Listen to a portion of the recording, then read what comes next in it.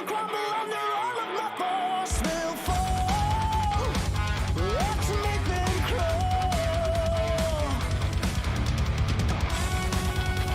And when we finally meet the king, there will be no ghost for him. We shall end it all.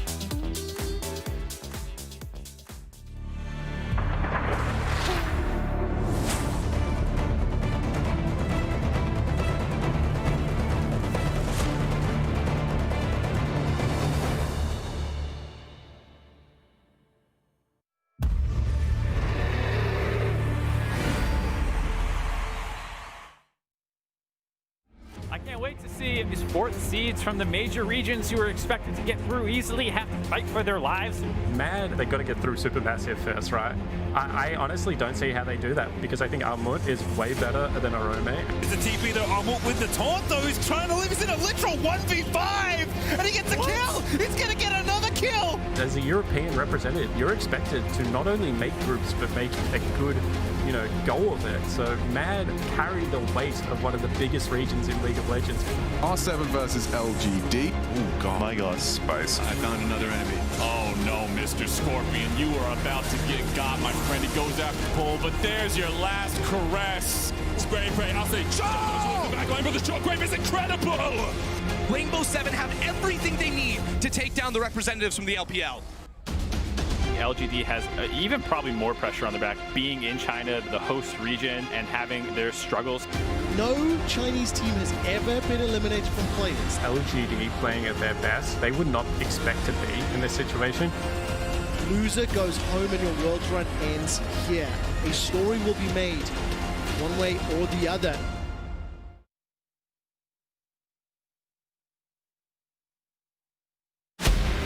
You never know what will happen at Worlds. The stage is set, the curtain is drawn. 没人能够预见会是这种情况。 This is the game people want to see. 新的王者诞生了 Kaboom! They lit the fuse! 你看到了吗 They're gonna win! This is it!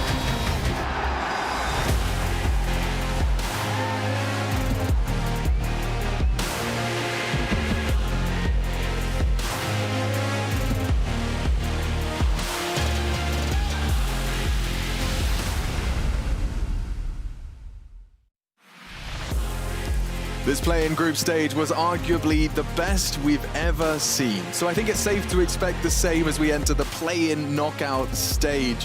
Our first series is Rainbow 7 taking on hometown favorites. It is none other than LGD.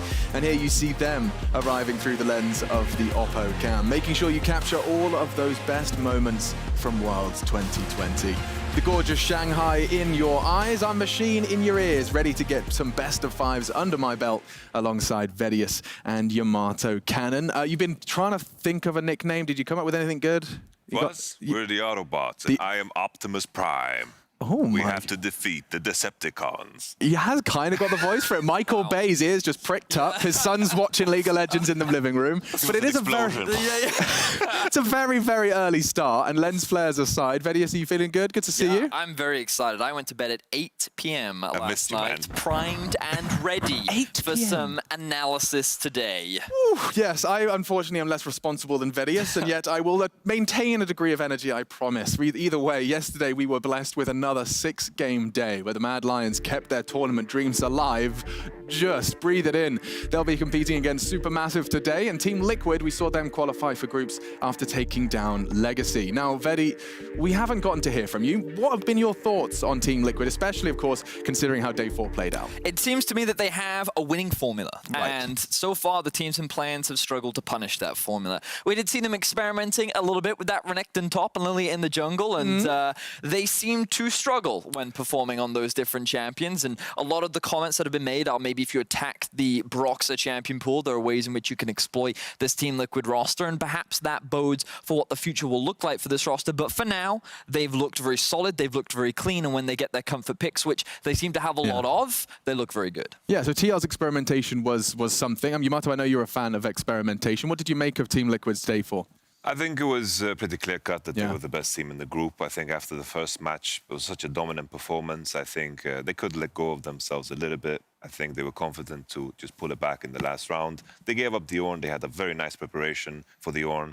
Throughout the day and throughout the week, I've been pretty drunk on the Ornn juice. I forgot all the counters. Just pick Braum and just pick high range, and you'll be good. That works you've been too. drinking from that Ornn horn a little too much. But TL fans can breathe easy for the next couple of days. My question is, however, if you are from North America, Who are you cheering for today? So you're probably a lot of North American fans. I have no idea. Time zones are not my strong suit. What time is it in America? Are they awake? Are they alive? It's like 11 p.m.-ish almost. That's reasonable. America's Good evening. pretty big. There's different time Yeah, zones. all right. I know there's an east and a west, and I don't know, something about north. But either way, Yamato, we were talking a little bit about that. What were we talking about before we... The Dream Group? TL, TL, what yeah. are they looking like? Yeah, but there was something specific. Oh, yeah, who are they cheering for? That was my question to you, Yes, which yes. was, you know, if you're North American, you don't have a team to cheer for today.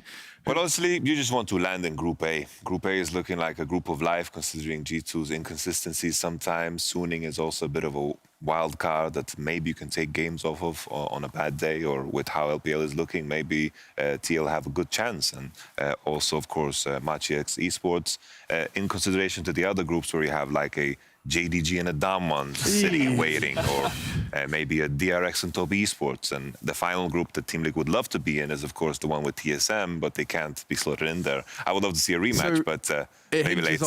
It hinges on Mad Lion's performance then. Mad Lion's performance and LGD And to make sure LGD. that they get auto-slotted into the groups that don't have an LPL team and a EU representative, and that would automatically put Team Liquid in Group A. Okay, fantastic. Well, I feel educated. One notable performance came from Team Liquid's legend of a top laner, Impact. In today's Red Bull top play from their match versus SuperMassive, we'll bring it up for you now.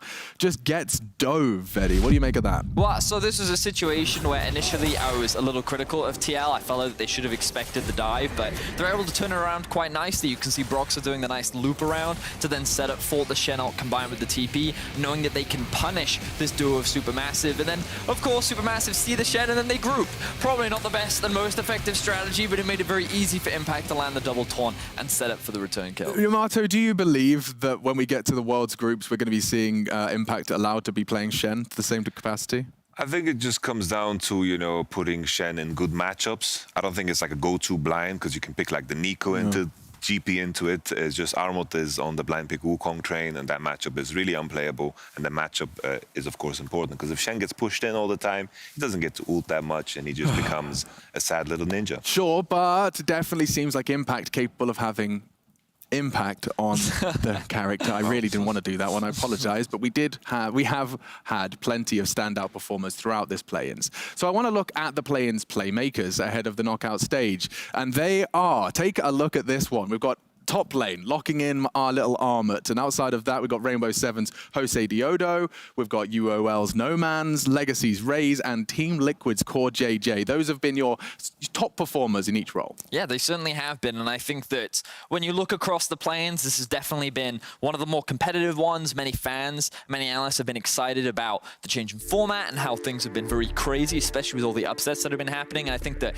these are some of the players that really have been able to stand out and make a big name for themselves here in the play-ins. Let's start with the Turkish top lane prodigy, Armut. I think he's shown a good performance. I think the Wukong really popped off on the first day. I think he got the focus of the team, whether it was on a Wukong or the Shen. I think really... Oh my goodness. I just got spooked by a ghost. Yeah. Armut did super well on the first day, the second day not so much, but I think in general he definitely got the attention he deserved from Kakao, and it makes for a deadly combination, the 2v2 top. Yeah, absolutely, a potent mix, but it doesn't stop there. We have Jose Diodo as well, taking that second position. What do you make of Jose Diodo's influence over the Rainbow Seven results? I think that as Rainbow Seven have been playing more in the playing stage, he's been getting a lot more comfortable. And when we saw him on the Evelyn, I think we really got to see the regional MVP really shine. I think that Jose Diodo is a big carry performer. He's going to be a player that we look at a lot in today's best of 5. Okay, eyes on Jose Diodo. What have we seen him kind of playing primarily? The Evelyn impressed you, but it was a bit of a slow start. Yeah, he's been playing a lot of things like the Nidalee. Evelyn is another big pick for him. He's been very much in the meta champion pool, but I think that it was this Evelyn specifically where we really got to see what he was capable of. This was a comp where they had to get ahead early. He needed to start the snowball, and they were able to pull it off. And the moment he got that lead, he never let it go. Yeah, and of course, moving from one lane to another, No Man's in that mid lane spot. I really have become a little besotted by those flamboyant unicorns of love. I think Norman's definitely delivered on multiple games. I think the one that stands out is the Cassidy highlight reel. But to me, personally, the Ziggs game where they lost against PSG was a beautiful performance because he got such a small lead, a lost chapter base over Oriana, and that meant so much. He started roaming first. He got the Luden's Echo first because they broke a top tower. And all of a sudden, he was everywhere with Ziggs. He definitely knew how to snowball his advantage, but eventually his team betrayed them and ran it down, but that's a different story because he did super well on Ziggs that game, and I was incredibly impressed with his performance throughout the playing stage. Yeah, and this is the play-in stage. Just to reiterate, this is a wildcard region from the CIS. Unicorns of Love have definitely caused a stir, and now they're waiting in the wings, ready to see if they've got another victim on their way. But it's none other than Raze, who was a bit of a victim with his kamikaze Tristana plays of day one, but definitely turned it around in the Oceanic region, looking good.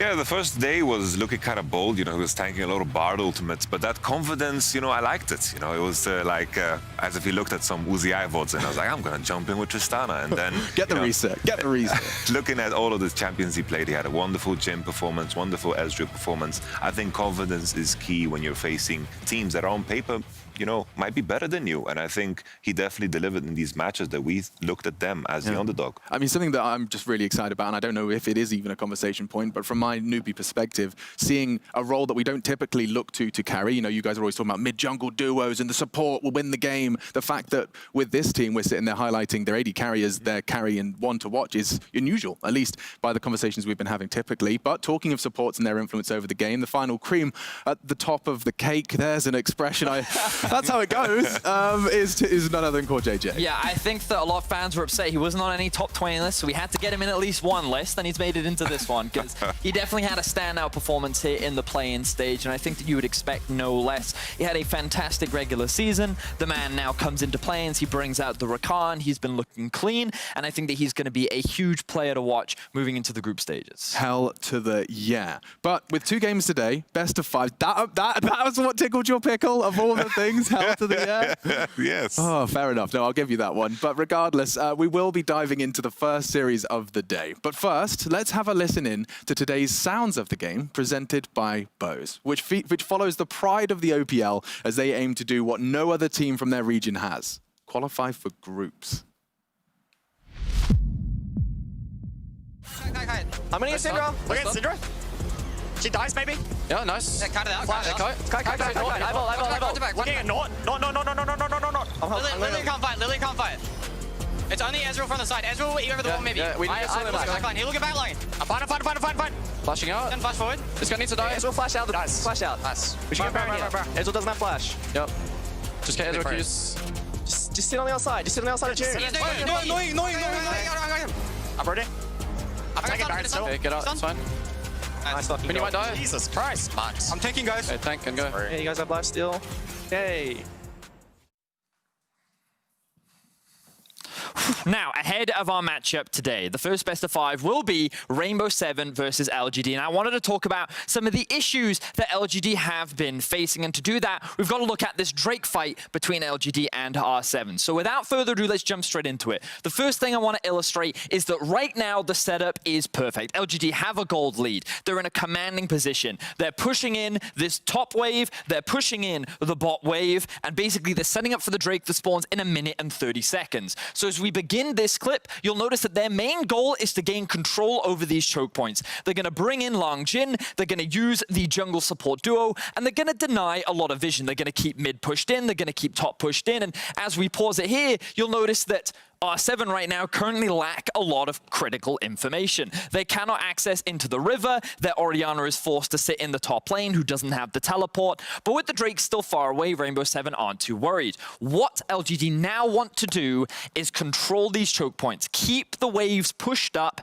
and they want to either look for picks as R7 come to approach, or hold the line at the very least to secure that next Drake. Instead, what do LGD actually do? Well, the first thing they're going to do, Peanut's going to base. This is not great, largely because they're going to alleviate a lot of pressure. They're also going to notice that Mark bases, so they're going to get information that 2 members of LGD are backing off, which actually makes accessing the river so much easier. On top of that, Kramer noticed, okay, there's nothing else that I can do here. He's going to back grab the wolves, and now all these bases are desynchronized. What happens in the meantime? Jose Diodo can now re-enter this choke point. They can clear out these waves. The Orianna can actually they regroup with the team, and now all of R7 is in a great position where they can actually look to contest the river. This is also a very unfortunate situation where because Jose Diodo can walk in, he can smite the Scuttle Crab away. Now all that river control that R7 did, or sorry, that R7 didn't have before has been easy to gain as they can now walk their way into the river and set themselves up for the perfect team fight. So the thing I want to illustrate here is that LGD have already conceded control over the objective, which they should have initially had. Then as we move up towards the Drake fight, they go in for a 5 versus 5 team fight, which their composition is not optimal for. Notice that they're split up here. You can see that GA is stuck on the back line and Longjing gets bursted down. Kramer can't actually get involved with the fight because he's getting zoned off by the support. Meanwhile, Leza, with perfect positioning alongside Alone, are able to clean up the rest of this fight. Basically, the main message that I want to get across here is that when it comes to a lot of the objective setups and these neutral objectives that LGD tried to set up for, they often falter and get punished by many teams. Thank you, Mr. Mebdi. An absolute gentleman. Not only you, Vedi, but Yamato as well. But with these factors in mind, I do want to get your thoughts while chat spams in kind. Do you think the Rainbow 7 boys will knock out LGD in this tournament? Bearing in mind, and the context of this question is, we have never seen a Chinese team eliminated in play-ins. Is that a possibility today, Yamato? The analogy I've made for LGD is they are a sleeping dragon, but a sleeping dragon on like sleeping pills. Like this is a very heavily sleeping dragon. I think today in a best of 5, that's going to be enough time for LGD to show up. Right. But anything can happen. It's honestly wild, but I'm leaning LGD because of the individual prowess. Yeah, and of course a best of 5 environment as well. Lots of margin for error and slip-ups from that LGD roster. Yeah, for sure. I think that LGD, it's such a strange series because on paper you would just say, LGD take this 3-0, easy peasy. But based on what we've been seeing from them and, you know, looking at that replay, like so many things often go wrong for them that it's hard for me to have that same level of confidence. Now, I do believe that their players are individually better than Rainbow Sevens. I think that when it comes pound-to-pound talent, they should be able to win, but it's largely based on what drafts will come out today, how will they be able to actually execute, and will they be able to adapt throughout this series? No, absolutely. So that's our main key factors. We don't have an oodle of time. Yeah, my prediction is still LGD. Yeah. Sorry if I didn't make that. He swept that one under the rug as he mentioned, like, now you would say 3-0 LGD, but yeah, I got it. I see what you're up to. And we will see how this one wraps up when we do take a break. When we do come back, though, we'll be getting into our first game. It's best of 5s. It's Worlds 2020, Rainbow 7 versus LGD just around the corner. I wanted us to go down together. Ladies and gentlemen, welcome. The groups are done. 2 teams have already moved on. 2 teams have already gone home. And now we discover the fate of the 6 that remain. My name is Clayton Captain Flowers Reigns. I am once again joined by my companion in casting, Mr. Barento Raz Muhammad, here to join me for what could be a 5-game battle between Rainbow 7 and LGD. Let's go. I love best of 5s. That's when you just throw the excuses out the window, right? Oh, yeah. The whole best of 1s. We had them when they're on blue side, like all these things don't matter no more because you have the choice and the preparation. I always enjoyed the best of 1 element just so you can have the idea of what the meta looks like. But now you should already have those lessons basically just torn into you. And that's what it feels like for both Rainbow 7 and LGD. Both of those teams have had a rough go at things in the best of 1s in their group. And it feels like at the very tail end, they were growing, developing. For me, Rainbow 7's game versus Unicorns of Love was the picture-perfect idea of that. Yes. So let's see if that continues on in today's best of 5. Yeah, I don't think anybody would contest you on the ground that their game against Unicorns of Love was by far the best game we saw out of Rainbow 7 in the play-in group stage. Their 2 losses were they got smacked. Yeah. Their other win was a comeback victory against LGD, where LGD had some moments. Raz, there were some moments in that game, as Vedius was talking about, sort of breaking down the decisions behind those moments. But either way, ending that group on a positive note, finding that very, very convincing win against Unicorns of Love, I think is a very good omen for this team, showing that they do have a chance coming into this best of 5. Important to note, Rainbow 7 is actually the only team in their 5-team group that did not have to play a tiebreaker either to avoid getting sent home early or for a chance to go for that free ticket into the main group stage at Worlds 2020. This is the only team that actually came in and just played the 4 scheduled games. Yeah, while LGD definitely had a bit of a heart attack. Yes. And I want to show you 2 sides of LGD just to kind of get you an idea of what this team has looked like, right? Because we saw the eye test already tells you what this team has been doing, but the stats for me have been really surprising. So the positives, of course, have been the idea of how they have had a gold lead at 20 minutes for every single game. Every single game in this play-ins tournament, they have a large goal difference at 20 minutes. And so, like, that's one aspect of it. Going further into it, they've had 3 kind of early game compositions that they should have a goal lead, so that, like, that's still the case. And then, and, you know, the individual players have been doing well in their lanes as well, so that's one aspect of it. And then there's the other side. Oh, boy, the other side. For every heads, there's got to be a tails. What do you got? And it's a big old butt. It's a big old tail. Because, like, yeah, the lowest, you know, 3rd lowest dragon percentage. All of these things where it's when it finally comes down to the major objectives that they are fighting for, they are failing. And in fact, the replays that we always go back to was the last time LGD went up against Rainbow 7 that put them here to begin with. And so here we go. Champions select both these teams. This is that revenge moment for LGD. Let's do it. Remember, the best of 5s that y'all at home are going to see played today don't actually send anyone to that main group stage just yet. This is a new format. I know a lot of people still don't have it fully understood. I didn't until today either. But hey, the way this is going down is whoever wins here today will then move forward and play Legacy Esports tomorrow.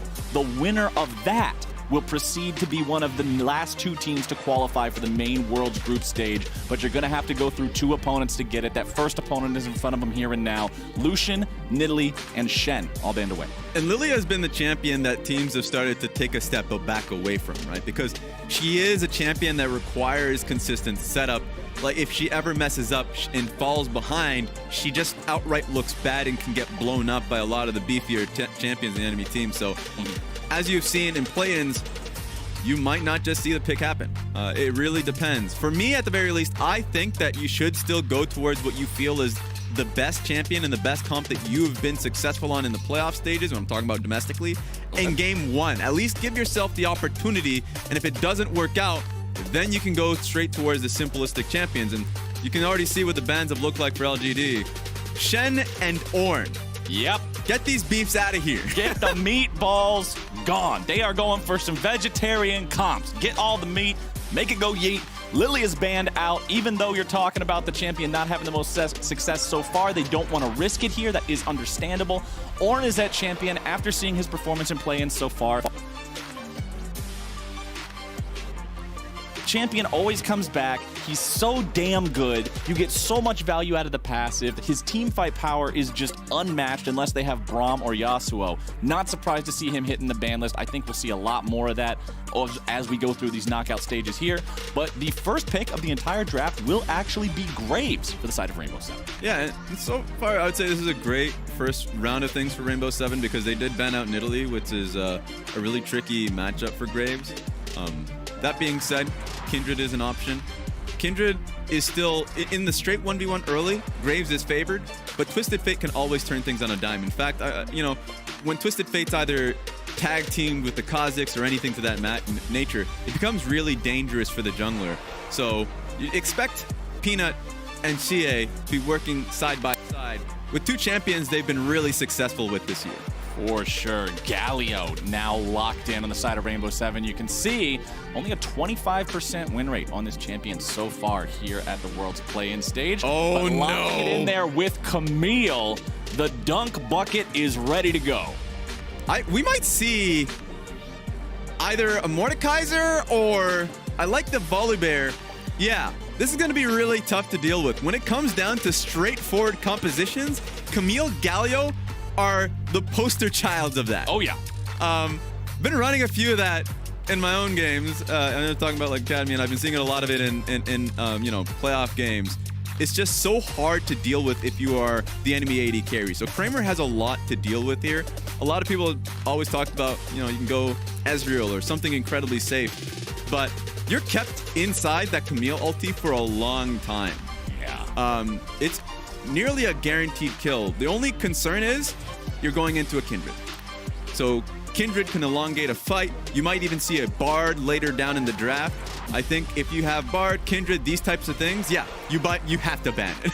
It's like, you have to ban the Bard because it can give the enemy team a chance to counter-engage. Now, one thing that I am noticing so far, and something that's important to look for whenever there is a Kindred in the game, so far, there's no displacement on the side of Rainbow 7. You got Graves, you got Galio, you got Camille. Yeah, you've got some stuns, you got a couple of knockups, but there's no Lee Sin, there's no Alistar, there's nothing that can throw someone out of the Kindred ulti, which can create an entirely new play pattern around that ultimate. And you can see here, Alistar banned out by LGD, getting rid of one of those champions that can manage to pull you out of it. Nautilus, a different champion that can also negate that. Both of them also just being engaged supports, stopping that from coming through for Rainbow 7, and then picking a big engaged support themselves in the Rakan. At the end of the day, both these teams have elected for themselves to have outright strong teamfight comps. Yes. If I'm looking at the side of Rainbow 7, the positive of having a Galio Camille is not even the idea of, you know, being able to always favor your side lane. So let's just say if a Long Xing wants to push out an extra wave and wants to contest the 1v1 versus Ase, well, no, you have a Galio in your back pocket. So that's something that you'll always have to think about.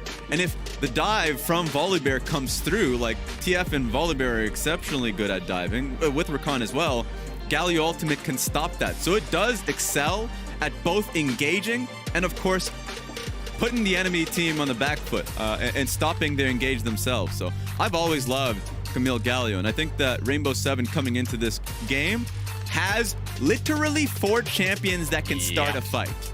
As long as it ain't Graves, everybody else is in a solid spot here. Ashe picked up as the AD carry, and Leona in the support position.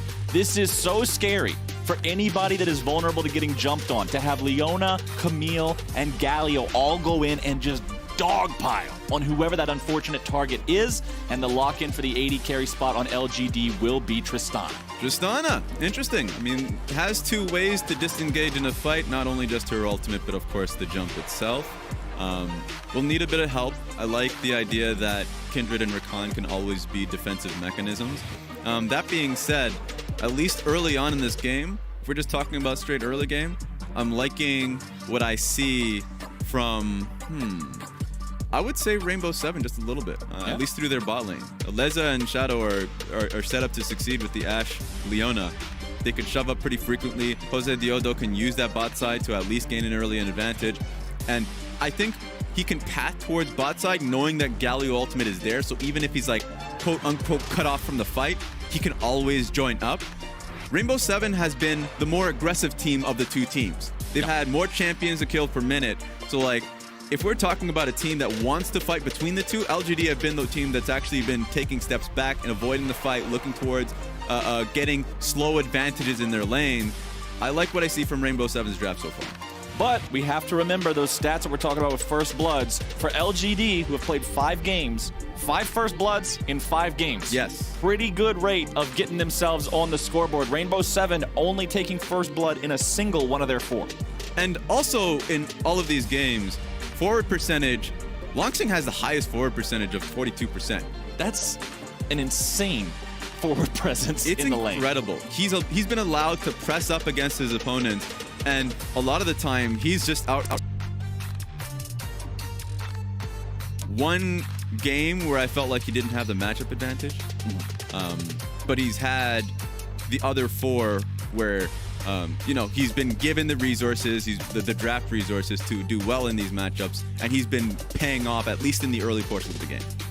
Now, we saw from Vedius the breakdown of the Drake team fight in the previous time that these 2 teams matched up, and sort of how that was the moment where Rainbow 7 worked themselves back into the game and found the stability they needed to push forward and end up taking the win in that head-to-head.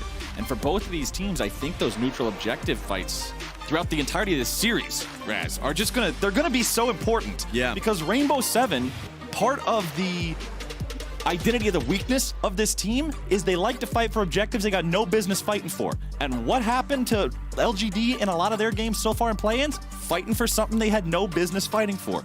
Everybody needs to go through a checklist that's got 1 item on it before they get to a neutral objective fight and say, should we be here?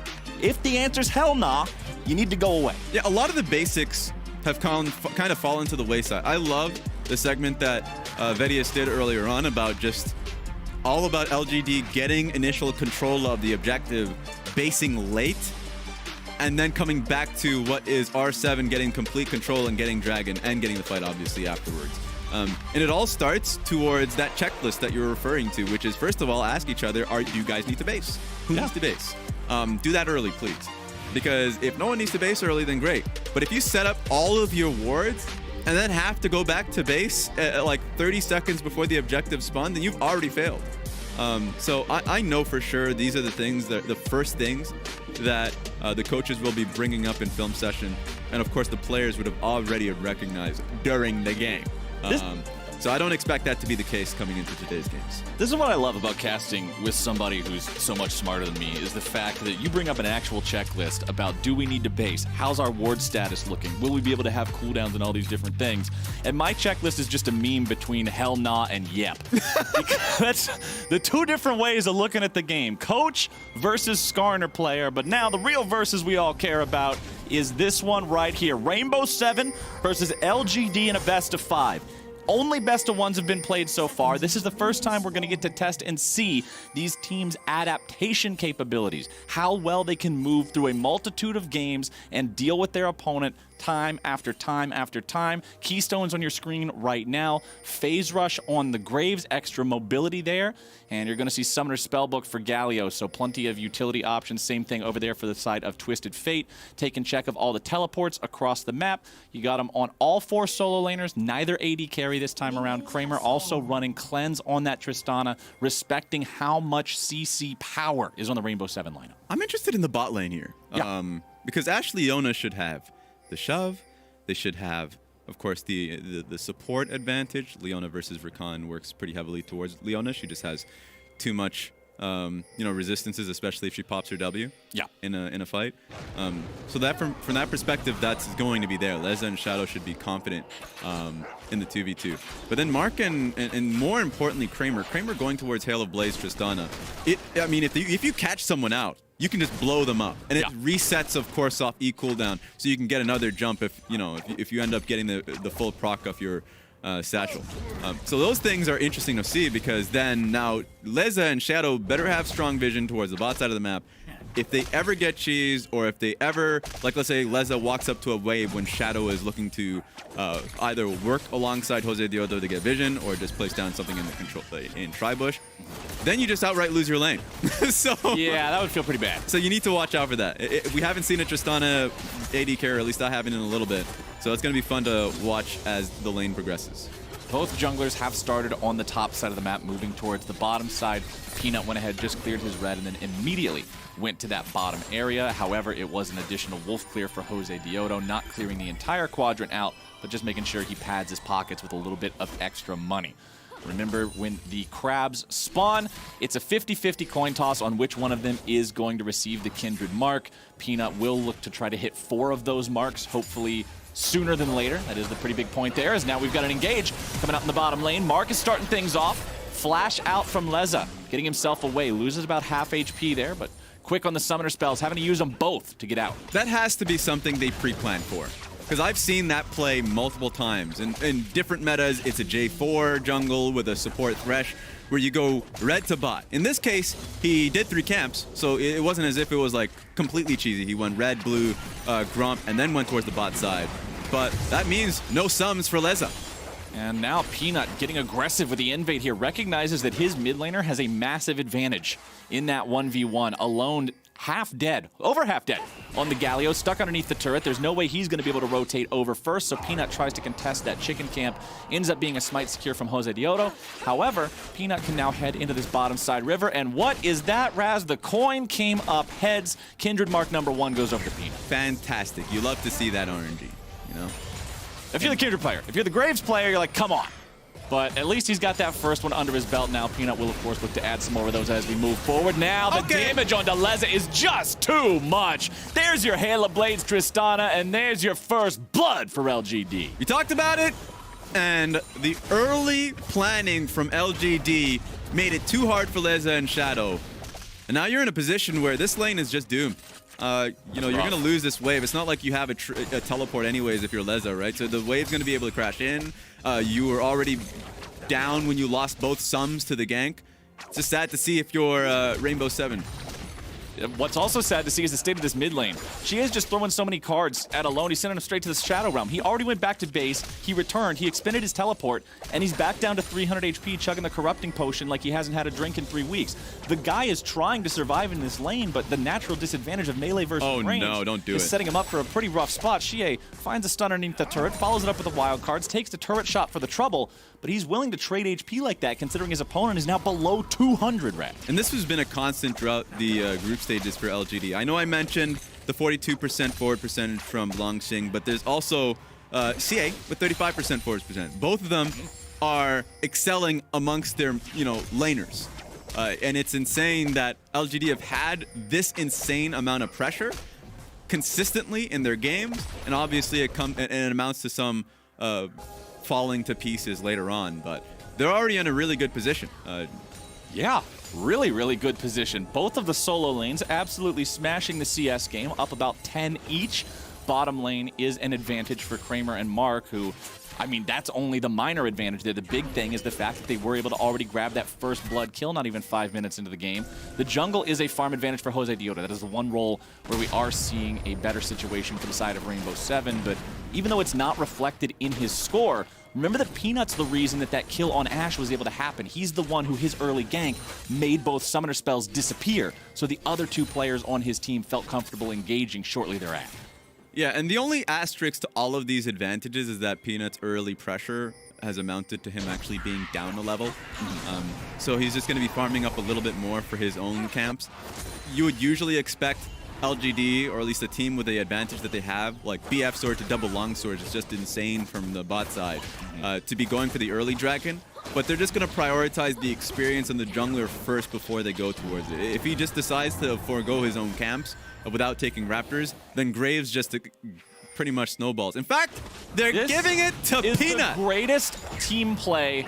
Oh, if you're a jungler, that just feels fantastic. They made sure they facilitated giving him the extra mark. He also gets the EXP and the gold. Tristana was walking around that scuttle crab like an NPC in a quest game, just protecting it. And you had to manage to secure the scuttle crab before the bad guys got to it. Such good team play and looking out from the bottom lane of LGD, making sure Peanut doesn't fall too far behind here in this game. Hawkshot flies out, does see the Kindred hanging out there in the bottom side river, and with Jose Diota on the opposite end of the map, you know that Leza and Shadow aren't going to be looking for a fight anytime soon. Yeah, and it's a good time to do this because he cleared out his own Raptors. The only thing you'd have to be concerned about is the red buff being available, but you can trade sides since both reds are going to be up around up in tradable times. You'll have the information to know if Graves is crossing through to their own red, and so can just trade. So like basically Kindred loses nearly nothing for this entire thing. So another positive here for LGD.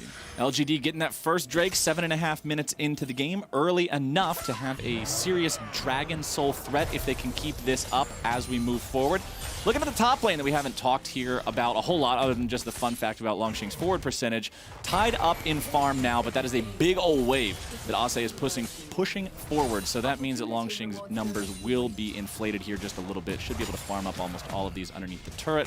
Not too much of an issue with that one. There you go. You can see the lightning just providing a little bit of extra damage to farm them all up here. Yeah, and it's kind of pushing what is the intended goal of a Camille Galio comp further and further, because usually when you hit level 6, you get to a point where you feel like you can kind of pull Jose Diota through mid if you are struggling for mid cryo. You can head top lane on a stacking wave, and it would usually be difficult for top side. Not only is it hard because TF has ulti, so he can follow, and you must kind of, and Longxing should be giving information to Peanut whenever he's afraid of a dive possibly happening. But also, CA is just getting a lot of help here, and has already been kind of pushing the matchup to its brink, and making it so Alone can never really roam without losing 2 waves. So Rainbow 7 are kind of pushing this until they, can only have team fights as an option to use their comp. And you mentioned how LGD, they got gold leads all over the place in their group stage games, even if things didn't go that great for them, even if they had way more losses than both themselves and their fans would have expected. The early game execution and the way that they drafted to facilitate it did work out for them. But now we got the engage here in the mid lane. Follow-up coming through. Rainbow 7 look for the kill onto Xie, who turns around, tosses him a card. Couple wild cards to follow that one up, but considering LGD's bringing the backup in, the play's not going anywhere else. Yeah, just looking at the minimap, this is LGD's timer to get Rift hurled. Honestly, I liked what Rainbow 7 did because they weren't expecting to get a kill out of it, just trying to waste time from LGD. So now Ashe, who had a huge wave at her own turret, has now started to go to town on the bot lane turret plate. So I think Rainbow 7 should concede the dragon, Rift Herald that is.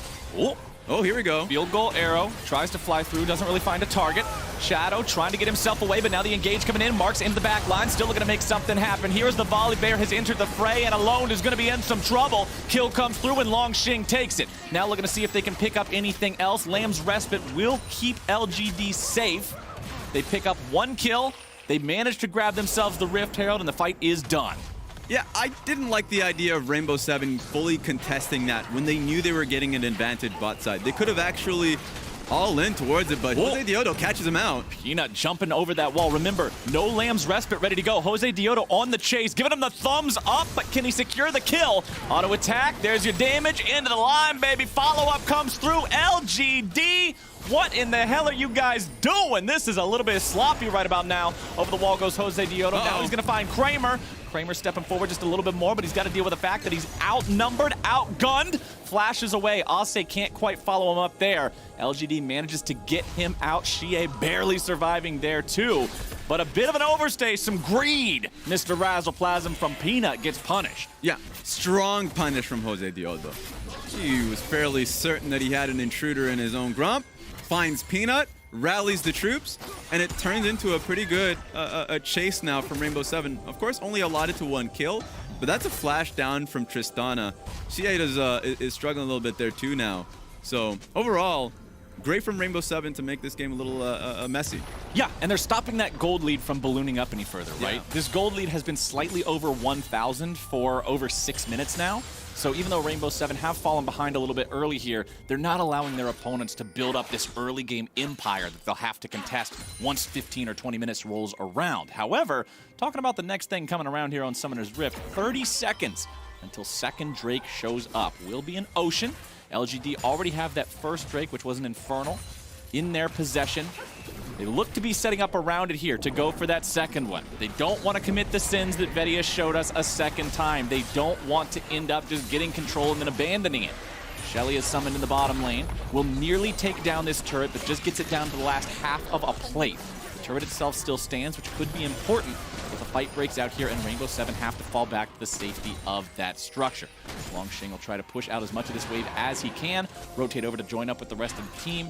Peanut using the sweeper, trying to clear out some of the vision, make sure Rainbow 7 is as uncomfortable with this fight as humanly possible. And they'll try to shove out the mid lane.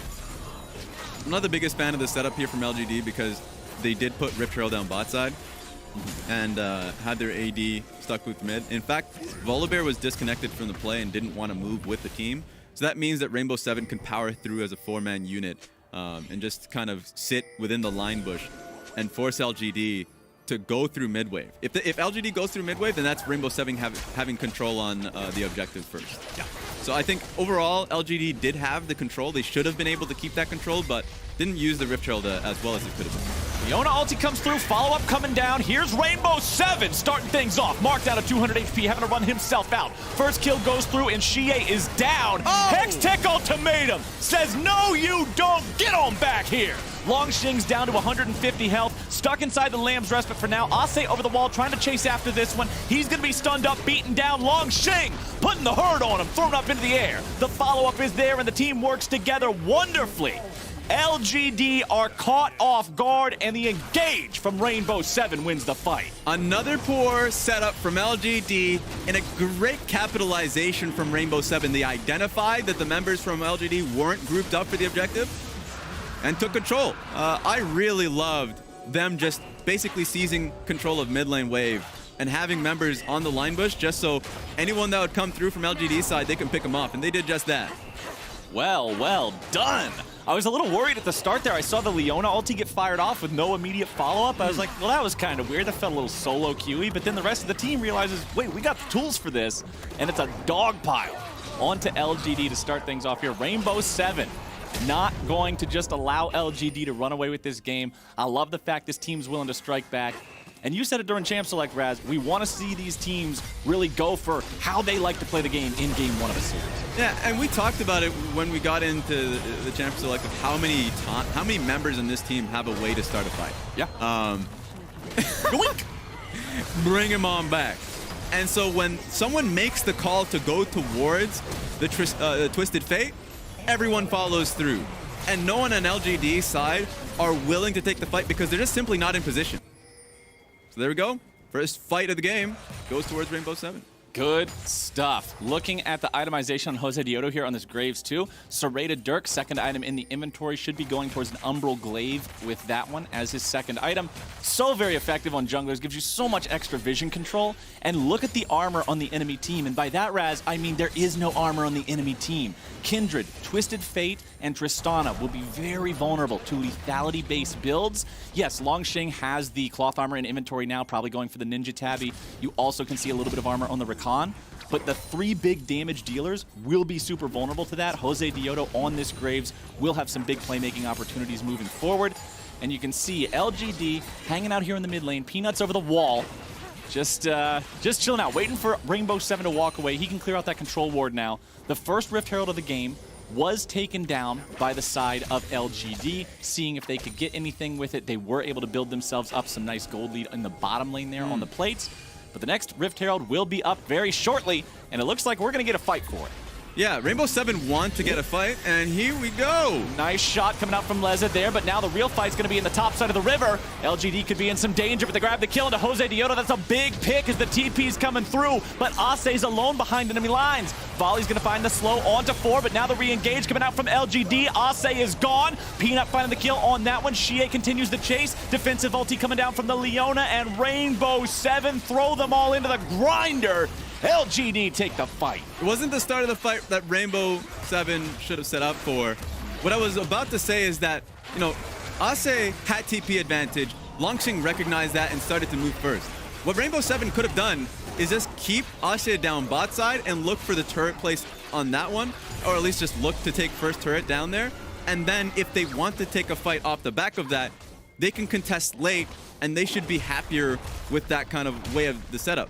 You know, Volibear would fall behind, and you can kind of get Ase rolling in this game. Instead, nope. Didn't happen. Throw the Ash arrow straight down mid. People weren't even ready for the fight on the backhand on this. So I just want to see the beginning of it, because that's not where the Ash ulti went. They had different targets in mind here. So Mark was the idea for, you know, the Leona, and so the AD carry wasn't a part of it. It just was a disjointed engage from the team. Did not work out the way they needed it to. Yeah, the arrow got Tristana's cleanse. Yes, Tristana's cleanse is on a longer cooldown than the arrow, but when a big payday type of ultimate like that just gets removed and has no effect in the fight becomes a lot trickier to conduct in a way that's advantageous to yourselves. 3,500 gold lead. Now, for LGD over their opponents, they have a 1-to-1 Drake count, next Drake spawning in just over a minute here. But these executions here from both teams have been a little shaky so far. Seems like there's plenty of opportunity for either side to show that they have the edge in terms of how they're going to go about that execution. Mid lane, Shelly's summoned up. Should nearly be able to take down this turret. Arrow goes wide, won't find the Mark, but now the fight is breaking out off to the right here. Mark dashing away to the safety of his team. Shadow at half HP. Mid lane tier 1 turret of Rainbow 7 nearly killed off. 30 seconds until the Drake spawns, and LGD once again have control over the river. Yeah, good use of the Rift Herald, you know, just because they wanted to get control first, so just the natural point of Rainbow 7 have to respond to it, even though the turret didn't go down itself. Seems like Rainbow 7 are going to find an opposite play. Okay, Rainbow 7, they're deciding to go after Longsheng in the top side. Collateral damage over the wall. Graves is not even required, but he wanted to get the participation medal anyway. Meanwhile, back in mid, it's a 2v2 fight, about to become a 3v3 fight. Shie with the gold card. There's your lockdown. There's your kill. Shie on a killing spree. With the Ash out of the picture, it's a 4-man push onto the tier 2. LGD see their opponents making moves on the other end of the map, and they are swift to respond. Ooh, and that hurts. Because I liked what Rainbow 7 did on the top side, trading away from Dragon, but seemed like Leza didn't think it was possible for them to dive straight through mid. Nope. Well, he learned his lesson pretty quickly there, and now that Drake will go over to the side of LGD. Nobody from Rainbow 7 is anywhere close enough on the map to try to contest this one. You can't even fire off a blind Ashe arrow to see if maybe the AoE would blow up and steal it, which is super random to begin with, but Ashe is still dead. Red team is slaying the dragon. The message on your screen right now. LGD up to a 2-1 lead in that department, nearly 5,000 gold ahead of their opponents. It doesn't feel like that big of a gold lead just because the fights have seemed so helter-skelter. Yeah. There's been some mechanical errors from both sides, but LGD's lead at 19 minutes in this game, Raz, is massive. It's huge. And what they should do with it is kind of just continue to play by the book. At this stage, 4 minutes until the Mountain Dragon, what you can do is just play for top lane turret. I would like to see that. I mean, I think, yeah, Longsing does have to base here. But they're going to send TF Town top side, look to get that top lane turret, get vision control in the enemy's blue side jungle, and just play around Baron a little bit. They don't have to play for it, but at least get control of it as long as you can until Dragon's starting to spawn. Just get as much of control of the map as you can. As for Rainbow 7, I mean, game hasn't been panning out all too well. No. But at least they can always just keep an eye out for any picks. For me, CA is a nice target. If you notice that CA and Peanut are not too close to each other when he's setting off for the top lane turret, you can fire off an arrow, have Camille start it off, and have Galio hover. Like, these are the things that you can look for within Rainbow 7's composition. So it's not too far off here for Rainbow. But the thing that you got to remember about Xie, though, the combination of a cleanse summoner spell that has been equipped thanks to the summoner spellbook. Remember, that is a teleport by default. That's true. The cleanse combined with an hourglass is such a pain in the butt. Like sitting down on a thumbtack. There's no way to actually catch the guy out, because even if you land the CC, he'll cleanse it and immediately buy 2.5 seconds. Meaning if you pick this Twisted Fate, he must be at least 2.5 seconds away from any help, or there's the potential for LGD to turn the fight around. And we know this team is perfectly comfortable jumping into a fight and seeing if they can outplay it. Next Drake not alive for 3 minutes. Baron is on the table, but oftentimes it is a little risky here, just 1.5 minutes after it has spawned. Looking at Kramer and Mark here in the mid lane. Summoner spells up and ready to go on that AD carry. Has 2 items fully completed already with that crit stat on them. Makes him very deadly. Mark gets caught out here a little bit, but dashes back to safety with a grand exit. Volley flies over the wall. Leza won't really find anything there. And although Rainbow 7 sees this as an opportunity to move forward with one of Rakan's engage mechanisms down, it's not like they can give full chase. Yeah, I think Rainbow 7 are sending too many members up top side. Probably just banking on the fact that LGD don't know that Ase is coming in, just kind of hovering behind them. But it gives the timing for Volibear to push out through bot, and they found a play. All right, the fight is starting off. Here they come. Longshin grabbing the kill onto Leza as Rainbow 7 heads for the hills. A double kill over to the Bear, as now the Camille has arrived into the fight. Ase shows up, but it's too damn little, too damn late. The gold card says, how you doing, pal? Let me deal you in. Ase tries to run, but Longshin just beats him down. Give him a big bite. I don't know how it started, but they certainly launched themselves into the fight when Ase went back to base so he could pick up the bot lane wave. And now with that huge dub from LGD, they can just go straight for Baron. Dub so big, I had to teleport across the map to congratulate you on it, boss man. Baron going over to the side of LGD. Jose Diodo is still alive. He has summoner spells ready to go here. May look to try to steal this one away. Alone finds Xie. Peanut coming around from behind. Jose Diodo gonna get popped, gonna get rocked. Xie's on a rampage, and Alone is running away. He goes into the stasis. Not quite a super profitable one here just yet. Tries to maybe set up a kill onto the enemy Twisted Fate, but no, sir. Not at all. Alone is gone. Baron secured. LGD with a 10,000 gold lead. Just clean from LGD. I mean, even the idea of a 50-50 was not going to be allowed to them. So I guess it was just seen here when they were starting to invade in the blue side jungle that they found a member. Leza just not having a good game so far. Gets blown up as the fights start in no man's land.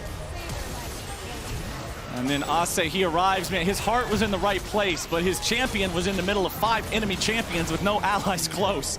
And that puts you back in the spawn platform the hard way. LGD in a really good spot to end this game before 30 minutes. I mean, I feel like they should just be able to brute force this one down. When you look at their composition, when you look at how they can just use Volley Bear to set up a dive, it's very, very scary now for Rainbow 7. They must position well. They must use their CC properly to try to disengage and counterattack when LGD comes after him, because this is such a scary situation. Drake is alive in 10 seconds. A lot of times you'll see teams go after that and prioritize it, but it doesn't look like that's what's on LGD's mind. They just want to continue pushing towards these tier 2s. They're still standing in the top and bottom lanes, and usually when a team's this far ahead, Raz, and you have turrets standing outside the enemy base, that's just free money waiting to be picked up. It is, and LGD is playing a patient game. They're not forcing anything on the bot side of the map. They recognize that Twisted Fate's going to pull at least somebody, and if he doesn't, then great, I'm going to take your inhib turret mid. Galio has to pick it up, and so at this point, it just seems like they're just trying to get as much gold as possible onto their members so they can be as strong, for the next major objective. So they don't want to force too much. Most teams in the LPL would just, use the advantage through mid. If they see Galio match waves, then they'll just have Twisted Fate just go straight bot lane and have a 5v4, right? That's something that most teams would try and end the game instantly on, but LGD want to play the right way, quote unquote, and it's been working out so far. Well, they've still got about 1 more minute left of this Baron power play. I do want to see them get a little bit aggressive with it, try to push up, try to really use the power of this gold lead. You're saying they want to pad their pockets, they want to build that economic advantage. It's already so much. 10,000 at 25 minutes is the kind of stuff that can get you into some major heavy lifting. As you can see, Longshing's in the bottom lane. He has no teleport. Volley Bear can't join up with the rest of the team. LGD need to be aware of this fact. Stun onto alone, but the rest of the team can't follow up and actually go after a kill here. A lot of damage onto the turret from the Tristana E there. Explosive shot doing some good work as Rainbow 7 comes around from the side. And for LGD, the thing that I always look for a team to do, Raz, when they get that first Baron, is to make sure they at least break one of the inhib turrets. Smash that line of defense, set yourself up to come back later more successfully, force a fight in open ground, and that's what LGD did. They've opened that door, and now they're looking to take down the bottom lane tier 2 as well. A couple more seconds on that Baron buff. We'll make sure they're able to secure it. And there you go, 12,000 gold lead, 3 Drakes to 1. Enemy's base is exposed in the mid lane. That inhibitor is vulnerable. Pretty good game state for LGD. Yeah, and if I'm just looking at the items, the biggest advantages very clearly is just through the carries of the team. Yeah. 3 items completed from Tristana, just the 2.5, just counting the QSS from Ashe. Ashe is nowhere near close to this Tristana's damage. And then, of course, Galio really just has the essentials. He just needs the Zonias to start the fight. But at this point, especially now with the book being stacked up. Oh, boy. Got that Majai's book. Xie is looking really good this game. Xie is nearly full build. All he has to do is just get the other needlessly large rod, combine it together with shopkeeper magic to make a hat, and he's done. That's a very, very scary Twisted Fate. And it means that that point-and-click stun, you just got to be so respectful. But granted, I guess at least one of the saving graces here for Rainbow 7 is that Xie is not going for the extra utility option of the rapid fire cannon, which can make Twisted Fate that much scary. Yes, it's not the highest damage option in the world, but it gives you so much power to just engage whenever you want, makes your opponent respect that much more. He doesn't have it this game, going for just more traditional AP itemization here. Kramer also sitting at 95% crit chance currently. 3 completed crit items plus an extra cape means almost every single shot is hitting so damn hard. Yeah, and he's locked in that Zeal now, so he is ready to go.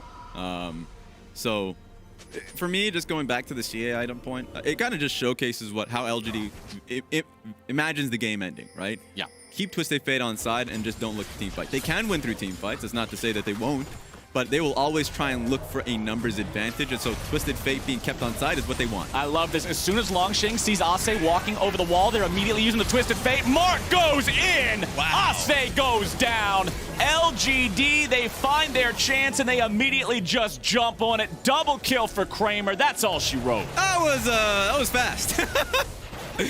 You try and set up a slow way to play the game out. One person just gets caught in your Raptor camp, and now it's it. That's done. I love how fast it was. As soon as the Camille is there, they use Twisted Fate, they find out where the rest of the team is lying in wait, and they seize the opportunity. Nexus turrets are gone. Lamb's Respite is down just to make sure nobody Instant a little bit there at the end, but hey, man, that was a pretty impressive one coming out from LGD. They will go up 1-0 in this series. They look like they're ramping up, Cap. They look like they're getting stronger. A lot of the main points that we're still kind of zeroing in on are the objectives. Rainbow Seven had a few moments that, you know, you could pick apart that LGD kind of failed at, but at the end of the day, LGD just looked like better players. And on top of that, outside of the major objectives, LGD knew how to play the map. So I want to see Rainbow Seven going into the next game, how they can kind of attack this, because just based off of all of the points that I'm just harping on, these are hard things to get better at during a best of 5. Correct. In a best of 5, the only things you really have the time to discuss, of course, are draft, major lessons, like just the easiest hits that you can have so you can have a better next game. So it's going to be hard for Rainbow Seven to come back from game 1 and discuss really the heart of what was the problem here. And I think, hats off to LGD. They played like a team. Peanut gave a lot of their gold towards the bot side of the map. Yeah. They paid it back by giving him as many, what's it called? Marks for the Kindred. And the crabs, yes. Exactly. And so he was set up to succeed. I really like this game from LGD. Yeah, LGD's solo lanes were both really doing you proud with those forward percentage numbers, constantly in control, out-farming their opponents. And then the bottom lane, which you even specifically talked about, saying, hey, the support advantage goes to Leona here. This can be pretty rough to deal with. Like, you have to wait for Tristana to scale up a little bit. But no, because Peanut prioritized it, that meant that the bottom lane also got ahead. So then LGD is just comfortably in the driver's seat. They've got everything ready to go. This team was scary in game number 1. Yeah, I think it was beautiful from this team, and they have 2 more wins to go if LGD wants to just wrap this one up. And I think Rainbow Seven, everything we've heard from this team is that they're mentally strong, so I want to see if they can fight back in the next one. Well, that next one will be coming up shortly. Right now we are going to toss to a break presented by Spotify.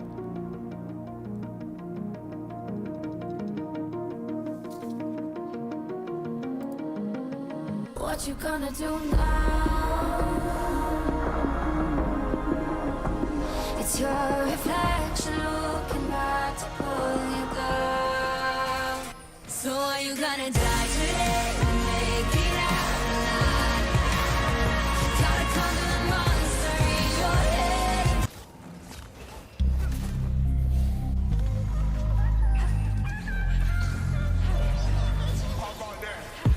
How about that?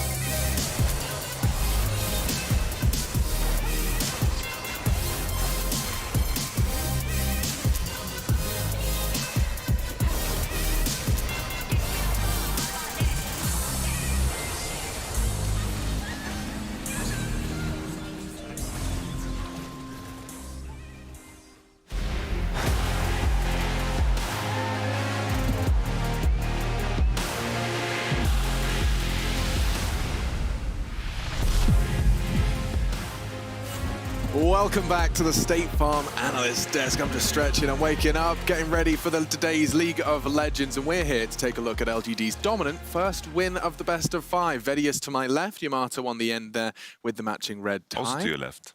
Yeah, but you were further away, you know, like he's to my left and you're a nitpicker. Yeah. Vedius, let's start this one off though, because LGD up to their usual antics. Yeah, so I kind of wanted to look at the draft a little bit because I think that what we saw from LGD was a return to comfort. We saw a lot of very common picks that we often see from LGD when it comes to things like GA's Twisted Fate. We get to see Peanuts. You got this? Kindred, Yeah. Kindred, that's the word I'm looking for. And we also saw Longjin on the Volley Bear as well. I think some of the big differences that we saw was in the bot lane, and I think that that was also a pretty interesting adaptation coming out from LGD. I like the Justana pick. It's one of the AD carries that does so well against the Camille Galio composition, and I think this is the direction we wanted LGD to head in. Instead of just drafting full lane because it's not necessary because most lanes are going to win. Yeah. Just pick champions that are going to give you more chances after you run it down a couple of times in mid game because that's bound to happen, it seems, with LGD.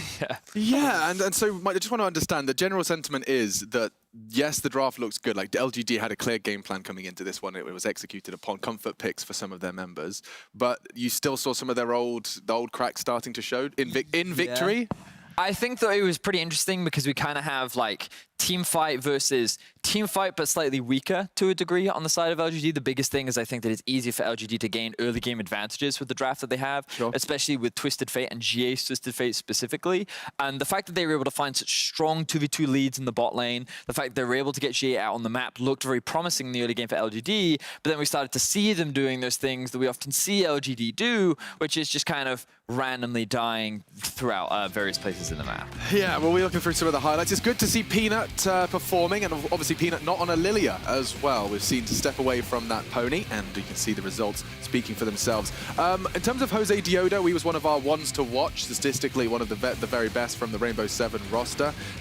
Is there still signs of life from Rainbow 7 in this one? Can you pin it down to draft and execution, Yamato, or is it already alarm bells? I think it comes down to just recognizing that you shouldn't pick that polarizing matchups. I think Galio against Twisted Fate is a tough one. It was very clear that she is a better laner. I think Graves was like the shining hope here. We saw him kill Kindred because Peanut overstepped. I think all in all, if you look back at their victory within the groups, it was a situation where they actually had better teamfight champions. And I think in this case, it requires too much finesse in the early game to pull off, because when you think of Galio, Graves and Camille together, you need to start the game already at minute 2. And I think the first 10 minutes is in LGD's hands always, if we look at this series. Yeah, and statistically as well, as Raz reiterated over on the casting desk, it is that 10, maybe even 20 minutes is LGD's workhouse. That's where they do the most work, and of course that Baron fight was where things started to wrap up. Yeah, and I think that ultimately one of the biggest criticisms we have had of LGD is their setup around objectives. Who needs to set up around objectives when you can just kill the enemy team and then take the objective for free? And I think that this is a great utilization of the comp from LGD. They'd set up they played through 2 lanes rather than 3 by setting up mid and top. They were able to catch R7 trying to gain control of an area of the map that did not belong to them. And it was nice to see LGD actually execute upon some of the big strengths of their comp, and rather than going for that front-to-back 5v5, they were able to catch their opponents unaware, collapse, and then convert that into a big objective. Completely irrelevant and probably obnoxious question to be asking for anyone that actually regularly observes League of Legends, but what on earth is the counter to that TF? I'm watching Gia play it a couple of times now, and every time it just seems like global ult into stun is a pretty damn potent mix. I think when it comes to TF, you need to just beat him where he stands, which is usually in the mid lane. You need to attack it early on, and you need to beat him in lane, because usually in 2v2, you don't have an ultimate that brings you battle stats. Galio is also an approach, but it requires you to make sacrifices and really know the lane matchup well, because you need to manage your HP and mana super well. And Gia is just too well versed in this, because TF against Galio has played against some of the best mid laners in the world. So he's ready for this matchup, and we saw it when he pushed out Galio completely at already minute 3. Nocturne mid lane is the counter to Twisted tough. Fate. Wow. I'm telling you. It's a pretty prominent counter. Pretty on the down low, but yeah.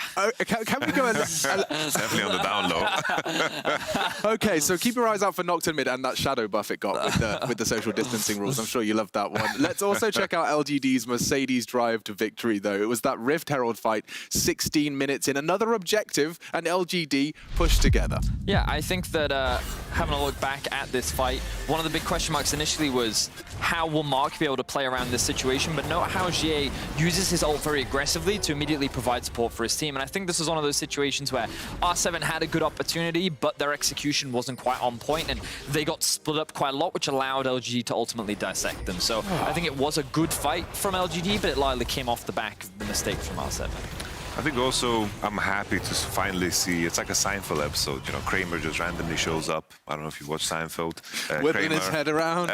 Yes, pretty much, because Kramer didn't really do much throughout the play-in stage, and Mark was someone that people were hyped about when it comes to LGD, the work together and the engages. Rakan looks good. It's been the staple pick for everyone. I hope it continues the way, this way for the sake of LGD's success in this best of 5. We're practically wrapping this up. You're right. You got two more days of play from play-ins, but with the extra time to fill, you know, Rainbow 7 have already started flirting with some of their ideas in the draft. We've seen the experimental draft from Team Liquid, and I heard you guys whispering about it in the green room that you believe the drafts coming into the main group stage will look very different to that of the play-ins. I was just wondering if you want to kind of name drop a couple of potentials as to what you might be seeing differently into the world's group stage. I think something we've seen in the play-in so far is usually compositions that just make you win off of a couple of decisions. Like, oh, we're going to fight around this objective. Let's wait at these core items, like Ornn, Orianna. Breakpoints, really clear, defined very clear breakpoints with the Bard. Just champions that rally around one simple idea.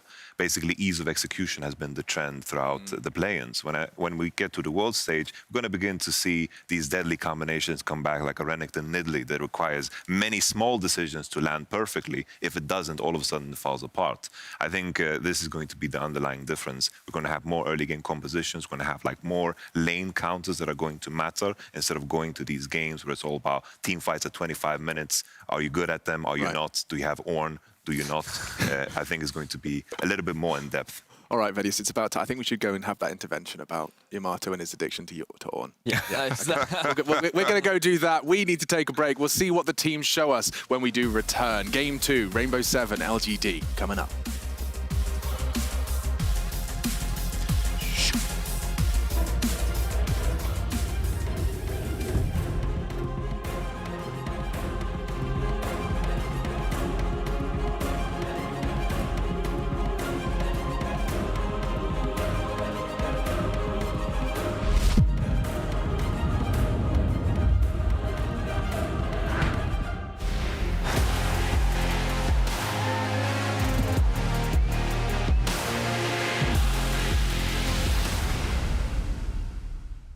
Hey Mercedes, legends run wild, each one unique, with astonishing power, unstoppable, master warriors, ready to compete. Seeking glory.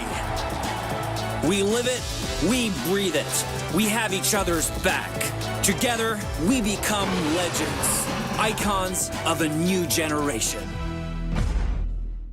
Born free as the wind blows, as free as the grass grows, born free to follow your heart. Live free, and beauty surrounds you. Axe, smell ready. Greatness accepts no lag, no delay, no excuses. It lives in the tiny space between milliseconds and nanoseconds, between memes and legends, between tears and tears. And when margins that small make an impact this big, nothing less than the speed and dependability of the Cisco network will do.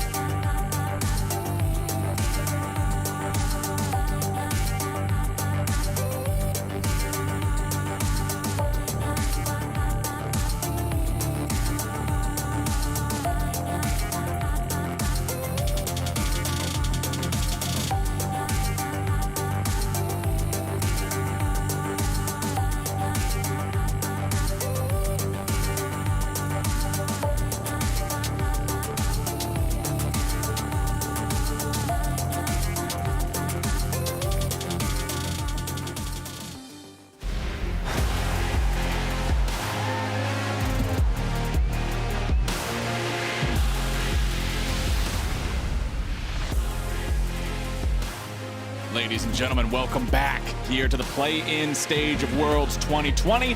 We have moved on to our knockout play. We're in best of fives, and in this first best of five between Rainbow 7 and LGD, it was LGD making quick work of their opponents in game number 1. Yeah, a big first punch coming in from LGD. For me, the biggest difference was mostly early game, of course, as per usual. LGD had a phenomenal early game in both their side lanes. Actually, bot lane was just tragic for Leza. Yeah, that was a little bit of unlucky gaming down there after Peanut's involvement and then just getting jumped on in the 2v2. The Trist Leona all-in potential was just some scary stuff, my friend. But hey, we're back onto the Rift, into the draft at least, for game number 2, and the sides have stayed the same. There we go. Rainbow 7, of course, having lost the first game, have the decision to choose which side selection they get, and they elect the blue side. So it seems like they didn't feel like counterpick was an issue. They were happy with the draft, or at least from the first 3 picks, I would imagine, that they had. So I want to see what changes they actually make within the draft here.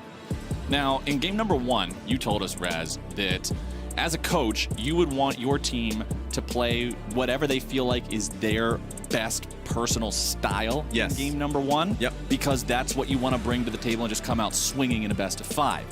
After a game like that first one, where they just kind of got trounced. Yeah, they had a couple of good punches back in the mid game, taking advantage of some mistakes that LGD made. But after getting your butt kicked like that in the first game, do you pivot now? Or do you only pivot when you're down 0-2? I think you pivot. Okay. Camille Galio, as strong as it is, right now their biggest issues are in the laning phase. Okay. Alone just wasn't allowed to lane. If he goes towards... actually, they did pivot with a Twisted Fate ban. Okay. So they can actually go for the same comp if the enemy team still allows them to, but that was the pivot that I was talking about. They do not want that Galio Twisted Fate handshake. That has been a constant, honestly, in the summer split. Teams have been pretty happy going for both. Twisted Fate into Galio, you just have to have a great knowledge of the matchup, and you have to, at least if you're on the Galio side, recognize that you're going to get shoved in, harassed constantly, especially from level 1. Doesn't want to deal with that, so just bans out and CA's Twisted Fate. Yeah, that lane looked miserable. Every single time our observers panned over to it, it was just Galio getting hit in the face with a game of 52 pickup and just trying to chug enough corrupting potion to not be dead. So definitely don't want to be dealing with that one here again. Renekton, Shen, Lucian all banned away. And hey, they're saying Jose Deodo had a good performance on the Graves in game number 1. Let's get him back in here, see if he can carry it to a victory here in game number 2. All right, makes a lot of sense for me. For LGD side though, you can elect to go for a top lane pick. I know that both Shen and Ornn are banned here. Renekton has usually been the go-to for a lot of teams at the beginning of plans. Oh, it is banned though. I almost forgot about that one. Yeah, there's 3 different top lane bans in phase 1. Pretty crazy. Well, 4 if you include Lucian, since he's a flex pick up there.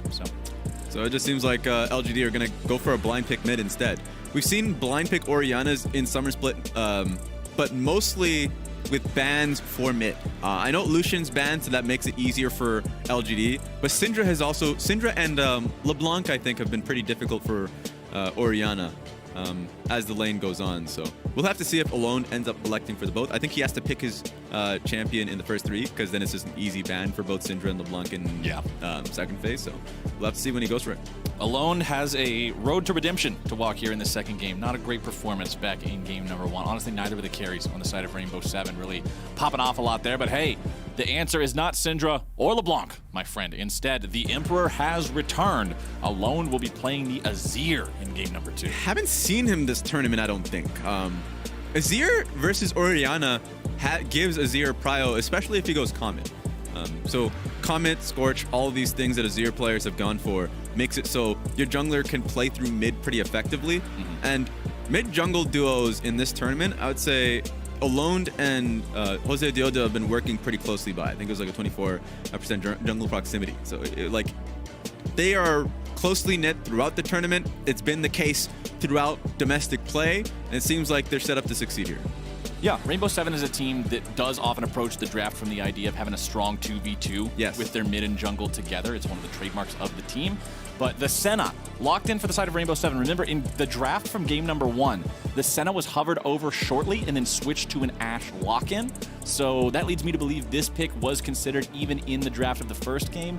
After the performance of the Ashe in game number 1, they're saying, all right, clearly that wasn't the right choice. Let's go for the Senna this time around. And on the other side, it's that Leona locked in here for the side of LGD. What it tells me is that I think top lane is going to be a little spicy. Because a lot of times if you have the Senna in the bot side of the map, you just want to play away from it. You want to play towards your top lane carry. And for Rainbow 7 that are on blue side, they elected for this, by the way. They wanted to be on blue. And so they want to have top lane be, or at least the top side of the map, be where they play through. And if that's the case, then I wonder how effective that's going to be against LGD that have not only banned Shen, Ornn, all of that, but have counter pick for Longxing. Yeah. That's a scary proposition right there. Also, that Leona picked up the Ashe banned away. So Rainbow 7 do not want to play against the bottom lane combination that they drafted themselves last game. They're separating the Ashe and the Leona. There's a ton of CC between them.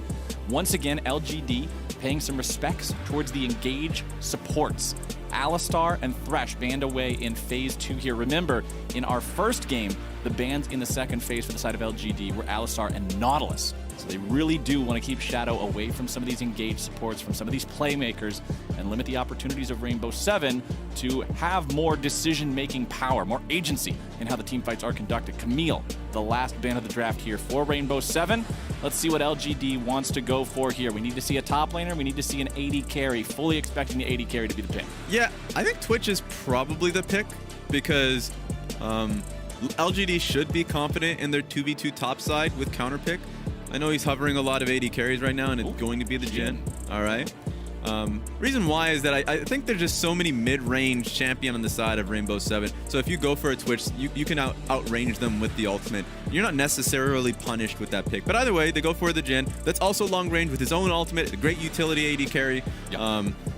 Great setup. Feels like the battle is going to be stationed topside. So let's see what the top lane pick is going to be for Rainbow 7. Hovering over a couple of different options here. There's that Nautilus. I mentioned that was banned in game number 1. Seeing it's open now, they go for it. And what will your top lane be? Rainbow 7. Asse's got to be on something that he's comfortable playing blind. But even if Longxing is given the counter pick of all counter picks, he can comfortably transition into a mid-game team fighter. Hovering over a couple of different options here. Let's see what it's going to be. Has to be a blind pick. Has to be a safe blind pick. Aatrox has usually been the go-to. It's a little bit deflating. I'm not too excited about it. But once again, if you have a strategy that's stationed towards your top lane on blue side, you have to do... I already feel like that's kind of, initially flawed. I like this. This has been the counter for Aatrox, and if Longxing's feeling himself, man, he might just lock that in. During this boot camp... No, go back. All right. They didn't go back. Okay. I've heard so many stories of the Chinese super server Fiora gameplay during solo queue and during prep for Worlds. I was excited to see the Fiora locked in, but we will not see the Fiora this time around. Instead, Longxing on the Gnar. Yep. Running fleet footwork on that one for maximum sustain. Also a little bit of extra haste there in the lane. And I want to talk a little bit about this Aatrox pick, because you mentioned that you're not super excited about this one. It feels like his presence, his performance, just the general outcome of the games he's in hasn't been as great as it used to be. And I feel like, honestly, the same way. This champion feels like he's come up a little bit short every time he's drafted. And Longxing running away from what could have been a 4-man collapse, so he'll stay alive just fine. Yeah, he was sensing the play. Very smart. A lot of the times, I love, intelligent level 1s around Tribush topside. You can usually trap top laners. I think it's much harder if the top laner's on red side, because he has so many options for escapes. Yeah. Blue side's pretty easy because you just have a thick wall behind you and that bush that usually enemy top laner sits in. That being said, to the point that you made, yeah, Aatrox is interesting because this is the draft pretty much centers around that top lane pick. The Leona versus Nautilus. Nautilus is being picked into the Leo just for comp. It's not for the bot lane matchup. They're trying to play away from it. And if that's the case, then what we're seeing from Rainbow 7 is Jose Diodo using mid-prio to kind of get an advantage for their top lane, and it's going to be hard versus the Gnar. So it's just pretty safe. So, we'll have to see. Maybe Ase is a fantastic Aatrox player. Now, in game number 1, the thing that we looked at and we're like, wow, this could be really extreme for Rainbow 7 is the fact that they had 4 different champions who were really strong engagers. This time around, you have a Nautilus, and you have an Azir who is kind of more limited by whether or not he has flash to make a really super high quality engage. But then, you know, Jose Diodo Graves isn't doing any engaging. Aatrox often isn't a super effective engage unless he's really far ahead or finds a great flank. Senna's not an engager really either. So Rainbow 7 don't have quite the same amount of tools this time around as Mark steps forward. Leona and Jhin can be such a scary combination too. Leona sets up Jin's Deadly Flourish so well and just guarantees the damage is going to pour through here. Peanut, there we go. Moving towards the mid lane. Alone is not stuck underneath this turret here in this game, and Peanut's saying, oh, you're not familiar with the turret? Well, I'm about to show you the spawn platform. First blood, LGD. Yeah, it was tragic. They caught him level 2. In fact, still didn't see the Kindred queued forward. A lot of these things, I mean, Peanut has just been super active in the early game for both of these games, allotting to another first blood. So tragic for Alone. Not only does he die, but he spins the flash and still dies. It's one of the worst feelings, especially if you just know that the enemy jungler is something like Kindred that has that mobility and has a very powerful gank that can burst you down quickly. You're now that much more vulnerable. Jose Diodo's hanging around here, but he is on top of a ward, so LGD is aware that they don't just want to try to recommit and immediately blow up Alone again. Bottom side 2v2. A lot of damage down into Shadow, who definitely ends up worse for wear after this one. Yeah, overall, I mean, Rainbow 7 kind of needed Alone. And this has been a strategy that LGD have employed in both games. The first game, Comp required bot lane to have Prile, that they needed to play through Leza and Shadow. Peanut goes bot lane, blows both his summoners, and suddenly Rainbow 7 don't have a lane to play through. This game, trying to play through Alone, and then as he's pushing out, Peanut comes through mid lane, and then just outright kills him along with getting his summoners. So, feels like Rainbow 7 are being attacked straight through the draft with pre-planned... speaking of pre-planned... Gnar could be in trouble. Longxing with a flash, stays alive. TP coming in to keep him in good hands here. Xie wants to make sure that his top laner doesn't end up losing a wave and a half underneath that turret. Big props, lots of camaraderie there between those guys to guarantee Longxing's not in a worse spot. Both top laners using their flashes. Rainbow 7 trying to find the ability to do the damage there, but just won't quite get it. Leza getting away in the bottom lane is ignited down to 100 HP. And Raz, once again, LGD in the 2v2, they're just in control. Yeah, I mean, at the end of the day, Rainbow 7 picked themselves into this. I was actually surprised that Kindred went back to base when he was, you know, sitting in that bot side when Leza was put down to an insanely low HP bar. So, I mean, LGD are just happy with the advantages that they're getting both through mid and bot lane. They just want to play it out so Peanut can now work for his own experience once again. Now, Peanut has now put both games in his team's control so far with early presence on the Kindred. Remember, game number 1, although he didn't get an assist for the first blood, his presence in the bottom lane made Leza blow both summoner spells and facilitated a 2v2 kill shortly thereafter. Now here in this game, he does get the number on the scoreboard right next to him. He will receive the credit for it and the 400 gold that comes with that credit. And honestly, just this early impact on the game means a lot. Talking about early impact on the game, Longxing could be in some danger here. Jose Diodo flashing forward, and there's Ase picking up the kill. Well communicated from Ase, recognizing that he had a wave pushing into him. And Longxing was just in a bad spot.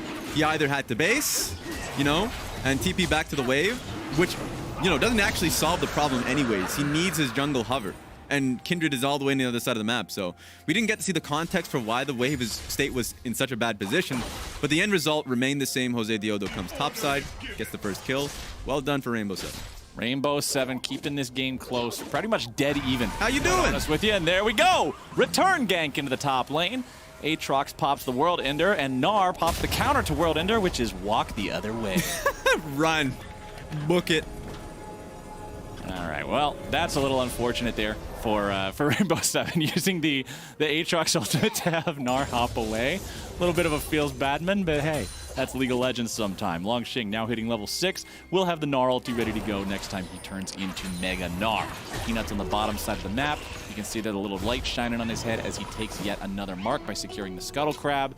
And Peanut's Kindred has Jose Diodo mark if he ever runs into him, invading the enemy jungle now. Look at the control ward down near that red buff. Means he's in a good spot as the 2v2 continues in the bottom lane. Follow-up coming through. Deadly Flourish finds the mark. Shadow trying to get himself back. Does lose about half of his health bar. Now we're going to have a 1v1 between the junglers in the northern part of the lane anyway. Kramer tries to fall back here a little bit. Leza finding some good return damage onto Kramer and Mark. Honestly, pretty even trade here in the bottom lane. Yes, Shadow is almost dead, but half the health from both Kramer and Mark together, and Les is still full HP. Yeah, I love the call from LGD to have Peanut just cut through the enemy red side jungle. Of course, they didn't see where Jose Diodo was, so they knew that it was possible for them to get put in a counter gank position. But they were so far up in the lane that they just chased down Shadow and Leza. Thank God that, the sustain is there from the Senna. Otherwise, they would be in a pretty tricky spot. It would be much more dangerous than it currently is. That is for certain. Second blue of the game passed off now to Xie. Peanut still level 5 here on the Kindred. Now, Jose Diodo's Graves is already level 6. Collateral damage adds a lot of extra punch to these ganks when he shows up. Both junglers have been responsible for the 2 kills that we've seen in this game thus far. And with the ultis coming online, I expect to see them make more happen. Peanut's returning to base. Probably should be able to fix up most of that. Okay, I was going to say should be able to get most of the entire warrior enchantment. Yeah. A little bit shy there on the money overall. And Jose Diodo sets up shop here in the topside river going after the Herald. Oh, this is nice. I mean, I was just about to point out how Rainbow Seven's been doing since the mid lane gank. They've actually been faring well in both bot and mid lane.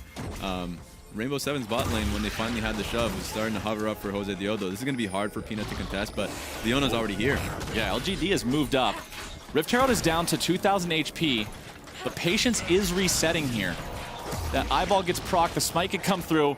Oh man, it's down to 900 HP. This is going to be so good. Nice smoke screen from Jose Diodo, making sure that the smite fight would not even be a thing. The eyeball's on the ground. Jose Diodo walks up, confirms that pickup there. Only takes a single auto attack for his trouble. Well played by Rainbow Seven. It's a classic standoff situation because both Leza and Kramer hovered through mid lane just in case a fight ended up happening. But LGD just had no way of being able to contest it. It was already far too low in HP. And the point that you mentioned, Jose Diodo ending up using his W smoke screen to make it hard for Peanut to go for another steal. You don't want that to happen, so just completely push it away. Topside, the Gnar pick is struggling here. We had our doubts about the Aatrox early on, but his laning phase against this Gnar, thanks to the help of his jungler, is just going swimmingly so far. 74 to 58 in the farm department. That's normally not what you expect to see as a melee champion into a ranged champion, my friend. Yeah, when we were in the draft, we were talking about the pick that we wanted to see, like a Fiora or Jax, like all these things that would kind of obliterate an Aatrox if well supported in a 2v2. The fact that they ended up going for a Gnar, I think, was just them wanting to play for one side of the map. If you have a Jhin Leona versus a Senna, Nautilus, they probably just recognize that Longsing was just going to be on weak side. If you pick him a carry on that situation, then he's just going to fail. So it's okay. There are a few things that you can look back on and want change for yourselves, but Longsing is in a pretty tough position. And how he played the lane, we didn't get to see the full context, but of course made it even worse. That ended up turning into a 1 death for him, but just play it safe. That's all you can do at this point. Bottom side, Jose Diodo joining up with the duo here to summon up the Rift Herald. This placement feels maybe a little bit early, but he wanted to make sure that they just got it summoned, got the instant gold payoff, not worried about maxing out the plates. May have been able to get that 4th one if they delayed the summoning there just a little bit more, but we'll never know. They get 3.5 plates. They add some extra money to their pockets. They are up 700 gold over LGD as the second Drake of the game spawns. Yeah, I just love the fact that they used it on the base timer of LGD, but Peanut finds Leza. Leza, just barely getting away from the Deadly Flourish there. Could have been in some serious danger. Would have at least had to use summoner spells if that connected from Kramer's Jhin. And now LGD have managed to secure control over the river again for themselves. Rainbow Seven did immediately have control, but they weren't in a good spot to protect it. And now the second Drake is being taken by LGD. And they're just confident that they have the numbers advantage. Gnar's going to be there 4 seconds. Yikes. All right. Ulti count dodged away from by basic abilities this game. 2. Aatrox's ulti got walked away from, and then Azir just casually stepped to the side as the shockwave doesn't find the mark. A little bit tragic there for Xie, but you know what's not tragic, my friend? What's up? 2 Drakes to nothing before 12 minutes into this game here for LGD. It's an infernal rift as well, meaning if they're able to grab that soul, they will do so much damage in these fights. Yeah, and they showed to us what kind of concept, or at least like what plays you can make when you have Cryo in the lane. They knew they had 4 seconds of, you know, numbers advantage with Gnar coming from topside, so they just went for the Drake fight. If they can go for Drake, if let's say Rainbow 7 ends up contesting them, they know they'll have Long Sing there first, so Rainbow 7 had to concede it. So far, the main idea that LGD have been pushing through have been extremely successful this game. Now, Jose Dioto will continue farming up on this Graves, is slightly behind his opponent in terms of farm. And speaking of his opponent, both of them with the sweepers about to bump into each other.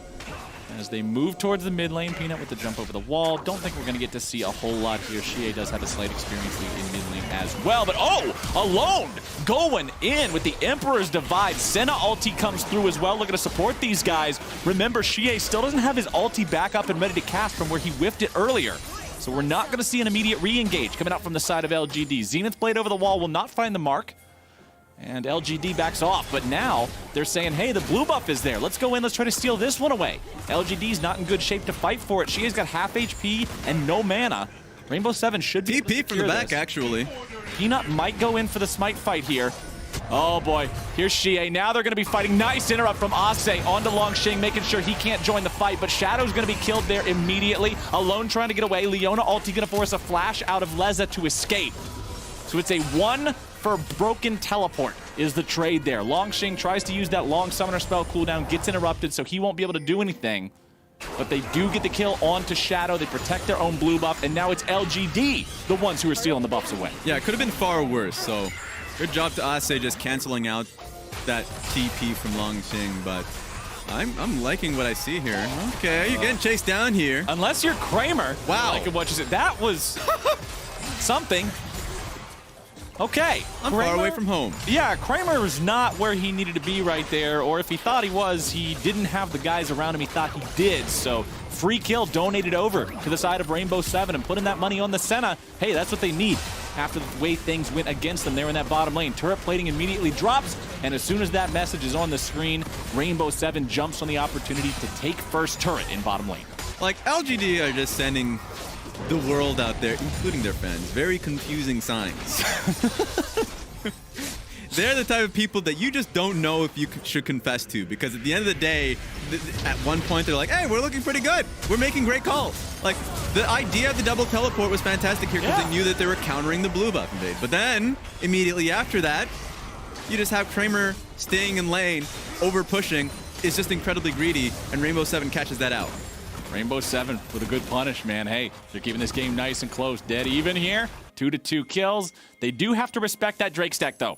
Remember, this is a team who has had problems in the past fighting around objectives they shouldn't be fighting around, so I'm looking for them to make sure they're properly prepared and that they should fight around it, because honestly, you can't just keep giving these away. 5 turret plates to 0, though. Pretty impressive numbers there for Rainbow 7 in the early part of the game, as LGD does have their mid laner here in this bottom part of the map, trying to take down this tier 1 turret, put a little bit of extra gold in their pockets. With the next minion wave arriving, he should be able to get this. Might take 1 auto attack. Yeah, 1 auto from the turret's a big deal. And with that bottom lane tier 1 down, that's a little bit less safety for Rainbow 7 as they move towards this bottom side river and look to contest a Drake here in about a minute. And that's, for me, the theme for me so far in this series is that Rainbow 7 has great moments and great, like, kind of bursts. Like, that Rift Herald play that ended up getting them those turret plates was fantastic for them, right? But then LGD, I feel like, are much better at kind of like in the mid game, being able to take side lane turrets effectively. Mark is always hovering the right side of the map, and so they're able to just slowly chip at these gold leads. Here we go, though. Looks like there was a fight that was stirring, trying to get control of Vision near the river. I think Jose Dioto healed Mark with those bullets. Like, that Leona took no damage. That's some real Senna energy. Whatsoever. Just walked up, did not care. Not a good time there for him, but LGD's coming down. They're looking for this Drake. Remember, you get this one, you're on soul point. Your opponents must then fight for every single Drake thereafter just to keep you from getting that massive soul advantage. Infernal Drake has entered the rift. LGD are clearing out some of the wards. They do have both a normal ward and a control ward there in that pixel brush. Rainbow 7 do not want to let them get away with this. They don't want to allow this Drake to go over for free. Now you can see we've got all 5 players from both teams hanging out around here. Nobody's going to have to teleport in. They wouldn't have the summoner spell cooldowns ready for it anyway. All 4 teleports are down across the board. What's up? Ase approaching from the right. Engage shows up from the dredge line. Shadow's just going to explode here on the front line if he's not careful. The stasis keeping him alive for an extra second, and Xie gets rid of him. Deadly Flourish goes through, flash out from Ase, but now the follow-up flash, the Zenith Blade, the collapse from all of LGD. Ase's turning around and trying to fight. Peanut might be in some danger. No, he's not. Xie picks up 2 kills there. And just not the right engage from Rainbow 7. They were not on the same page. Shadow was reading a different book. He's in there all alone, 1v5. They blow him up and they'll take the Drake. Yeah, that was a completely different conversations. Rainbow 7, what happened there? They felt like they were on the same page. I liked initially how they were going to contest the Dragon. Ase was coming in from a flank, but then he met the Gnar, while Shadow was met 4 people. Shadow engaged while Leza was shooting a ward. They're not having the same plan there. You can see what's on Shadow's mind is, hey, enemy mid laner, I can catch him. But the rest of the team's not prepared. Ase realizes he's dead if he runs, so he tries to go back in, like, okay, maybe I can do some damage to the Kindred, maybe. Yeah. But that's a maybe that honestly just requires a lot of misplays from your opponents, like they just throw their skill shots out into the wild blue yonder, and that didn't happen, so ends up being 2 for nothing for the side of LGD. Now Rift Herald being taken by the side of Rainbow 7. At least they'll get some sort of a consolation prize here. They're still down 2,000 gold. Need to use this Rift Herald to grab themselves a turret, make up for a little bit of those losses. And man, every Drake fight is now such a big deal in this game. Rainbow 7 has to deal with multiple situations, 4 of them in a row, at least, actually, where they'll have incredibly high risk with not that big of a reward. Total gold, very interesting total gold information on the side of your screen right now. The richest person in the game is Leza. Nice. On the set. He has 100 more gold than Xie does. And then the next 4 richest people are all on the other side of LGD. So this Senna needs to do some work as Aatrox, Raz, I think our impressions of Aatrox may have been correct. A little bit. He's definitely got pickpocketing in the red side jungle, so a few more golds now in towards his pockets. Not the best time to end up getting picked off right there. At least it looks like they aren't going to lose a whole lot for it. Now, top side tier 1 will be taken down, but when you're looking at the state of Summoner's Rift, 19 minutes into the game, top lane tier 1 turret isn't exactly the most useful structure, probably most useless if I would have to take a vote and see where everybody ended up polling. But bottom side, Longxing on the Gnar. I mentioned in the laning phase how the Gnar was behind. This isn't what you expected. Things are going good for the Aatrox. They prioritize playing around him. Yada, yada, yada. It's all so great. Now he's down 40 CS. Now that 1v1 doesn't feel as playable. Their itemization is equal right now, but that's going to change the next time Longxing gets to go shop. Yeah, and for me, it's another story here is the idea that, oh yeah, I guess he was just fighting for red buff, isn't that weird? And he just got chased down. That's just wild. That's just crazy. Because that's just a coin flip. If you end up losing red, you're just obviously going to get chased down by range Gnar, so. Not good. Not good. And look at the inventory on Longxing now as well. Building towards the frozen mallet. Somewhere out there, a smile finds itself on Voyboy's face as Longxing is in a spot where he'll just be able to chase this Aatrox down, or any target that he happens to find. And it means that if Rainbow 7 put themselves in a fight where they didn't have to retreat and Gnar is in range, that retreat means you pretty much always have to sacrifice somebody to get the rest out. Rift Herald summoned up in top lane. Tier 1 turret gets headbutted. See you later.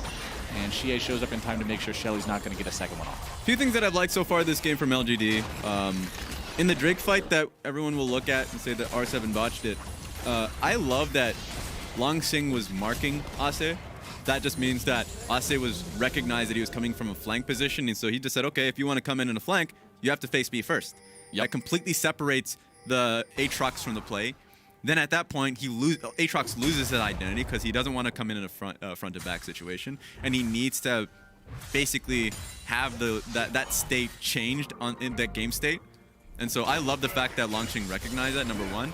And another point too is just when LGD are getting one side of the map, when they have Mark, let's say hovering for Xie on the top side, Longxing is playing incredibly safe. He's absorbing pressure. He's not being picked off in any regard. That happened for the first 10 minutes, by the way. And when Rainbow 7 are on weak side, they're just getting picked up consistently. And you hate to see it. So now 57 seconds left. LGD are going to look to contest for the final soul for, oh boy, to get Infernal. Rainbow 7 have to fight this.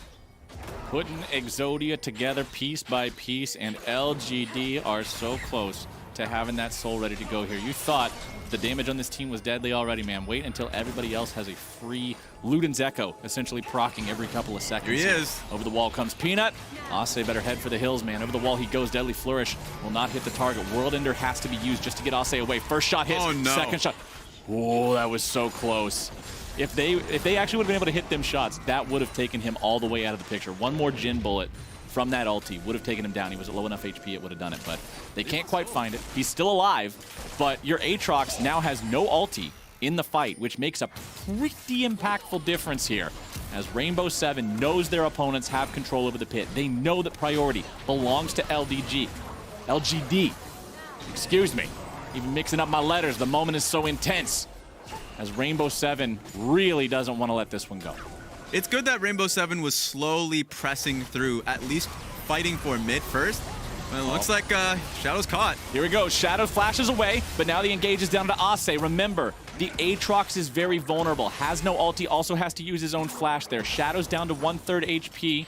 He still has his Gargoyle Stone Plate. Might make him last a little bit longer here.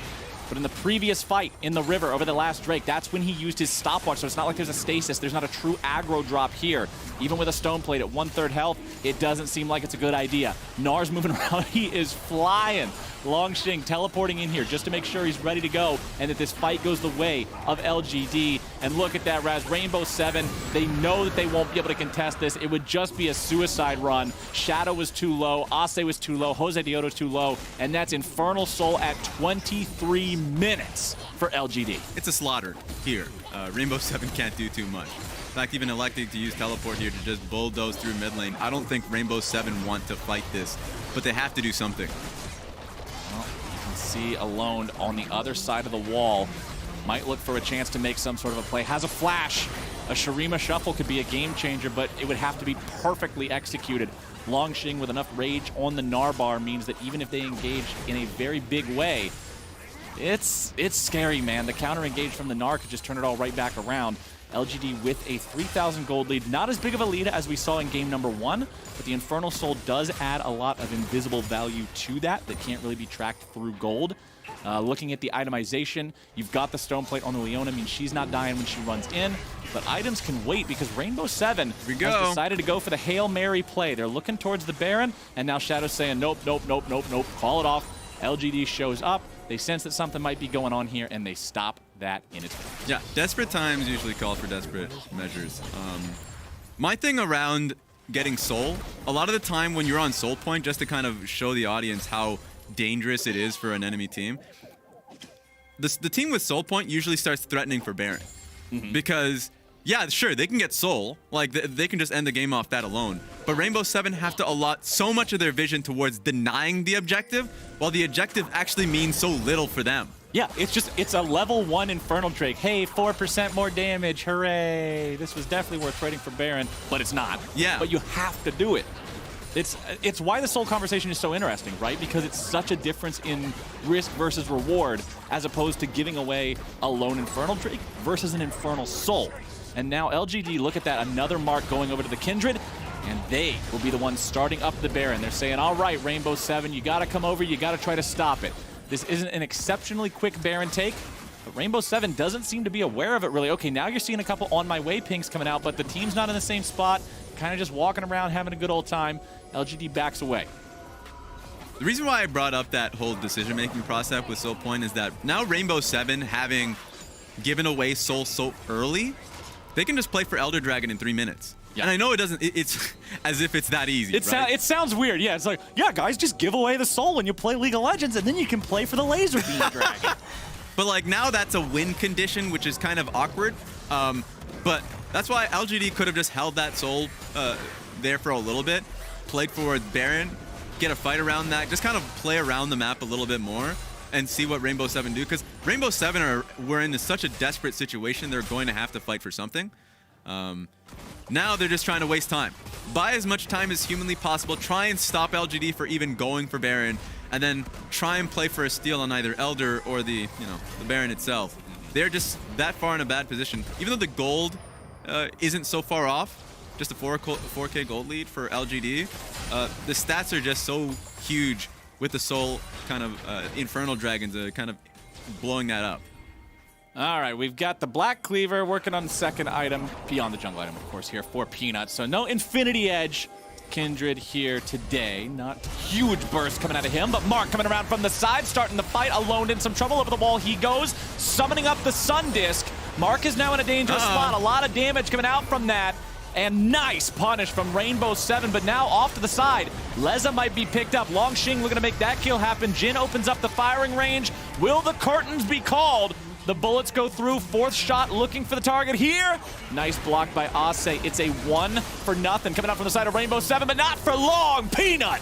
He picks up the kill onto Jose Dioto, and the push will continue from LGD. It looked like a good defense by Rainbow 7. The summoning of the turret by Azir as he gets away over the wall set Mark up for failure, but now LGD still makes the win come through. They're too far ahead in the game. They move right back up into the river, and Baron's the call yet again.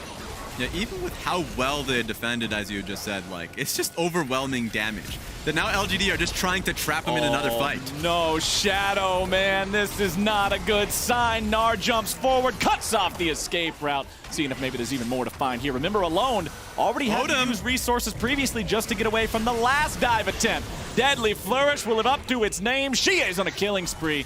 And with the Emperor of Shurima buried in his tomb for the next 38 seconds, I think that's your green light, Raz. It's time to go for the Baron. Yeah, let's go for it now. I mean, it's just demoralizing. Rainbow 7 are trying to get as much information as possible, and it's just costing them their lives. But at this point, it really feels like there's nothing R7 can do, so they're just bot side. They're just farming up and waiting for the inevitable defense. LGD putting this game pretty much at death's door for Rainbow 7, as they now have to answer an enemy team that not only has Soul and Baron, but has both of those secured just in time. Elder is spawning in 30 seconds.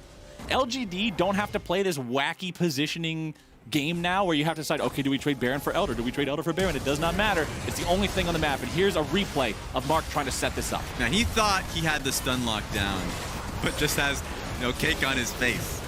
It's kind of wild to see him just fall like that. But the immediate aftermath is just overwhelming DPS from LGD that still ended up getting a kill for that. So, TPing in. Oh no. So it's Elder Dragon time, everyone. All right, Shadow didn't get caught there. For a second, it looked like they might have been aware that he was there because of the way the TP showed up. Mark eating a little bit of damage there from Leza.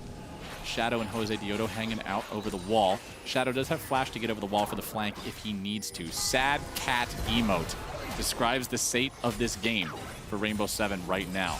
3 players from LGD moving up towards Kramer to join up with him. Longxing still separated from the rest of the squad. He is very confident in his ability to stay alive by himself. Shie throwing out the ball towards those guys, making sure they're not able to get any closer towards this objective. Jose Dioto's down below half HP. Longxing is just putting in work. Over the wall, Jose Dioto, what the hell are you doing? Mark picks up the kill. Meanwhile, back in the Dragon Pit, it's Peanut securing the Elder, and with 2 players on the enemy team dead, LGD is going for that game-winning push.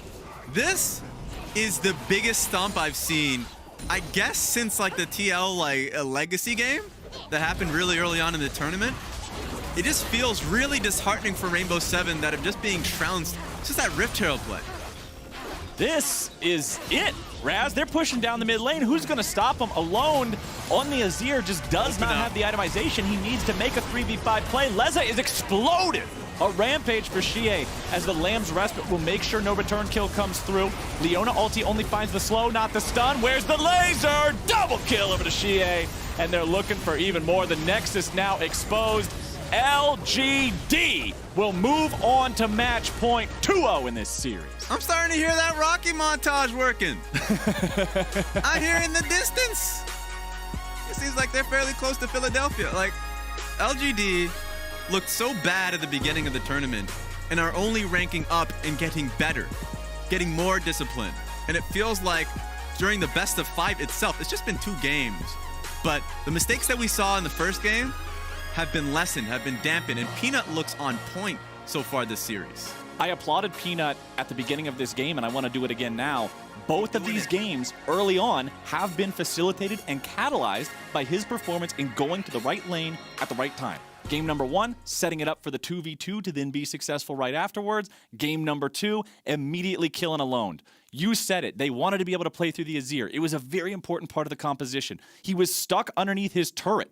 He could have done a still life painting of the thing. It's the only thing he saw for the entirety of laning phase. Yeah. And then in game number 2, he finally gets away from the damn turret, and he's immediately killed. Peanut is just where he needs to be in this series. Yeah, I think the biggest thing that Rainbow Seven need to resolve is that when they have a powerful point of their draft, be it bot lane, mid lane, who knows what the next one's going to be, right? Yeah. Defend it through either wards, so you catch out where that boy is coming from, or human wards, so you can fight him when he stands. Like, it's getting insane that it's always Peanut finding those advantages. He's been getting a lot of hate for the earlier parts of the tournament, and he's just responding with outright dominance. And that's what you need to do when it's time to step up, when it's time to go into this more extreme part of the tournament, when you're into the best of 5, and you have to be able to string the successes together. But now it's time for a quick break from us, and once we're back, the State Farm Analyst Desk will break down Game 2.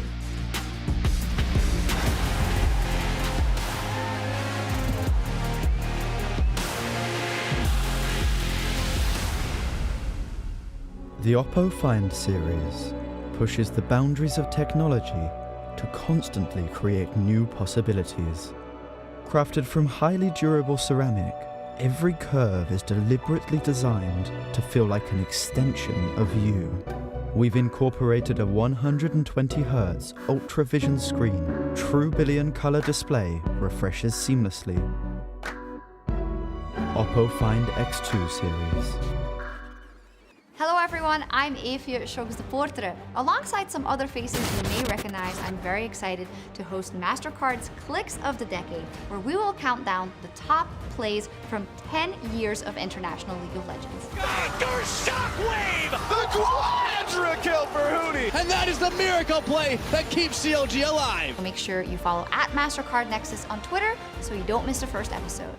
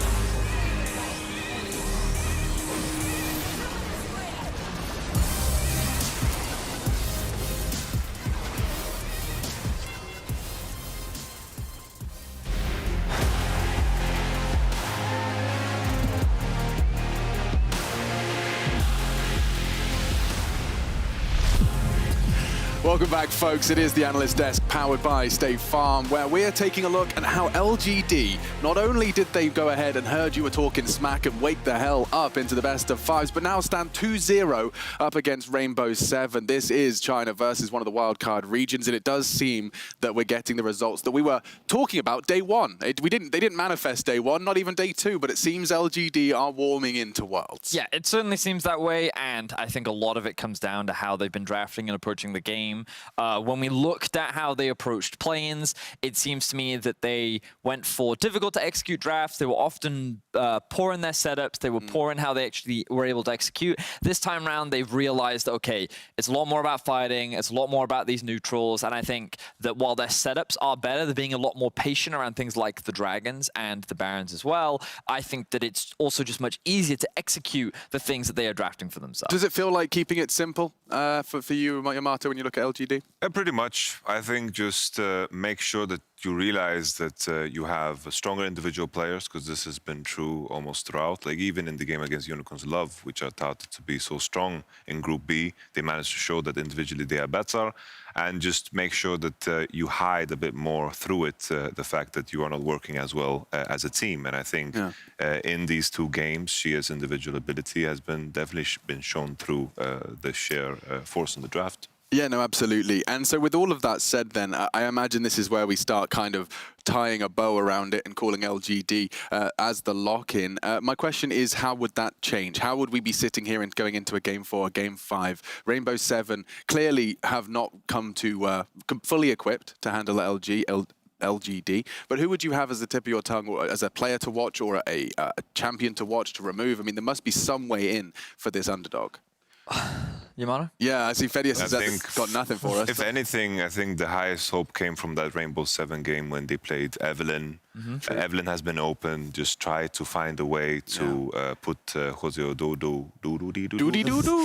I'm sorry. I'm just, I give up. Jose Diodo. Yeah. And I think when he's on champions that have more agency, and just make sure you have maybe a set mid, maybe a Camille top, and just a bot lane that matches well in the mid to late game what, of course, LGD want to do, then it will look better, I think. And I think it's important as well to reiterate the discrepancies in, you know, the backbone of these teams. I mean, LGD is a mammoth organization with, you know, resources, bountiful resources in support of their staff and their players. And you look at Rainbow 7 from an underrepresented region as well, to be going head-to-head with them. There is a discrepancy in terms of just sheer manpower being put in behind these names as well. I mean, that is certainly true, and often is the case when we look at the Plains teams. The conversation is always about, will they be able to make the upset happen? And a lot of this tournament has been about creating upsets, and that the fourth seed of both the LEC and the LPL have been struggling. But I think that as tournaments go on, and as these experienced players especially get more foot on the settings in the environment,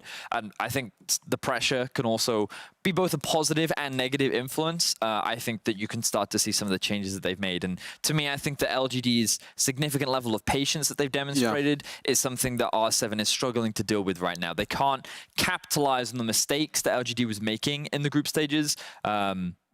And it's making it a lot harder for R7. No, absolutely. My question is, though, for these wildcard regions like the TCL, as we see Rainbow 7 representing, is there a ceiling applied to it just by the quality of the teams that they have to face in domestic regions and local regions that they can play due to ping? Is there a bit of a ceiling that needs to be overcome and has been in the last recent years? That's why we're seeing the players look so competitive this year? I think it's just moving slightly every single year. It is. The tricky thing is that the major regions are also improving. Like a couple of years ago, the LPL was almost always at international tournaments, always a bit of a joke. And with years, when they figured out the coaching staff, how to use their resources, how to use their massive player base, things started to shape up. It's all about how you use the possibilities that you have. And now LPL, of course, they have the most money. They have the most amount of players. They have the most amount of viewership. All of these things that you can't artificially create are going to eventually add up. And that's why LPL has won the World Championship 2 years back-to-back and are looking to possibly win another one. And that's why the fourth seed is heading into their third game. We have got the LPL, we have got LGD. Be sure to tune in for Game 3. That's a short poem by me, Machine E TV. LGD going to close out this series in 3. We'll find out after the break. Whee!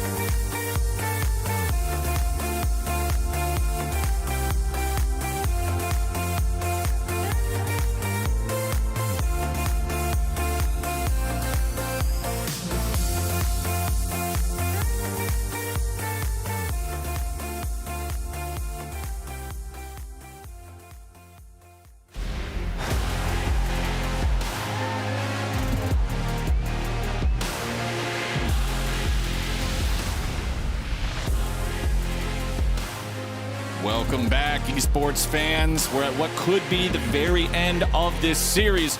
So far, LGD has shown they are the superior team over Rainbow 7, who are now down 0-2 against them. And I mean, Raz, when we look back at Rainbow 7 and their domestic journey to get to Worlds, they had to pull off a reverse sweep to earn their spot. We'll see if maybe they can do it here again. Hey, maybe. But what you said, possibly the last, you got to hold the door if you're Rainbow 7. Yeah. You can't let it end like that.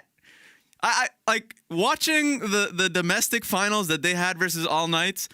People were throwing them down the well as well. At that point, it almost looked like it was going to be a 3-0 sweep at that point. But then they had one team fight to another team fight. They won that game, and it kept building. That momentum was something that was undeniable at that point. And so while it looks pretty unbelievably in LGD's advantage, I don't want to count Rainbow 7 out yet. My favorite thing is just the fact that you said hold the door and then followed it up with don't let it in like that. I'm still mad about how Game of Thrones ended. Yep. I'm still going to be mad for another 10 years about it. But you know what? Right now, Rainbow 7, they got to be mad about how the last 2 games ended. You know you want to see this team step up a little bit. They showed that they had the ability to beat LGD in the group stage. Now, it wasn't the most convincing win. They did have to mount a bit of a comeback to do it. But right now, it seems like LGD is really finding their stride. You already mentioned at the end of the last game, the team is improving. They're fixing the mistakes. This isn't the same sort of helter-skelter stuff that we saw throughout the group stage. And even if Game 1 had a couple of those moments in it, Game 2 appeared to be much more clean. And all I'm asking for is that the people that directed the last season of Game of Thrones did not write the last game of this series. I just want some action. You don't want to randomly see one of the coaches go crazy and jump in instead of one of his players or something? Don't want to see it happen. That doesn't fit the character arcs, Raz? Well, I want real character development here. Well, let's see how the draft development shows up, because so far we've got a switch. It is Rainbow 7 playing on the red side for the first time here in this series. They've decided that the blue side plans, they're not good enough. So they want to have that last pick of the draft overall here. Lucian, Shen, and Lilia are all banned away. Now, here's the thing, Raz. All right, Ornn is still up. The Lord of all meatballs doth preside. Now, if that doesn't get banned by Rainbow 7, I fully expect LGD to just pick it. Yeah, he ain't gonna. Oh! All right, Nidalee's banned away. Ornn is up. Do LGD go for first pick Ornn, or do they let it go over to Rainbow 7? I think if Rainbow 7 gets Ornn, they have a win condition. Yeah, the faded Ornn Horn versus probably the Crocodile. Yeah. Crocodile versus, what is he in the lore? A god of some sort? A god of item development. He's not a scorpion. I never read his lore. I just wish we had a skin where he summoned a semi-truck that went honk. That's about all I know about Ornn's lore, is he's not a truck driver, because I wish he was one. Yeah, I'm just putting that out there for, just put that out there for them, the people making skims out there. It's a good idea. He keeps talking about it too. Yeah, well, I mean, hey, I'd love to see this happen, and I love to see this happen too. The Zac gets hovered every single champ select. I'm not caught up on the memes from the emerging regions. I don't know how much of a meme this is for Rainbow 7, but every game that they've played so far, they always hover the Zac. So I'd just love to see it locked in one day. I don't know if there's any chance of that ever happening, but I'd still enjoy seeing it. It's such a rare champion for people to play these days, as Senna is locked in instead. Remember, in game number 2, it was Leza Senna that, when LGD was a couple thousand gold ahead, was actually the richest person on the map. So this pick does have potential for them. This reminds me of the last game for Rainbow 7, where they were having a weak side bot lane with Senna and Nautilus, and they were playing for the top side. The only problem with that was that LGD had counterpick, right? And it was just so difficult for them to get the matchup that they wanted. And even though it allotted to an Aatrox versus a Gnar, the problem was that Asa didn't have the ability to pick the best top laner at that position because of the threat of counterpick. Yeah. Now he can do that. So Rainbow 7 are in a better position with the strategy that they were trying to go for last game. All right, we got Peanut on Kindred for the 3rd game in a row. We've already praised him in the past couple. You guys have heard what we've had to say. Really good performances here so far. Jose Diodo with the Graves band out. Remember, they first picked that on blue in games 1 and 2. They aren't on blue this time around. They wanted to ban it away, didn't want to play against it. So instead, it will be Jose Diodo on Lee Sin here in this 3rd game. They're putting it all on the blind monk in what could be their elimination match. And the last pick for LGD before the second part of the bans come through will be Syndra. Rainbow Seven in the past have had a lot of faith in Jose Diodo's Lee Sin. They would have actually like not protection comp, but like soup up comps like Senna, Shen, all of these things that you would usually see on a Hecarim or a Kha'Zix, and they'd do it for Jose Diodo's Lee Sin. Funnel Lee Sin. And you'd be like, solo queue near you. Yeah, and you'd be like, this is interesting. Let's see how it pans out. I'm usually not a fan, but I've seen insane Lee Sin players like Clid before. Like, if you have that player that you know can consistently hit those Warthog kicks, those big moments in a game, then yeah, why not? So let's see what he ends up going for. It's just a safe blind pick. Actually, no, it's not a blind pick. They knew that they were going into the pick there, the Kindred for Peanut. Yeah. At the end of the day, like, it's just a pick that Jose Diodo is comfortable with. Well, hey, if you're in a potential elimination game at Worlds, trying to earn your spot on the main group stage, comfort is never a bad thing. Going for one of those champions that you just know inside and out. Looking at the bans in the second phase here. 3 supports. It's Rakan, it's Bard, it's Braum. Oh my god. There it is! It's Kale in the top lane against Ornn. Everybody in the chat, get your 1 out of 16, 2 out of 16 spam ready because they're putting LGD on the timer. Start pointing at the clock at every level that comes through. This is what they were trying to aim for. They know what matchup they're into, and as the game goes on, it just becomes unplayable for the Ornn inside lane. The only concern is the early levels for Kale, and Peanut is going to try and attack that. He has been incredibly successful at doing it in the past 2 games, attacking the strength of Rainbow Seven's composition. Expect Ase to be in a 2v2 position that is not favorable to him early. Well, the final pick of the draft for LGD is Leona. So it's a Leona Jhin bottom lane here for this squad yet again. Had success with it in game number 2. Rocking it again here in game number 3. The composition from LGD is very scary. Now Thresh, here's an interesting option here. Lots of ability to sort of stop Leona from doing what she wants to do. You can try to flay her away when she looks to engage. Or we're going for the set instead. All right. You picked his support counter pick in the set. So we're going to have Set, Senna, bot side. At the very beginning of the year, you were seeing fasting Senna for Set. In this case, it's just going to be an outright aggressive support running at you. And it's going to make this bot lane actually rather contentious, really scrappy. That makes it fun, man. I love seeing that. It's just going to be interesting to see what the early game strategy is for Jose Diodo. Does he go to the bot side early and try to find early summoners on Mark and Kramer like Peanut did in game 1? That's the strategy he can go for. The only worry is that leaves Kale vulnerable up top side. It's really weird when you see the problem that Kale has as a champion is that she's the type of top laner that is usually really weak, that you don't want to play with early. You know, a 2v2 is usually unfavorable for her, but you still need to kind of play towards topside a little bit, hover for her, so when she has a large wave that she can crash it safely so she can just be more self-sufficient. So there might be a window there for LGD to attack early if they're pathing from bot to top. These are the things that I really want to see because the early game planning has been there from LGD side. Kale's one of those... He's happy. Look at him. Yeah. I did my job. All right. Well, let's see if that job was good enough, because if there is any time to step up for Rainbow 7, it is now. We mentioned the reverse sweep dream coming true for this squad back in their domestic final to earn their spot here. They would now have to pull off that same dream against the 4th seed from China, which, remember, for the past 2 years has been the best region in the world. That would be quite a statement to make here, Raz. Yeah, it would. And I just can't kind of get away from what I just saw, which was Coach Skin from Rainbow 7 side, feeling accomplished, happy. Everything we've heard about him in the past has been talking about the mental resilience that they had. Looks like he doesn't have any fear in the world. That's what I want to see. You've got to be able to keep it cool, keep it collected, keep it calm in these do or die moments. Going up against LGD, trying to find that win, trying to find some sort of a foothold here in this best of 5 that is slowly but surely creeping away from them.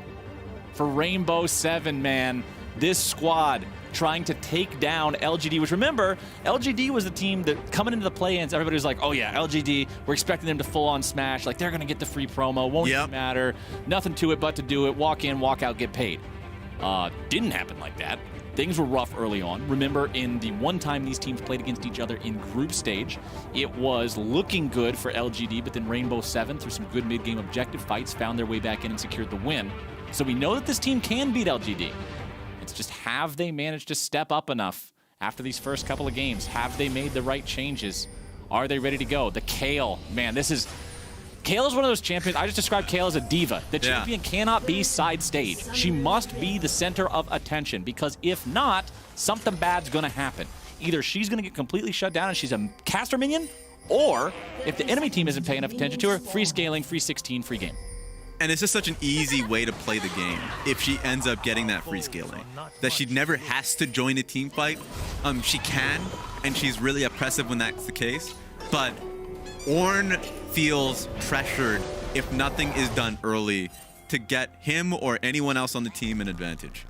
And if this game can go long, I mean, we haven't been seeing really long games here. LGD has been wrapping these ones up pretty quickly.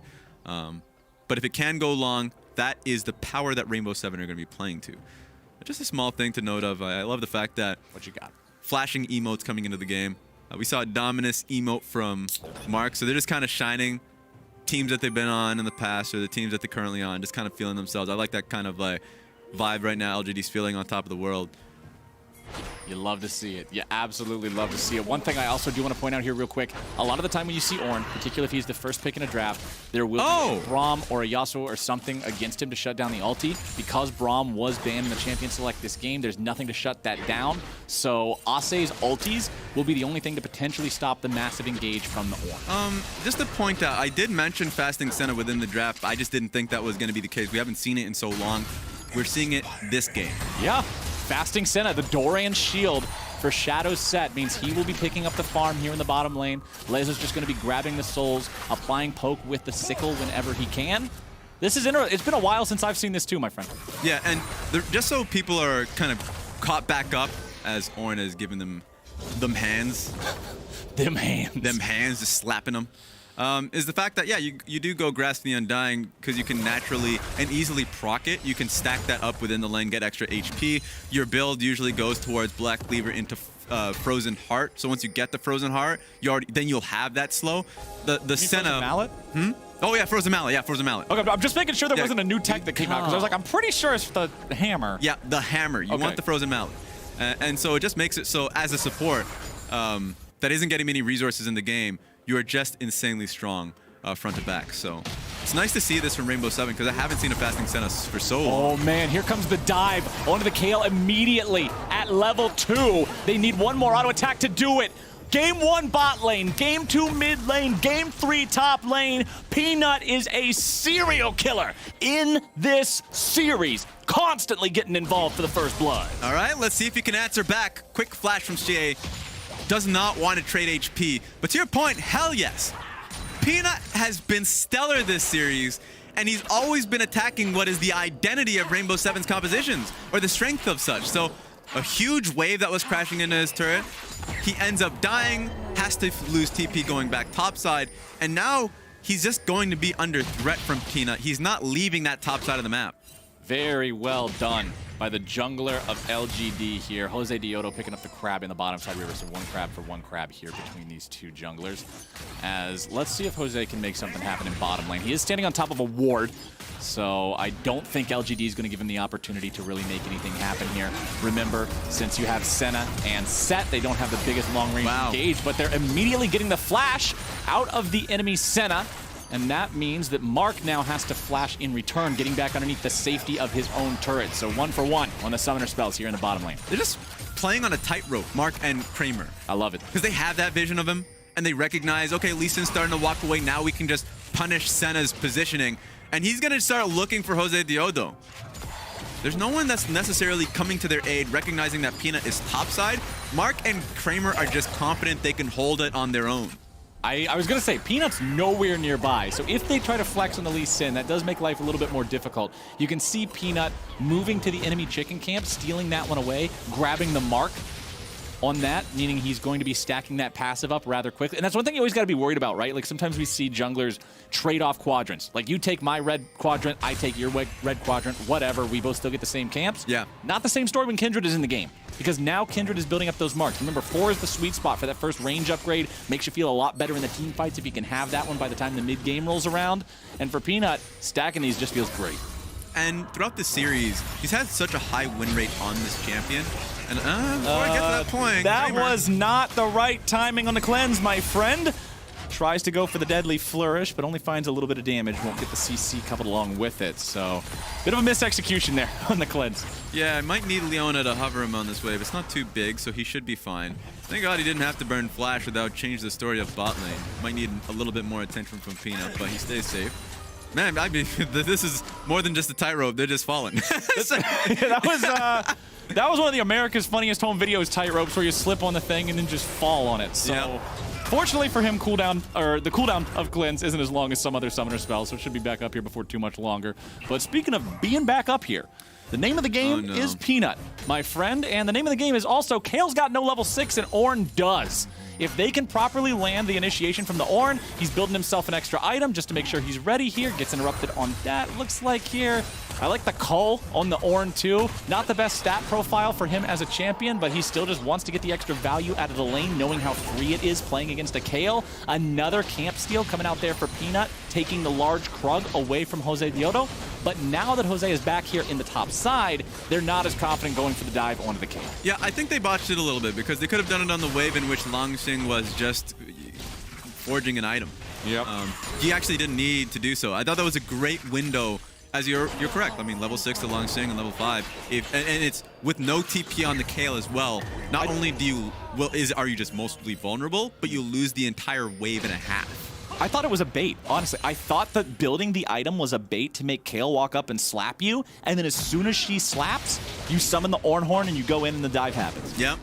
But apparently, he just really wanted the Pommy Cinder, so not what we got, as Peanut is in the bottom side here, clearing out his own red, goes back to his own Krug. Still level 5 here on the Kindred, does have a level advantage, or no, does not have a level advantage, excuse me, has a very small farm advantage over his opponent in Jose Diodo down here, but comparing the farm in bottom lane, very, very close between the two sides here.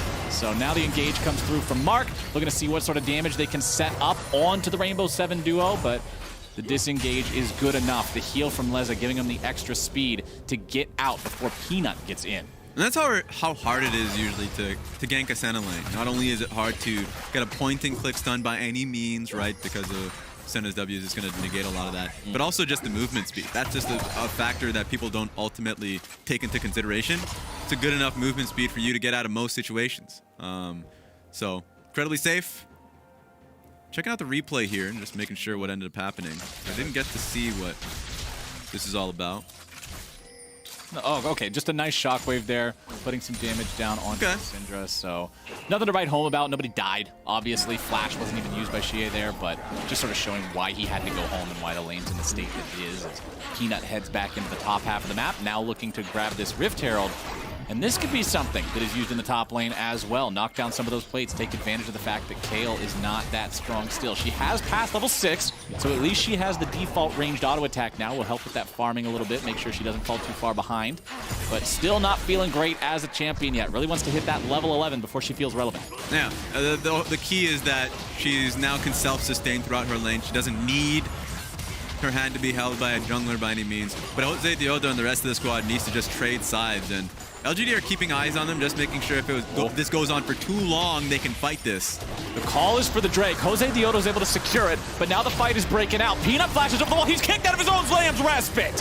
Jose Diodo with the ultimate, with the displacement. This is why you must respect abilities that knock you around when you're playing Kindred. The ulti does nothing. Very well done by Rainbow 7. Yeah, one of the few champions that really can disorient the Kindred. That was just really beautifully played from Jose Diodo. And he let his team know that he was going to do it too.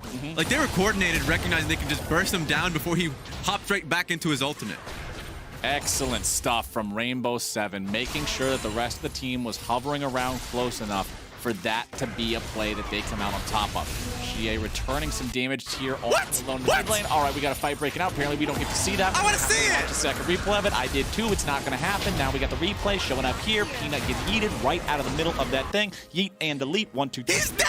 As he's dead. Yep, we missed out on that kill. Don't worry, we're going to be going back to a replay of that one. Just keeping it rolling, baby. Just keeping it rolling. Show business, man. Is on the gas pedal. It's not like we just didn't see the play beforehand. I didn't want to see that replay. We are going forward. And that is the only direction we are going. Don't matter if there ain't no dang road.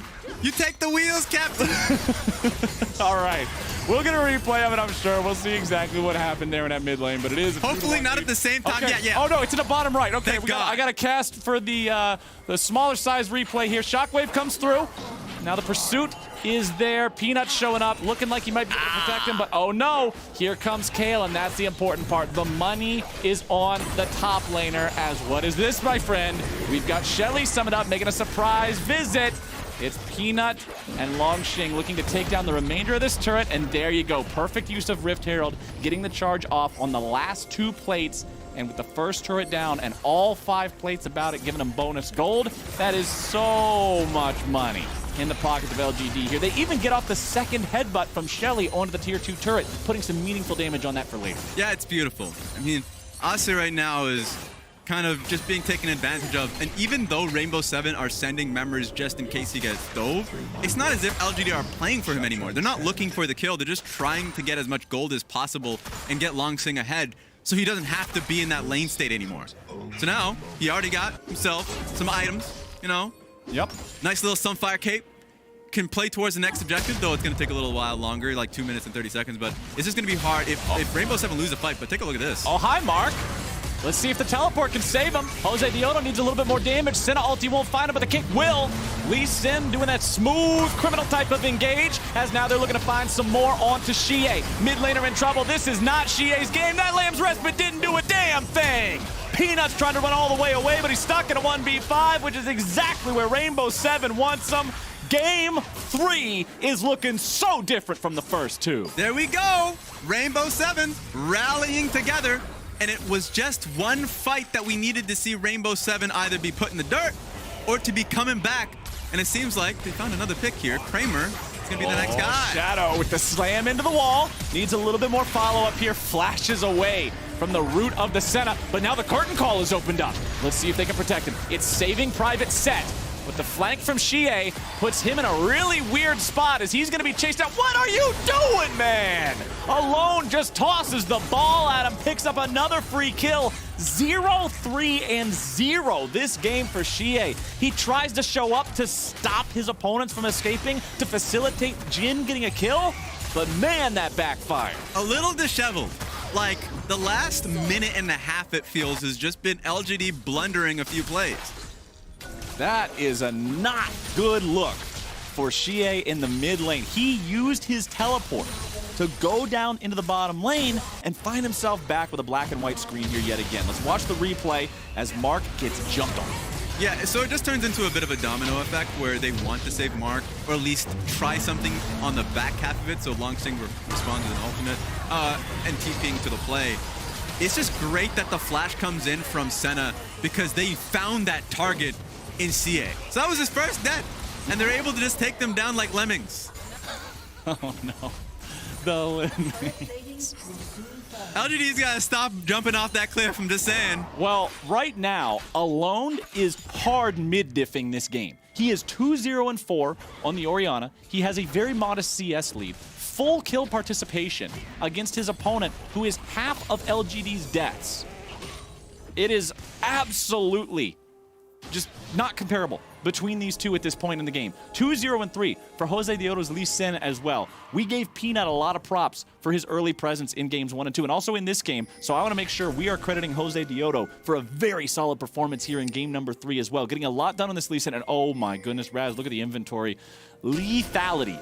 This is a build that is very heaven or hell, because it puts you in a spot where you're super squishy when you go in. That's true. Even if he's only stopping for Umbral Glaive and then he'll go for tankier itemization after that, it's still an opportunity for LGD to potentially punish him if things go awry. Now the Drake's going to be secured. Now Xie moving forward. A shockwave onto 2. Beautiful placement on that, but it will not matter. Mark is underneath the turret, and the kill comes through. Mark going into the stasis, stopping the damage coming out there, but in the bottom side, Kramer is kicked into his own demise. Mid lane TP shows up to prevent the push from going any further. It's blood for blood across the map. This is turning into a Lee Sin highlight reel. Even with LGD finding a coordinated play through mid lane to get the kill on towards Leza, Jose Diodo found a lonely Kramer in the bot lane. He's making it happen, man. I said that it's a heaven or hell type of thing when you have the lethality on Lee Sin, and you just got to see the heaven version where he shows up, finds an isolated, squishy target. Get that tower gold. And just 100 of zeros and pick up that money. You're the carry now, my friend. Don't worry about anybody else. This is one of those solo queue games where you walk away with an orange KDA at the end of it, just absolutely smurfing all over the Rift. Rainbow 7 with about a 700 gold lead, 1-to-1 turret, 1-to-1 Drake. LGD looking for the Rift Herald here. It's down to about 1/4 HP. Rainbow 7 has showed up. They're looking to fight. Rift Herald still going to be contested here. Secured by Peanut. Sticking around, looking to take the eye. Does manage to pick it up. LGD backs away. Yeah, they had to head on out of there because it was Jose Diodo coming in from Snake Way, from Snake Road, just coming to help in the fight. So the LGD recognized they were on a timer. Yeah, you got to get the hell out of town when that's coming in. Also, let's go ahead and check up on our favorite Angel here in the top lane, because what is that? That's a level 11 on the Kayle. We're now at the point where Kayle is a real champion. Once we hit level 16, Kayle's going to be in some what the hell is Kayle type of territory. But for the next 5 levels, she is at least relevant. She has the Gunblade completed. This item is incredibly effective on this champion, makes her trading pattern very difficult to deal with for somebody like the Ornn who has super limited mobility. You can see the total gold in the game, though. It is Longxing, who's ahead 300 to the next closest person, which is Jose Diodo. Now, also recall the levels. For Ornn, it's all about hitting level 13. That's when he's able to put his upgrades on himself. We know that he's going to be going for the Sunfire Cape and Abyssal Mass combo, and for anybody who's never heard the stats on it before, those 2 items getting their free Ornn upgrades is over 3,000, not a typo, 3,000 golds worth of free stats. Insane. My only concern here is that while that's the case, and all of the gold being on Longxing is because of how Peanut was heavily playing towards that side of the map, putting Rift Herald there, getting him all the plates, all of these things that made Longxing so rich. How is he going to pay it forward to the rest of the team is my question. Especially if he's in a static lane where the sustain's there for Ase. CA, you're being hunted right now. That was concerning. Edge of Night pick up there for Jose Diodo. Really like this. Yeah, I love it. It's a nice kind of like halfway between defensive and offensive. He's just going to blow up anyone that he ends up seeing. And they were looking at Peanut just a little bit over there. Yeah, I really like the in terms of lethality items, that's the one that I would want to see on a Lee Sin. Just going for the pure lethality items that have no defensive components to them feels so risky when he dives in, because he's pretty much guaranteed to be killed in return. And when you're 3-0-3 and have that big bounty on your head, you don't want to be trading 1-for-1 like that, right? So, super big fan of this itemization choice. Really like it here. Next Drake not spawning for another 2 minutes. Still about a 1,000 gold lead here for Rainbow 7, and considering they have this kill advantage of 7-2, you want to see them translate the future kills they find into more gold, into objectives after the fact, and really start to take over this game. Now the Senna getting closer to that Frozen Mallet completion, which honestly really changes things up for her. Makes it so much easier to set up her own plays. You get the slowdown, you're able to more easily set it up for your own follow-up CC after the fact. And the rest of the team can also follow up on that very easily. We've already seen Alone hit some big shockwaves this game, making sure that he's hitting multiple enemy players with it, outplaying Xie with it in the mid lane a couple of different times. Yep. The gold graph, interesting, because for the first 14 minutes or so, things look just fine for LGD, but then things have since shifted, and they haven't gone back to LGD's favor just yet. So Jose Diodo finds Peanut in the mid lane, but Peanut is able to defend himself here in the 1v1. So I think this is the first time... Ooh. That was a nice cue, but he can't follow it up. Yeah, it's the first time I feel like that LGD have actually found themselves in a deficit at the first 15 minutes, and it's against a comp that outscales them pretty heavily. With both the Orianna, Senna set, and Kayle, they should just be happy trading. I mean, well, LGD shouldn't be happy trading. Rainbow 7 for sure should be. And just take a look at how close Ase is towards the Nashor's Tooth. That being said, they're 5-manning through mid just because they know that they'll be able to get control through mid. If you're just seeing 5-man from LGD versus Rainbow 7 just have the range advantage. So it's going to be hard for LGD to actually do anything. At this point, you either concede completely or you just outright fight. Oh. Looks like they're doing it right now. Here it is. Long string. Oh, he's going to be interrupted. That was beautiful coming out from the set. Shadow makes sure that the Ornhorn's not able to be fired back, but he pays for it with his own life. It is a 1-for-0 so far. The sacrifice made by Shadow. He knows he has to put himself in the bad spot to save his teammates. Longxing still tanking here on the front lines. Drake is alive. Senna off the side. Deadly Flourish finding the mark. Xie not quite able to follow up with enough damage to kill him off there. Mark down to 300 HP. Very much dangerous territory. Yeah. Here for this Leona. Jose Dioto still alive. Has flash, has ulti. LGD must be respectful of this, and the Drake is being started by Rainbow 7 and Jose Dioto. Even though it was Shadow, the only person who died in this fight, it is Drake going the way of Rainbow 7. It's crazy, isn't it? And then all of it because Mark already used his ultimate on towards the Orianna and nothing was followed up on. It was just a 30% HP. Mark, without an ultimate, at that point it might as well be a 4v4. And Rainbow 7 had the scaling and the range advantage. They want to take that fight. Rainbow 7 get the Drake, but LGD do get the mid lane tier 1 turret in return. As Alone ends up face checking into Peanut here. This Kindred might be able to do enough to take him down, flashing away from the shockwave, but now the follow-up coming out from the Lee Sin, and Jose Dioto makes it a trade. Now where's the fight going to go afterwards? Jose Dioto in some trouble here. Mark looking to go forward with the Zenith Blade, but now Rainbow 7's calling in some more reinforcements. Off to the side comes Ase on the Kayle, level 13. 13 down, 3 to go, Raz. He is getting closer and closer to the end game. Yeah, he probably would have much rather have stayed topside, but he wanted to help a brother out, thinking that Jose Dioto needed some aid there. But man, Jose Dioto is playing so sick this game. Like, it's insane to see how well he's able to execute to get that kill on Peanut. Oh my God, please. Just yet. Xie potentially looking at his 4th death of the game. He's almost out of mana. He flashes around. He looks for the outplay. Where is it? There it is. Xie getting himself a redemption kill and taking down Jose Dioto. Yeah, had to expend the ultimate, the outplay button with his flash. It feels bad if you're just smashing your keyboard with intricate buttons if you're the Lee Sin, while Xie is just like, nah, you're just stop it, please. Yeah, hey. If you have a face and an R key, you can kill somebody with Syndra. Boom. The champion can delete people off a Summoner's Rift. More lethality in Jose Dioto's inventory. This is what I was talking about when I was talking about lethality Lee Sin. If you go down this road, you are very punishable if you make even a slight mistake. The slight mistake there was trying to kill off the Syndra, who, yeah, he's been having a bad game so far. But the thing is, man, he's still Syndra. He can still press R to win. And now you can see Xie's point of view. He was just trying to get into the boutique. And he was just waiting for the Q from the Lee Sin, and now he gets the kill. I mean, it was actually just off cooldown, too. That's it. That's literally all there is to it. He needed to wait for 3 mana for the ulti, so that was there was the slight delay between the Q and the R. But Syndra getting that money, catching himself back up into the game. LGD have a 2,000 gold lead. It just looks like things have been going the way of Rainbow 7, but in reality, LGD, they've got themselves some farm leads. They've got themselves a good footing in this game, and now they're looking for Alone, who is unfortunately alone. Peanut shows up from the flank, looking to provide the extra damage to finish him off. Mark is on the mark, and there he goes. The Shockwave defensively trying to find something back on a Peanut, but it will not work. Now Kramer's in some danger, getting himself away with the cleanse, staying alive, trying to get away from the set in the face. Breaker the playmaker. A 4-man defensive position from Rainbow 7 in the mid lane means LGD won't find anything else here. Xie on the side. This guy seems a little bit angry now, Mr. Razzleplasm. He got bullied around. He got smacked in the early game, but he seems to be finding his groove here now 20 minutes into this game. Yeah, it's definitely some Hulk energy. After mistakes that he made himself, but also like recognizing that Rainbow 7 are just trying to smurf on them, he's been playing really well. And in fact, I think more of so LGD have just been making really smart decisions. Rainbow 7 have not been playing a well-coordinated game, just like the best example being Orianna so far up in topside, when they had no vision of where LGD was in their own jungle and on mid lane. And if you don't see that many people, just wait until mid lane gets shoved out. That's all you really need. You got to assume the worst.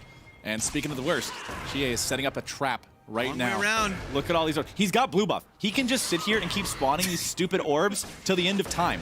Look at how slow his mana bar is going. Y'all could go get a coffee, read a book, start a hobby, master that hobby, whatever you want to do. By the time you're back, he still won't even be halfway out of mana. Okay, he decides to finally give it up, walk back now. It's 45 seconds until the next Drake spawns. They don't want to allow Rainbow 7 to keep on stacking these. Now, granted, it is a Cloud Soul, which is usually considered the least important among the souls, but they still don't want to just keep giving those away for free here. Also, considering just the base Cloud Souls do lower ultimate cooldowns, when you're up against something like a Kayle, that's a pretty big deal. And LGD are hanging around the Baron pit. Yeah, they might just end up going for a sneak here, but they recognize Rainbow 7. Yeah, he had to ulti just to check it. He didn't know if they were on the objective or not. Vision ulti from the Senna just to make sure. Ends up sort of thwarting LGD's plan to set a trap.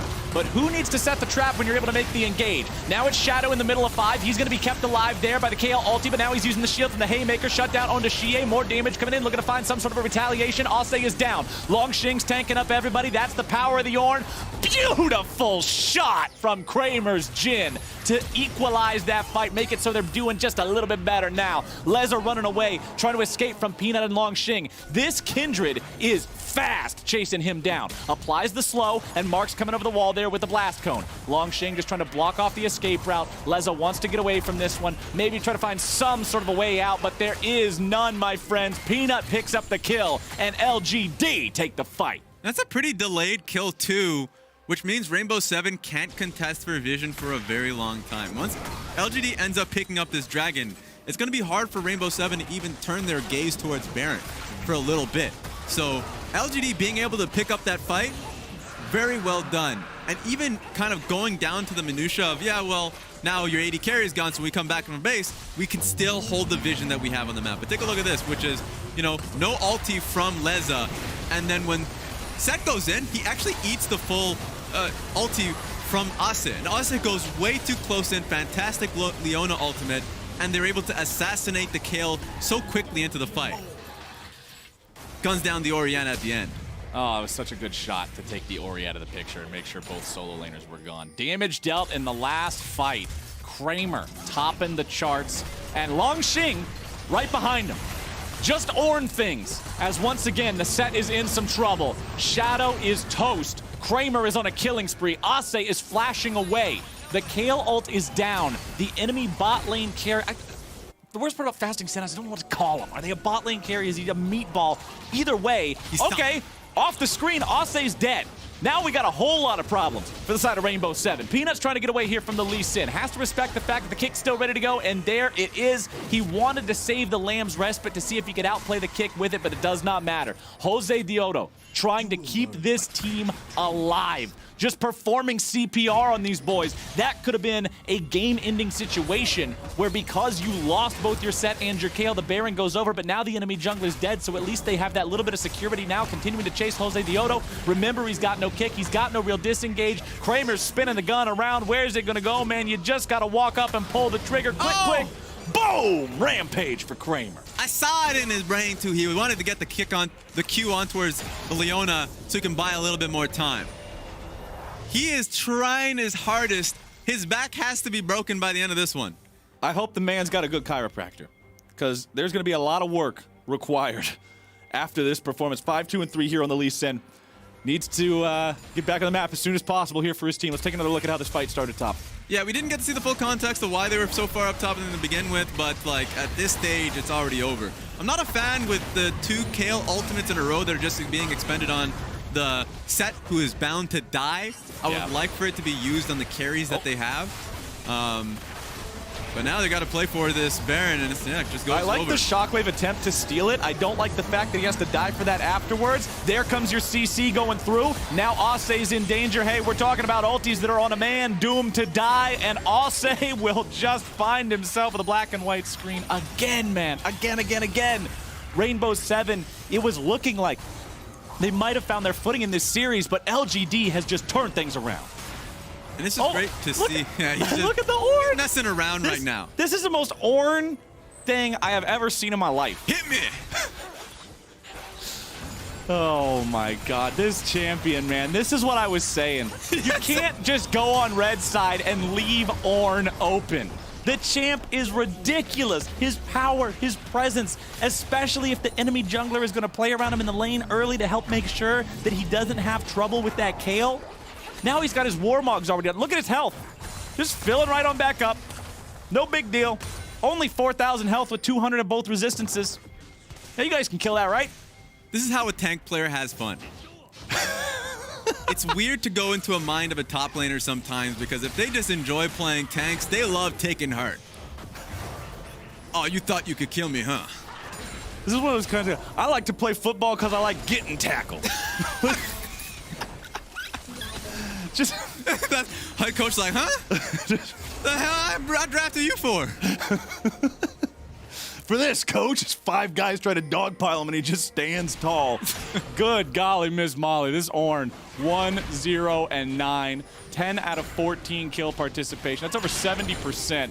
And he's just still going strong. LGD with Baron for another little bit over 1 minute here. Pushing down the bottom lane. Tier 2 is gone. Everybody's wearing purple. It's Long Xing in the mid lane providing the 1-4 split. Rainbow 7's going to need themselves a good team fight to find success here. Yeah, the Senna CC finds its way on a Long Xing, but how's that matter? Yeah. It's an Ornn. He's way too tanky for them to commit to him all the way. He also will regenerate after the fact with the Warmogs.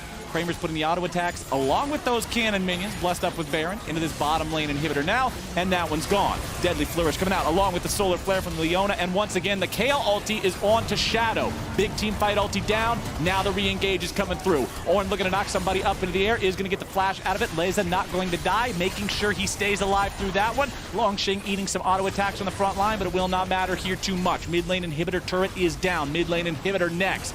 Shadow so much in danger when he tries to frontline without that Kayle ulti available. We've seen every single time he tries to go in, he just gets stopped. It's getting real hard here for Rainbow 7.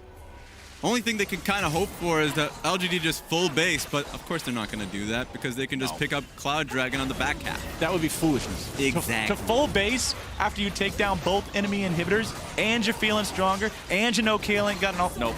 Don't foolishness. LGD will not subscribe to such a school of thought. Instead, they will make sure that they secure themselves that Drake. That is the 3rd Drake of the game for the side of LGD. 1 away from the soul. But Raz, I'm going to be honest with you, my friend. Tell me. I don't think we're going to see it. I don't think this game's lasting another 5 minutes. It just looks so over, especially when you have 2 inhibs down. All you really have to do is just 5-man topside. And Rainbow 7, we're trying their hardest. Now, you hate to see it. And look at the Ornn items. Everybody on the team except for Leona has their Ornn item upgrade. Leona doesn't have an item that can actually be upgraded, which is why she doesn't have hers. Yeah. Ornn is level 17, so Long Xing can upgrade it if Leona ever makes that purchase, but honestly, just the power of the items that she has so far is worth more than having one that gets upgraded. So understandable. Let's see if they can make their game-ending push right here. Long Xing and LGD, if they win this game, they go ahead, they secure their spot in the next round of the play-ins bracket, and they send Rainbow 7 home. Ase is finally level 16. The Kayle has scaled, but will it be enough? The remaining inhibitor turret is now the target for LGD. Peanut has Kayle marked, just sort of implying his intentions in the upcoming fights as the super minions are taking down that Nexus turret pretty swiftly. They just need to sit there and wait. Minions will do their job for them. I'm a little afraid because Rainbow 7 felt like they weren't really, comfortable of who was actually going to take the wave. They sent 4 people initially, so you need to have 4 people here to at least defend the 3rd inhibitor. Oh no, Rainbow Don't get 7. triple inhib. It might be time to do or die. I'm sure they would much rather do, but I don't know if it's fully up to them. Shadow's going in. Shadow's alone. Shadow leading the charge.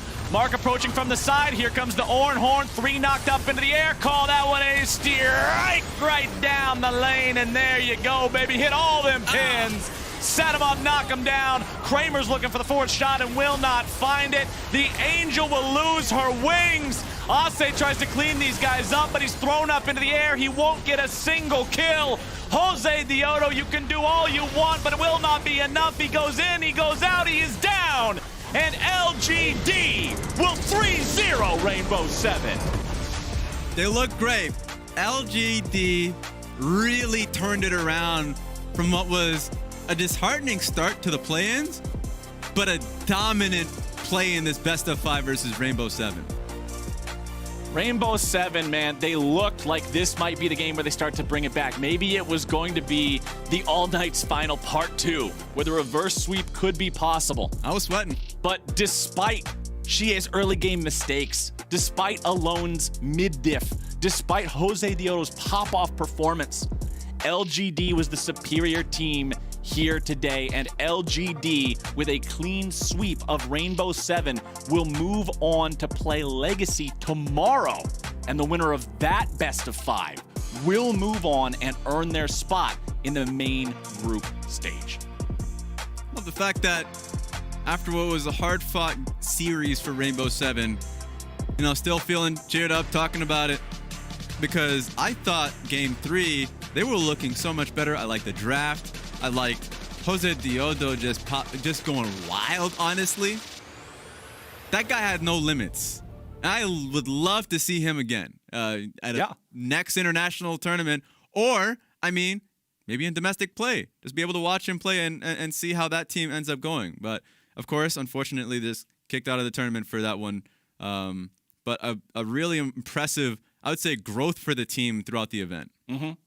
And now we do have to give credit where credit is due. Every single time you see a series of League of Legends played, there's always somebody that just does such a standout performance. And this time around, our Oppo Player of the Series goes to Peanut from LGD, making things happen across all 3 lanes in all 3 games, setting his entire team up for success. It was beautiful to watch.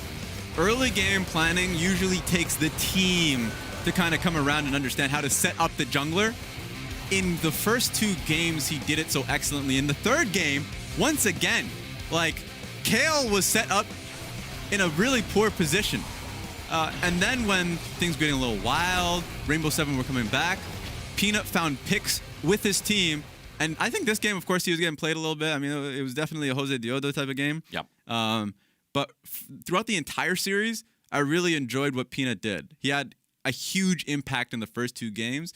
And in the 3rd game, when the game was looking really tough, I thought they were very creative in how they were playing around the vision in the top side of the map. If I were to give a second MVP to somebody, it would definitely be CA. I thought CA had an astounding series playing against Alone. And then on top of that, like first 2 games, he was just dominant. Yeah. 3rd game had a couple of it was shaky moments. There were some shaky moments in there, but hey, he got the solo kill onto the Lee Sin in the top lane. That kind of felt like the turnaround point, honestly, in that 3rd game for Xie in particular in his individual performance. It's like he was like, okay, all right, enough goofing around. We actually do need to win this game. Let's go ahead and get in there and make that happen. But hey, that does it here for our first series. But y'all don't want to be going anywhere. Trust me when I tell you that. We're going to another break here shortly, but once we return, it will be time for a best of 5 between Mad Lions and SuperMassive, with the winner of that series then also getting to advance tomorrow to play against Unicorns of Love and fight for another spot in the main group stage at Worlds. We will be right back, and you do not want to be anywhere else.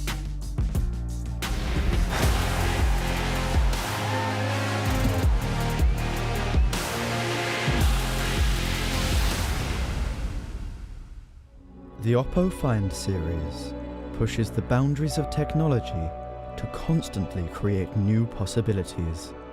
Crafted from highly durable ceramic, every curve is deliberately designed to feel like an extension of you. We've incorporated a 120Hz UltraVision screen. True billion color display refreshes seamlessly. Oppo Find X2 series. Hello everyone, I'm Evie, Shogs the Portre. Alongside some other faces you may recognize, I'm very excited to host MasterCard's Clicks of the Decade, where we will count down the top plays from 10 years of international League of Legends. Banger Shockwave! The quadra kill for Hootie! And that is the miracle play that keeps CLG alive! Make sure you follow @MasterCardNexus on Twitter so you don't miss the first episode.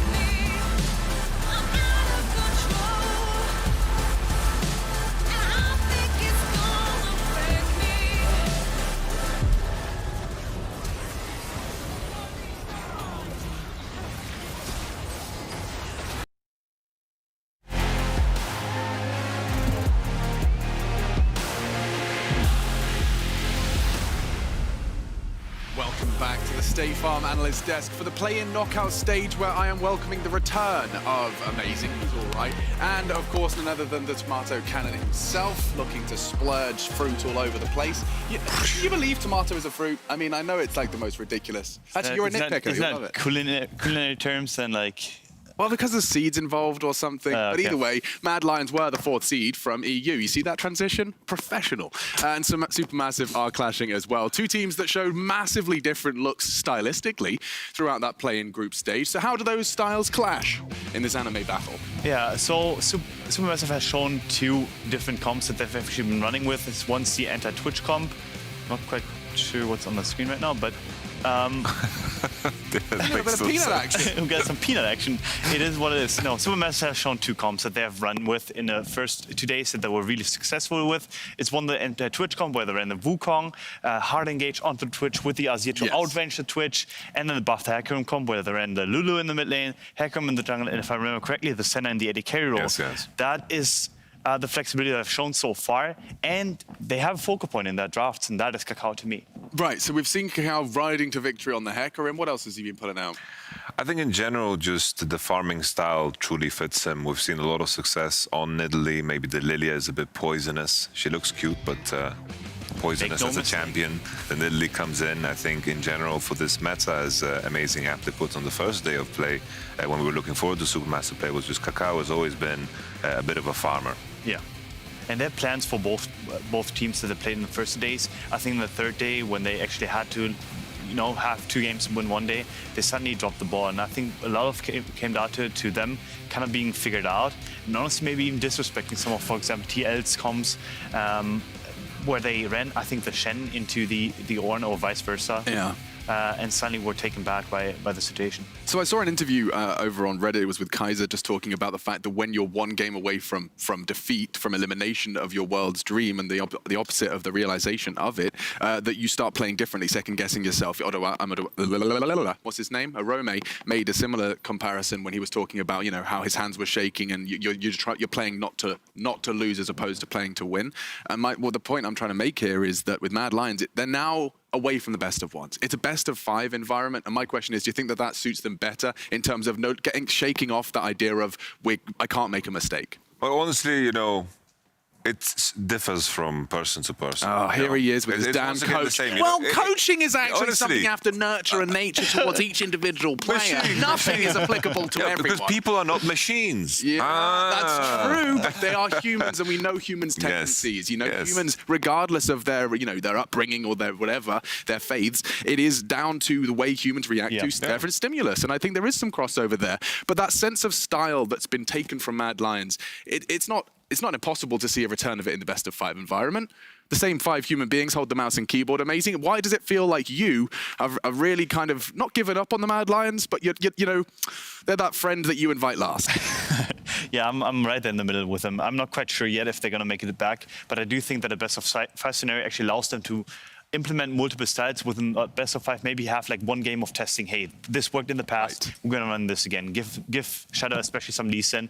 I know it's a Sinner pick and people don't really like it, but I do think for people that are comfortable with it, it can actually grant them the early game pressure that they need in order to basically succeed or make it the game flow. And I think that's basically what they have to establish, game flow, which they haven't so far. Yeah, the mojo's just not been there. I think also what they've gained throughout now the group stage is some good experience. It's the same with LGD, right?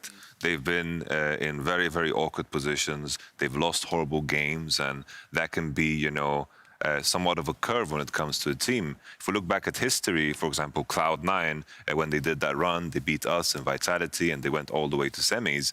They almost didn't get through play-ins. They had a 5-game series, and everyone kind of counted them out because they came into my group with RNG and then Genji, of course. The same story can be said for Splice.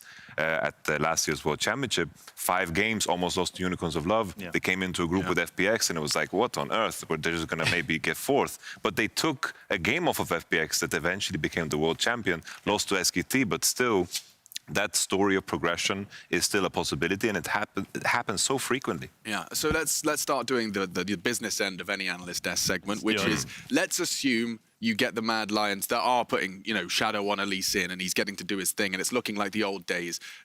Would you be predicting Mad Lions to be taking this one? It's no easy feat.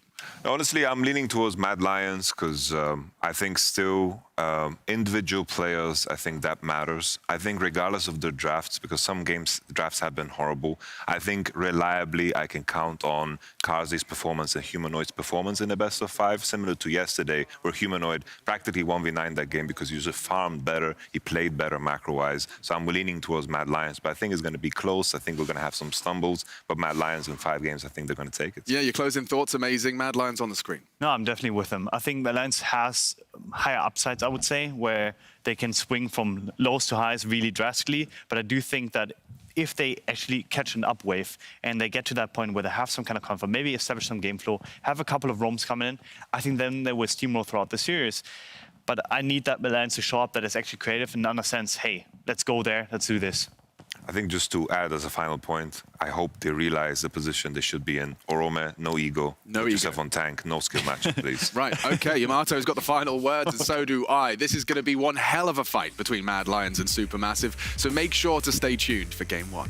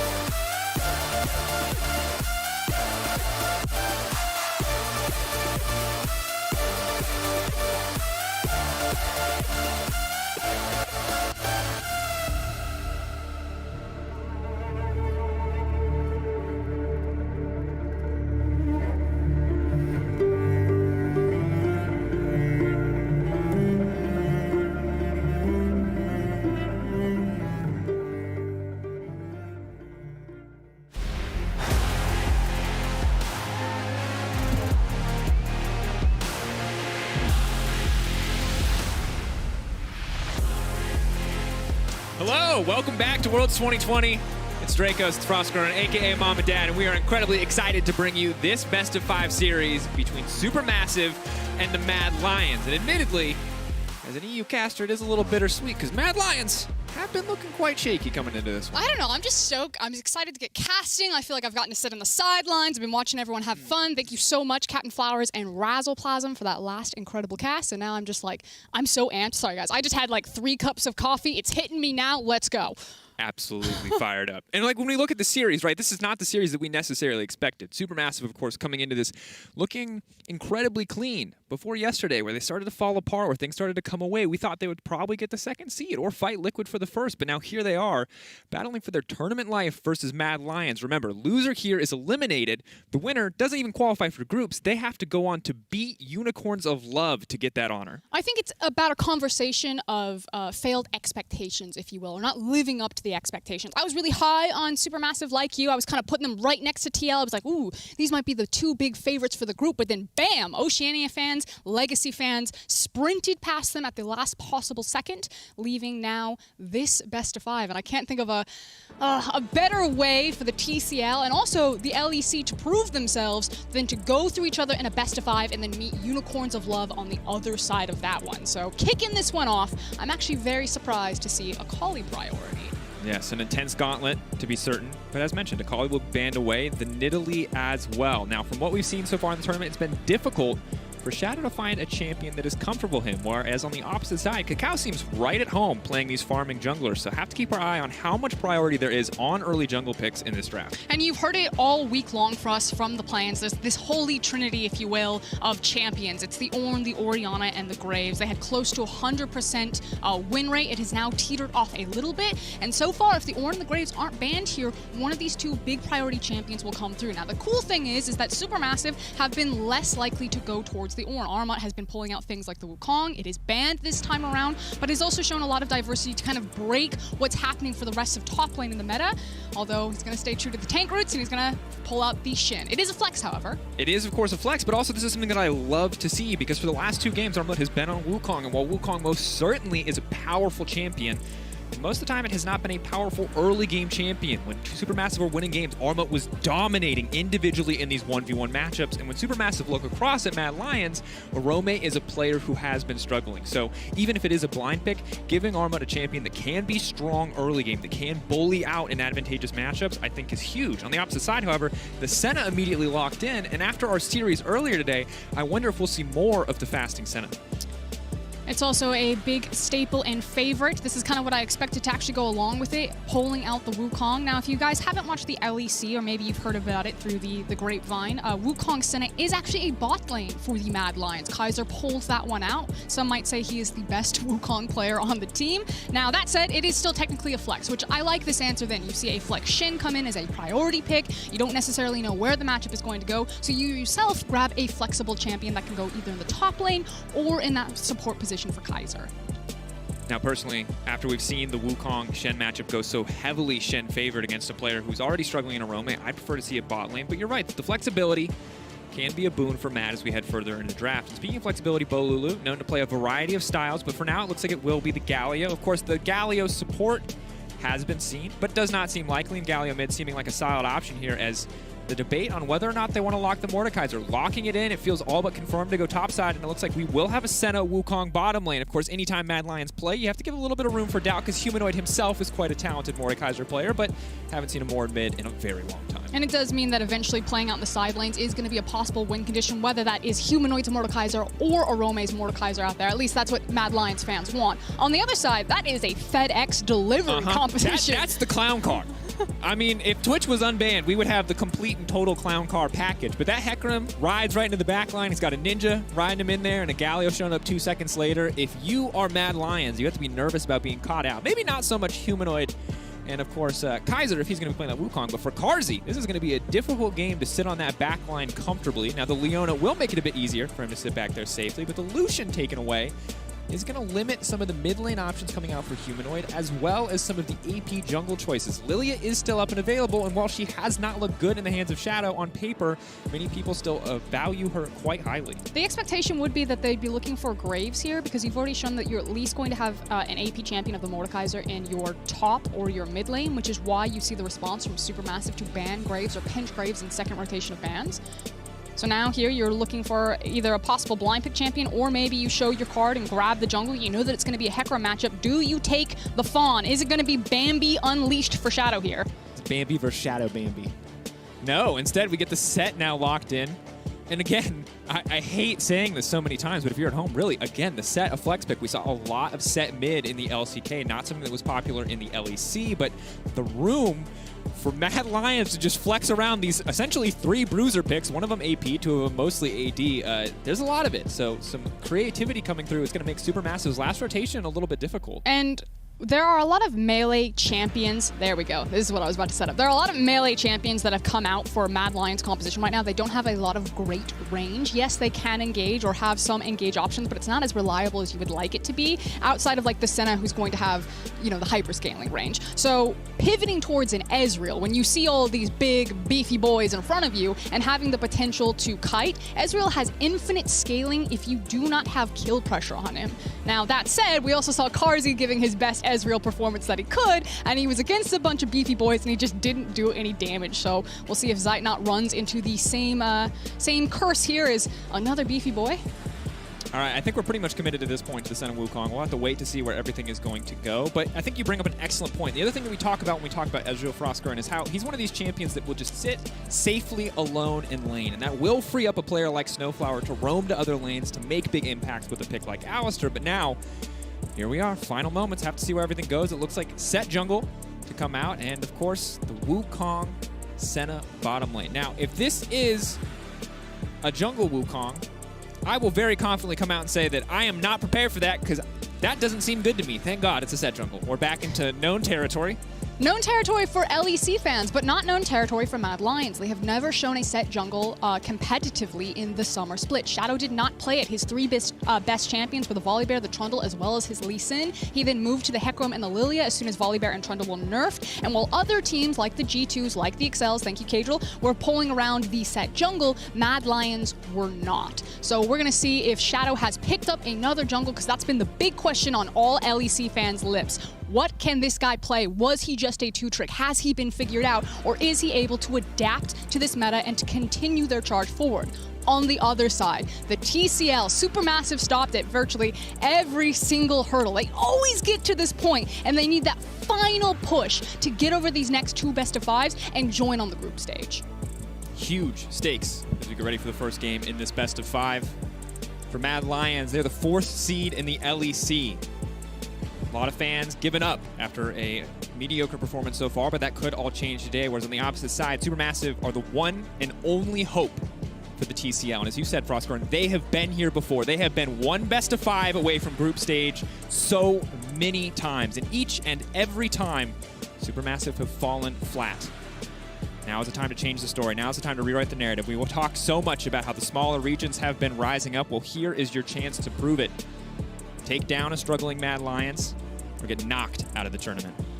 And when historically we looked at the facts, everyone was like, Supermassive versus Mad Lions, this might actually be Supermassive favored. And when you go back and look at TCL's record versus EU, it's actually one of the better major regions that they do have record against. Still pretty heavily skewed towards the major region, but I believe they have 0 games picked up against LPL, 0 games or 1 game against Korea, and 5 picked up in their history at Worlds.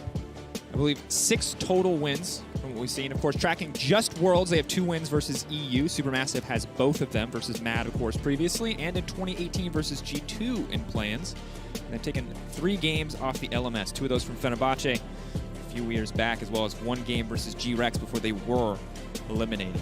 And there's so many new elements that are coming into this World Championship, obviously with everything that happened around the global leagues with the COVID situation, but also just turning the page, involving these 4th seeds from the LPL, from the LEC, and allowing these emerging regions to have their moment to say, no, we wouldn't just come last place in your region, that we can compete and we can best these boys. And so far, Supermassive are looking to do exactly that.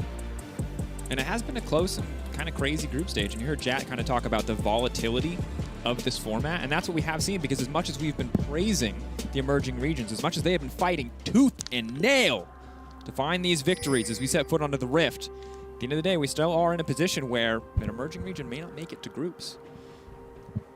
That's the wild things. Is the Cup, of course, what both teams have their eyes on. But for now, they'll settle for a best-of-5 win. Talked about the draft previously. Let's hit it once again. Player we have our eyes on, none other than Ormut in the top side. This man, when set up for success in the early game, has been unstoppable. His opponent has been struggling.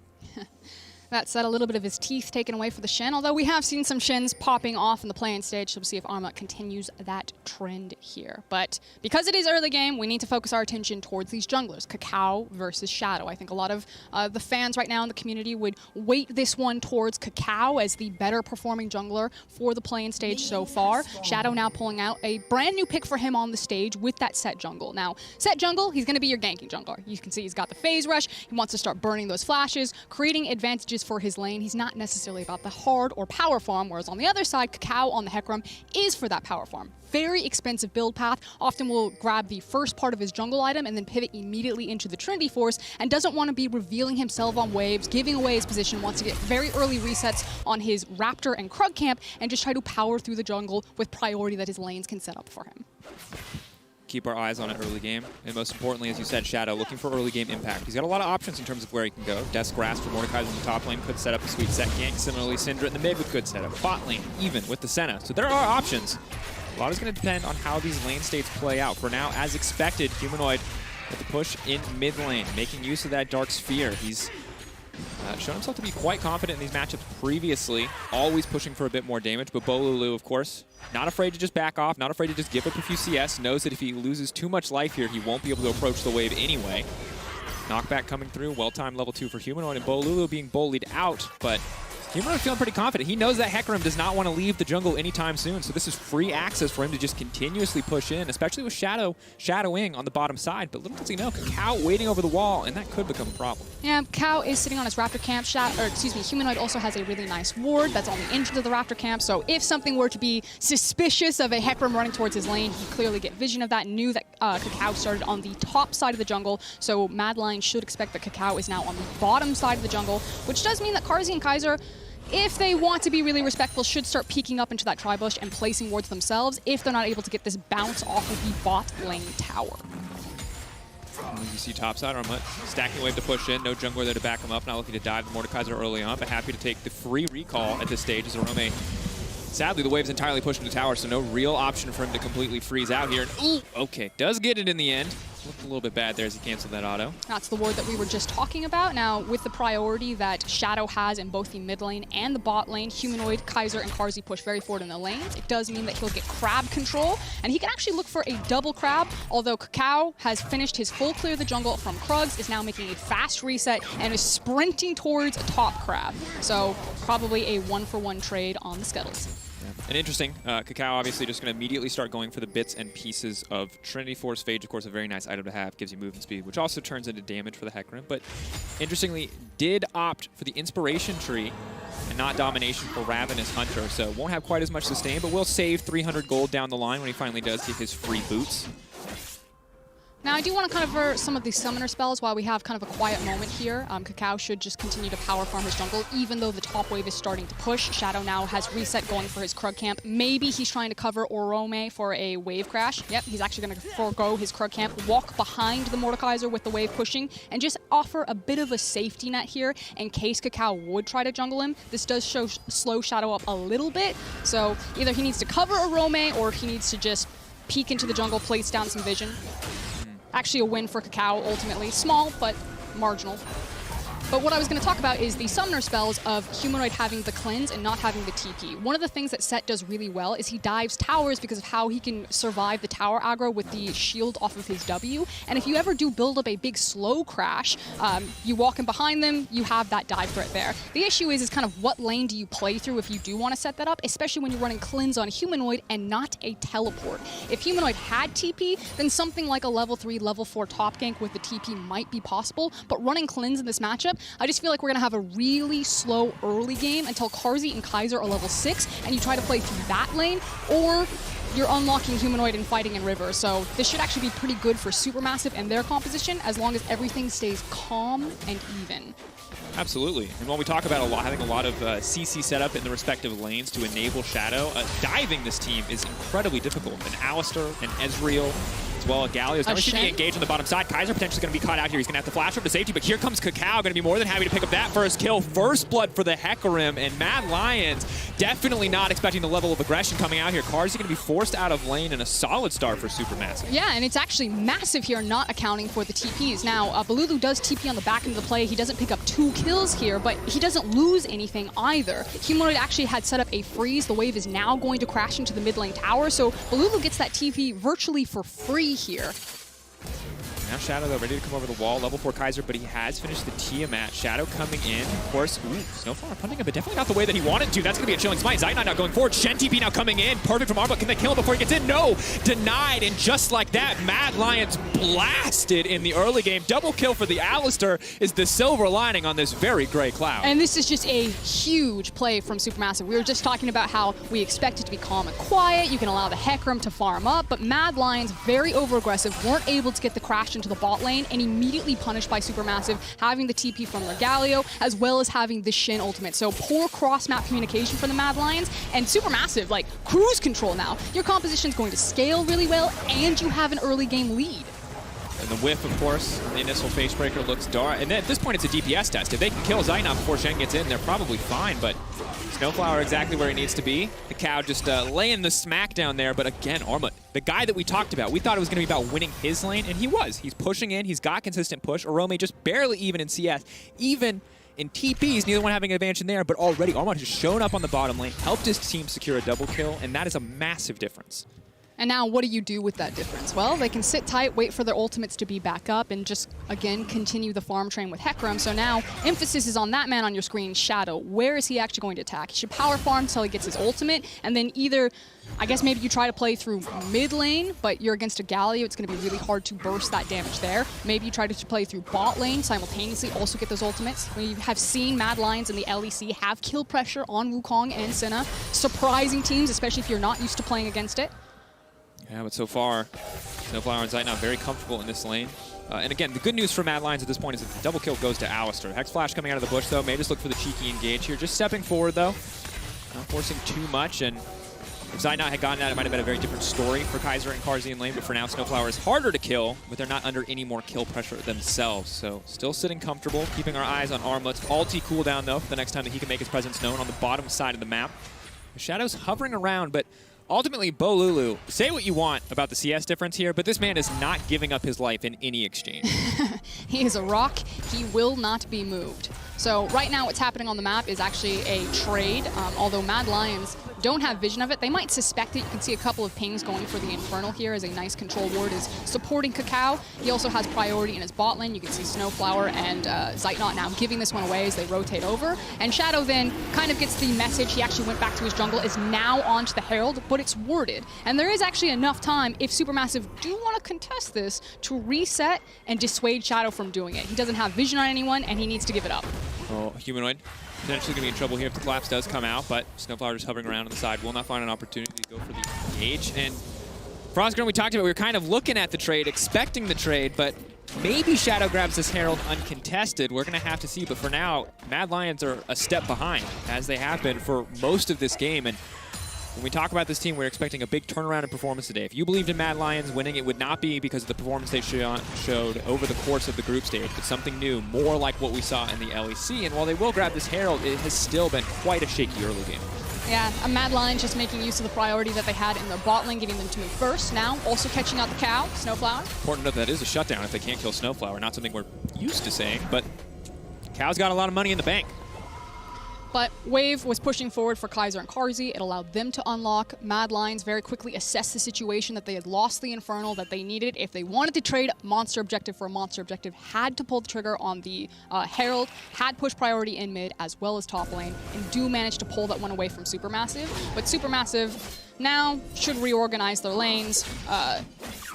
control over the crab. They got first tempo, first back onto the map, and have set up a really beautiful safety net on the bottom side. Look at all those control wards and Scuttle Crab. It's fantastic. We see Zeitnot now TPing to the top side, but FrostGarden, when we look back at SuperMassive domestically, they were a team that would find advantages in the early game, and then they would choke you out. They would never give you a chance to come back in. So they are 100% right now playing in their comfort zone. And that's before we take the draft into account, where you've got a Hecarim who is free farming, who is 30 CS ahead of the opposition, has a kill as well, is very quickly going to get that Trinity Force. And for Rome, while he's certainly not struggling too much in the CS department, he just has not been able to get anything done yet this game. It just also makes it really dangerous for Mad Lions to play cross-map because Stan United is now back available. You were just talking about how powerful this Hecarim is. You can see that SuperMassive are starting to prep for a play cross-map. Cacao walking to that side. Snowflower also leading him up with him, and the fact that Shen can join this party if they really want. So Shadow needs to kind of pick where he's going to attack. I expect it to be the mid lane. That's kind of where most of his damage is. So he's running towards mid, so maybe you get a kill on Galio and then immediately transfer into Herald.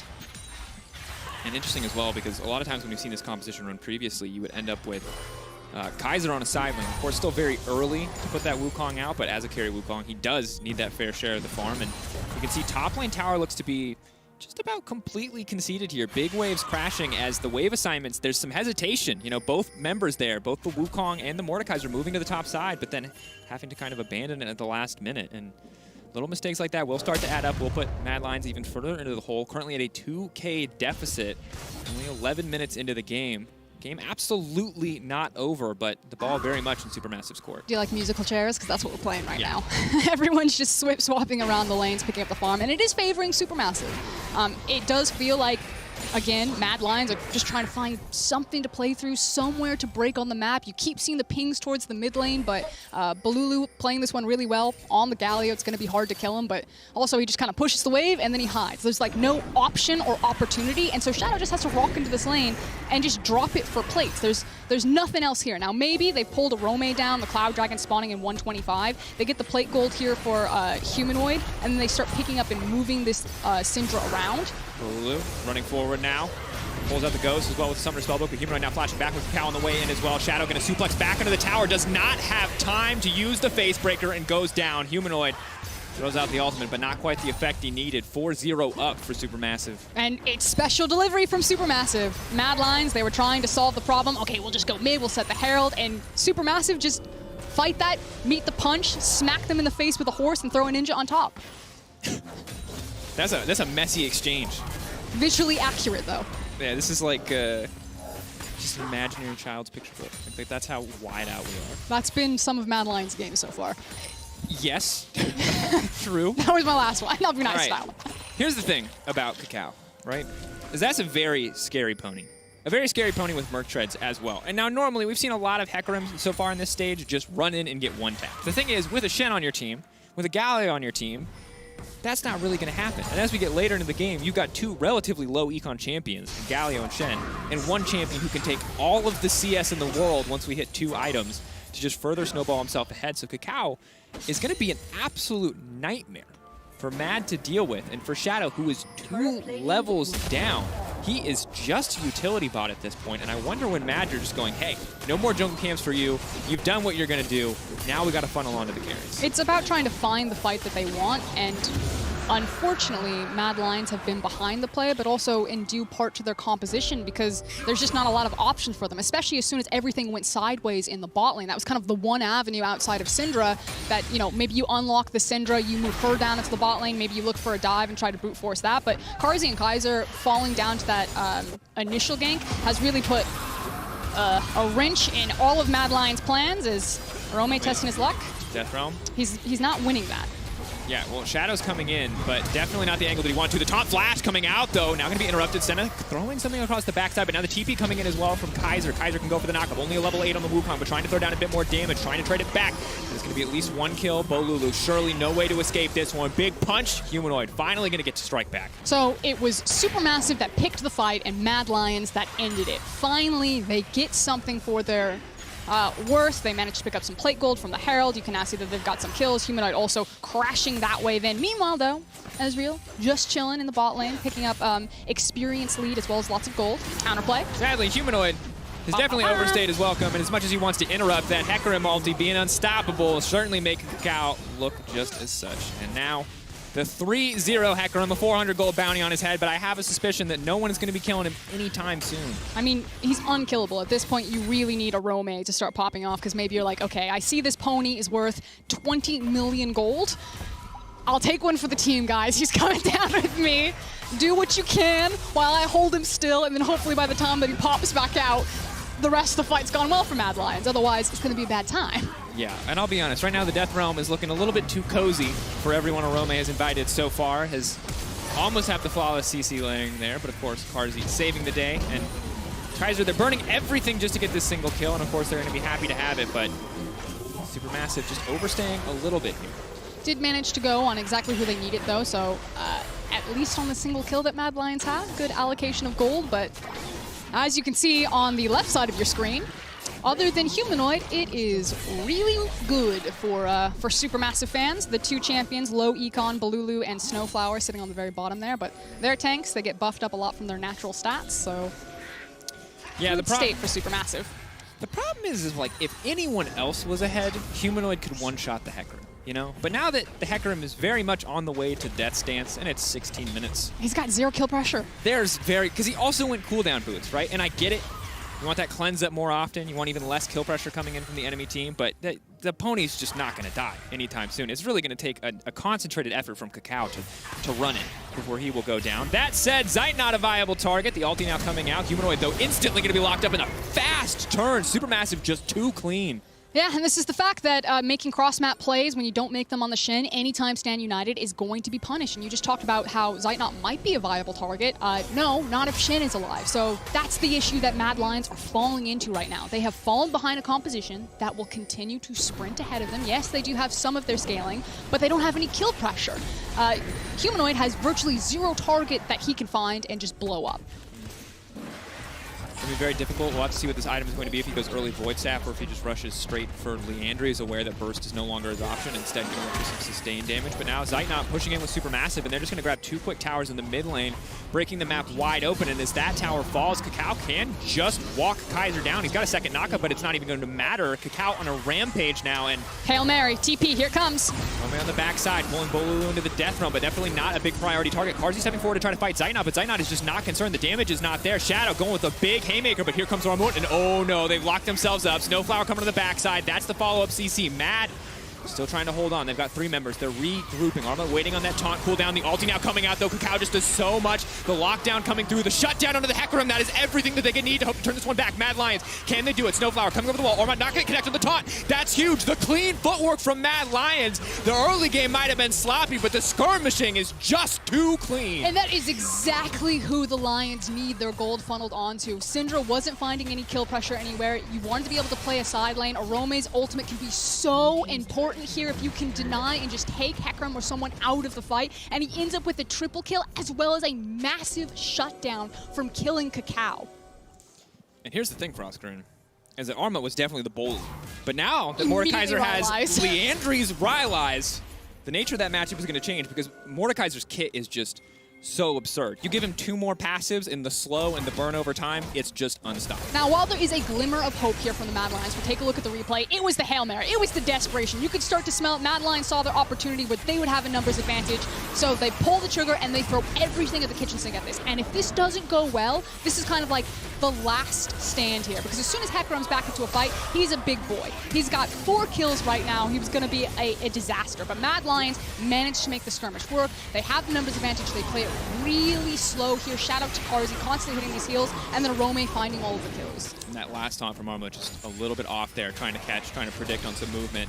Does cost him heavily. Ocean Soul is on the cards. SuperMassive if they can get this one. Can they get the soul point? But Kakao now leaping into the back line of the team fight. Ezreal too far away. Kakao very tanky, but is he tanky enough? 2,700 health left. Kaiser moving to the backside. Armut going to be first on the menu. Ian is going to get taken down. Arome still standing strong. Getting lower and lower, but no, Mad Lions take it away. They deny soul point. SuperMassive, and that's it. Mad Lions right like that, just back into the game, and suddenly they have a gold lead. And that's a massive turn, and also a really big mistake from SuperMassive. They were very split on what they were doing with the fight. Kakao was on the dragon. His tanks were having the health bar shredded by the Mad Lions, and Mad also, I believe, managed to pick up the Drake, if I'm not mistaken. Yeah, they did. They denied Soul Point. I mean, that's massive because we've seen how many teams have choked around that major objective anytime Soul Point has been on the line. And for Ocean Soul, on a team full of tanks, it really would have been impossible for them to finish the kills. But now, Kakao overplays his hand twice in a row. And Rome is incredibly strong. And now it's important to note, his lane phase was still rough. He still struggled early on, but coming into this mid-game, 4-0-4, he is dominating. This game literally flipped on a mid lane TP play and now has really paid off in this Dragon fight. So let's take another look at it. Kakao goes in and then immediately just turns on the Ocean and just starts chilling there while Arma and Balulu are just trying to run. Like, it's every man for themselves. Zeitnot's completely zoned out of the fight from Humanoid. The Dragon is then taken away by Shadow, and then it's table scraps for Mad Lions. But the thing is that Kakao does a lot of damage if he's given time to do it, but Balulu doesn't. Balulu's been chilling. He's the Look at that gold grab. That's a cliff. That's a TP. Can we flip it upside down so we can show EU's hopes in Mad Lions? Can we get the inverse diagram? Because that is a massive turn, and I really feel like you watched that last fight. Shout out to Humanoid for zoning Zeitnot completely out of the fight, because the two damage sources on this team right now are Zeitnot and Kakao. Bolulu on this Galio has base damages, but not much past that, and it's not nearly enough to kill tanky members like Set, Mordekaiser, and Wukong. And the fact that the Shin ultimate was used proactively with Kakao initially diving in meant that as soon as Zeitnot was zoned away by Humanoid, he couldn't do anything. He's like, I don't have the Shin to protect me this time around. I guess I just have to chill on the sidelines. And now Leandry's coming out as well for Humanoid, means these fights will get easier. Still not going to get to live, for the most part, the Syndra dream of just one-tapping people with the ult, but will do a lot more sustained damage. He's still very threatening. He's still very much like, get off my lawn. Absolutely. Well, for Zeitnot, yes, most certainly.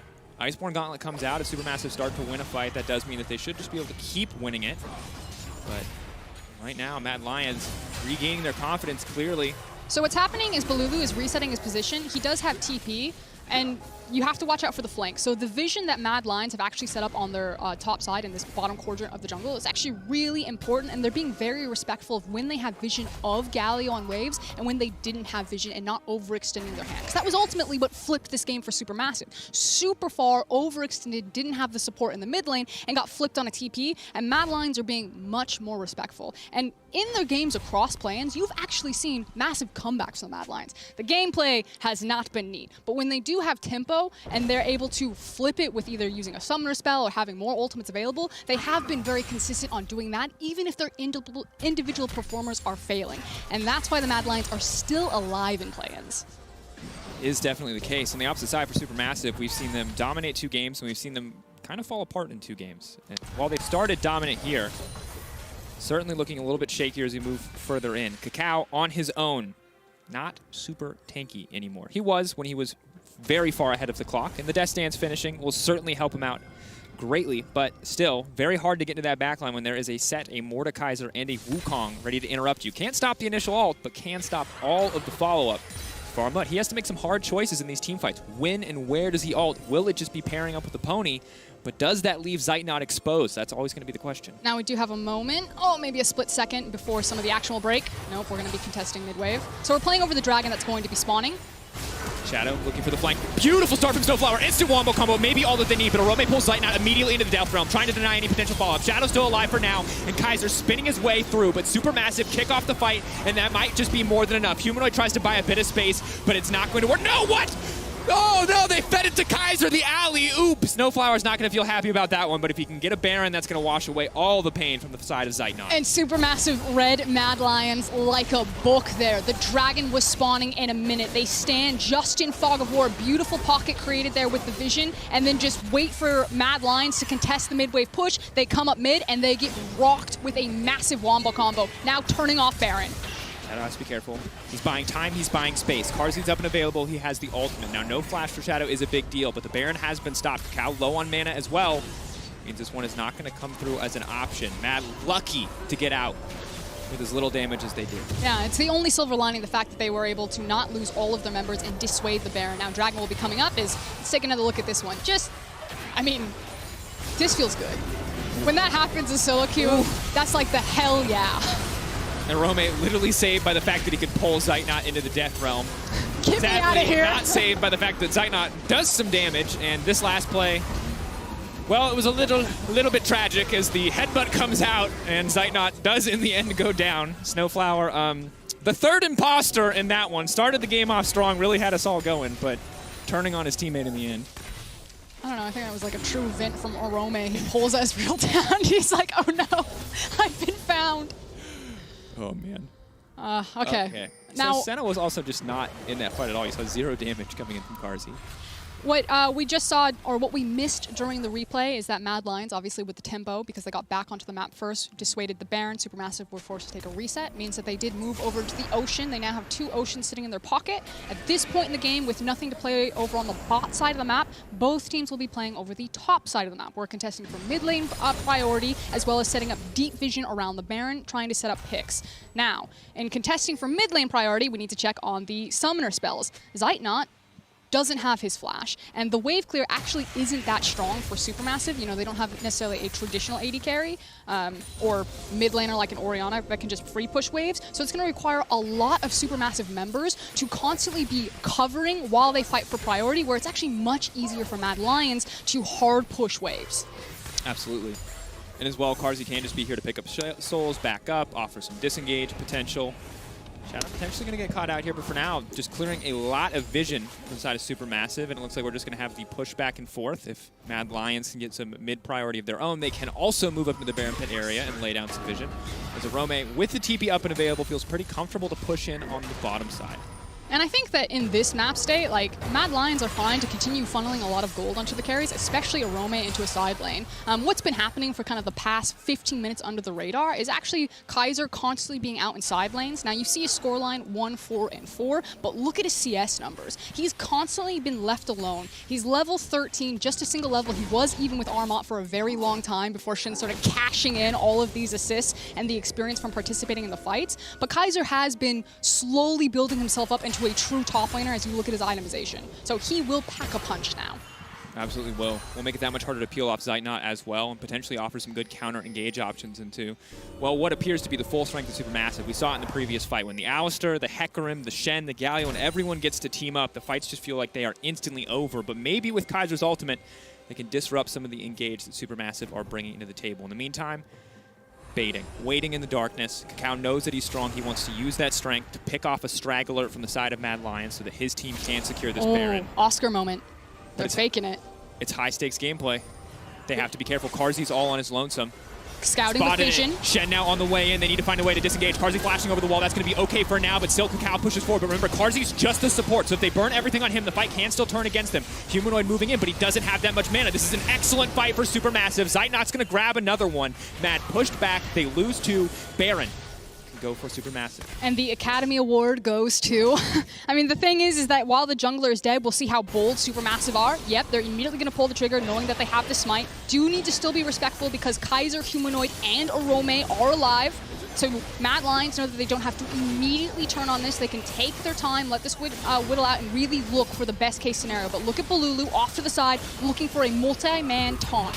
Pulling Snowflower into the death realm, though, denying that, but potentially isolating the rest of his team. Orome is the front line that they needed. He's going to snipe Snowflower. Now he's in the midst of everyone as he comes out. It's a lot of damage, but Orome not going to be able to fire back too much. Armoko getting lower and lower. Big ulti coming across, but only going to connect there. Burning, ticking, not nearly enough. But again, Mad Lions coming up just in time to stop this Baron from going down. Hold the line right at the Baron, and now again we're looking at the Ocean Soul that's going to be coming up in 1 minute. Now taking a look at this play, it was the fake. The True Shot Barrage comes out to scout vision to see who's there, and then Kakao sees that Carzzy is all on his own and he immediately pulls a trigger. Carzzy flashing over the wall is able to, I mean, expend so much here. He does eventually go down, but now Armot and Kakao are so deep and the rest of the Mad Lions have kind of collapsed in, and it becomes a really scattered fight.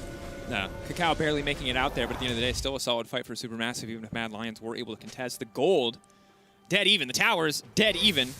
And yeah, this roller coaster, folks, it doesn't look like it's ending anytime soon. The good news is Mad Lions have got improved, but the bad news is SuperMassive still hitting hard in these fights. Nice thing for SuperMassive this time around, though, is they do have Flash back onto their AD carry, so it is safer to contest the mid lane push. But we talked about it. Mad Lions just kind of 5-man in here. The big wombo combo is scattered out by Shadow. It looks like Mad Lions learned their lesson. This time around, Shadow's like already off to the side, like, Alistar and Hecarim are not going to catch us off guard again. It's like, please, Shadow, could you go this time? Oh no, it's Shadow versus Shadow. Oh no, it's not. No, it's not. What? That was sorry. 2 shadows 1 day. That's all. That's all. I told you it's 3 cups of coffee. I need to lay off the caffeine. All right. Well, Shadow needs to lay off the Mystic shots here because he is getting chunked. Dragon 2K health. They can just secure this one, and they will. That's gonna be. Oh my God. The quad Ocean Soul Ocean. That's a lot of healing. That's certainly going to make Kakao and Zeitnot's lives difficult, but we're going to have to see. Soul Point now for Mad will make things that much harder for SuperMassive. I actually think it might break the game for Mad Lions, because the thing is you no longer have the burst damage. Like, Kakao's power doesn't mean anything anymore. And, like, yeah, it's still hard to kill Supermassive. Like, both of these compositions will take forever to kill. But now, with a potential Ocean Soul and a Senna at this point in the game, Kakao will run in. Maybe he kills one person, maybe he takes them to like 10% HP, but then the longer the fight goes, Mad Lions just come back. And here's the thing is that, look, normally I wouldn't agree with you because normally we would see the Senna be the carry in this case, but the Wukong's the carry. He can't one-shot the Wukong, he can't one-shot the Mordekaiser, and Humanoid's got his Zanyas, so great. You can one-shot the support. You, the Giga-Fed Hecarim, can 1-for-1 with the enemy support. That is not a winning proposition. Here we are. Shadow, though, continuing to step forward. Deadman's Plate making him always threatening. Have to be careful about the positioning here. A lot of beefy boys that Set would love to dunk down on the opposite side. Mad Lions getting mid-prio means they can lay down some vision control of their own. Now they've fallen for a trap from the side of SuperMassive multiple times now. Once in the mid lane, once around their own red buff. Can SuperMassive find another flank in a similar vein? Now naturally, this push here down mid lane isn't for the mid lane inhib, although they do manage to pick up the tower because we talked about Supermassive struggling to contest the mid wave.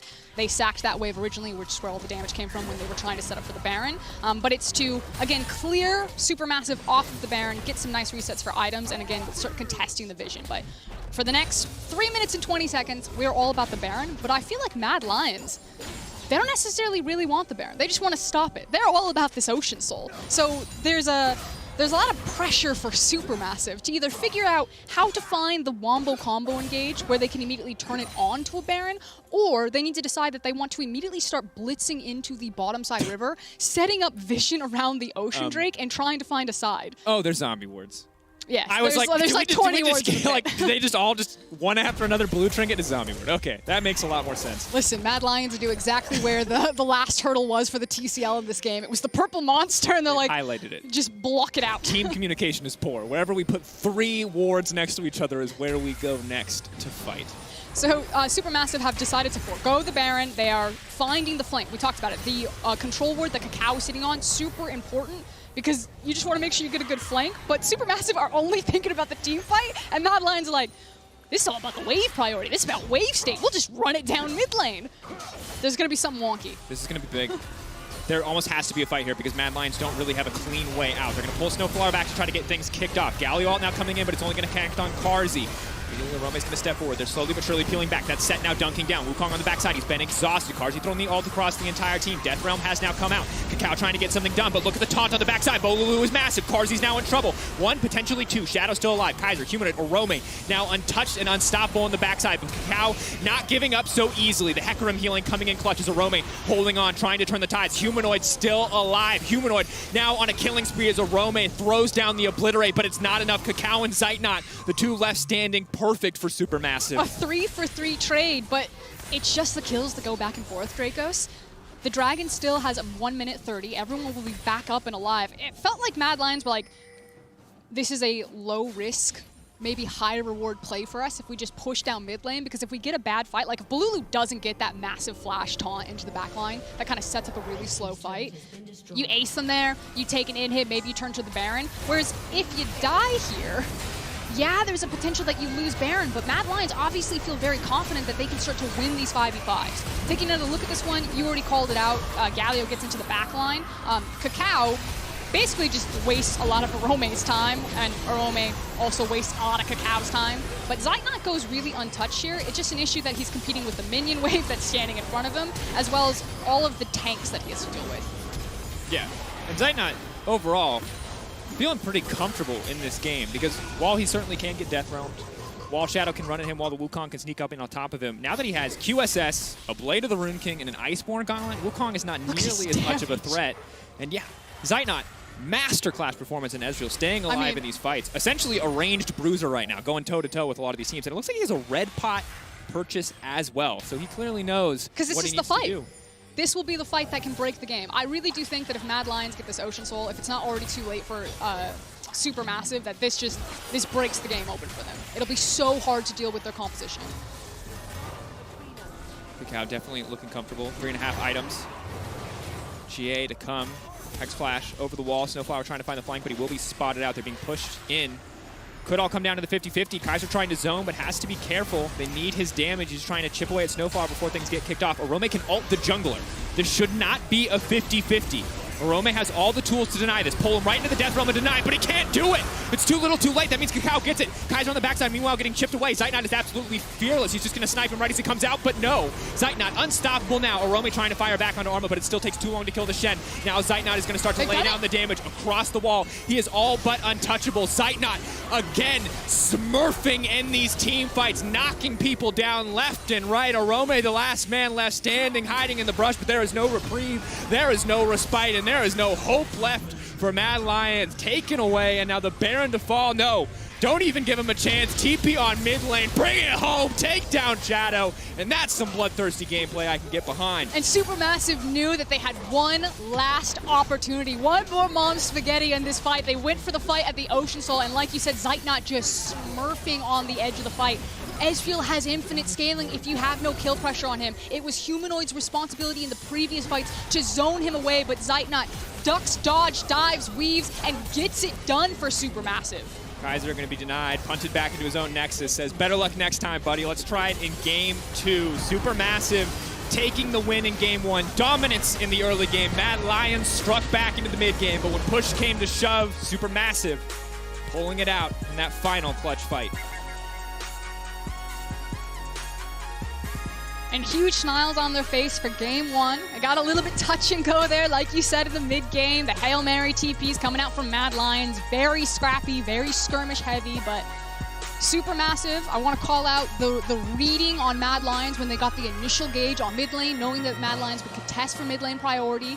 Everyone potting up, knowing that Ocean Soul fight was going to be the last one, finding those flanks, finding the edge of the fight. It's just super well done in terms of finding what Mad Lions wanted and making sure that SuperMassive were there to punish it. Does it change if they get the Ocean Soul? I want to watch that replay at some point to see. Is it in the animation of trying to pull Kakao in the Death Realm? Is this man literally racing a Mordekaiser animation to smite the Drake? I think it's really fair that even if you get the Ocean Soul there, you're still in the middle of the fight. But I do think that fight could have turned maybe if there was, different target selection on the thing. Like that came down to the knife. It was reflected in the gold lead. It was reflected in how people were executing out of fights. I think both teams had win conditions there. And in game number 1, SuperMassive just pulled the trigger better, executed better. We're cleaner. Absolutely were. Early game was flawless. They seemed completely in control. And yes, there were hiccups in mid-game, but right now SuperMassive overall just looking like the stronger team, and that's very concerning for the Mad Lions. And the big question for me and the Mad Lions is SuperMassive can prove they turned it around. They had a great first few days. They had a bad day 3 and 4. Now they're looking clean. Can I just pick your language just a little bit? SuperMassive look like the better individual players right now. I think that the team play is still good from Mad Lions. That's how they were able to crawl in. But it was the clutch moments, the Snowflower massive wombo combo where he finds the flash. Zeitnot skirting out of these fights. And see, that's the difference. This is what we want from the Mad Lions. The Aromes, the Shadows, the Humanoids, they have to step up now to match the talent from the TCL, because TCL is stepping up individually.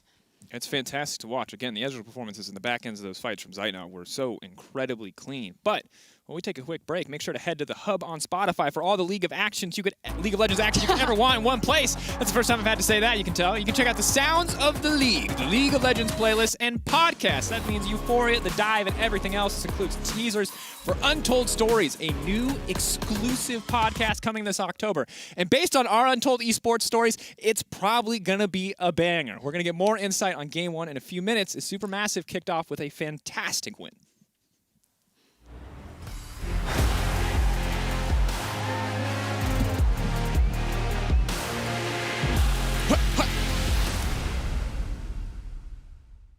Hey Mercedes, legends run wild, each one unique, with astonishing power, unstoppable, master warriors, ready to compete, seeking glory. We live it, we breathe it, we have each other's back. Together, we become legends, icons of a new generation. I don't really consider it gear. It's an extension of who I am. It blurs the line between fantasy and reality. Sometimes, I can't tell myself from my machine. I think that's by design.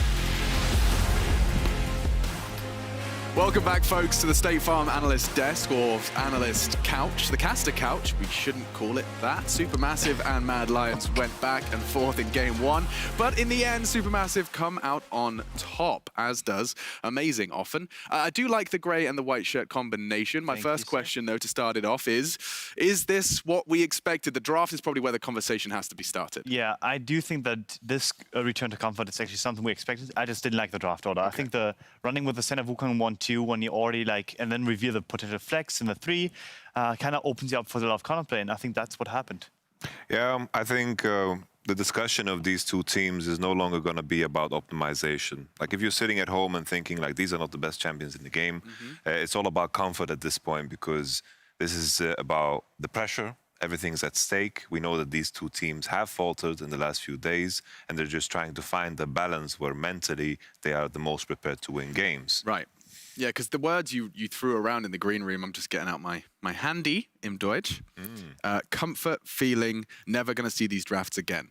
This was your kind of sentiment regarding the state of affairs for this elimination game. Because a game like this is not going to reflect on what the meta is. No. It is what they are going to find, as we mentioned, just the most confident coming into the world stage and groups and further on. I can't imagine like a top esports or a JDG drafting like this. It's just not going to happen. Yeah, but perhaps comfort is the answer for both of these squads, given what is at stake. Amazing, you had a point. Yeah, it may just be. For best of fives, the beauty of it is always that there's also almost a microcosm of metas that evolve within that whole best of five. Yeah. And that in itself is like, we see it now with the Senna Wukong maybe potentially being something that SuperMassive has to look forward to, but also even the Hecarim, you know, something that like buffing him or like playing around him could be something, again, Mad Lions have to then look out for. Yeah, no, absolutely. And taking a look at some of the gameplay specifics, the bot lane is where our analysts wanted to draw their attention to. SuperMassive, and to be specific, it was that Shen ult coming in hot.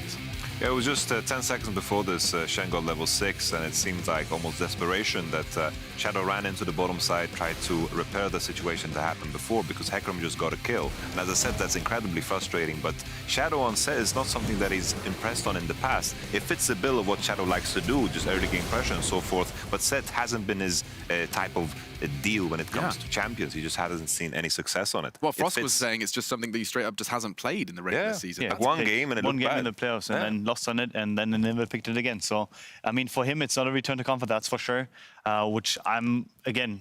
Is it only Lee? So that's my question. Only one champ? No, but there's so much more. He has Lee, he has Graves, he has Volibear. Like, but obviously some of those champs are less meta than others. Lee and Volibear, for example, are now like kind of. But I thought we just decided we're screwing up the meta and throwing it in the bin. We have to, and they're not doing it as much as they want them to. Not fully committing to what could be that comfort that is required and persistence as well.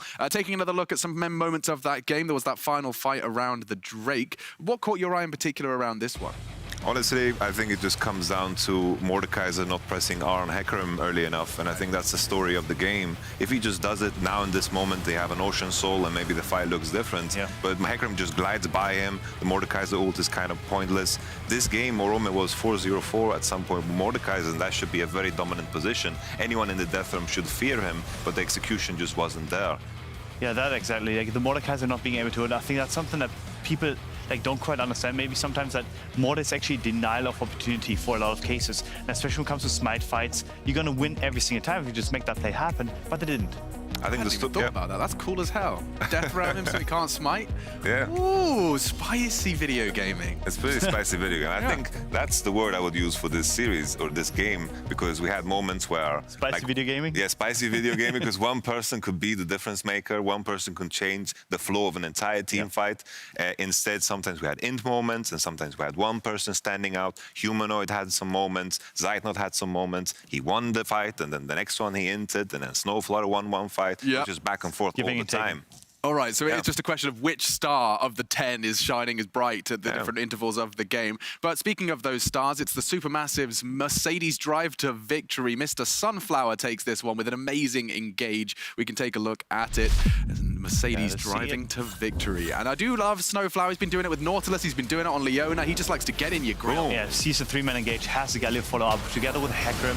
That in itself is just an insane play. And seeing those opportunities is really, really important on those basic champions that do not have that much leeway, such as Alistar. Old champions that have click CC combos that have to be executed properly and have to have a follow-up at that point. And now welcome to the mini-game of our analyst desk, Yamato, where if someone just tuned in, missed the entire desk segment, is going into game 2, what do they need to be equipped with? What tools do they need to have from your tongue? I think Mad Lions need to kind of switch it up. I think the last pick, Syndra, was comfort, but honestly, they had the option of picking Silas into Alistar. They had the option of picking Swain, they even hovered it, maybe a Corki even, because Syndra had to itemize so defense-heavy to survive. And I think Humanoid is the standout player of Mad Lions. Put all the weight on him, just put 4 players on tanks, and just make sure the Humanoid can have a champion that can kill everyone. It is clear and without a doubt that the rookies have struggled to adapt to that world stage. Amazing, your final thoughts. Yeah, what I want them to do is, exactly as I said, what has made them so strong throughout the regular season was the fact that every team had to adjust to them every single week, every single day. So they have multiple strategies prepared. We've seen little of that so far, and just bring more in. Bring us more. It does seem like that's the general summation, is Mad Lions need to get back back to their winning ways and doing it their way. We are stepping our way, though, and it's Turkey and Europe clashing again in Game 2. Can't spin that shit.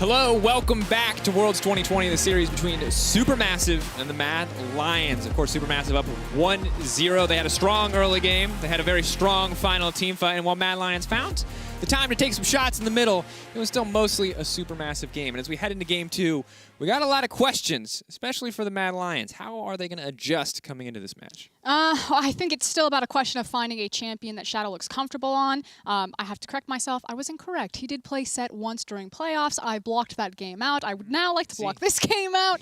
And it just... So we'll have to see if he first time set on stage again is what you're No. In realness, I think it's about finding Shadow comfort right right now, and then using Shadow to unlock Humanoid. Humanoid has been the consistent factor for the Mad Lions. He's constantly smurfing in mid lane, and I think that SuperMassive had an incredible read to deny Humanoid by picking the Galio, by denying him all of the kill pressure. So I think you double down on mid jungle 2v2. Maybe you start unlocking Kaiser, you throw 3 people at the mid lane and start moving Humanoid around. But if he's continued to be locked out of these fights, to not have kill pressure, I think Mad Lions just get slowly choked out by SuperMassive. And of course, Mad Lions, the team who lost, I believe, have side selection here and did opt for blue side. So we'll see if that does them any favors. What they want to prioritize is Nidalee and now the Hecarim banned as well. A clear focus here on Kakao so far in the draft phase, as the Hecarim wasn't originally there, but you can see after that game 1 why they might want to take it away, as the ball got rolling very quickly for the pony. So previously, Mad Lions banned Nidalee, Azir, and Ornn. So obviously you can already see the adaptation. Balulu, obviously a prolific Azir player. That said, Humanoid does have a really nice Zoe, which is often a comfort matchup into the Azir. So I think that will be the ban that they drop here. Maybe this is a priority pick of an Ornn, but champions like the Graves, the Ornn are still up and available. The Lilia as well. Nope. They're going to stick with it. Balulu, denied. And a huge sign of respect to Balulu, but I think one of Balulu's best strengths that we've seen over the course of the tournament so far is both his flexibility in terms of champion pool and his ability to lose gracefully. Obviously not super gracefully, they're from some hefty CS deficits, but he's not dying in lane, and that does matter when he's often getting counterpicked in draft. I think it's also about making sure that you don't give free mid lane priority over into SuperMassive, especially when Shadow is struggling and trying to protect him against Kakao. Obviously, a champion like Azir can constantly have wave pressure forward, and then if you have another farming jungler or maybe even a gank jungler from Kakao, he just gets to run amok. So maybe it's not necessarily just targeting Balulu and his Azir, because I do think that Humanoid does have options for it, but an extension of trying to protect Shadow as there's the Ornn first pick. Yeah, the question now is how do they want to respond? Very usually they're picking Armut's champion very early on draft. Of course, Shen, solid laning matchup into Ornn. Late game, it's really hard to outvalue the utility that Ornn brings to the table, but able to block the empowered auto from the brittle proc means that Shen's going to sit prettily comfortable in all of those early trades. And now the Graves to be paired as well. Again, another power farming jungler for Kakao, maybe with a little bit less utility this time around, but definitely one that will come online much sooner. And we talked about the power of Zeitnot last game, especially in those team fights, weaving around, but Arma and his Shin pick was also a very pivotal reason why SuperMassive won. Mad Lions didn't do their due diligence, they didn't do their homework, they weren't tracking that Stand United ultimate, they kept trying to make cross-map plays against the Stand United and got burnt by numbers disadvantage. So this champion has been a high priority ban for most of plans. Now Arma gets his second hands onto it and was very impactful in game number 1. Mad Lions need to be that much more diligent in game number 2 if they want to be competitive in this series. And the Zoe now locked in. We'll offer some CC setup into the mid lane. Obviously a bit delayed here, but I think the pick on everyone's mind, as exciting as the top side is for the side of SuperMassive, is Shadow's Lilia. It has not looked good, to put it plain and simple. Lilia in general has not looked good. We've had a few fantastic performances, and obviously still a champion that people speculate is very powerful in the right hands, but Shadow's hands have not been the right hands. So have to see if something has changed in the last few days, or if this is a Hail Mary from Mad Lions, hoping that maybe this time will be different.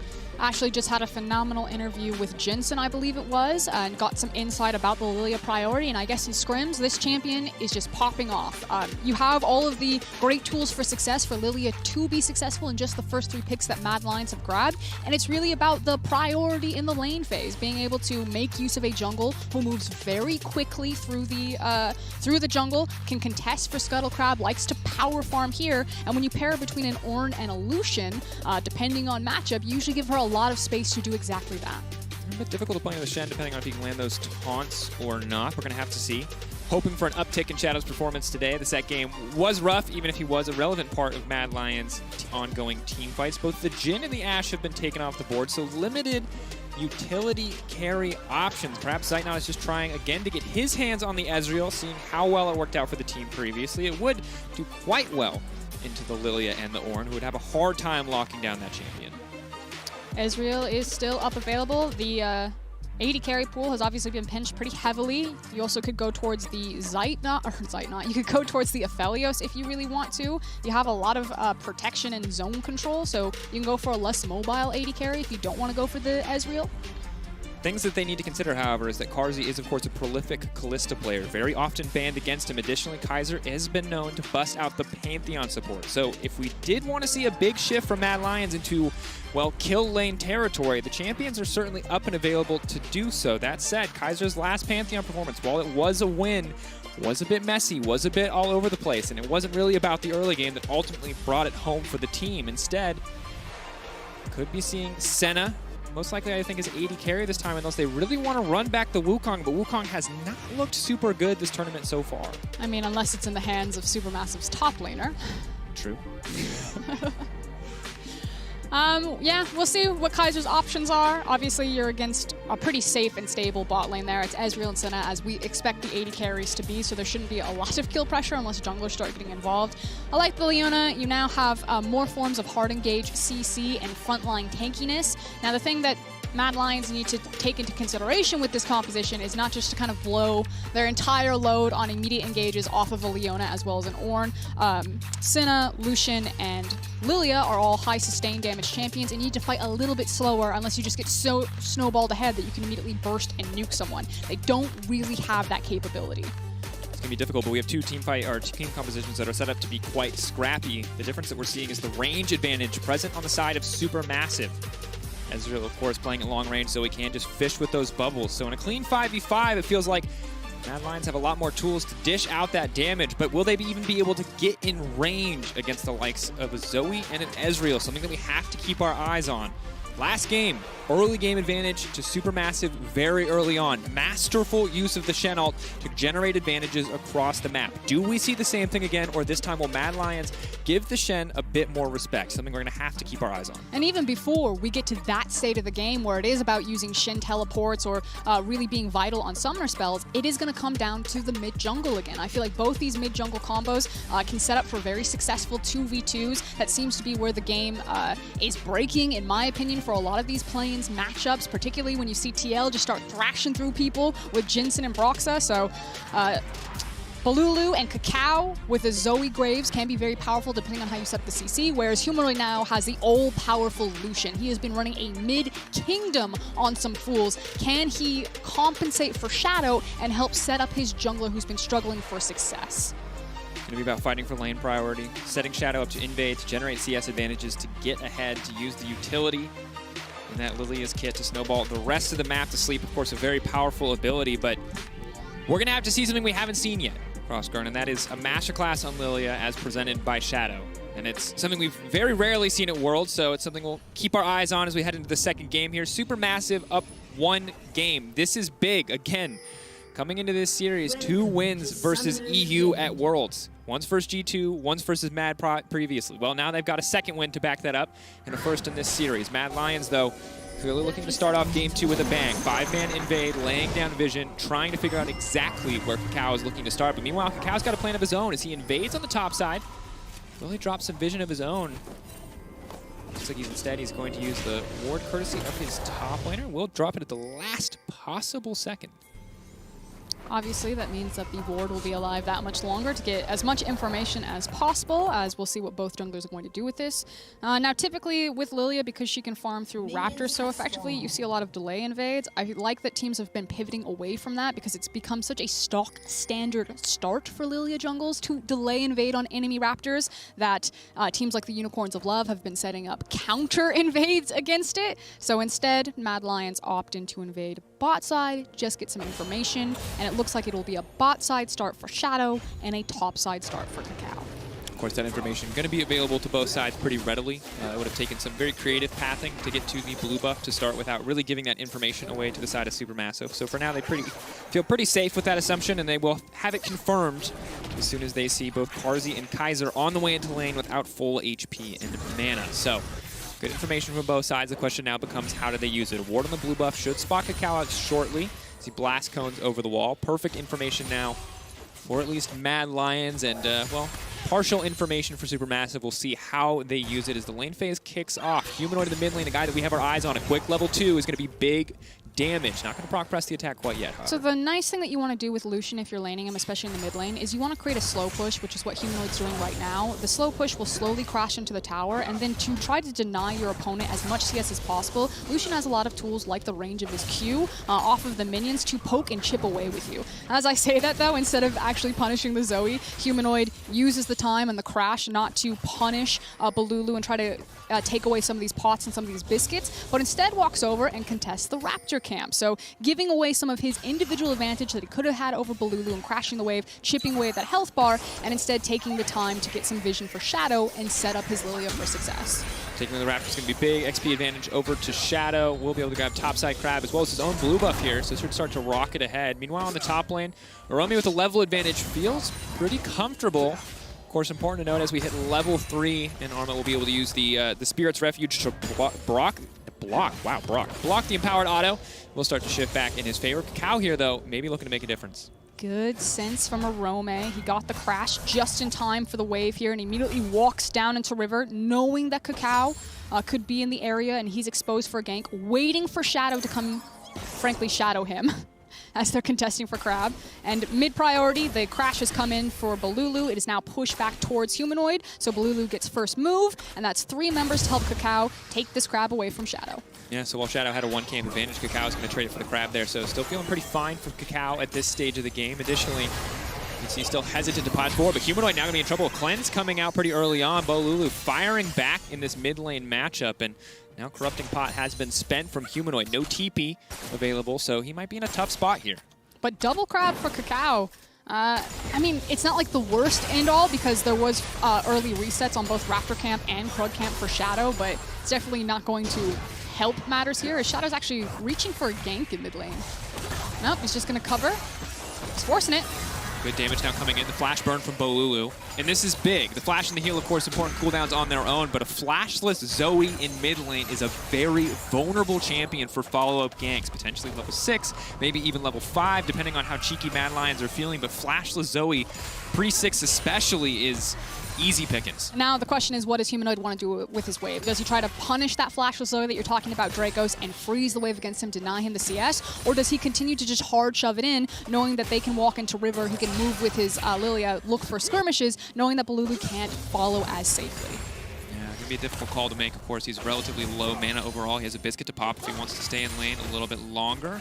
Carzzy and Kaiser are pushing in here. Should be easy for Zainat to pick up the farm under tower, but because he's so low mana, it might make things a bit more difficult. 8 CS in favor of Carzzy for now, as Zainat should catch most of those. And mid lane, Bolulu was starting to pull ahead, almost a 10 CS advantage as the waves even out, but much lower on health overall. Humanoid can back up, Snowflower in the area as well, and SuperMassive. I love how many resources they're just putting into the mid lane. They say, hey, Zoe doesn't have flash, we know she's vulnerable, we'll back her up.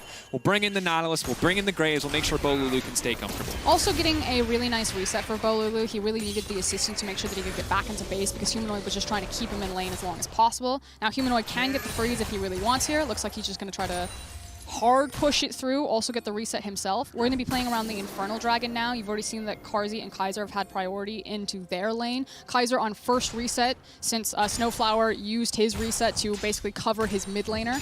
Now means that Mad Lion should be first to move into this river. Of course, Bolu's going to be able to catch that wave. Should even things out overall, but Lucian's Shadow's on the first wrong back side. is going to feel much stronger, unless, of course, Snowflower can cancel it, but he can't. Kaiser is there for the body blocks. We have a BF sword coming out first for Humanoid versus the bits and pieces from the side of Bolulu. Will be a difficult few minutes. Yeah, Shadow going to top side camp since he cleared Krugs twice before he reset himself for his first back does mean that it's SuperMassive that get first access into the Dragon since their jungler's on bot side. Kaiser being very respectful that Shadow was cross map, can't just face check into river, despite the fact that the support was first down there, and now it's a good Infernal for SuperMassive. Yeah, solid early game pickup. Next, of course, is going to be the Cloud, which means we will have either an Ocean or Mountain Rift. Neither one feels too bad for either side, if we're honest. But keeping our eyes again on Shadow to see what exactly he can get done as the Stolen Ignite. We'll just do a bit more damage to Humanoid in the mid lane, but Lilia now level 6. Where is that ult going to go? What setup are they going to try to go for? Top lane on an island, but the island very much owned by Armut at this point, as he does have the 15 CS advantage. But we got our question answered, Dracos. You know, what was Humanoid going to do with his wave? Would he try to freeze it? No, he hard pushes it to join Lilia, and here they go. Be Graves, but Shen now coming in. Shadow's going to be in trouble here. Cacao flashing out over the wall. Humanoid, though, going to try to continue. Humanoid desperately trying to find the kill, and it looks like they are going to be able to grab one. That's going to be first blood. Ornn now coming in. Armut next on the list. However, Bolulu getting caught out over the wall. Shadow has to play this one safe. He's very squishy. Bolulu going to snipe away the big Krug there. Happy to have a bit of extra money. Even happier to have a few extra flashes. Playing this one slow. Rome still quite tanky.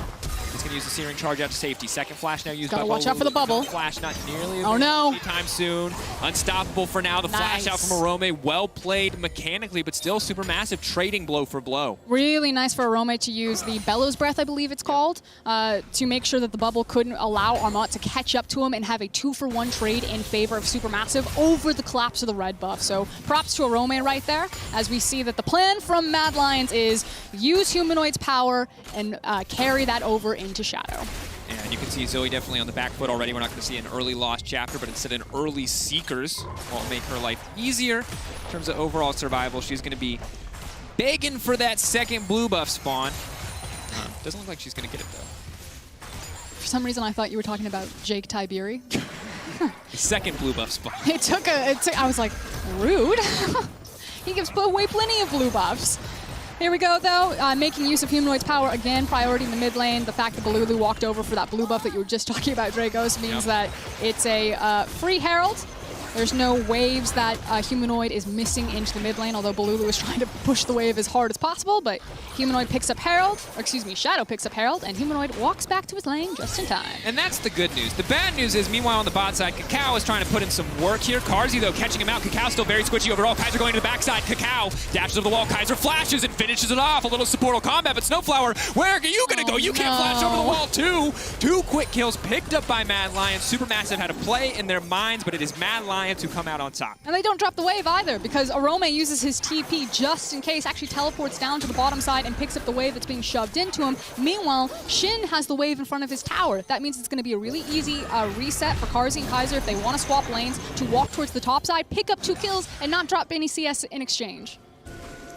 Here we see the play going through, and you can, with tower completely under pressure, there's no tower here to back them up. You think Snowflower and Cacao, they've got a solid 2v2, but the Ignite, the burst damage, the ulti, and Cacao just not tanky enough yet. So Snowflower, sadly, gets to choose who he wants to die to.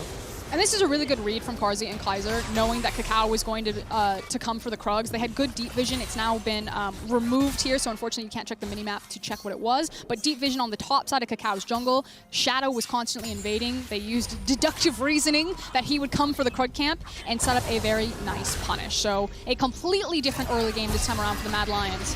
Bolulu locked up. Sleeping Trap Bubble will not connect, forcing out the heal. Not a stolen one, the actual one. So Bolulu does still have the flash, but guys are going to wander into mid lane and donate a few of these creeps over, courtesy of the Relic Shield there, or the Steel Pauldrons, whatever version of Relic Shield it is. Not the crab. Rome is going to be robbed. Poor Rome. Everyone else on the team doing good, but Rome cannot catch a break.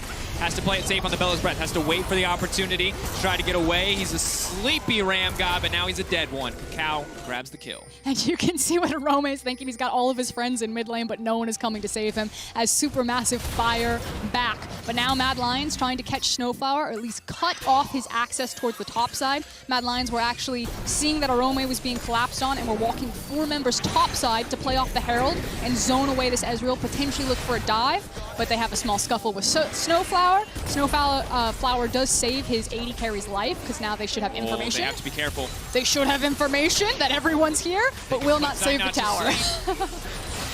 Wait on that one. Tower getting lower and lower, but so hard to finish off this last plate. And so much gold going to Carzzy. So this is not going to be the support center that we saw last game, waiting 25, 30 minutes for a Frozen Mallet or a Black Cleaver. Instead, we get to see this man come online very early. And against this team comp, I honestly like it. Yes, Graves is going to get a lot of armor from the True Grit passive on his E, but for Bolulu and Zeitnot, they're going to have a hard time walking forward to lay down any poke, especially as this Senna gets more souls. So now, looking across from Supermassive side, as you just beautifully illustrated kind of some of the strengths that Mad Lions are finding. Supermassive are still doing a good job finding handshakes where they can, trying to trade some of the cross-map plays that Mad Lions are doing. The fact that they've now picked up 2 dragons, looking for a potential very early Elder stack, which is going to feel really nice for them, as well as their initial item power spikes. They spike really well on 1 and 2 items, so if they continue to keep these very quick dragons up, there is a very clear win condition available for Supermassive. If you're a Mad Lions fan, Mad Lions comp still is fine, just kind of chilling. They scale really well. They'll be really confident for that 3rd dragon fight. But if they get flipped on that 3rd dragon fight, then it all goes out the window, and suddenly Supermassive have a very clear path to victory here. Or Mad Lions hunker down, rock up when they're strong, and close out the game from a very clean start. Rome's not even playing League of Legends anymore. He's playing Splinter Cell. He's like... It's Farmville. Yeah, this is... He's waiting for the crops. He's got to wait for the seasons. The thing is, he doesn't even get the farm. Carsey's here. Oh, it's just the biggest long con of all time. But who is he? Is he conning himself or is he conning Supermassive? It's unclear at this point. Kaiser stepping forward. Zeitnot ready to eat over the wall. He's actually not ganking Ezreal Nautilus. He's ganking the minion wave. God. And he just gets to now watch his AD carry pulled away. Give this man a medal. He has sacrificed everything for him. Does it get a medal or does it get a report after the game? It's unclear at this point. We're going to have to wait to see. Like I said, Dracos, the only difference between a tank and an inter is the follow-up that your team provides you. That's true. All right, Engage now coming in. Kaiser, is he a tank or is he an inter? For now, looks like Kakao trying to fire back, but Kaiser's still quite tanky. The TP's now coming in. The rest of the team just trying to dash out. Humanoid, though, could be in trouble. Big damage comes in for the culling. Supermassive not going to get much there, giving up almost TP in the process as Mad Lions collapsing on the bottom side. And finally, the secret agent will reveal himself. Arome pushing in, milking that Demolish proc for all it's worth. He waited 60 seconds for it. He earned it. Not quite a plate, but he will donate 1 to Carzy. So that's the team effort. Oh, he does get it. He gets 80 gold. Yeah, because he hit it. 80 gold a minute. That's how much it costs to get Arome in your lane. Cheap contract. Yeah. Okay. Let's see what's going to happen now. Dragon spawning in 3 minutes. 2nd Herald will be coming up. That could be the objective that people are playing for outside of these plates. As I say that, though, Shadow, Bambi here is hopping down. They want to make it the dive. They've got a big numbers advantage and a wave that is very slow behind them. Yeah, Shadow, I think he walked all the way here just to cover Carzy and Kaiser. There's a lot of that this game. A little bit of a different look, spending a lot more time around the bottom side for the Mad Lions. We check in kind of on the general state of the game overall. Of course, 2 Drakes for Supermassive, and that's going to be a big deal. Mountain Soul will be important in this game. But additionally, Mad Lions with a 3K gold advantage just about, and that's going to mean a lot more at this stage of the game. It could start to shift as the Warrior is finished, the Titanic Hydra is finished, but Shadow well on his way to that Liandry's and is looking quite strong on this little Liandry. But here comes the resets. So we just saw that Carzy and Kaiser shove the wave in bot lane. You can now see that they're making their way up to the mid lane. They want to force the mid lane tower. Herald has now spawned. Not force the mid lane tower. Force the mid lane wave and then move over into the Herald. And the resets are slightly slow for Supermassive, but they are trying to sprint over here. Here comes Snowflower. He's like running through river, trying to get to the mid lane. Can he get there safely? Can he get there safely? Snowflower can just hook his way out.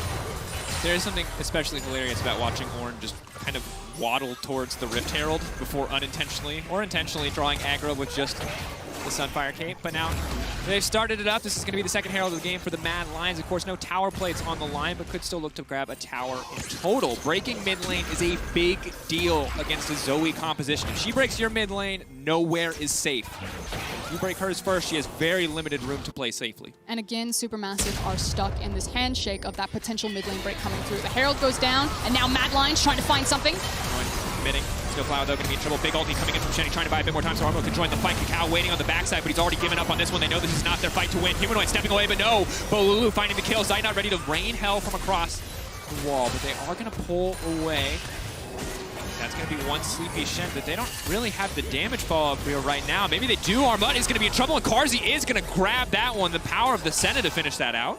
It is disaster for Supermassive right there. They were shaking on the red. Kakao was actually trying to wait for the red buff, knowing that they couldn't contest the Herald because they didn't have mid lane priority. Instead, they get picked in river off of a skirmish. The Herald goes down, clears out mid lane tower, and now 40 seconds left for Mad Lions to set up for this dragon and interrupt. Bolulu is trying to get something done. He leaps forward. Kaiser's going to be in trouble, threading the needle from Zeitnot, but can't quite finish the job. Healing to run forward. Big damage coming in from the Zoe. Kakao wants to follow up, but Shotgun doesn't quite have the range that he needs.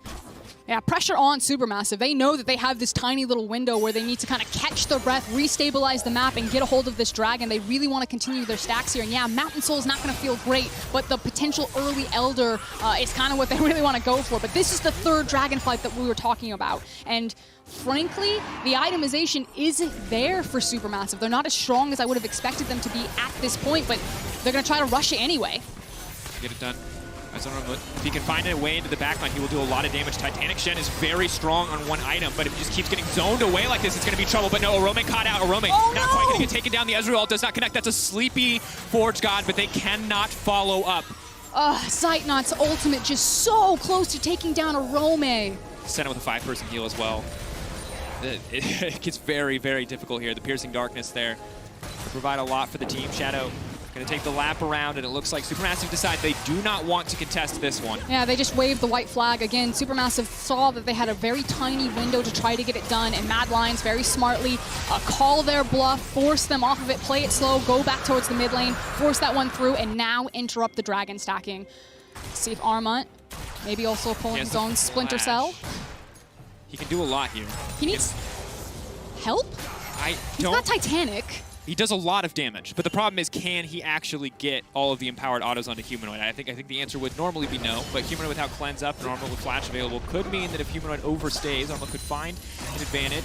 Spirit Refuge is always a big deal, but getting it out now, Humanoid pretty much knows that there's not a lot of kill pressure left. And it could be, or it should be, an easy tower takedown for Humanoid now. Shadow going to shadow Humanoid down here, getting some vision, maybe pick up a blue buff if he's a good boy, as Supermassive now looking to collapse here. Shadow has to be careful here because ulti can come out as well. The immediate chain sees the Ezreal up across the backside. Shadow now has to run for his life. That's one fast Fawn, but not nearly fast enough. Elmer Fudd going to find the kill there. Cacao happy with that one. There's not enough respect there from Shadow. All he needed to do was cover for Humanoid, allow him to continue to chip away at that tower. Overreaches for the blue buff, and a really good punish from Supermassive here. Constantly, even though it's not super even or trading up in any case, they have been trading for each of the moves that Mad Lions have made. You know, either trying to steal a red buff when they're topside with Herald, or losing chip damage on their bot tower and then finding a pick on Shadow. It's these little things. They're keeping themselves in the game. Absolutely. And I think have to keep on our eyes on how they pick their fights. So far, most of the advantages that Mad Lions have gotten have either been Shadow taking objectives or Supermassive over-forcing their hand and Mad Lions punishing. So we'll have to see how this progresses. Shadow, of course, further ahead than the rest of the entire team from the side of Supermassive. Carzzy and Humanoid as well looking incredibly strong. And once that Infinity Edge is finished for Humanoid, this is going to be, well, pretty impossible to survive, especially for the Zoe, who has very limited defensive options. Still needs to finish that Ludens before she can finish her Zanyas. And while Ezreal and Graves certainly are going to have some armor, the Shen as well, Zoe is definitely the one who's going to suffer. It frankly means that it's a long ways out for Supermassive before they feel really confident taking an even numbers fight like you're talking about, Dracos. The fact that Zoe had to kind of pivot some itemization, that I think she's finally going to complete her first item on this back here. So there is some time for Mad Lions to be proactive on the map, especially for the strength that they have in their Senna and their Lucian right now, as well as some very big tank items. You know, you have a Gargoyle Stone Plate completed on Leona. Ornn is a big deal right now, especially for how weak Zoe is, just now completing the Ludens, and he's already got a lot of armor in his back pocket. So this should be Mad Lions map to do whatever they want with, but there's no dragon to fight for. It's just the second tier towers. They can start setting up maybe some potential picks around Baron, but it should actually be pretty easy for Supermassive to kind of sack this and see how bold Mad Lions are feeling on pulling the trigger on this objective. Like, all Supermassive have to do right now is just deny the picks. Look for counter blows. Man, it's early in the game. Obviously, the damage over time from Lilia will start to stack up against the Baron. Damage is limited there to a certain degree, but Cacao and Snowflower now moving in. Snowflower jumping into the backside. They're trying to turn the fight, but Zoe's nowhere in the area. However, neither is Carzzy. That's going to be big. Ulti going across, though. That semi-global presence. Eyes on Orome. Where's the ult going to go? Fishing for Zeitnot, but instead we'll have to settle for Snowflower. Ormut now push back. Humanoid now stepping forward. Big damage coming in from the Lucian, but Bolulu finds a pick onto Carzzy. That's going to be massive. Cacao now moving in. The flash stolen away, and Supermassive will get one back in exchange. Mad Lions have to be careful here. Zoe already with a picked up flash can wreak a lot of havoc. Orome Rome taking big damage. Sleepy Chub Bubble is going to connect using the stolen flash. Shen now on the way in. SuperMassive just looking to extend this fight. Still have to be careful though. Humanoid with all suns available, but Mad Lions not looking to extend it themselves, just backing off. This is 2 games back-to-back that SuperMassive have really punished Mad Lions from Fog of War. And it's Snowflower who's led the charge on both of the big turns there. You know, we're talking about how SuperMassive just need to chill. There's not an immediate objective that Mad Lions can just gravitate towards and grab for. We're just playing for wave state. And they keep finding these cheeky little Fog of War plays where they blast cone over the tower. They find Karzi pushing forward for vision and just sniped out by Balulu. And it's creating a lot of time for SuperMassive to continue to farm up to some of their core items so their composition can start to have a bit more bite in this game. And the thing is that as they start to win these fights and as they get to lay down more vision control around these major objectives, Zoe gets scarier and scarier. And don't get me wrong, 1v1, if she doesn't land a bubble, Lucian is still going to smack her around. But Lucian has to get in range. And that's going to be more and more difficult if SuperMassive are given the time to set up around these objectives. Now, the good news for Mad is that SuperMassive do not have a lot of vision around this Drake. General vision around the pit, so they have to be careful about how they pick this fight. But Poke coming in from Bolulu. That's going to be a 2-person sleep. Lock up onto Arma. They're just going to pick the Shen off at the start of the fight. That is massive. Humanoid now laying down the culling. Good damage being thrown back. Bolulu trying to fire back in return, but Mad Lions should now have uncontested access to this Mountain Drake. Will further stop the SuperMassive Soul from coming through. One of the biggest difference in this composition versus the first comp that we saw from Mad Lions is the amount of immediate hard engage that it has. And you can see that Mad Lions are still doing a good job kind of knowing exactly when they want to set up for objectives, but they were lacking the tools to pull the trigger and be as decisive as some of their macro calling was. Now, with an Ornn, with a Leona, immediately they walk into the mid lane, they see that SuperMassive are out of position, and they have the tools to punish that. And one of the things about the Lily is that when you're behind, her utility does not feel very powerful, but when you're ahead, hold that thought. We got a flank coming in. Cacao potentially caught in no man's land, though. Armut still fishing for the taunt there. Eyes on Humanoid. Where's he going to go? No cleanse available means he can get locked up, but Armut now going to be in trouble. Clean footwork coming in from Humanoid, laying down the damage, but all of SuperMassive looking to collapse. Bolulu over the wall, and that is massive. Priority access now. Wait, Ezreal ulti. Sight not. Looking for the snipe. Humanoid, not AFK, does not even blink. Inches from his face, but SuperMassive, now they've got access to the Baron. This is perfect timing. Shadow is nowhere to be seen. Mad Lions have to respond. Humanoid does not have a TP of his own. We've seen Mad Lions give up their lives to deny these Baron attempts in the past, but SuperMassive, they're not pulling off this time. They want to commit. They're split on the decisions. There's too many members caught in the pit. Shadow's going to start doing so much damage over the wall. 2K getting lower and lower. Can they secure it? Orome is taking down Snowflower. It's a messy fight. Who's going to finish it in the end? Shadow manages to find it, and that is massive. SuperMassive. 3 members sleepy. The Zoe goes back over the wall, but Mad Lions walk away with the Baron, and Shadow finally has a play to be proud of. A clean performance from him. It was the ultimate. I heard you were talking shit. Shadow comes up big. He pulls out the Lily. It finally looks like we're going to have a successful game on the champion. He manages to secure the Baron for his team. And yeah, he didn't do it alone. The Mad Lions have constantly stopped SuperMassive on this objective specifically every single time as we take another look at this one. And just so spread, so scrappy. Of course, Zaytnot goes over the wall. Shadow says, fine, let's trade places. Manages to get the smite. Cacao does not. And 2-person sleep is icing on the cake as he manages to escape. But a valiant trade of his own life in this case. So, yeah. For once, Mad Lions are not, they're not getting caught up too much in the scrapping around of SuperMassive. SuperMassive played fantastically to set themselves up for that Baron in the first place, but Mad Lions punished. And because they secure the steal, because SuperMassive betted on a 50-50, it's starting to feel pretty impossible for SuperMassive to find another advantage. And don't get me wrong, a 50-50 is never going to look good. Not like that gold graph for EU fans.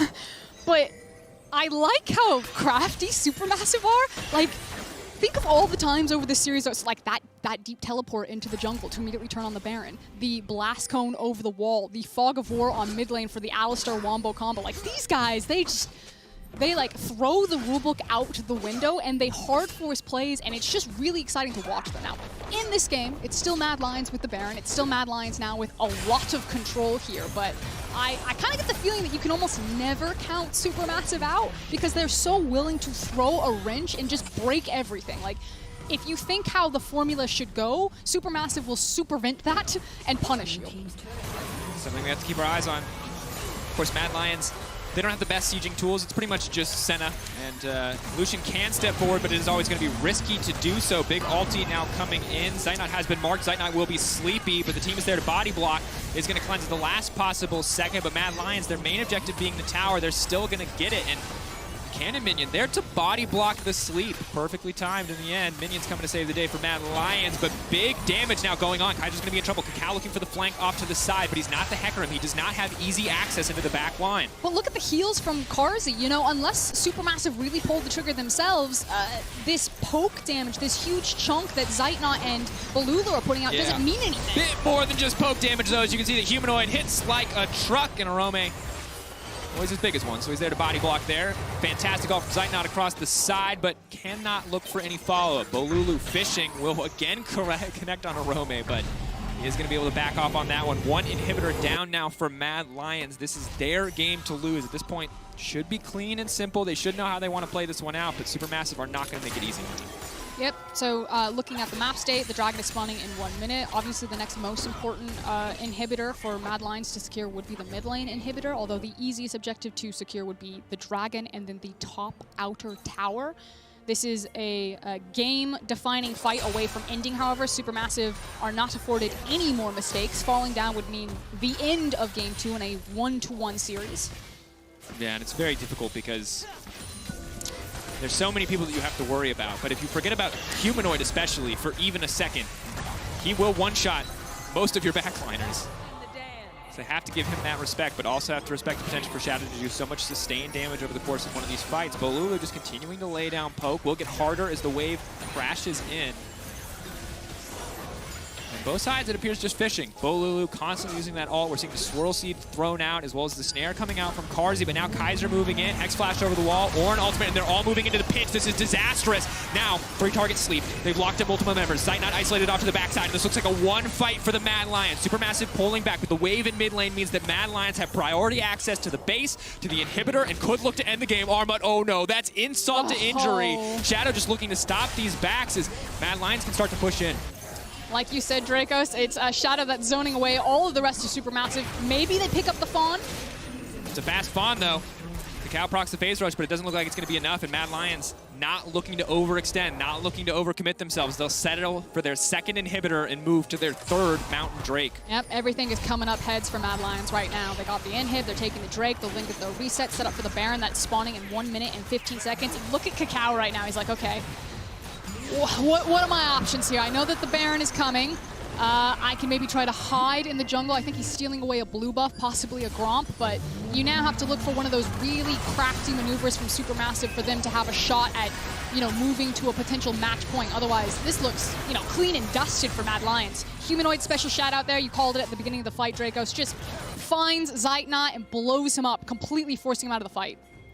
Shadow has stopwatch. This is going to be very difficult, but will be much easier for Armut's there. The immediate taunt, the immediate follow-up. He can't try to stopwatch. The team going to throw the shield across the top, and of course, he's going to stop himself from getting hit by it. The flash does not work for them. SuperMassive can't look to find the flight, but Arome comes over the wall, and the Ornn is strong. The knock will not connect, but Snowflower will still go down. His ulti canceled. The rest of SuperMassive retreating. It is a 1-for-1 support for jungle. SuperMassive happy to take that one, but still, will it amount to? I love this team. SuperMassive are fun. I love how they break it. Kakao's like, I'll take this blue buff. I'll wait in this bush. Someone will come. Look, the worst thing in League of Legends, and this is why when Spawn was talking about the OS teams, I like it so much, is when people lose slowly. Like when you just let yourself be bled out. They are not a team that watch themselves lose. They're going to take the risk. We gotta flip this game somehow. Now, because Kakao and Armut did manage to kill Shadow, it does mean that Mad Lions' only option is to 4-man stack into this top lane, since you have super minions coming in mid and bot waves, instead of immediately turning on the Baron and try to flip that 50-50 when you don't have Smite. So they did buy themselves some time, although lost a tower for it. Yeah, but look at the vision. You got TP flanking wards for Armut. If he can find a way into the backline, maybe he can get something done, but it's going to be tough. Edge of Night is there for Carzzy. He's going to need a different spell to open it up, and still they've caught him out. Kakao's in trouble. He's going to try to take himself out to safety. All of the damage coming in from these CC ultimates. Zeitnot knocked up and knocked down. SuperMassive on the way in. Kaiser on the chase. Mad Lions, this is their position to end. Balulu has to run. The wave crashing into the mid lane. They've got the supers to back them up. SuperMassive may not have enough time to regroup, recollect themselves. Some flashes available, but Zeitnot already dead. Snowflower up. They don't really have a lot of damage. They have to focus on clearing the waves, but Doesn't seem like they have enough left in the tank. Bolulu still has yet to die this game. Our boat now going to be leaping in. They're trying to find the follow-up, but the Coaling just does so much damage from Humanoid. The follow-up is there for the Mad Lions, and in game 2, Mad strike back. They will not go quietly out of this tournament, even as EU's 4th seed. They will find their first win in this series and tie it up 1-1 eventually. We had 2 questions coming into this series, Dracos. How do you protect Bolulu from Humanoid, and how do you protect Shadow from Cacao? And Mad Lions found a lot of that success by having the Lucian pick, by pulling out the Lilia, something that, you know, fans right now are like, don't pick this champion.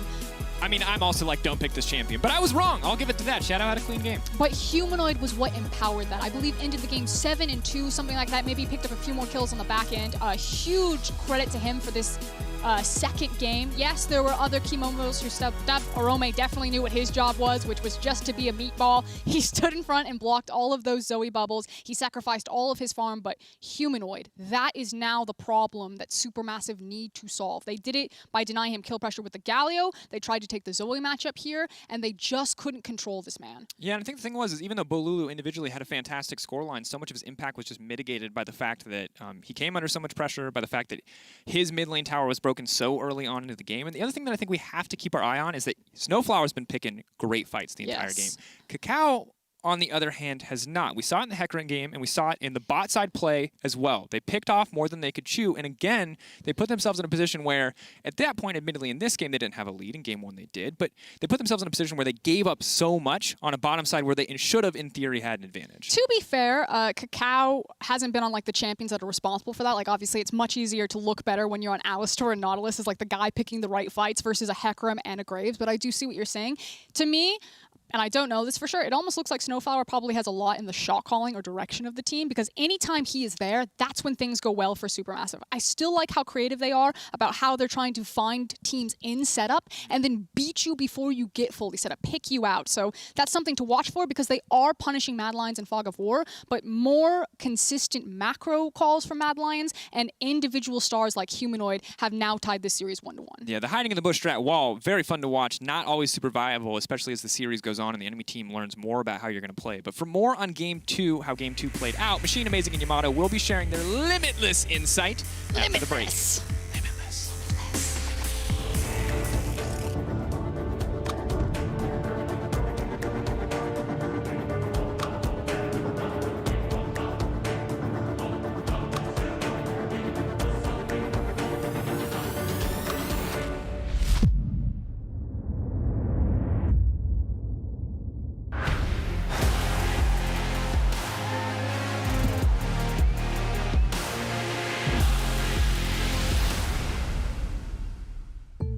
Jake from State Farm. I would like to formally extend my gratitude for the Russell rate on my insurance. Do you mean surprisingly great rates from State Farm? I don't believe in accepting help, but I'll make an exception. Here's the deal, Russell. There's no special rate. These prices are for everyone. With the oak and the eagle as witness. Consider us square. I made that from memory. I know your face that well. You want the real deal? Like a good neighbor? State Farm is there. Hey Mercedes, legends run wild, each one unique, with astonishing power, unstoppable, master warriors, ready to compete. Seeking glory. We live it, we breathe it, we have each other's back. Together, we become legends, icons of a new generation.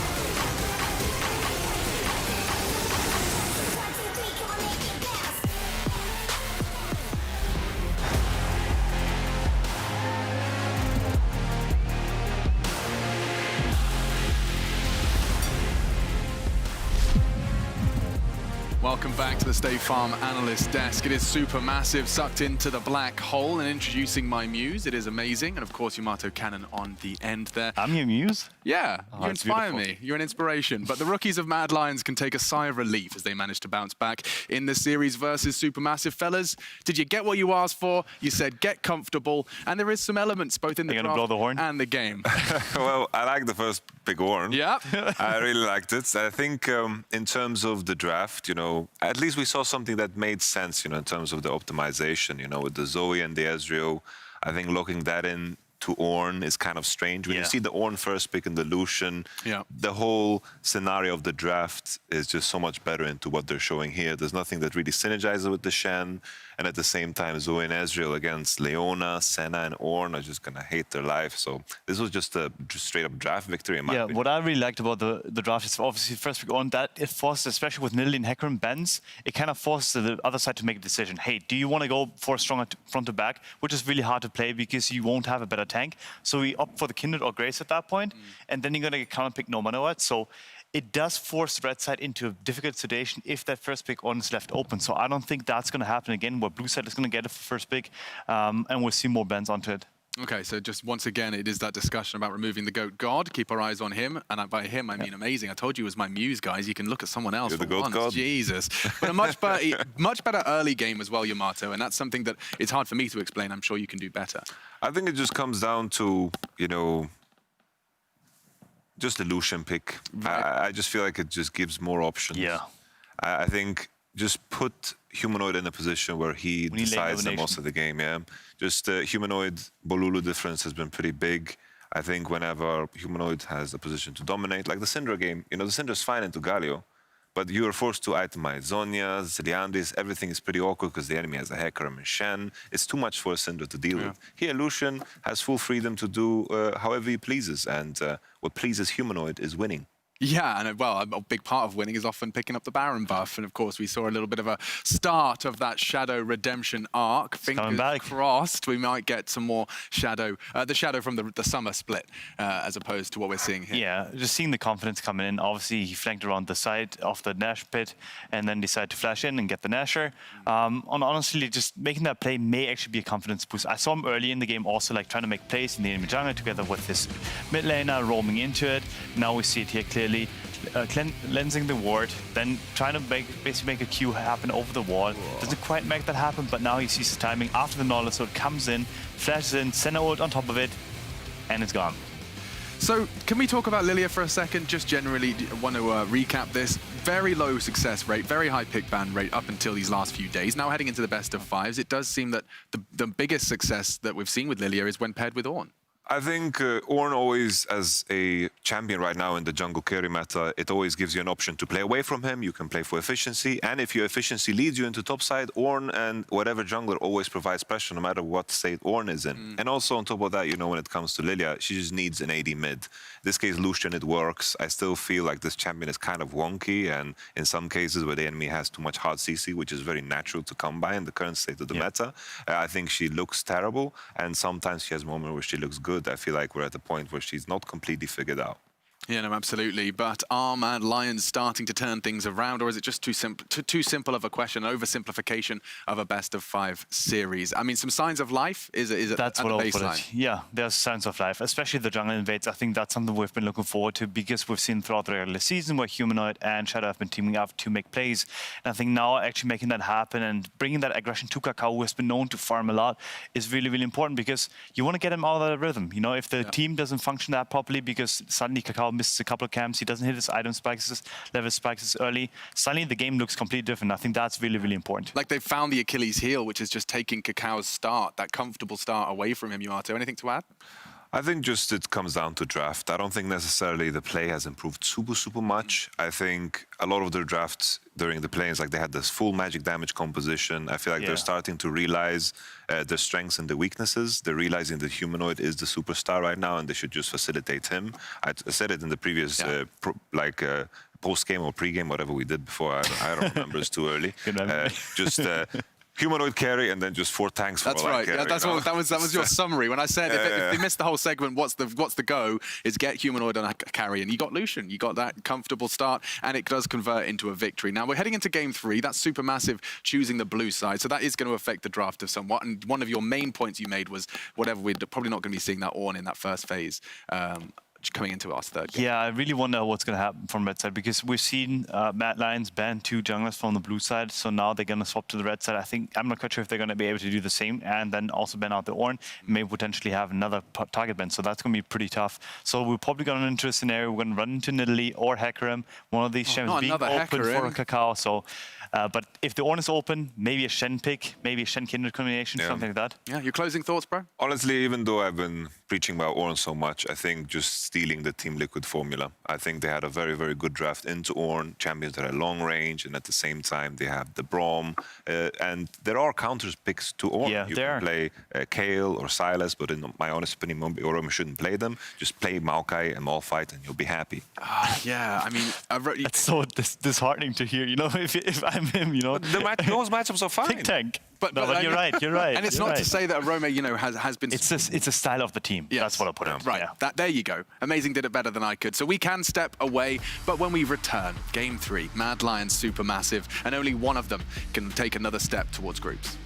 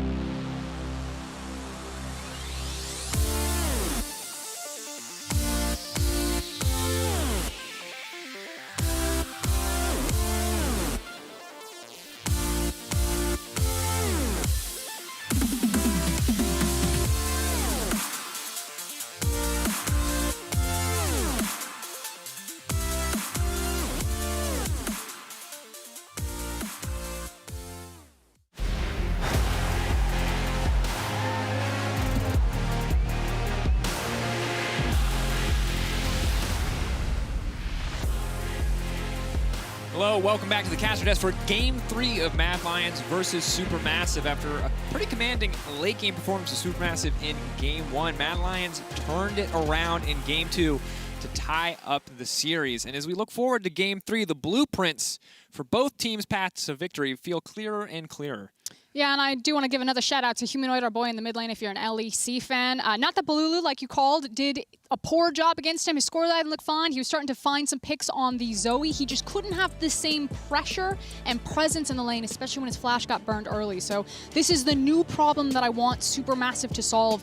If they're going to give away a power pick like the Lucian, I expect it to be banned, but we'll see. And try to give Balulu a bit more space to keep that guy locked down so he doesn't take over a game like he did the last game. And sometimes in best of fives, we see the infamous salty run back, but that is just not an option here, as both teams seem to be fighting over blue side, and so we'll probably never play on the same side twice in a row. This time it'll be SuperMassive on the blue side. They're keeping their bans pretty humanoid focused, to the surprise of few. Orianna and Akali both taken off the table, whereas on the opposite side for Mad Lions, they're feeling pretty good about their strategy to limit Kakáo's champion.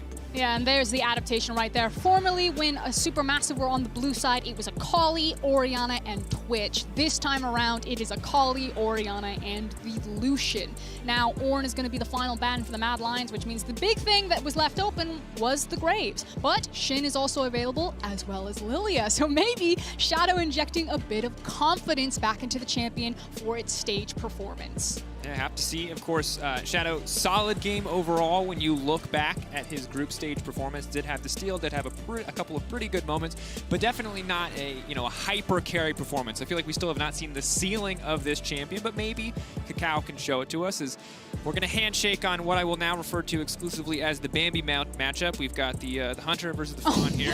No! That's so brutal. Okay. Bambi could get revenge. That's all I'm saying. That's what you got to keep your eyes on. Bambi's revenge.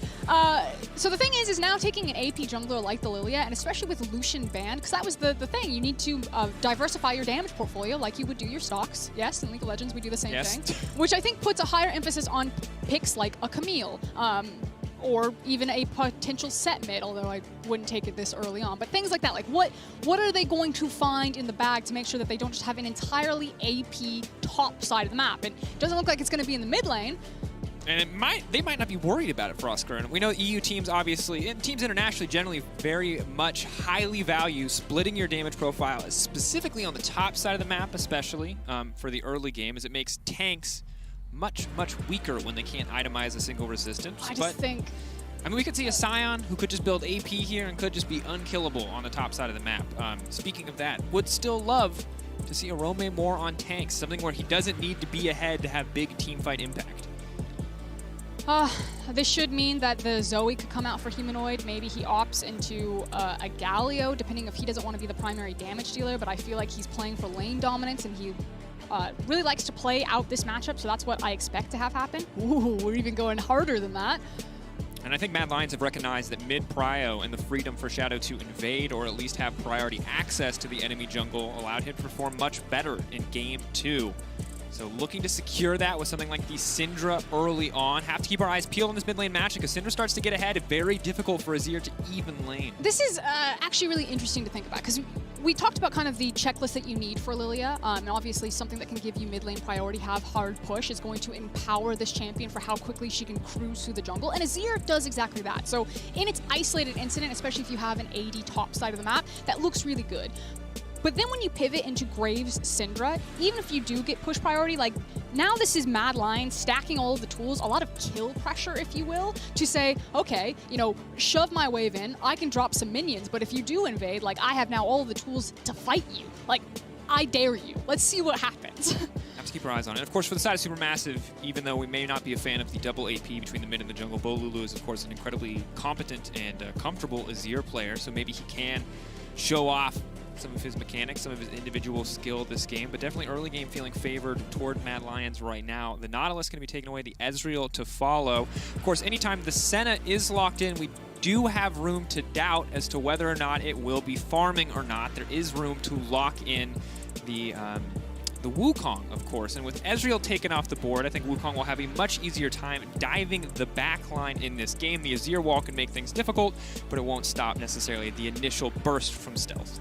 I'm curious what Zeitnot's going to go for. Now, obviously, his Ezreal being pulled away from him. Caitlyn has slipped through the bans. Now, naturally, she's not as popular on this patch as she was previously, but she would match some of the range. She could also go for something like a Tristana.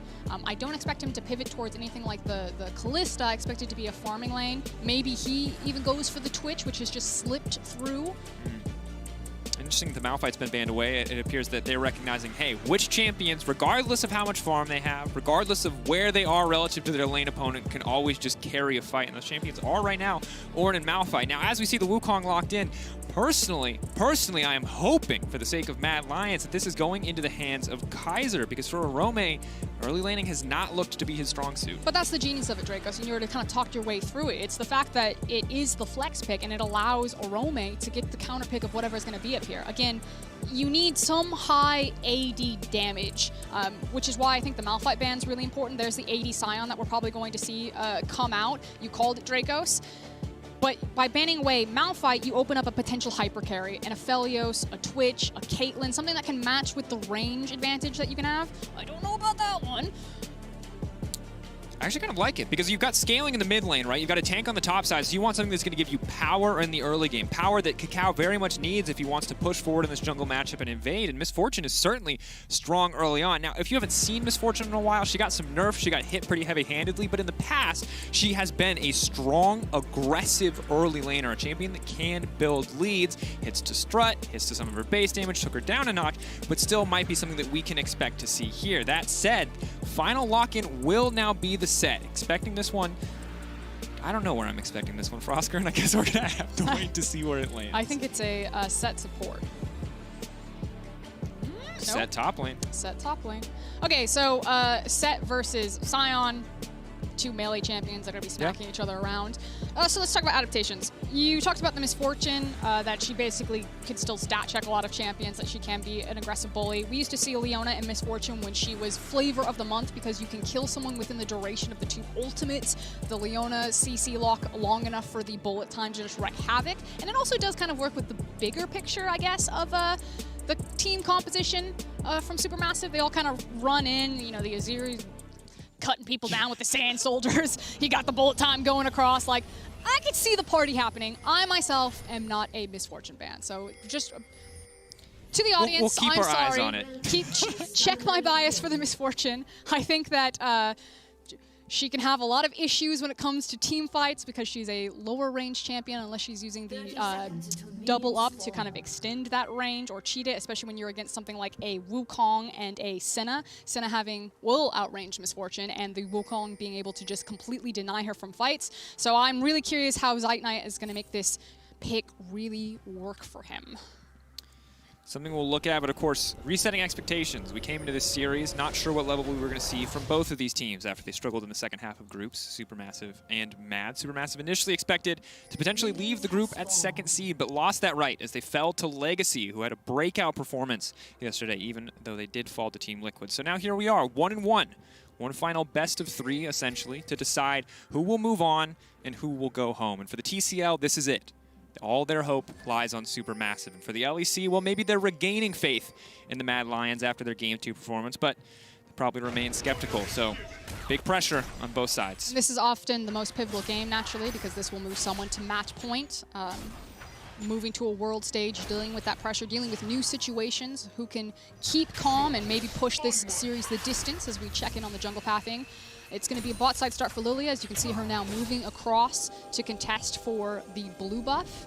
I'm assuming that she has priority to empower this with the Zeitnot and Snowflower on the Misfortune and Leona, but here he comes, Shadow, right on time. At this point, Wukong, of course, not a lot of immediate CC. The Leona has the luxury of that, so can't contest, but there's a red buff available for Shadow, so he's stepping forward. He's procced the phase rush. He can dip in and dip out just as well as Kakao, but they're both kind of just wasting each other's time at this point. So Shadow's going to start up the Gromp, but this is going to be an interesting one, a very long contest. And you can see bot lane is also skirmishing at the same point, because they know whoever wins a short extended trade does get to invade the jungle. Shadow, oh, Kakao, that's actually very clever. I think trying to bait the smite out of Shadow to secure the Gromp so that he can secure something else. And in the meantime, Carsey's been caught out. That's the early power of the Misfortune, and now Supermassive are taking complete control of the bottom side. Shadow did manage to secure the Gromp, but Kakao is getting lower and lower. No blue buff to back him up either. Shadow almost completely out of mana. They have no bot lane prio at this point, so he will have to concede this one. Not the worst exchange overall, but SuperMassive taking complete control of the bottom side. Yeah, this is a really beautiful set play from SuperMassive. We talked about it in draft. You know, what does the Azir do for you? Well, it empowers you to have the early push priority, and immediately from the start, Kakao races off and then grabs away the blue buff, wastes so much of Shadow's time, while Snowflower also punished the bot lane, forcing flashes and cleanse off of Karzi. Now, what this will mean for the current map state is that Snowflower actually moves mid to make sure that Balulu retains the priority there, but because of Arome having Armut pushed under his tower, Shadow just sprints across map and will trade 1-for-1 on the blue buff. So he's not going to get 3 buff, but he did waste a lot of time kind of, are we going to fight this? Are we not going to fight this? What are you going to do, Kakao? And it still feels like an overall win for Lilia. Yeah, Kakao very slightly ahead in terms of jungle tempo overall. We'll have to see who ends up with more camps at the end of the day, but right now, very fortunate for Shadow that his top lane had push priority so that he could come contest this blue buff, because in the past that has not been the case, but now as we see Arome finally with a counter pick of his own, it's going to feel incredibly comfortable into this matchup. Okay, so I do want to talk about something because Humanoid is running teleport. Oh, okay, he's going to use it into the mid lane. Because Shadow was actually on the top side of the map and a big wave could have been built up, although Sion is very good at clearing those waves, obviously with his Q and shoving the minion through. There's always the potential of the early dive whenever you have set because of his ability to soak up the tower with that shield, and if your mid laner has TP, it's like the most beautiful setup. But Humanoid held it for a second, decided he was teleporting back into the lane. He's now trying to get this wave pushed back towards him so it doesn't get frozen on. Shadow is actually just hanging around in the area, grabs top crab, then moving on to his raptors to cover his mid laner, while Arome and Armon are putting the hurt on each other.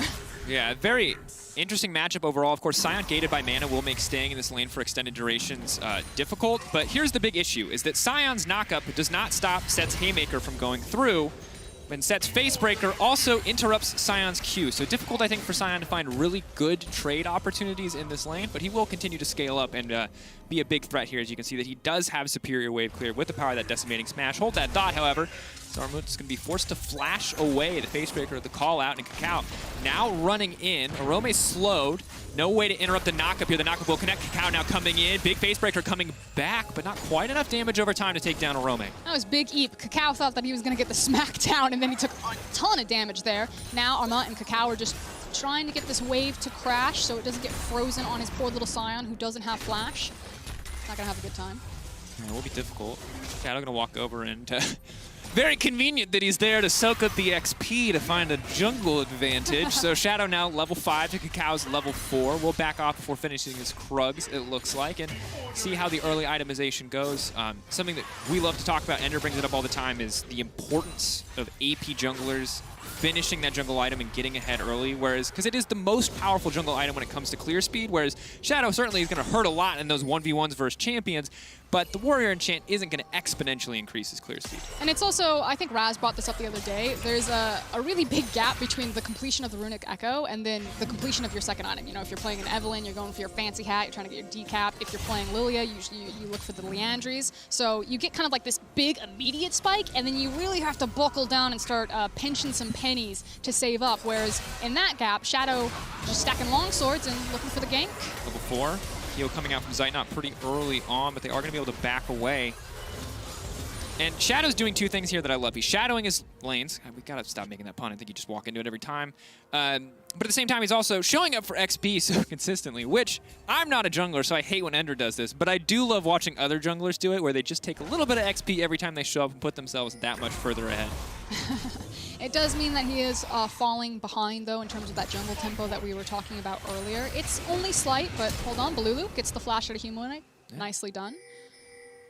But that does mean instances like this, where good, actually, scuttle control here from Shadow. Where Shadow could have had the crab contested away from him, but was on top of the play, forces the crab towards the bot side, and Snowflower needs to get his reset in so he doesn't chase it down. Big knock up there from Armut on the top side, of course, early defensive itemization. Whereas Arome has itemized for lifesteal. We'll be looking for an early Blade of the Rune King. We'll see where his build goes from there. He's going to be full tank or full split push with something like a Trinity Force or a Black Cleaver. But losing that flash in the mid lane, Frostguard, feels like a big deal to me. Humanoid was playing so far forward, and there's a gank. Now Kakao is looking to sneak his way in there. Only level 5, maybe hoping. Here comes the train. Yep, there it goes. Arome pull back on the face breaker. Can't dunk down though. First blood coming out. Arome gonna flash out to safety. Is gonna get finished off by Kakao in the end, but turning that into a 1-for-1 is not a bad look, as now Shadow into the enemy jungle, but only level 5 to Kakao's level 6. The only really nice thing, though, is that you have a Scion, so Armut still got to pick up some CS on the back half, is now they're hard forcing this Azir away from it, picking up a lot of plates, and I believe denying him a total wave. Ah, good guy Karzi also picks up the tower aggro from Humanoid to walk them out safely. Yeah, Karzi working on that support performance, running straight to mid lane after his recall. And overall, things looking a lot closer than they did in game 1, especially where we saw the Sen of Wukong lane from Mad as well. Arome seeming to be much more comfortable as the series pushes on, and as Mad Lions put more priority into giving him a comfortable lane matchup. So there's going to be a window here where Mad Lions... I actually find that really interesting. Okay, so Balulu's blue buff is up. You can see that there's a control ward on it right now that Kakao has just walked over. And I was curious if they were going to use this space, the Mad Lions, to actually try to secure the Ocean Dragon on the bot side of the map. But instead, Shadow doesn't reset and head towards his bot side camps. He's actually just walking towards the Herald. But I don't know, if Azir picks up the Dragon here or trades blue for blue, I'm not sure how I feel about this one. I'm going to have to wait, watch what happens here, but it's kind of weird. I mean, the other big question that we have to ask is where does the Herald go and who gets the gold? Because obviously you can snowball the Cinder forward and that's going to feel good, but the sooner you get Arome to Blade of the Rune King in the top lane, the sooner this becomes pretty unplayable for Armut. He's going to be trapped under his tower 100% of the time, and pressure is already not super favoring him, so keep our eyes on where the Herald does go. It does not right now mean giving up the Ocean Drake, but it does mean that Kakao is able to power farm a lot more. He opted to take the blue for himself, leaving Bolulu on his own there in the mid lane, is now SuperMassive will start the Ocean. It means that you give up the Ocean because you gave away what side of the map that you were on, and the expectation will always be that you're probably going to reset after taking Herald. I do agree with you, though, and it seems that Shadow's thinking the same thing as you, Dracos, that he's kind of hovering behind Arome on the top tower, and they're looking for potentially setting up a gank here on Armut, hopefully kill him, and then turn that into plates for Arome to try to snowball set to continue to have kill pressure on this top lane. But I actually think that while it wasn't the worst Herald take, that SuperMassive still got kind of everything they wanted on the map. They pulled Snowflower, helped Balulu continue to pick up waves. You can see he's fallen a little bit behind in CS from the wave that Karzi denied him when he walked mid, but is otherwise fine. He doesn't have a blue buff, so maybe contesting for mid priority is going to be a little bit harder, but it's still an Azir, so it doesn't really matter that much. I don't know, it really depends on where this Herald lands. Absolutely does. Of course, early Bramble Vest pickup will mitigate a lot of the healing there coming in. Big ulti now coming down. They're just trying to lock up Kaiser, and they will take him down. That's the combo you talked about at the start of the game, and finally SuperMassive are able to pull it off. One shot, one kill there for Kaiser. Huge credit to Snowflower. Great target selection. He picks the one that doesn't have cleanse. Obviously, Kaiser running the teleport there, so actively chose not to go on Karzi, and like you said, you have the CC chain long enough between Leona's ultimate, her Zenith Blade, as well as her Q that someone's eaten the entire duration of bullet time. Yeah, to be fair, it's not like one shot, one kill. It's more like a bazillion 150 shots, one kill. So, maybe not the best economy of bullets, but certainly good economy for League of Legends. He's going to be happy to have that gold. Sight Knot now closer and closer to what would appear to be an Essence Reaver first purchase, just maximizing the amount of spells he can cast out in this lane. As we look back at this one. Surprise!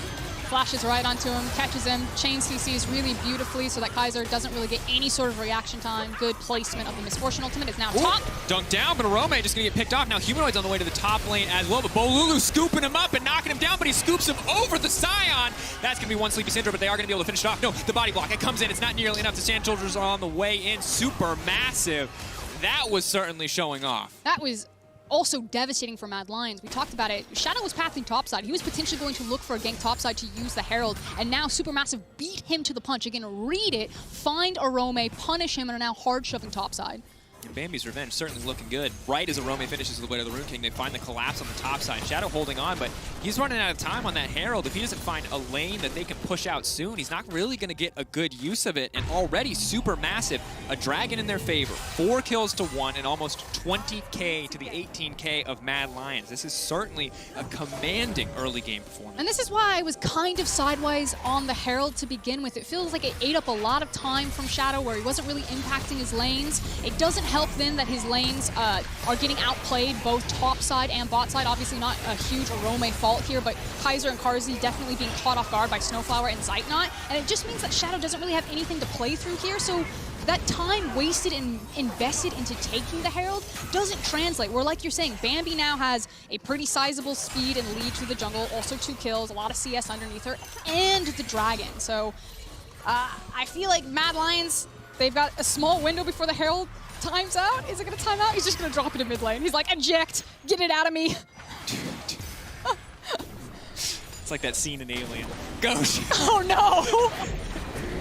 Gonna push into the mid lane, Shadow, plopping down the Rift Trail here. Gonna grab a few plates over to Humanoid. He'll be happy to have that one. It should let him finish Ludens here pretty quickly, as Kakao has a hard time approaching this. Humanoid still with a lot of individual kill pressure. And here's the thing. We talked about Bambi's revenge here, and Kakao doing a much better job of impacting the map early game than what we saw from Shadow previously on the opposite side of this matchup. And that's concerning, because Lilia feels like this champion where when she's strong, she's unstoppable. When she's weak, she feels completely useless. But right now, Kakao is strong. He's got the phase rush, which is only going to make him faster, harder to lock down for a lot of these champions. And if he gets that Leandre, he's way ahead of schedule. Not going to be a lot of options, especially for a guy like Arome on the top side, to stop this champion from just rocking up and killing him at any time. But he's still in Hoover move. Like, Kakao is like, he's a Roomba right now. He just wants to vacuum up, because still waiting for that item. The Dragon's going to be spawning in 45. I'm liking the mixed metaphors here. He's both Bambi and a Hoover. Put that one together, audience. That's why I want the Photoshops to tag me at FrostUrin. Good luck spelling that. Don't forget the urine. It's really important. Sorry. You're fine. I had another cup of coffee. I definitely shouldn't have. Yeah, Just like, three no more was, coffee. I thought we talked about 3 as the limit, but you're out of control today. And Kakao might be out of control too, as we were mentioning. Here on the bottom side, though, difficult news for the Mad Lions is that Essence Reaver is completed for Misfortune, but Kaiser is still on bits and pieces of this Trinity Force. And unlike the last time he played this champion, there's no exhaust on the enemy team, so if he does get on the backline, it will be a little bit more effective. But the backline from the enemy team is looking scarier and scarier as Bolulu showed up on the top side, and meanwhile on top lane for Armut, he's getting run down here slowly but surely. You can see that Arome wins this trade, but he has to just keep extending it to come out on top. It's actually really important for Arome to take hard trades here, because we're setting up for Drake as the fight down here. Really main priority. The lock up, they're just going to one-tap him to start the fight up, but the double lockdown is there. Shadow trying to move forward. Snowflower ready to body block. Humanoid on the way in. TP coming in as well. Sion's going to come to the party, but the instant suplex back down, but he throws it right into the backline, and that's not what he wants. He does interrupt the knockup as well. Humanoid, meanwhile, isolated off to the side. He's going to throw down the ultimate, but Bolulu manages to make it out. That's Humanoid dead. That's Mad Lions falling apart as Zeitnot just looks to clean house. Armut running forward. They're ready to keep this dive going in. He's going to make it out. He's got the Soul Furnace shield coming in as well. Karzi taking down the double for Zeitnot. It's just too clean. Supermassive 9-1 in kills. Just smacking him in the face with a stat check there on Misfortune. She does ludicrous amounts of damage, especially right now. And like you said, it's Supermassive that come up on the skirmish in bot side and then snowball that into another Dragon. They're looking for the stack, and Kakao is 4-0-3 on Bambi. Immaculate performance. And again, here we see the setup. So flawless. Kaiser forced to burn the W early. Once that clone is gone, they know they can hit the real one, and it's just easy. So look at the teleports. What Arome was trying to do was, in preparation for setup of this fight, although Mad Lions were picked out, is he was making sure that he would have a health advantage if they fought cross-map and decided to teleport in. The issue is that Mad Lions got picked out as the fight started. Arome immediately pulled the trigger and went. Armut actually got to back. He takes a huge chunk of health from the set in the top side, backs, full heals, and then teleports into the fight. And here's the thing that we didn't talk a lot about in draft, because I think as people watching Mad Lions were like, yes, finally Arome got a counter pick on top side. Mad Lions is almost exclusively physical damage. That is 1.5 armor items completed for this Sion. So while it probably felt good for Arome initially to dunk that Sion back down to his team into their waiting arms, they couldn't kill him because that Black Cleaver is not completed. There is not armor penetration yet. And right now, Armut, despite getting beaten down a little bit in the early laning phase, through the help of Kakao, is now essentially unkillable. Humanoid, though, luckily for him, is the one champion on this team that can burn through that health bar. I mean, he can more of like chip through. He can chip away at it slightly more notably. He's trying to cut down a tree with a butter knife. Yeah, everyone else has a spork. Is that where we're at right now? I think everyone else is like a toothpick. Yeah, and this is difficult because finally, like, to give Arome the counter pick, Arome seems comfortable in lane, but then Kakao puts attention topside on a tank that we normally expect to be completely on an island. and he's behind again. And Ormut, despite taking the blind pick, despite getting the counter pick, is once again in a way better position to impact his team. And now he's abandoned finishing the Thornmail and instead is going straight Titanic. And it's going to get very hard to be Humanoid or Carzzy in these fights against the Titanic Scion. And then, meanwhile, while all of this is happening, that big front line that you're talking about, Draco's just getting even more meatier and beefy. Don't combine those words, that sounds wrong. Balulu, on the opposite side, is now also in Hoover mood. So we have Hoover mood. We have two farming people in the Lilia and the Azir, and they're just soaking up all of this gold, all of this experience, and being that late-game insurance policy, while Misfortune and Scion can beat on Mad Lions right now. Yeah. So side lane assignment's not looking great. Ooh. Carzzy forced to flash out of that one. You can see why they didn't prioritize taking him down earlier on. He can't cleanse away, but now the Herald going to be used mid lane. Zeit not going to be there to scoop up some of this gold with Cacao. And this is the thing, the side lane assignments, Mad Lions can't match now because they don't have kill pressure on the Scion, which means that they get shoved into the towers. Look at Humanoid, look at Arome, they're by their towers, which means that numbers advantage for Supermassive to play off the Herald, to play off the mid wave, and to snowball this into two mid towers. Bolulu stepping forward. We wondered why they'd match double AP, but you can see Bolulu complete confidence there. Goes for the play and will whip it. And now the Herald gets the third charge. The Azir tower set up as well, that Sun Disc. Arome, run! Safely. They can collapse onto Arome. You see the pings going down. Here comes Bambi, here comes Leona. Arome's like... Yeah, and credit to Supermassive. They adjusted their draft coming into Game 3. They got blue side one more time, and now Mad Lions have done nothing this game. This has been complete and total dominance. Now, they had stronger early lane setups. It felt like Arome was doing fine, but outside of that, we've got duo kills, 2v2 on the bottom side. Mad Lions doesn't feel like they've really been able to get a single play down in their favor ever since we saw that TP topside where Humanoid came in a little too late and ended up getting cleaned up by Bolulu. And since now, Supermassive full control, cruise control now. So let's take stock of the map. Dragon is spawning in 1 minute. That means, as where Mad Lions are, the mid wave is going to be very important. You'll hear us talk about it all the time. So I expect that Supermassive will send 3 people, Azir, Leona, and Misfortune, to hard shove mid, and then to move into the Drake. Checking summoner spells, Humanoid's Flash will just come back up, so they should be okay for this next team fight, but across the board in itemization, that is scary. Look at Misfortune's items. That is the maximum damage build for the AD carry. The Essence Reaver into the Infinity Edge. Reminder, her ultimate can crit. So if you roll that unlucky into a Dragon Pit, the Colosseum, if you will, that will be spawning in 29 seconds, will be the 3rd dragon, setting up Supermassive for a soul. Yeah. That's big yikes. And it's difficult, too, because Set is itemizing for side lane presence, right? So he's not going to be the beefy front line that you want to protect your back line. Maybe Wukong can be used a bit more to peel, but I'm worried for Humanoid because this is going to be a difficult one. The knockup will connect on the Carzzy, though. Armuch is running forward. Bolulu on the backside. They're going to grab this one quite easily. Zeitnot now on a rampage as he gets the kill, and that means Cacao can just start this dragon. No one else really needs to come because Mad Lions cannot contest. The only option that Mad Lions had was to try to trade something. Either you find a pick, which is Carzzy that ends up getting picked, or you try to trade cross-map, which is what Humanoid was setting up for on this topside tower. Now, they do find the Scion, but as you can see, it takes a long time. Burn 2 flashes. He charges the Q in the burn. He can probably try to turn this for a Doesn't have ult. If he uses ult, but he doesn't have it. Good catch. So Shadow will grab that kill. And that'll be good, but definitely not worth the Dragon trade. So while Mad Lions certainly are now striking back, it is Supermassive who continue to come out on top in this game. 4 towers to 0. I'm just blown away at the turnaround between Game 2 now and Game 3. Supermassive obviously had some solid moves in Game 2, but this is just a completely different level of performance. And obviously, when you look across the scoreboard, names that will be standing out to you and names that we've talked about are, like Armut up into the top side. The fact that Cacao is being a huge benefactor of picking up all of these kills. Misfortune Zeitnot also now massive 4-0 and 2. But I do want to give a shout out to the Azir pick and Bolulu in specific because his ability to constantly have pressure on his waves and his resets about how he's always moving around and getting Mad Lions to react to the pressure points that he's created on the map has allowed Supermassive to get to these setup and these plays first. And Mad Lions are just a step behind them and are getting punished. Oh, that's a sleepy set. Kick things off. Cow just threatening with the ultimate there.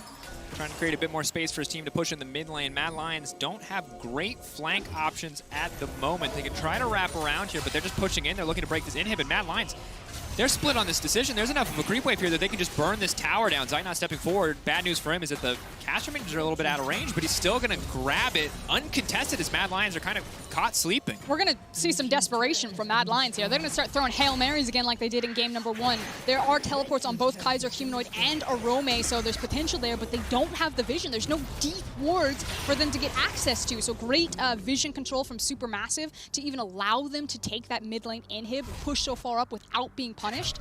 Mad Lions are spinning. They got to find some way to grab hold of SuperMassive and force a fight, find an unfair advantage, get those flanks, but they are just getting steamrolled in game number 3. Yeah, and a lot of the things that we saw in game number 2 just have not been there for them. We saw Shadow much more comfortable as jungle champion. Don't get me wrong, the Graves has been solid, but the other big piece of that puzzle was Humanoid showing up and pushing out his lanes and winning out. And Arome, well, he was set up for success in the laning phase. SuperMassive immediately shut him down, and he's right back into the position that he has been in so many times this tournament, playing from a deficit, knowing that he doesn't have kill pressure on that Scion because it's not a Titanic, it's a Sterix coming through, and that is still a massive spike, but there is no way without, I don't know, a minute and a half that this set is going to be able to burn through that Scion's health bar. Like, don't get me wrong, Arome's probably just thinking, you know, focusing on the game, but the facial expression just looks like damn, what am I supposed to do here? I mean, on the opposite side, too, you see this, what I would describe as a cocky grin from Mr. Pearman himself. Feeling confident as Carzzy is once again going to be in trouble here, but the Scion out now moving forward with a big knock up, but it will get interrupted. Humanoid going to burn the scat of the week. Now it's Kaiser moving into the entire team, trying to move his way into the backside.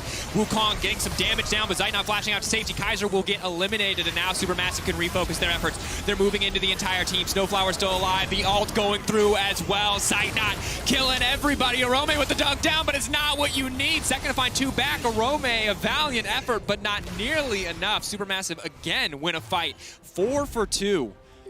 It is a slaughter, but SuperMassive are not going to immediately turn on the Baron. Obviously, Shadow's still alive, showing some patience and control that maybe they haven't shown in the first 2 games when it comes to that objective. But he doesn't have sight in that bush, and this is going to be difficult. Luckily, Phase Rush is going to take him out the TP. To safety, but there's a TP in the mid lane, and he's been here before. Oh no, they love killing Shadow. Going to chase him down. Bolulu now on a rampage. That's a staggered death timer for the jungler, and that means priority access to this pit for SuperMassive. Yep, so they found the jungler. Like you said, Shadow didn't have vision of that. He was just making sure, checking it, because again, he's been told that SuperMassive will go to Baron at every single turn here. But this time, they didn't. They learned, again, Academy Award goes to them. They faked it. He walked right into the trap. Good TP from Bolulu. Sets up a free Baron for SuperMassive. It has been total domination for this entire game. Absolutely has. And we look back at this play, and the Scion, again, doesn't get the prettiest scoreline in this game, but the impact is massive, burning so many cooldowns early on. As we see this, Kaiser wants to shut down the backline, wants to get something done here, can't quite finish Zeit not as he still has the flash up and available. And despite Zeit not's low health bar, he and Snowflowers still find a way to lock down and take out Humanoid. Arome, it's a bit more done as he finds the double on the back end of that showstopper, but just can't get through the AC from the Scion at the end of the day. And that's the only silver lining there for Mad Lions fans. It's the fact that Arome you know, elbow dropped on top of Snowflower there and managed to pick up a kill. As we're now looking at the Soul. Armot going in. Sidestep from Humanoid, but he has to move back into enemy territory to do so. Eyes on Cacao and the ultimate. Where's the sleep gonna go? Swirl Seed. They do manage to burn the Sterix. Look at the waves, mid and top lane. Mad Lions are there between a rock and a hard place, and frankly, SuperMassive can just be patient here.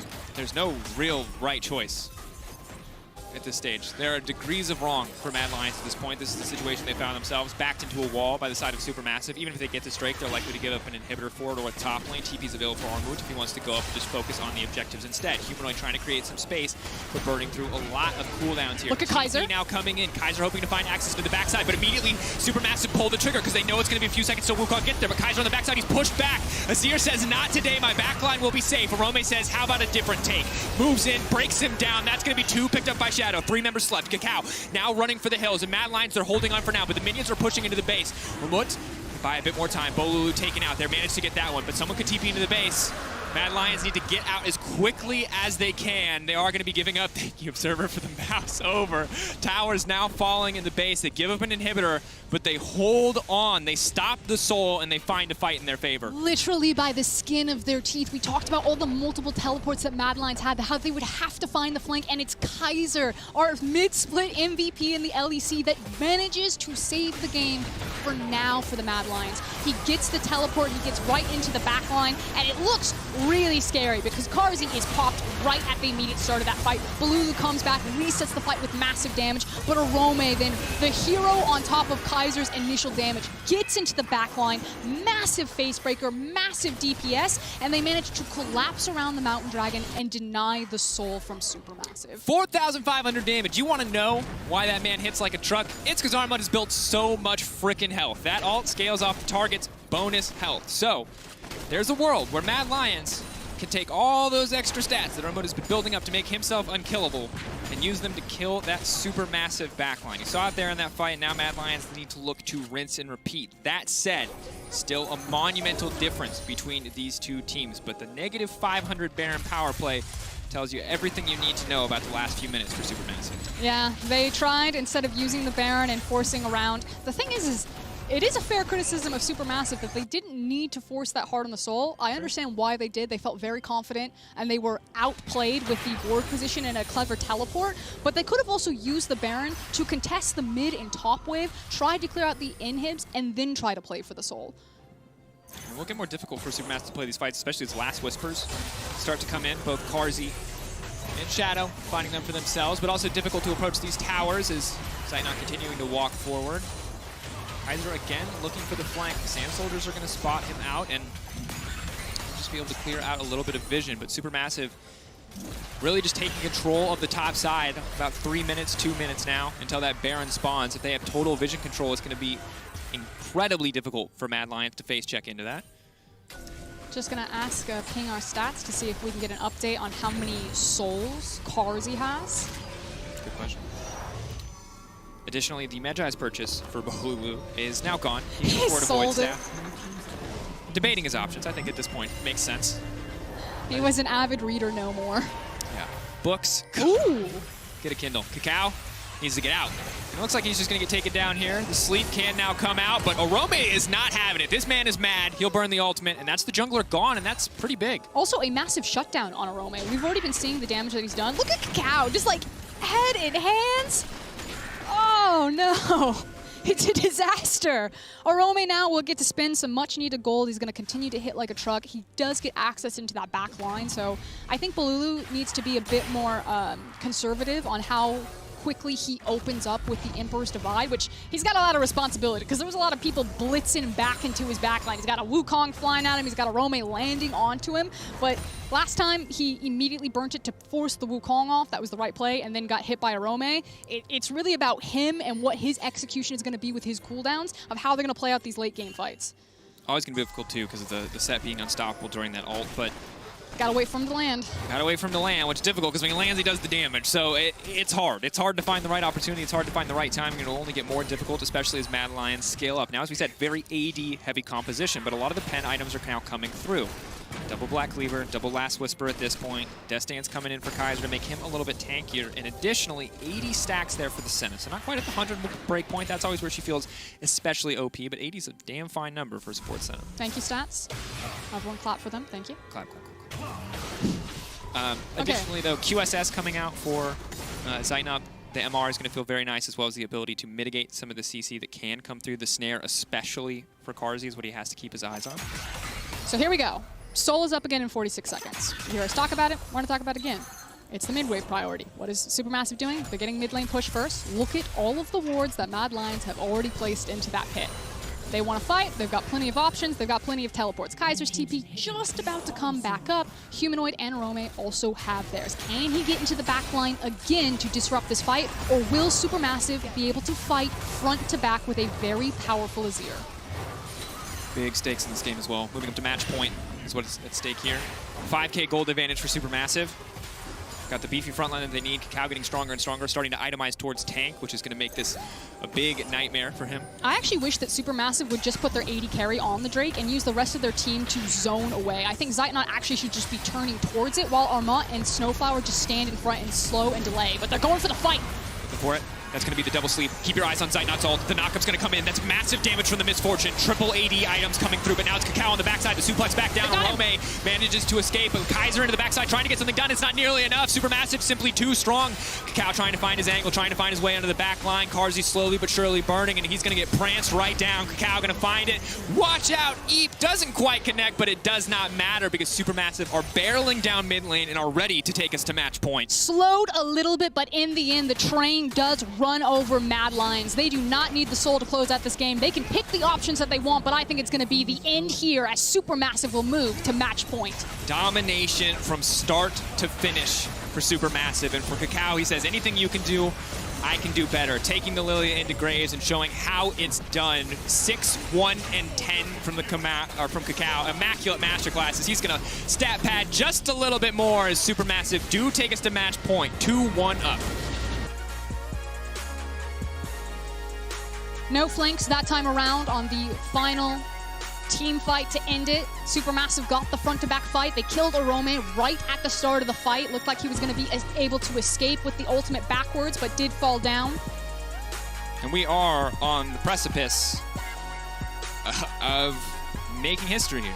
Because, yes, the TCL has made it to groups before, group plans, but they did it by beating the CB law. They have never, ever done it by beating a major region. More importantly, major region, or EU rather, has never fallen out in play-ins. It's the first year we've had a 4 seed immediately, but you know that this is not going to be an exciting cross to bear for future international tournaments for EU fans, but for the TCL, they have to be elated because right now they look like the better team. And the Mad Lions, they're going to have to dig deep to show us more because what they put on the Rift in that game was not enough. And it's great adaptation as well from SuperMassive over the course of the best of 5. You know, they're constantly, again, making great plays from Fog of War, Kakao getting the better of Shadow a lot in this pathing, recognizing that they needed to contest the mid lane priority, so grabbing Balulu's Azir, putting really high priority on that, even though it meant that you had double AP mid-jungle, faking around the Baron. I love that. Every single time they're catching people picking because they're not just immediately turning on it anymore. Great evolution of SuperMassive over the course of the series and now setting themselves up for the final win. Final hurdle. One more game stands between them, but let's take a look at SuperMassive Mercedes drive to victory. The bot lane dive 15 minutes in, and I'm going to be honest, a lot happened in that game. It's going to take me a second to remember this one. Oh, it's this one. So the thing is Mad Lions thought that they were going to be first to the punch here. You can see that they're pulling down Humanoid. They think it's going to be an even fight. Arome's just chucked out Armat. He's got TP first, and he's like, yes, we can go. But it takes so long to actually start the fight that Armat's able to go back, heal up, and then come into the fight. Balulu then fights Humanoid, completely zones him out, doesn't manage to pick up any kill with the big damage. And then Armat, because he has all of the health, he's so tanky that he allows SuperMassive to get this dive and to be successful. Yeah, and we saw outperformed in the early game. Feels like as he moved into mid-game, outdrafted as well as the Scion was unkillable. There was one moment in the game where it kind of bit him in the butt where Set was able to use that extra bonus HP the Scion had been stacking up over the course of the game to dunk him down into his own backline. Once or twice, I guess it happened. But that was it. Like, that was it. That's all that they got out of this. And we're going to take a breather. But the analysts are going to share their thoughts ahead of Game 4 when we return.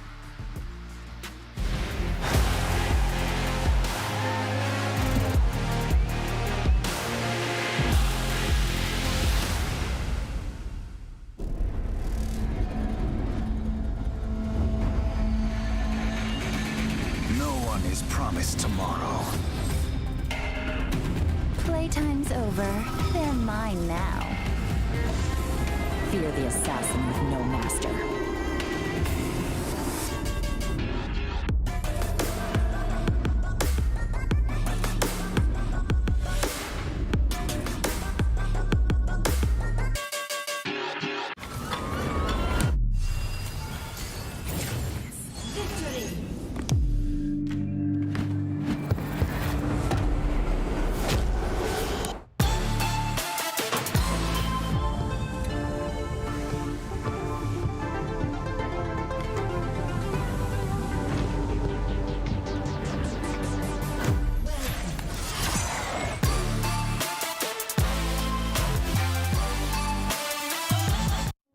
The Oppo Find series pushes the boundaries of technology to constantly create new possibilities. Crafted from highly durable ceramic, every curve is deliberately designed to feel like an extension of you. We've incorporated a 120Hz UltraVision screen. True billion color display refreshes seamlessly. Oppo Find X2 series.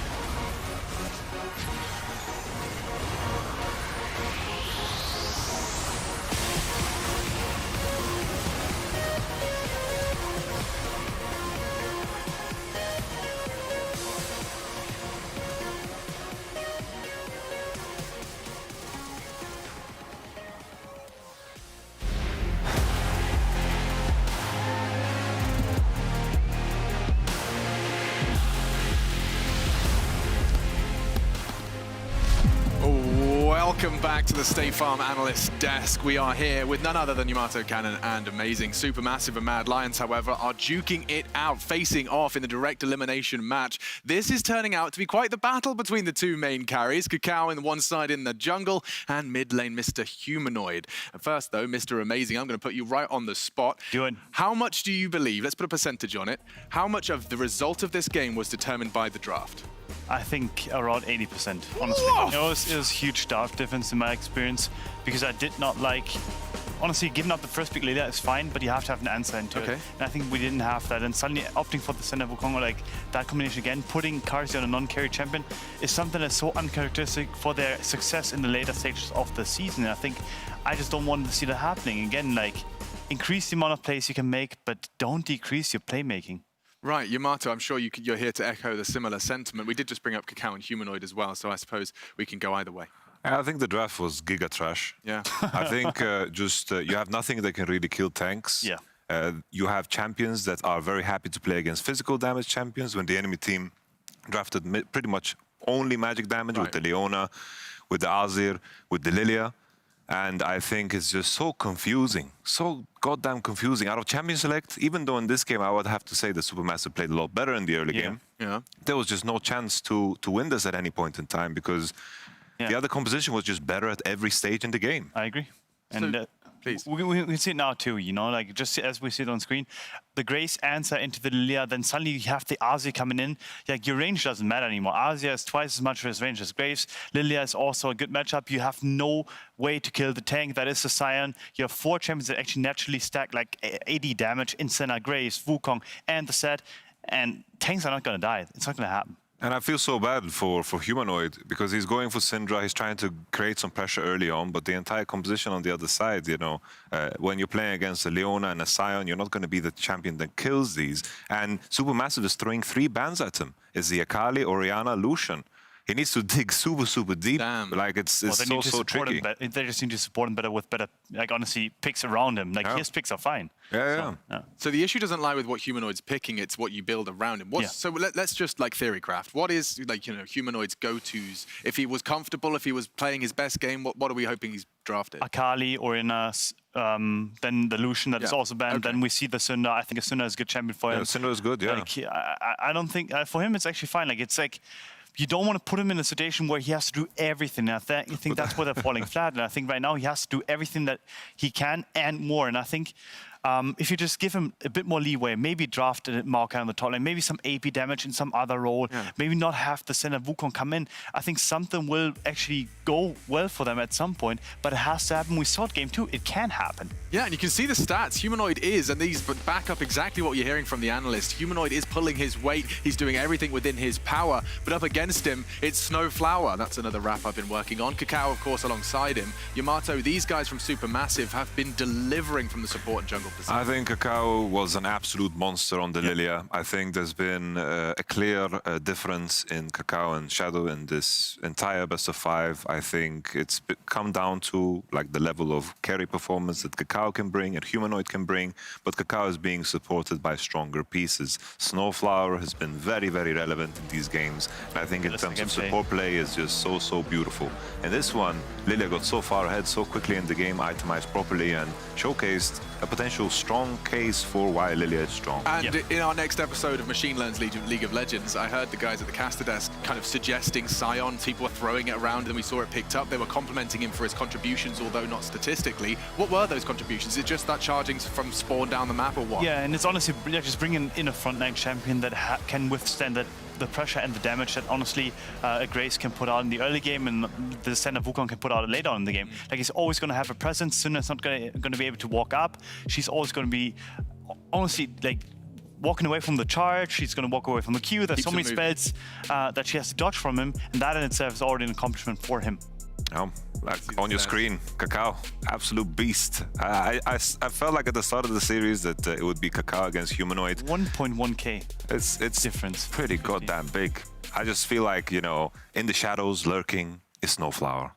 Without him, these stats wouldn't be on that board. Snowflower has been an absolute beast. Who is Humanoid Snowflower? Yeah, I mean, that's the question. We don't have the answer yet. But Mad Lions are back on the blue side, and we've seen 100% success on that side choice. Does that give us some hope for a full 5 games? I was about to call it maps. It does. I do think that it opens up potentially like a mid-lane champion because you cannot target ban Humanoid 3 times in the first pick ban phase. So you're probably going to have an Akali, Orianna, or at least like a Lucian coming in early. And I think that is going to give them some leeway to actually operate on the map. Okay, at least a stepping stone outlined. And your closing thoughts, your closing arguments. Mad Lions taking us to 5? I just want to see Kazi on, for example, on Ezreal, something that deals damage. Skip the Senna Wukong already. We saw it in the first game. It's insanity to try to do the same thing twice. The thing's been nerfed. Just let it go. Kazi played well this tournament too. Let him shine. Let him shine. Let the boy shine. That's Kazi they've got their eyes on as well. But regardless, game 4, Mad Lions versus SuperMassive. And should SuperMassive do it, they've got some flamboyant unicorns of love waiting to represent the CIS region. It's right around the corner. Don't touch that browser.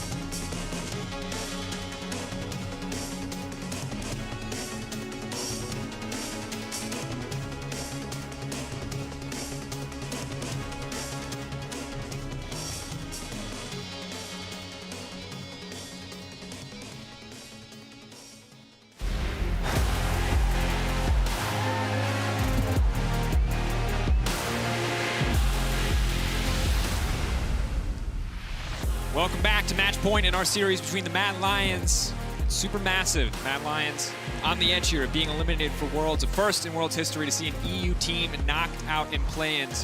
Whereas for SuperMassive, they're well on their way to a first of their own, taking down a major region team to qualify, or to get one step closer, rather, to qualifying for group stage. It's not just that. It's the fact that a wild card emerging region team has never taken down a major region team in play-ins. I believe it was an LMS squad that was taken down by Fnatic the last time we saw it. So a huge, monumental thing that it's about to happen, or potentially happen. I don't want to sign Mad Lions' death sentence just yet, but just this whole idea of, you know, take over. That's kind of like the motto, the theme of this year's Worlds, and that's what it's already started in the play-ins. The fact that the emerging regions are taking over. They are really getting these clean shots in at the major regions and saying, you're not as far ahead of us as you think. And remember, stakes for this series, the winner will move on tomorrow to play the Unicorns of Love in one final best of 5. Winner will advance to the group stage. Loser will be sent home. The loser of this game will either take us to match 5 if Mad Lions can find a way to force the Silver Scrapes, or it'll be Mad Lions who are sent packing back here to the LEC empty-handed at the hands of SuperMassive. As we're now into the next ban phase. Blue side for Mad Lions. You heard it from Amazing on the desk. They can't just triple ban Humanoid out this game from the side of SuperMassive without paying any kind of price. So the last time Mad Lions were on blue side, it was Nidalee, Hecarim, and Azir as the 3 bans. So we saw the power of the Azir, not necessarily in Balulu really showing off, but how it unlocked the rest of the map for his team with the power that it had in the mid lane to constantly keep Humanoid kind of locked underneath his tower. And they don't care. They don't care about meta power. This is the biggest call out I've ever seen. They say, we literally don't care about the meta tier list. You have one player that we are concerned about, and it's Humanoid in the mid lane. And Arome knows what he has to do. He has to pick the Ornn, and he has to hope that that's going to be enough to carry his team to victory, because they took everything away from his mid laner, so if he doesn't show up, he knows who it's on this game. And now the question is, what is going to be the response? The big, powerful junglers like the Graves and Lilia are still open, so you don't have to immediately show your hand unless you know that that's the power pick that you want. We had a wonderful performance from Kakao last game in our Hunter versus Bambi matchup. Will Shadow grab the Graves here? Will he pivot to something else? It's do or die. You can kind of see it on his face. He's been under so much scrutiny and so much pressure to perform. He's the big name that everyone is just really grabbing hold of if Mad Lions fall here. So much weight and responsibility on this, and he opts into the Graves. And Humanoid has to be sweating on this one because he knows he can pick the Syndra. He can probably set himself up for a strong early lane matchup, but it might not be enough. And now as he locks in the Ezreal for Carzzy to once again set Carzzy up for success this time around, something that we know that people have been waiting to see. No more Senna Wukong, no more Senna period here on the bottom side. It does, however, expose Humanoid to 2 more potential mid lane bans. We'll have to see how hard SuperMassive want to go. I think they've done enough, but maybe they want to take it even further here. A 5-man ban strategy now. You have a couple different options here. You can grab a power pick like a Shin. You can pick up your AD carry here if you would like. Flex pick would be interesting. The set obviously can go into the mid lane as well as the top lane position. Strong matchup into Ornn. Of course, Set has received some decent hits on his base damages, scales. Some of the base damage taken away, some of the scaling increase, so he needs to build a bit more AD to hit hard. Could do some decent work into the Ornn matchup. Ornn's W does make it difficult for Set to find a solid ultimate, but as we've seen from this series so far, the matchup hasn't mattered too much, as Armut seems to always have Arome's number, but the Syndra now banned away, and we might just see 5 bans leveled at Humanoid. Surely a sign of respect, but if it means losing the game, it's not going to be one he's happy about. I mean, what's the final ban? Do you take away... Yep, I was going to say, do you take away the Zoe? He's got LeBlanc left, but he's going to have to reach real deep into the pit, and even then, you know, SuperMassive are on red side. That's still a flex pick. We expect it to be a set top. You can still hide it. Yeah, one of the big issues as well is that if he does go for the LeBlanc into Kakao, anytime that mark is on him, anytime that passive is ticking away, it's really difficult for him to leap forward. Delayed CC normally seen as a weakness, normally seen as something that makes the CC less immediately impactful, but for Kakao, as long as that passive is up, ticking on a champion like the LeBlanc, he has the potential to lock him up, and it means that LeBlanc can never 100% fully commit for a combo without being punished, as now the Scion's going to get locked in, and now I have questions? I have a lot of set questions. Mid? Oh, wow. Set mid. It has to be set mid. It is. But the thing is you could have picked your AD carry here and then given yourself the counter matchup. Either Balulu feels that he's pushed him far enough down that he knows what he's expecting, or this champion's just really pivotal to this composition. And the thing is now we have a huge source of carry potential coming in from the mid lane. Both the carries that you want to see enabled, Humanoid and Carzzy, are set up, even if it's not their priority option. But to be honest, the Cassio doesn't really get to mitigate a lot with the Miasma this game, and now the All-Star coming in as well. So we've talked about throwing Hail Marys, we've talked about Mad Lions from behind in game, willing to do so, and now it feels like they're throwing a Hail Mary here in draft to find the win. A lot of individual agency in this draft, but they have to execute flawlessly. Now, one of the things that SuperMassive were kind of missing on their composition was more hard engage. Obviously, you have the Leona ultimate, you have the Sleep set ult, but you know, it's not like an Ornn ultimate or something like that. I would have liked to have seen something like an Ashe. Oh no. Ooh. We are going to witness one of two things. We're going to witness a game where SuperMassive walk away and said, okay, we were a little cocky, we were a little confident, maybe we shouldn't have picked the Vayne there. Or we're going to watch a game where SuperMassive wiped the floor with Mad Lions and cement the TCL as a world-class region. I mean, now we have it revealed why Balulu and Armut had to take the bullet of revealing their champions first. Zeitnot was trying to get a full perspective on what was going to be the best AD carry to pick into the situation if he felt that he could get away with taking the Vayne. Now, Vayne has been buffed up in recent patches. I believe some attack damage done to her ultimate. We'll cover that as it goes into the game, especially if we see her in the final hour. But obviously, laning against a Alistar and an Ezreal, even with the phase rush, Vayne should actually have a pretty good time as long as those Qs don't start chaining together and connecting onto her, especially because she'll itemize into lifesteal anyway, so should be able to compete with the poke damage and walk herself into a very strong mid and late game.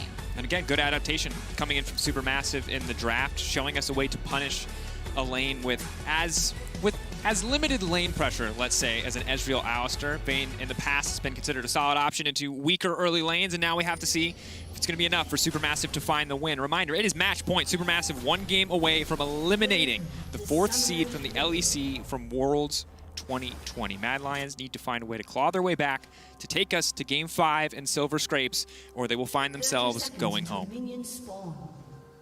Of course, the two players that we're going to be looking at on the side of the Mad Lions is going to be Humanoid and Carzzy on these big power picks like the Cassiopeia as well as the Ezreal to carry this one through kind of the rock so far of Mad Lions, where other individual performers have been up and down. On the other side, SuperMassive.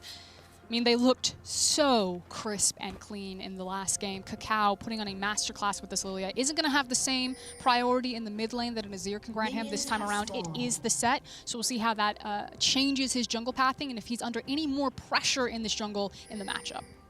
And have to see, obviously spending 5 bans on the Humanoid, see if it works out for SuperMassive. The first 3 felt valid. We'll see if the second 2 actually secure them the matchup that they were looking for. Phase rush on Bolulu means if he ever really gets ahead in this matchup, it should be easy for him and Kakao to shut Humanoid down. But the sheer amount of damage potential that can come out from a Cassio is always a bit intimidating. As we check in on bot side, you can see press the attack, as well as it appears to be Legend Alacrity. So no Legend Bloodline. Looks like it's confirming the fact, what you mentioned earlier, Crosscurrent, about early Blade of the Rune King as the priority here and not a crit item. And obviously the big thing of the Nimbus Cloak as well as the Gathering Storm and the scaling potential there. Nimbus Cloak, I just think is so powerful. It makes it basically impossible to kill your ADC, especially for one as slippery as a Vayne after the initial engagement. As taking a peek onto the junglers there, Kakao went Raptor Camp and is now immediately invading, trying to make use of the priority that Balulu got early on to contest Raptor Camp. But Shadow, very heads up, didn't go buff to buff, instead went red into Raptors himself, so wasting a bit of Kakao's time, gets information on Kakao, sees that he doesn't have red, and is now sprinting across to contest red buff. So Shadow should actually be able to 3-buff Kakao in initial clear. That's going to be big. Early jungle momentum has been pretty important in this series, especially for Kakao, so slowing him down at all is going to feel pretty good. Keeping our eyes on where the first ganks are going to come through, because while Ezreal Alistar certainly feels like solid picks for Kaiser and Carzzy, they do not seem like the strong duo into the bot lane that they need, as Zeitnot and Snowflower are very comfortably pushing this lane forward. Of course, level 2 coming through for Kaiser will make him a bit more of a threat onto the Vayne, but with Condemn, an available counterplay option, it is going to be difficult, as Humanoid, well, showing us kind of what we expected from this lane early on. Bolu going to need some jungle support if he wants to push this one out, or praying for an empty mana bar from Cassio, as Arome will get a solid trade, as both top laners trading grasp procs back and forth for the most part. It's what Balulu gives away for his jungler to succeed, especially in this matchup across from Humanoid. Again, he went for the hard push to give space to the Lilia. It didn't pay off this time around, and now he can be punished. And after Shadow's done with this crab, there is going to be an opportunity to look for a gank. So Balulu very cleverly playing towards the bot side of his lane. You can see he's hovering towards the bot side river where Kakao is now stealing away Krugs, trying to deny any opportunity that Shadow would have on a potential gank here, as it looks like Humanoid has actually frozen the wave in front of his tower. Yeah, but for right now for Mad Lions, the only place that they really have pressure as bot lane resets is the top side of the matchup, where Arome using, you know, Ornn's naturally obnoxious kit, especially in the Sion matchup, to push in, to push for a bit more as he buys that early health crystal. So this is big. Shadow was actually about to take his back, but the Raptor camp has been spawned. Again, it was the first camp that Kakao cleared. So we got the timer and early reset onto it. And now he could even head up to the Krugs. Yeah, he uses the Spire's Bloom. He sees that the Krugs is still up. He assumes, actually, that Kakao is either on bot crab or resetting for Krug camp. You see that he actually pings it out. Level 5 for Humanoid. Balulu flashing forward, can just trade flashes here. This is going to be big, though. Cassio needs that flash much more.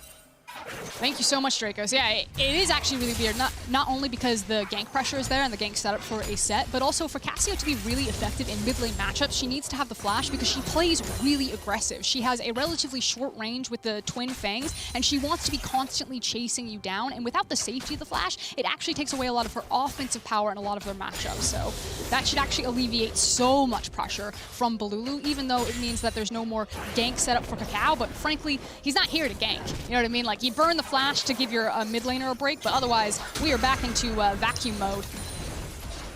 Vacuum mode certainly looked good for Kakao last time. He got to vacuum up a few champions as well. He will be a camp behind at this stage. Trade of Scuttlecrabs, but as mentioned before, the 3-buff start for Shadow, doing him some favors.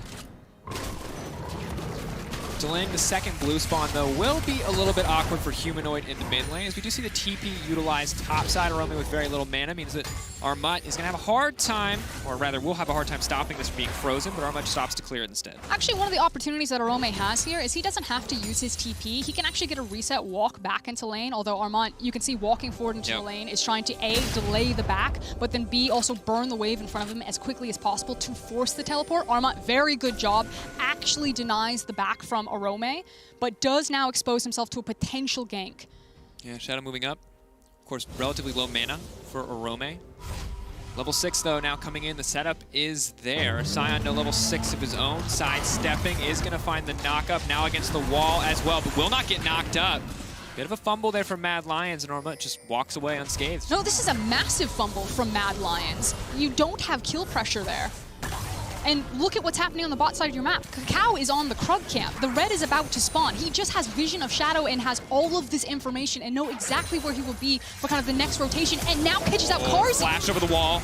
Karzi going to be in trouble. Kaiser trying to disengage. They are going to connect with the Zenith Blade, though. Karzi getting lower and lower, but they're not going to be able to push for too much more. But still, we already see Ezreal and Alistar trapped under their towers. Supermassive have a choice here. They can start the Ocean Drake, and it looks like they will. Shadow trying to really brute force on these ganks has going to cost his team the first dragon, as well as some Karzi's health bar.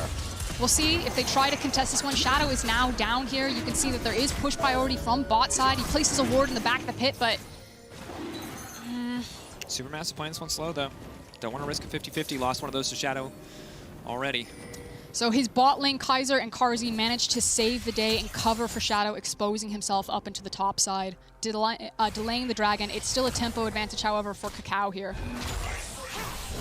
Still, though, checking in on mid lane. Humor has a decent advantage for himself. Bot lane relatively even in CS. Top lane even as well. The big difference, of course, Armut and Sion, obviously a lot stronger wave clear with the Decimating Smashes, a few more items come under his belt, but Ornn, one of the best, actually the best, hands down, scaling tank in the game, the ability to upgrade ally items.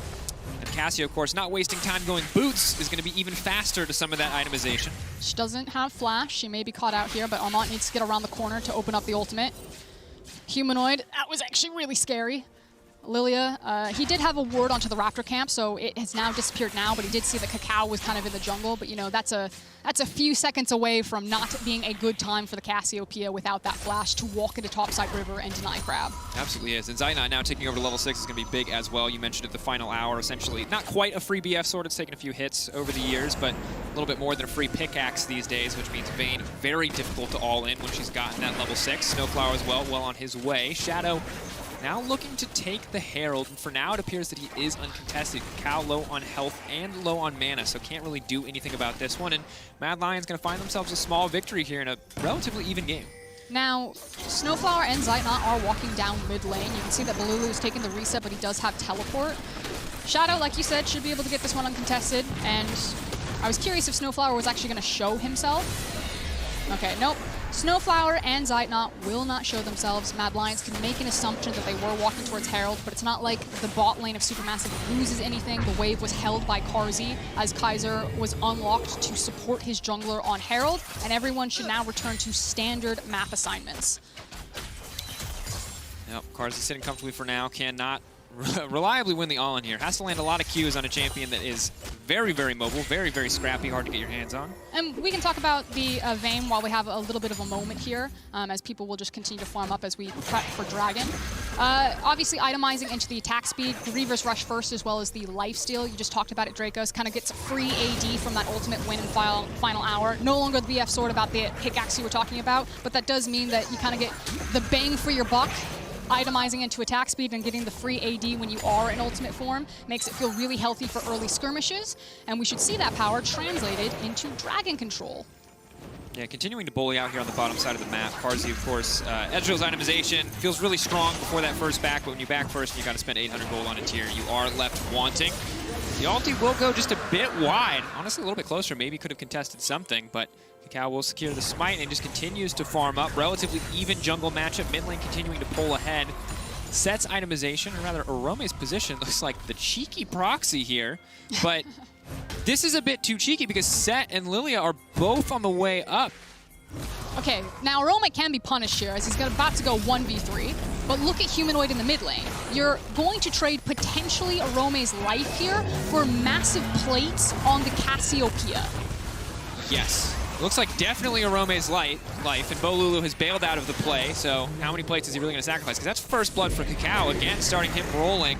Bolulu not in real position to stop this one, can just ult and pull back there, gets a clean pull back as the ult now comes in, he's going to be in trouble. The chain CC is flawless, and Mad Lions will get themselves a better advantage at the end. Very close play overall, however. And you can see it reflected in the gold. I'm going to say slightly worth for Mad Lions. Yeah, you gave away the first blood. Yeah, it was to Kakao. That one's not going to feel great, but it's on a low econ top laner, and now Mad Lions get the mid lane play as well as the Herald into Cassiopeia's back pocket, and almost even looking at a potential dive, although everyone wants to take the reset, so just covering, kind of sniffed around for the dive on Vayne, decide against it. I'm not quite sure what to make of that one, but I will say this, and that's that while Bolulu is doing fine in this lane matchup, obviously he's going to lose some CS, the early Sunfire cape here is questionable. I get the wave clear, but also at a certain point, Cassio will DPS check you, and I'm hoping that if he wants to finish this Sunfire Cape, that we see an adaptive helm shortly after, which just means you never really have to care about that change. He's definitely, there's no way he finishes the Sunfire, surely.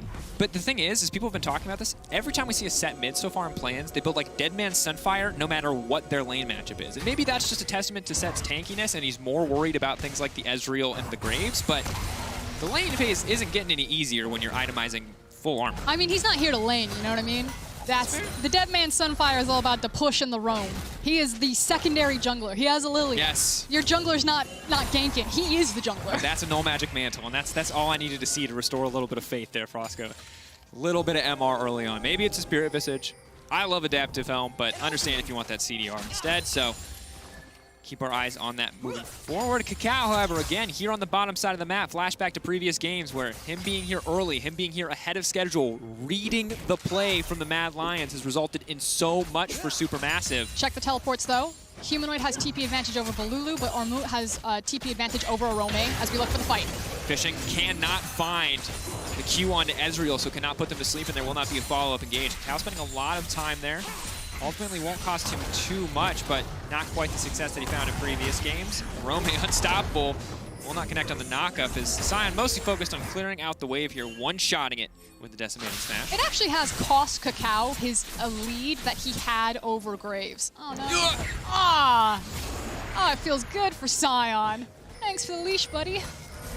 Special request production, if we're getting another Mercedes play, please let it be a Sion ult. That would feel succinct branding. That's all I'm going to say. Sunflower now going in, though, hoping to find a play onto Humanoid. The ulti comes out as a knockback goes in 2, and oh, Snowflower not ready for the sheer amount of damage that would come out. Kakao going to use the ultimate. Will not find any follow-up. Has to be careful when the cooldowns are back up for Kaiser. He may find himself in trouble. Shadow now stepping forward. Good damage, but Kakao will prance his way out of that one. Oh, Kakao, that is a dangerous thing to try. You do not get to be there, buddy. Oh. I mean, he's fast. He's just trying to, like, steal it away. The great heist over the Raptor camp. As Arma now finds himself between a rock and a hard place. Can he flash over the wall? Knock up there. Shadow debating where are they going to go. He can flash over the wall, but there's a blast cone there as well. Kakao just kind of watching this happen. Unstoppable now from the ult. So many flashes burned. They absolutely want this kill, but who are they going to give it to? Looks Humanoid. Like Shadow. Is he going to get out? Shadow. Humanoid. Arma. No. Knock up.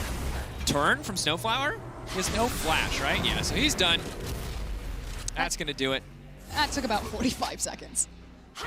Good news is this game they have magic damage, Frostburn, and a Cassio who offers sustained magic damage, so a little bit harder for Sion to just tank literally everything. It's that Cassio is the beneficiary of the kill. 2-0-1 right now on Humanoid. A champion like Cassio certainly can scale hard enough to be the hard carry force they need, but not necessarily the roaming one. Ooh, big damage coming from Zeitnot, though. And this is the thing that they have to be worried about, is that Vayne, in skirmishes, is a monster. Teamfights are a little bit hard when there's too much CC rolling around, but eventually when Zeitnot's 1-2 items, who actually side lanes against this guy? Is it Humanoid? And if then, who deals with Bolulu? Because it's going to be a tough game, I feel like, for SuperMassive to actually, or for rather for Mad Lions to survive if Vayne just keeps getting to freeform. It's a really good point, Dracos. We will keep our eyes on the lane assignments as we break out of kind of the lane phase here, but so far still all of the towers currently standing as we're fighting over Dragon, and here comes the TP. TP coming in. Both thumbs up for Zeitnot. He's going to be a tough one to lock down Kakao as well, holding onto the Chilling Smite, just laying down a little bit of poke. Big thing is that Armut does not have his ultimate yet. He's on the top side of the lane, but he cannot Scion Train Pain in here yet. Yeah. Additionally important to remember that Kaiser's ult makes him tanky against a lot of champions, but Vayne certainly isn't one of them. That's the sleep in onto Humanoid. They're trying to follow up. They're trying to land every little bit of CC, and Humanoid's now going to be trouble. No chance to lay down the ult. It's flawless from the side of SuperMassive, and now they're chasing home. Kaiser's ult means nothing to this Vayne. 1, 2, 3 going to finish the job. Silver Bolts finding their targets, and SuperMassive take the skirmish. SuperMassive decimate Mad Lions right there. It's now going to be a 2-dragon stack. The next one going to be in about 21 minutes probably is when they'll next take it, which can be a really early Elder being unlocked for them.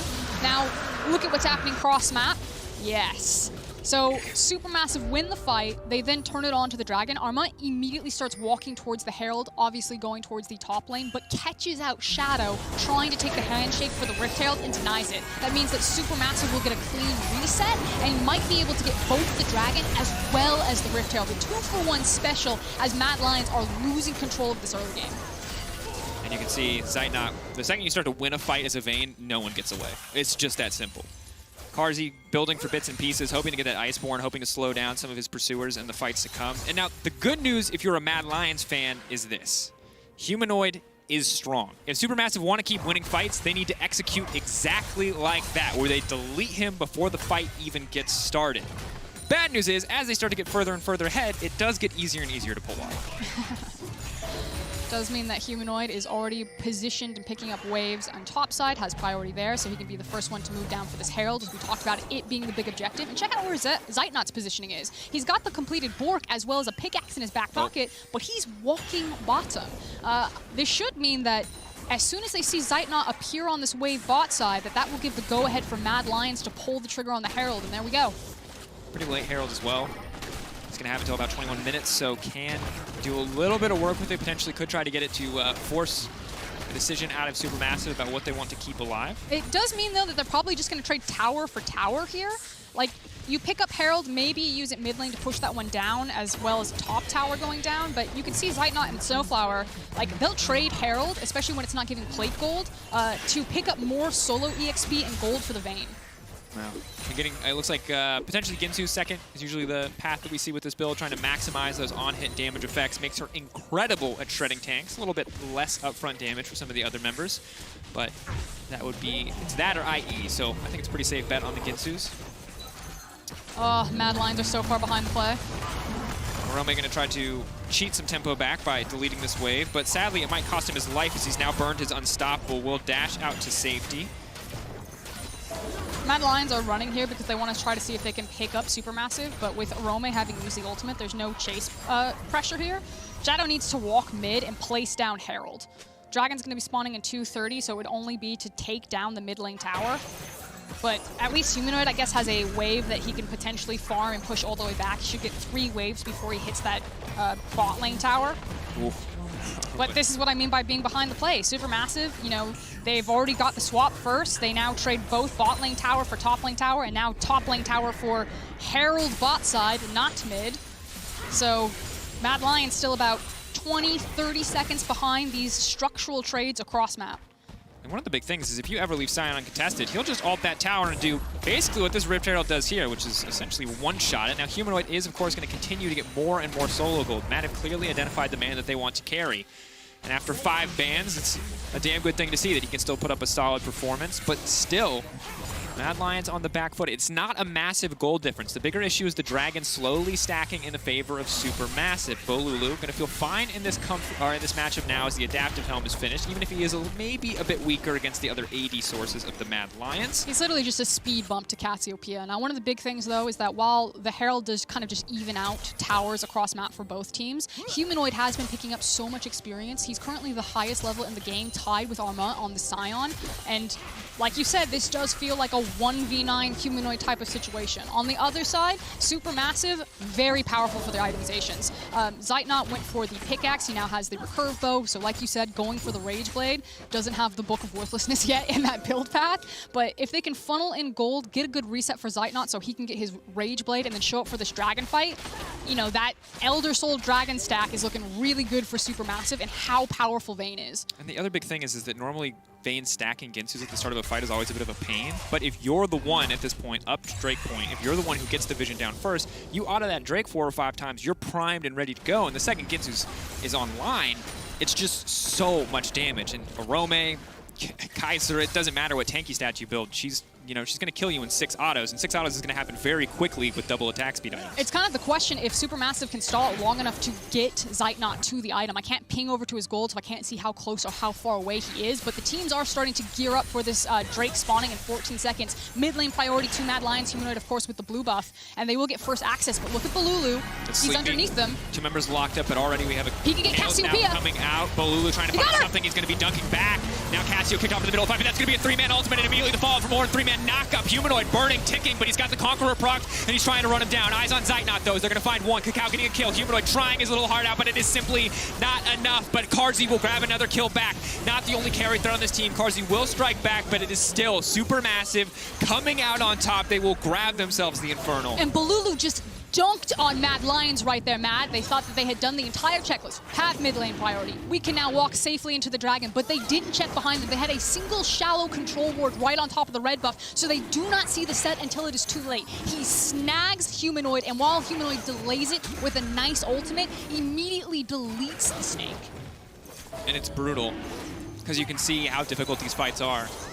Because yes, the second that Cassio cannot deal consistent sustained damage, you've got to worry about Cacao. You've got to worry about Zeitnot. Bolulu generating so much space for both of these champions to do exactly what they need to do. And as we look back at this one, it's the flank that you talked about from the side here, the set coming in, the one you have to watch, as Humanoid is dunked down a solid Ornn follow-up, but the members are just simply too tanky. They don't hit Zeitnot, they don't hit Cacao, and that means that both those ults ultimately not what the team needed, even if Carzy gets a flashy kill back. And that Adaptive Helm just doing work for Bolulu. The fact that he eats the Cassiopeia ultimate, multiple iterations of the Twin Fang, and still is able to walk out of the fight with his W, and then didn't even have to TP back in. He still got to save the cooldown. To be fair to Vayne, the only reason Carzy hits that Q, I'm reasonably certain, we'd have to run it back in a theoretical example, is because he accidentally autos the Scryer's Bloom and stuns himself for 1/10 of a second, so it will connect. So that could have been even worse, but it does mean that Carzy now has, the Fist, and he's got the fully stacked Muramana as well, so he can start to poke from range.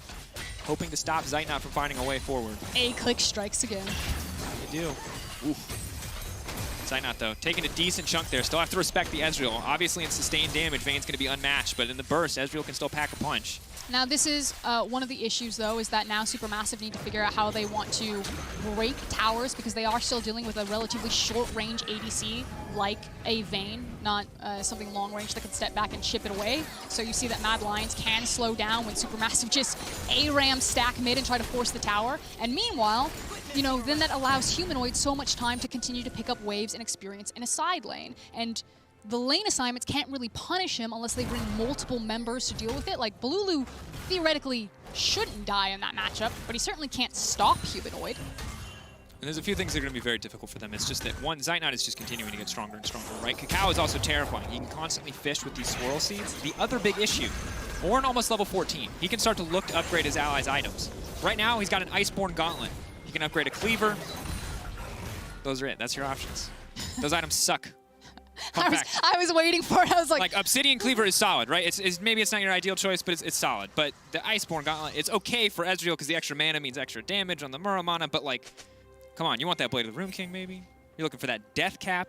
And from the way Humanoid is building, he knows he needs Magic Pen, which means he is not getting an upgrade in the next 10 minutes. It's not the most value of ornaments that I've ever seen, but you take those, I guess. Yeah. Again, reading map state, we're going to keep rolling swirl seeds down this mid lane, fishing for what you got, but SuperMassive, because there's no monster objective to play through, it'd be too risky to go for the Baron. They can play for the Infernal Soul in 2 minutes. They just want a 5-man stack in this mid lane, try to find Mad out of position like Shadow, and break mid lane tower. Knock back.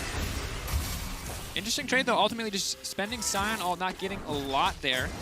Flashes right around the corner for Carzzy, Arome, and Humanoid. With all those flashes up and available, much harder for a player like Bolulu to find a flank, especially when he, well, right about the same time, will have his own flashback. And while that's SuperMassive's strategy, the strategy for Mad Lions has been to stall out. And they've done so very successfully in 2 different attempts to knock down mid-tower, and again, getting more space and time for Humanoid. Still level 15, still matched with Armad as the highest level into the game, now passed over to the blue buff.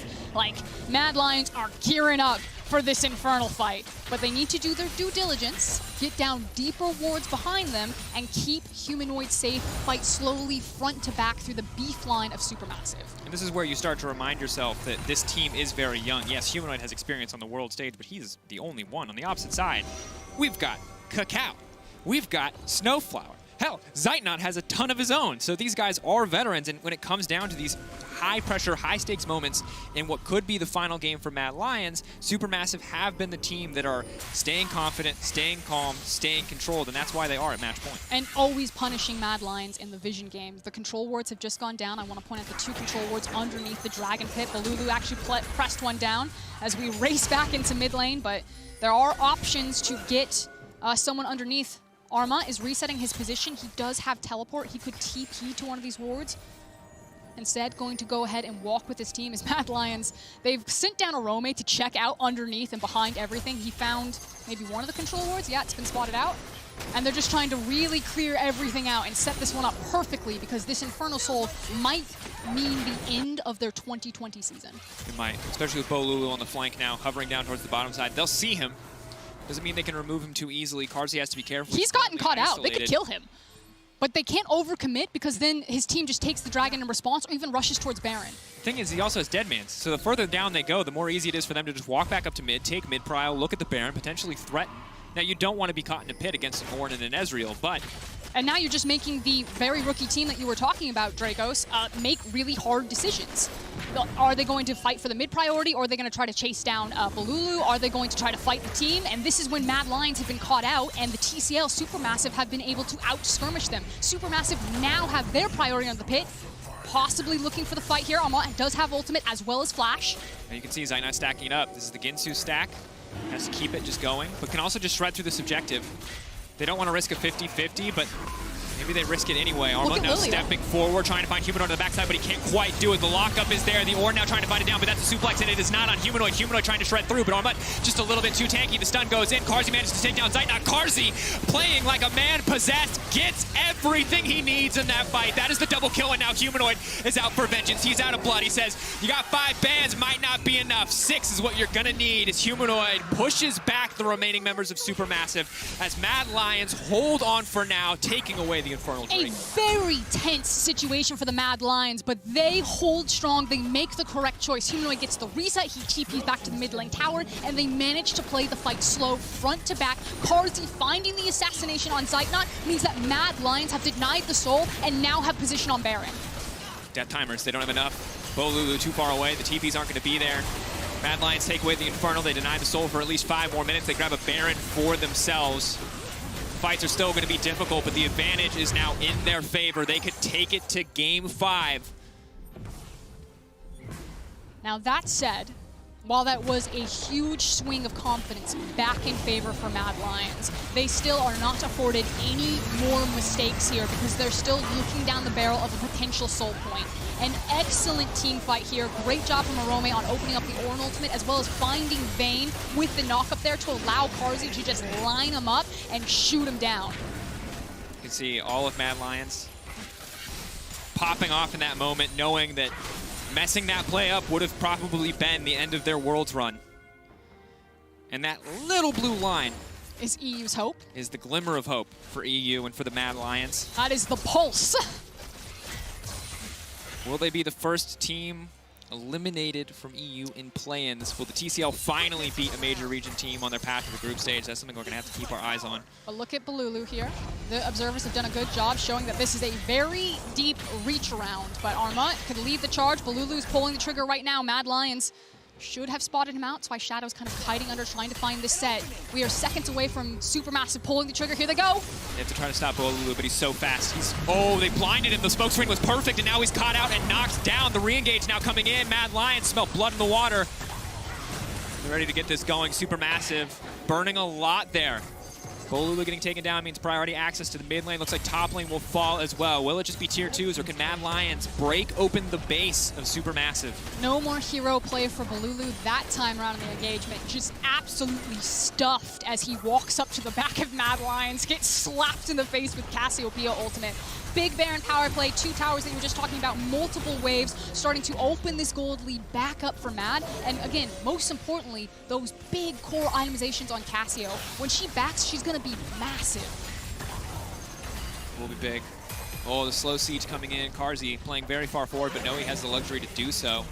Range on this composition for SuperMassive is quite low. If they get a good engage, obviously it's always going to look solid, but if they can't, Carzzy can just stand at arm's length, knowing that Humanoid's disengage potential, alongside an Orn, alongside an Alistar, will be more than enough to stop their backline from being contested whatsoever. Armut just being pushed back. Zeitnot now stepping forward, though, but suddenly Snowflower into the backline. Kakao trying to find an opportunity, but he can't quite get it done. In the meantime, Snowflower just getting shredded through. Armut next on the list, and a fantastic ult coming in, but Bolulu, big haymaker on the backside. However, Vayne not going to be enough. Cut down there, and Mad Lions looking to end it here. They want to take us straight to Silver Scrapes. They do not want to give SuperMassive any more chances for that Infernal Soul. It is calm, it is controlled, it is collected. They outrange and outthink SuperMassive in the final moments of this game. Kakao will get nothing done.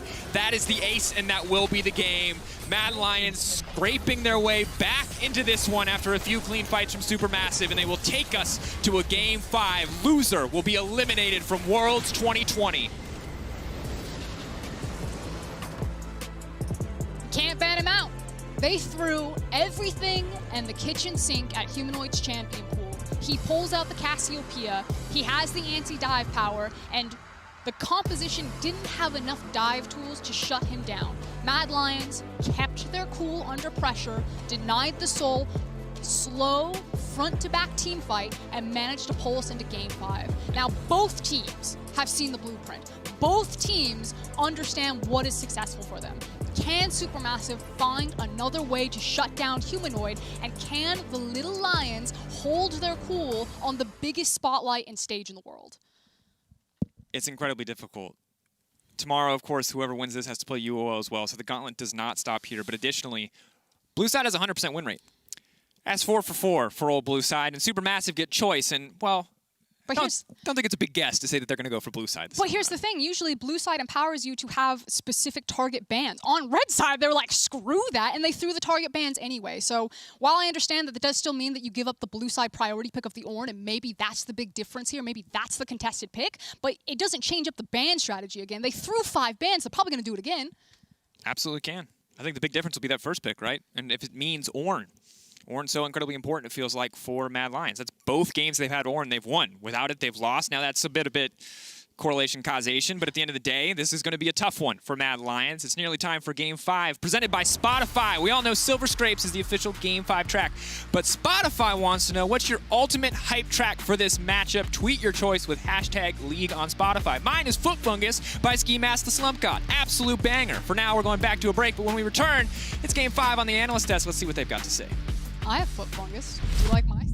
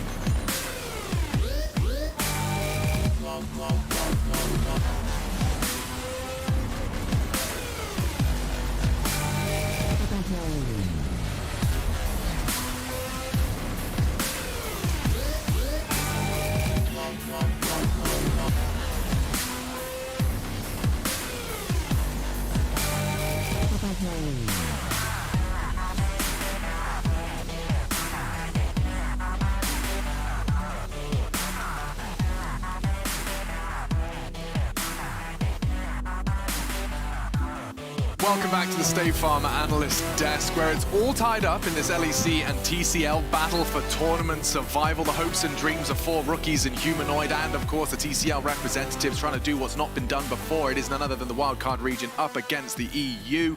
And we've got 1 game left, a full best of 5. A fantastic way to get this one started, get those best of 5 days started with a full 5-game day. Certainly no complaints here. I love Silver Scrapes, that's all I can say. Like, every time I hear that song, it takes me back, like, even to Season 2 when it started off.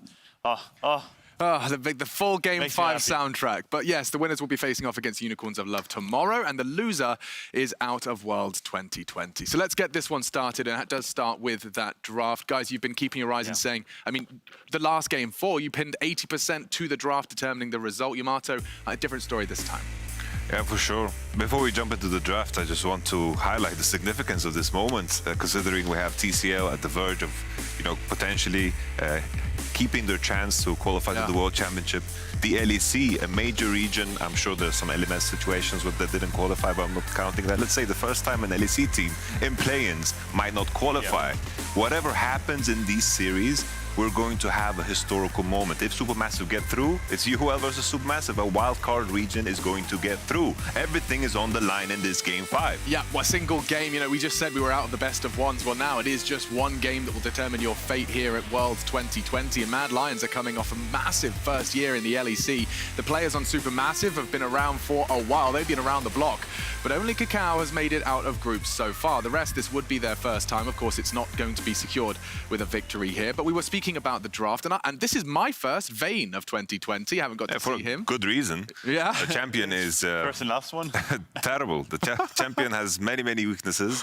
In isolation, maybe the matchup is all right, but looking at the fact that Cassio's there, Ezreal, Graves, a lot of champions that are going to be able to kite her very easily, it makes it for a dream situation, especially considering SuperMassive. They gave up so much by showing where set goes. The Scion early. It was so easy to lock in that Cassio to just dominate everything because Cassio counters the whole composition on the right side. Yeah, they came off a strong first rotation with the Leona Lilia, if I remember correctly. Like afterwards, it just went downhill. I do not personally like giving up Cassiopeia if you plan on picking set mid lane. I think it's just... you might as well just get it out. You can even play set into other champions. Like that Zoe matchup is not as terrible as it may be. So there's so many other options to go for. Vayne in isolation works against Alistar, but that's basically it. I knew we threw out the rulebook. I knew we'd thrown that rulebook out, but I didn't know we'd be seeing Vaynes and a whole plethora of other surprises. It's just a question, I guess, of comfort. That hero moment, you think that you're the star in your own movie. Vayne, I'm going to bring the pain. The only chance, really, that SuperMassive had this game was the fact that Cassio didn't go cleanse. That was the only thing. I don't know why you went TP, go cleanse, and you honestly can't die. The moment you get the Void Staff, all these tanks are going to melt like butter in a hot sunny day. Yeah, exactly. Watch out for that butter dish over in your summer vacations. Hey, Marta, a classic combination. But regardless, let's get into the gameplay. Let's get into the nitty-gritty that got us to this Game 5, because it did look for a while amazing. Like Mad Lions could be waving goodbye to them now. Yeah, we didn't think that they're going to pull it off with the Vayne coming in, but in this team fight especially, we have the Lilia Sleep coming in, and as we look around, Bululu coming in with a flash ultimate, instantly locking down Humanoid. He has flash afterwards, cannot escape, Vayne flashing on top of him. And what's interesting here is that this is actually a game-saving moment. We talk about these hero moments, Kazi's having one of those right here. As he flashes for Zyno, hits the Q on the edge of the range, he makes sure that the enemy team cannot go Nash anymore because they lack the damage at that point. If he didn't do that, they would have lost Nasher right there, and the game may have looked completely different. God damn, that one extra decision made by Kazi may be the saving grace that takes him to Game 5, and that comeback does start now. Yamata, was there any other observations you made throughout that game that pulled Mad Lions across the line? I think just looking at this fight here, a Humanoid got the QSS, he had the Void Staff, he had the Liandry's, the perfect item combination to finally melt through all these tanks.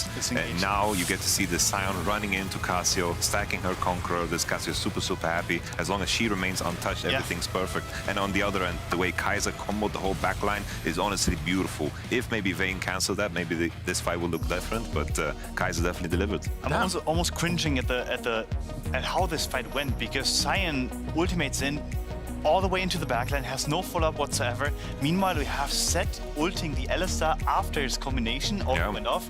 Like, everything that went wrong, went wrong. It could have went wrong. Like, it was incredible. So, like, lack of flanking, Set wasn't behind them, Lilia wasn't behind them. There was nothing they could have done to win that fight. Just don't go for it. Just don't go for it like that. Just disengage, step away, but we do need to start stepping in to the real deal. It is, of course, whom we think is going to be taking this one. Because the question is, it's not, is it Mad Lions or is it SuperMassive? My question is this going to be the first time we wave goodbye to a European LEC representative here at the play-in stage? On my end, I don't think so. Because even though Blue Side has won every game, I feel like Blue Side comes with a mind control wand as well. Because Red Side, they just ran it down. 100% win rate. We had the third game, what on earth was that draft? We had this game, what on earth was this draft with the last big Vayne? Something that we've never seen before for a good reason. I think it comes down to just Mad Lions recognizing their position. Orome, safe side, Humanoid, you just carry the game. Karzi brings some damage to an Ezreal instead of the Senna combination. I think Mad Lions have learned all the lessons throughout, and I think they're going to take it because of Humanoid's performance today. I'm British, though. I'm a sucker for an underdog. What about SuperMassive's chances? I do think that the boosted advantage has a lot to do with a potential success. I am, however, with Yamato. Like, that whole learning process is actually like completed now, hopefully. Unless they somehow, like, I mean, Madline somehow just doesn't understand the game again, or the draft again. Like, it just... Yeah, the mind control one. Yeah, if the mind control one goes off, maybe they lose this game. But I think this game gave them so much confidence because they came from behind. And I think that in itself, like, for Game 5 setup, is perfect. I mean, you couldn't ask for more for your mindset. Winning that game, overcoming the odds, doing so from a disadvantage. It certainly may have put them in the right frame of mind, but it is all down to one single game. A Game 5, the final game of the day, and it kicks off after a healthy serving of Silver Scrapes. So spam Cat Jam, and we'll see you here after this. Meow. Meow.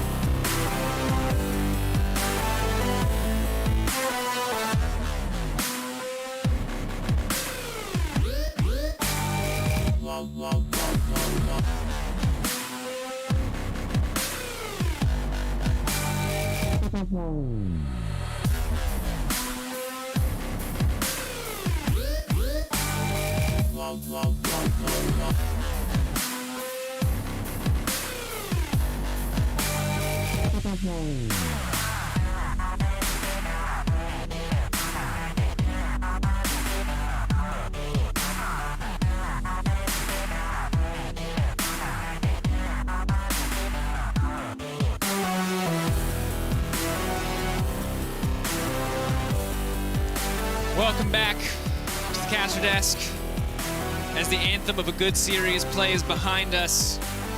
Know that this is the final stretch for one of these teams. It will be Supermassive or Mad Lions facing off against the Unicorns of Love tomorrow for a spot in the 2020 Worlds Group Stage. Legacy versus LGD will be playing as well. Double best of 5 day today, double best of 5 day tomorrow. All the League of Legends you could hope for. That's 8 AM CST, 11 PM PST, 4 PM AEST. I don't even know what time zone that is, but it's all good. I think that's probably Australian. Regardless, tomorrow's shout-out aside, we now get to focus in on the final game in this series, and that means it is nothing but tension, it is nothing but stakes, it is nothing but bans thrown at Humanoid and Cacao trying to out-jungle Shadow. So let's just see what happens. And the big question is will Blue Side make the difference if the bans don't necessarily change? We talked about the priority pick. We heard it from the analyst desk. We were theorizing it ourselves. You know, is Ornn that big of a difference? Mad Lions have been banning Ornn from the red side, so I don't expect that one to fall through here. But they also want to try to keep that Azir off the board. There's a lot of questions to be answered, but it all starts with, how do you stop Humanoid? Because Supermassive, like, their vision game's been really strong. They're finding these super creative fights. Snowflower and Kaiser, both support love, have been popping off. But it is a one-man army for Mad Lions trying to drag them across into the next best of 5. And the caveat there is, Humanoid has risen up, but another man has been performing alongside him, and one that we have been waiting to see after games of Senna, after game, after game, after game of Senna, and that is Carzzy, and it has been on the Ezreal specifically. Again, another solid game coming in from him. Almost a fantastic game, it goes safe to say. So have to see if he can get his hands on that one more time. But it is Supermassive on the blue side, Mad Lions on the red. The signature Humanoid bans already off the table. The Akali, the Orianna, and the Lucian. Well, Mad Lions will take away the Hecarim, and they'll take away the Azir, but they're taking their time on this third choice. Ornn taken away. So Nidalee has gone through the ban phase as well, but Lilia's still there. Now, the last time Mad Lions were on red side, they banned Hecarim, Nidalee, and Ornn. Obviously, keeping Balulu's Azir on the bench this time around does open up that potential, but you can see Cacao hovering the Lilia right now. He looked fine into the matchup on both sides. Goes ahead and locks it. Quick shout out to Sam Jameson, who I think chose Pick Band Music, who picked the instrumental version of Takeover for Game 5. This is a banger. We should do this every year with the World Song. Anyway, the Lilia now locked in alongside the Graves Leona to follow. So again, we're not going to get to see the Ornn half of the puzzle that made Mad Lions successful, but the Leona for Kaiser was another important piece of it, and they have secured it again for him. Now the question is Arome going to be playing a bruiser or a tank here, as very early Caitlyn lock in from Zeitnot. Kind of interesting that we've seen such a big departure from the Ashe. Obviously there is massive 2v2 power down there. Morgana and Caitlyn, worldwide famous for how disruptive they can be in the bot lane, that it's usually going to be a split map. And you can see already with the first 3 picks that Supermassive put together, that's a Lilia that wants to invade, wants to constantly have pressure into enemy jungle, and now she has one of the most oppressive 2v2 bot lanes to do so and to back her up. I expect that this will now be about rounding out Supermassive's composition with a lot of hard CC and looking for a delayed invade into a split map. So the response from Mad Lions is, we gotta grab a defensive bot lane. We need to pull out the Senna. Carzzy and Kaiser are probably not gonna have a great time here, which does mean that they're probably playing through Humanoid and Arome during the lane phase. Difficult task.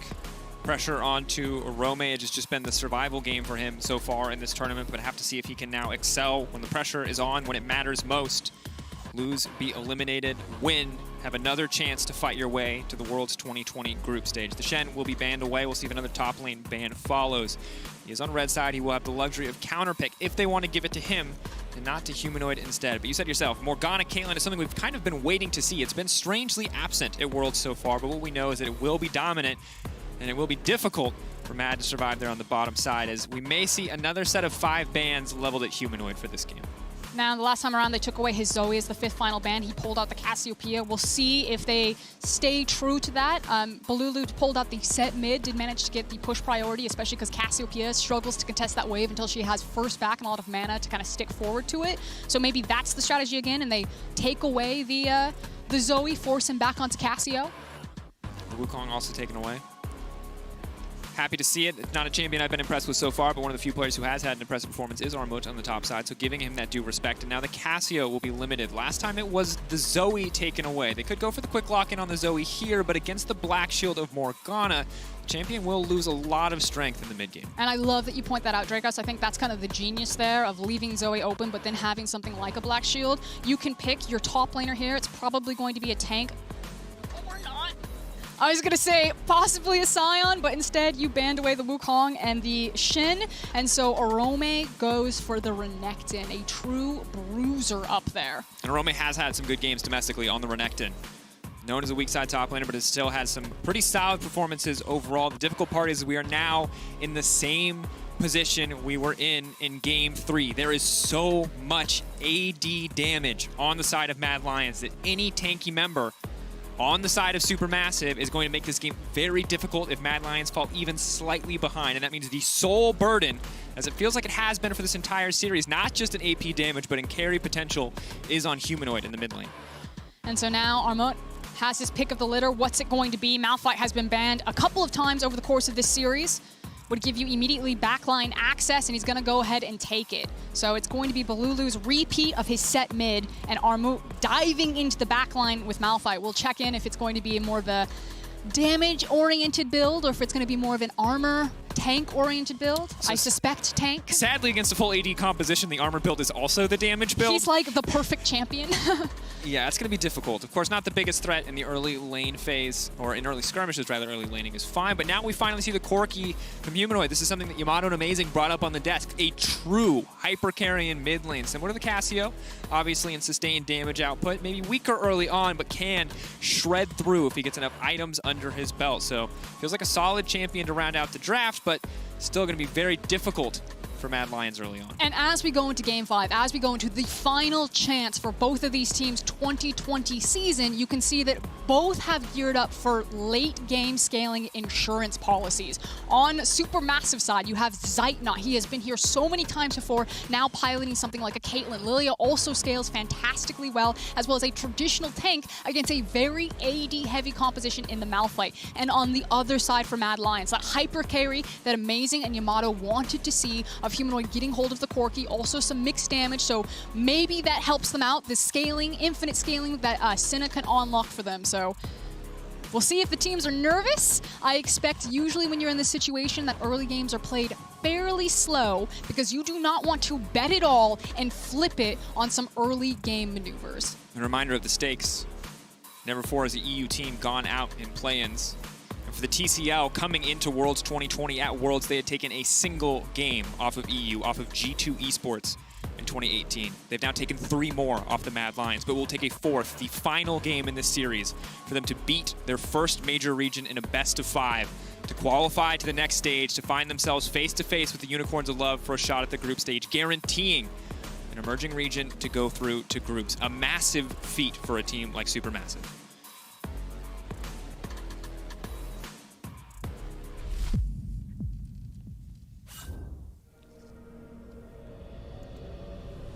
And while the stakes are large, it's important as we set foot onto the Rift to remember how both teams got here. SuperMassive individually outclassing in so many places. One place they have not is in the mid lane. Humanoid, seemingly a force onto himself, has been able to put the hopes of Mad Lions onto his back as he has carried just about every Mad Lions victory in this series. Now on the opposite side, for the top lane, for Armut, he has been a defining factor. He has shut down Arome so many times. He'll have to deal with the might of an early game Renekton, but if he gets to mid and late game on that Malphite, this game might just be unplayable for the likes of Karzi and Humanoid. Now I want to talk about the early setup here. Both teams in a standard 5-point, covering the 5 entrances to the jungle as well as the mid lane itself. Now Shadow has made a very quick reset. He ran out, warded with his trinket onto the Raptor camp. That's usually where Lilia does make her delayed invade, and now has reset and picked up a sweeper, usually indicative of early game ganks. However, because he's playing a farming Graves, I don't think it's so much about finding ganks unless it is top lane with that Renekton, but more so about making sure that he remains hidden and secretive in his pathing through the jungle.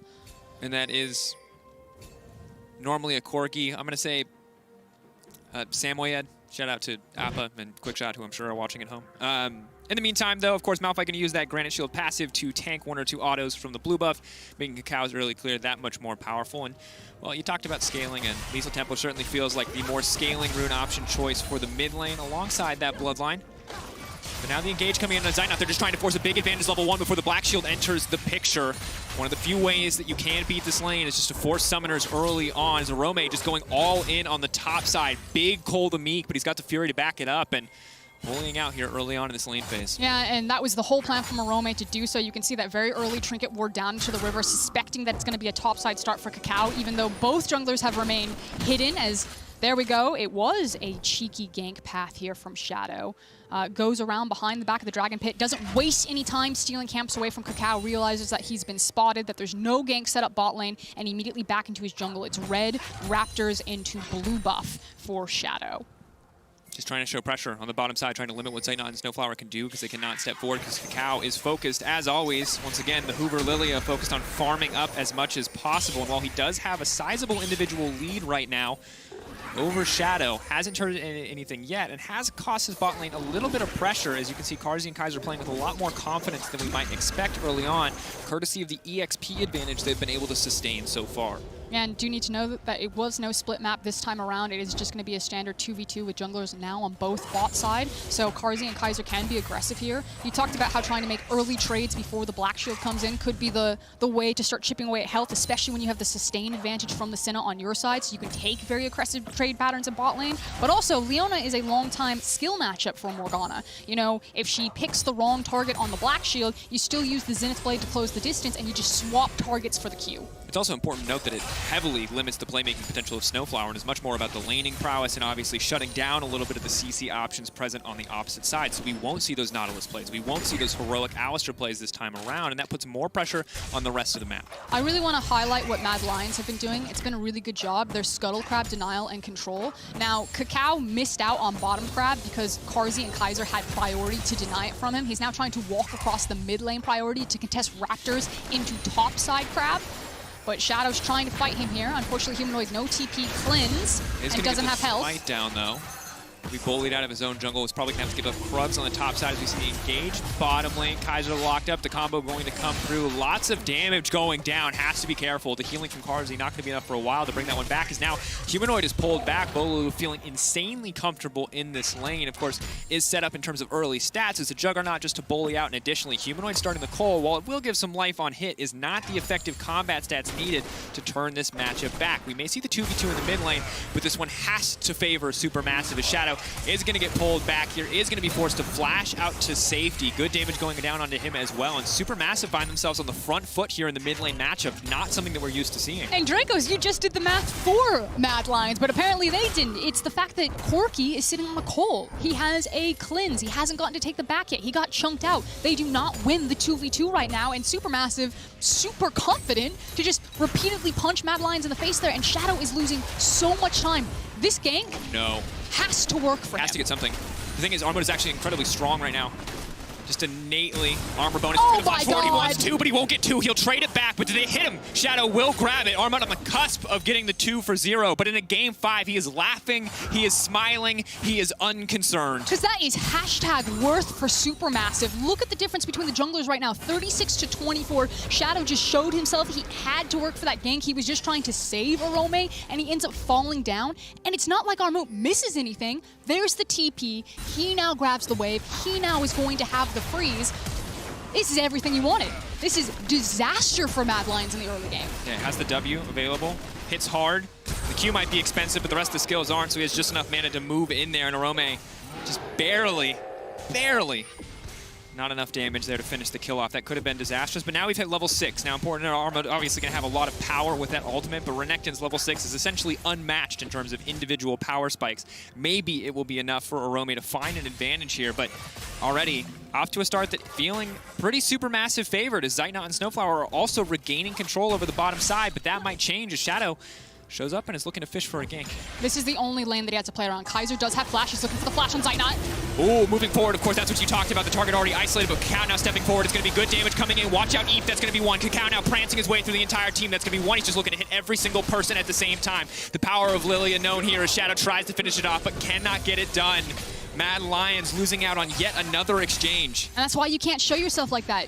Supermassive are going to know exactly what Shadow wants to do for the next 5 minutes of the game. That was the only option that he had to play through the kill lane in the Leona, to try to play off of the Ignite and the hard engage. And Kakao is just waiting in darkness and turns it around. It's now kills for Caitlyn, priority on Butt Crab. They can move up into the Infernal Drake after this reset. Like, Mad Lions are so far behind. And this is credit we have to give Kakao, because he is always bot lane when his bot lane needs him there. Perfect timing coming out. And Kaiser mechanically plays it flawlessly. Sees the black shield go down, immediately flash stuns the other target. But they don't have enough damage to continue to fight this. And this is the power of Lilia. When you can't just blow her up, she will outmaneuver you, she will run around you, you will not hit her hard enough, and you will not hit her nearly as hard as she hits you. And there's also no reason really for Mad Lions to try to force as hard as they have. Remember that Shadow's big jungler and his big pick is the Lee Sin. That jungler obviously known for his gank, and Shadow mechanically on Lee Sin is beautiful and very fun to watch. On these more farming-oriented junglers, he tries to play them like a Lee Sin. He tries to force ganks, then ends up wasting a bunch of time where he's not moving quickly through his jungle and he's falling farther and farther behind. And when the ganks aren't successful, it's a double whammy, because then you lose all of that time that you could have been building your own lead. And that's what Mad Lions have fallen into now, and they have a composition that doesn't need to fight. They also have scaling. They need to slow it down, back it up, go back to farming basics. Bolulu, though, continuing to just bully in this mid lane. If you're wondering how this is happening, how isn't Corki just bullying this guy out? It's because, well, if you auto the set and you just try to poke him out of lane, he W's the wave and it ends up under your tower. So winning this matchup is actually a nightmare. Getting any greater advantage than a few CS, and as Corki opted to start Cole, has not completed a Mana Moon yet, and even when he does, not the strongest first item spike, he can't bully out the same way that he did in the Cassiopeia lane. Will be stronger, arguably, with the extra range and the extra safety that the Corki can provide later on, but for now, does not have the power, doesn't pack enough of a punch to really dissuade Bolulu from pushing in. And for now, everyone should be chilling. Kakao and SuperMassive have a lot of control right now, especially through their priority of bot lane and mid lane, but Kakao is on topside camps. He should clear his topside camps, move bot lane, and as soon as he does, make use of all of the vision that SuperMassive had invested into Shadow's bot side jungle. You can see that they've spotted him out on the Gromp, that they're constantly checking into River, and they're basically just waiting for Lilia to complete her topside camps and then decide where they want to act. In fact, we're even pivoting. He's going to Herald. They're like, oh, wow. Trading that? But the thing is that if they want to up the tempo, they have absolutely every right to, because right now you see Armut on the top side, an empowered stun from Renekton just barely shreds through the passive shield. So if they can snowball a bigger advantage than just about the 1,000 that they have under their belt now, they may never give Mad Lions a chance to scale into this game. That said, they've already given up the dragon, and it will put Kakao a little bit behind here because Graves is moving into his jungle to look to take camps away. Will not take the red, however, so it will even out. It depends on what SuperMassive actually get off of this Herald. Like if it snowballs or springboards someone super far ahead of the clock, and then they use that to kind of break open the game. But I actually really disagree with handshaking on Herald for Infernal right now. Snowflower not handshaking anybody as the snare will connect. They're going to try to focus down the Leona. Good damage now coming in. A second trap to follow. Kaiser now taken down. Carzzy just poking on the backside, but will not amount to much. And this is why. You had Carzzy and Kaiser locked into the lane with Zeitnot and Snowflower, and your bot lane is very powerful, not only in their kill pressure, but also in their priority pressure. I feel like SuperMassive actually could have played that out where they got both the Infernal and the Herald, and they didn't actually have to handshake and give Mad Lions something on the map. It is good news for LEC fans, but I think actually a bit of a misstep for SuperMassive. Not super punishing, but just something to watch for. And to be fair, good news or a consolation prize at best, because they're still finding these two bot lane kills, because while we praised Kaiser for saying, hey, you see the Black Shield go down, you engage on the other target. SuperMassive, yeah, Leona looks pretty tanky, but they see the cleanse on Carzzy, so they immediately just know that they can 100-0 Kaiser on the back of that play, and Caitlyn sustaining any kind of lane advantage here is going to be a nightmare for Carzzy especially to deal with. Now, where I expect the Herald to be used from Kakao is probably going to be the bot lane. He could use it mid, especially if they make a pick and then try to quickly push down the tower. Dunk back down. Humanoid, he's already left out. He's going to be forced to flash here as he sees Malphite coming in. No. Fantastic patience on the trigger finger there. Does not burn the flash, so is able to hold on. So I expect Kakao to use the Herald bot lane because it's about picking up your Caitlyn and then start moving her around the lanes and funneling plates into her. So again, my suspicion is that Kakao's waddling his little Bambi butt down here. Gonna place this behind Caitlyn as Mad Lions are trying to hold the line. If Mad Lions can attack it in the setup, it will be more difficult for SuperMassive. A lot of burst damage there between the Leona and Graves combo, and Lilia is still quite squishy, especially with the Boots of Lucidity. Will help further increase the jungle speed clear, but obviously will weaken a lot of the skirmishes as Bolulu now continues to push in the mid lane. He's going to grab 2 plates for himself, and this set mid looking a lot better against the Corki than it did against the Cassio. And you already talked about some of those trade patterns as here we go. Graves waiting around. Zeitnot caught out, but the Zenith Blade down, they can feel a little bit more comfortable to approach, or they could if Carzzy hadn't been focusing on clearing the creep wave. Humanoid with the Sheen now out, as well as the Muramana. Pretty happy in this mid lane matchup, but it looks like he's going to be forced to burn Flash here as Armut's on the way in. He's holding on the ultimate, knowing he can just walk this one down. Humanoid will hold on to his summoners, but it's going to cost him his life. You could see it on Humanoid's face. He's like, that's it for me. Balulu and Armut are like, too easy, man. Better luck next time. Yeah, this is just the most value Tabby's game in the world. Because, like, obviously, if you don't know, Corki's autos are converted to magic damage, or 80% at least, but Tabby's still going to block 10% of that. And Tabby's is all it took for Zet to be pretty uncomfortable just tanking literally everything in this lane. So the adaptation here, of course, with the TP from Arma is that because they managed to kill Humanoid. Did no one get that play called? Cacao, it's a bit sideways. Cacao decided to place the Herald mid lane and try to punish the fact that Corki's not there. We're continuing to funnel plates in. I still would have preferred to see it on the Caitlyn bot lane, but Mad Lions did do a good job throwing 3 members down there, and Cacao literally stood in bot river, like between bot and mid lane, being like, am I putting it here? Am I putting it there? Just like doing this little dance. Yeah, but it looks like they did get a Rome's TP in that exchange. Not sure if he TP back to lane or TP to mid to stop the Herald push from coming through. Would have liked it if Cacao just stuck in the area to get the gold. Maybe I missed that one. Maybe the gold did pop over to him, but it didn't look like it, so bit awkward. And well, it's going to get more awkward because that's a level 10 Malphite, that much closer to level 11 and a second point in ult. He's got a Sunfire Cape and is working towards tabbies of his own, so game does not get easier for Mad Lions. Mostly feels like it's about weathering the storm right now for some of these tankier members until Humanoid can get some of the necessary penetration to get through those defensive stats. Okay, here comes again the only lane that Shadow can play into right now, because obviously he does 80 damage, Renekton does 80 damage, and that is full tank Malphite, so not a lot of kill pressure there. So he's going to constantly be clearing his waves and then looking bot lane. That hurts. Sorry, that was an incredibly BM thumbs up. That hurts a lot. This is literally the best feeling ever, though, as a Malphite. You're like, when the stun doesn't break the shield, oh, he's walking in the tower. He doesn't care. You can do nothing, Arome. There is no god for you here. He has to find someone else to kill. Maybe Cacao will wander too close to the crocodile, but the Rock is unafraid. Okay, Mad Lions are fishing for somehow to break this game, but look at Armut. Here comes Dwayne Johnson. Waddle on his way down. Humanoid is burned unstoppable.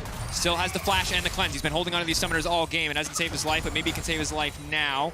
The entire team collapsing. Oh no, Armut sees it. That's going to be a 2-man knockup, and goodbye to Humanoid. He needs to get his way out of that one. The cleanse now coming in, but Armut has bit off more than he could chew because now he's been cut out. That's the shutdown. This is big. The Renekton can start to shift things back in his favor. Unstoppable now as Bolulu goes into the fight. Big haymaker across the backside, and Cacao is playing cleanup. Mad Lions thought they found their opportunity, but SuperMassive take it away in an instant. I mean, Bolulu took it away with a single punch right there. You saw it, the hope, the fact that Humanoid was still alive, and like you said, the haymaker comes across the face and just cleans that team fight up. It's in the mid lane tower down and access into the dragon for SuperMassive. A historic moment for the TCL on the cusp of victory against the 4th seed from the LEC. That much closer to a spot in Worlds Groups. The first best of 5 they will have taken away from EU. The first best of 5 they'll have taken from a major region. 07 versus China, 09 versus Korea, 1-8 versus NA.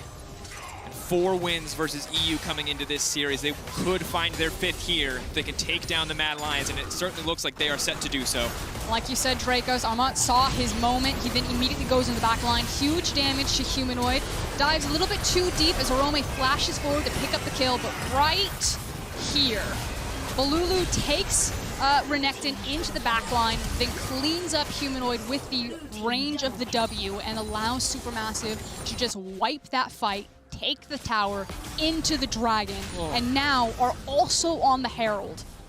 And the stopwatch coming in clutch there. It looks like it was now been sold by the side of Snowflower, but he did have it in that last fight. Humanoid trying to get what he can, but with no plates available, it's not really going to be a big amount of gold. And again, we are now in a situation, I think the second time in this series, where we are seeing Mad Lions build a composition heavily focused around a single damage type. Both times in this series it has been AD, and this time the punish is even worse. Last time it was Sion with all the armor, now it is Sion and Set building nothing but armor, and they will be unkillable at this point in the game as Arome's going to do what he can to pick up the scraps, but Armut's going to tank 3 tower shots and still be favored in this 1v1. And the rest of SuperMassive are going to collapse here. One of the big issues, I'll hold it. Knockup, magic damage there is going to dunk down. Trying to dash out to safety, but that's going to be Sleepy. Malphite does not care about the damage, and they'll donate that one to Zeitnon. One of the big issues that Mad Lions are going to fall into is it's going to be really hard to contest the mid lane. A, because it's a Senna and she doesn't push that fast. Now, Corki obviously will, but if it's just the 280 carries here. And also because you're missing flashes on Humanoid and Karzi, so they can't be as aggressive with how far they want to push this lane down, especially missing the tower. And that means that SuperMassive are always going to have movement access into their side lanes. They're always going to have a numbers advantage, which is just what happened to Mad Lions in the top lane there. Man, this is brutal. Again, we have another game where Kakao is wildly ahead in terms of the jungle matchup. Almost 40 CS in his favor now. He's got the Leandries. It's 17 minutes. He has boots too, no jungle item, and the Leandries. And on top of that, he has 2 incredibly beefy frontliners to back him up, to give him the space that he needs to perform in these team fights. So Mad Lions, they're not out yet. It's not over till it's over. It's not over until that Nexus falls. It is only getting harder. The odds continue to stack against them. If you're a Mad Lions fan, you're obviously looking for, we hate these words, the 2-item power spike for Corki. Sure. It does mean that it's going to take a lot of farm. You already talked about it. They have great scaling, but right now, until those flashes come back up on their Senna and their Corki, and the teleport is back available for Rome just now, they have to play really shallow in their lane. You can see Karzi right now. He basically has to wait for the wave to push to him, which always means this. Morgana and Caitlyn are moving first. They are now into the river. They've possibly caught out Kaiser.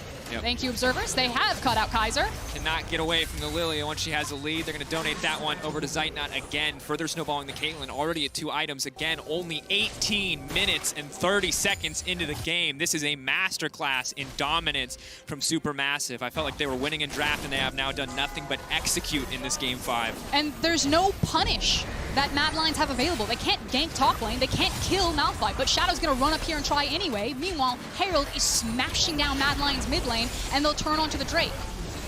Breaking that one. Let's see how successful they are top. 2 members. He's holding on. He already used the ultimate, has the flash, not quite available, but they can't chase him down. And now they're overextended with all of SuperMassive collapsing on them. Slowly but surely, they're backing away. The tower's quite low. Do SuperMassive want to go for the dive here? Once again, Armo could just walk forward. He can tank about 5 or 6 of these tower shots before he really has to be concerned. 3, 4, looking for 5. He's actually just unkillable. SuperMassive, though, staying around for so long. They're not quite able to finish the tower, so potentially a bit too greedy from them, but will not cost them much in the end. Now, in response, that does mean that Karzi and Kaiser are trying to immediately rush towards the mid lane wave as Arome caught stepping too far forward. Locked up. Potentially knocked out here. The Ignite now going down. Arome, Zeitnot now dominating. Mad Lions stepping far too far forward. Big ulti coming out, but Snowflower has the flash to take him to safety, and the tower does go down there. And across the last 5 minutes where SuperMassive have picked up a dragon, they've gotten 2 towers in mid lane, they then rotated, picked up a kill on Arome, and then grabbed the top lane tower. The only thing that Mad Lions have managed to get back is some waves for Humanoid in the bot side of the map. Because they pulled Kaiser and Karzi top to try to collapse, they didn't get the mid lane tower. Balulu picked up all of that wave. He's now shifted back bottom, is picking up this wave.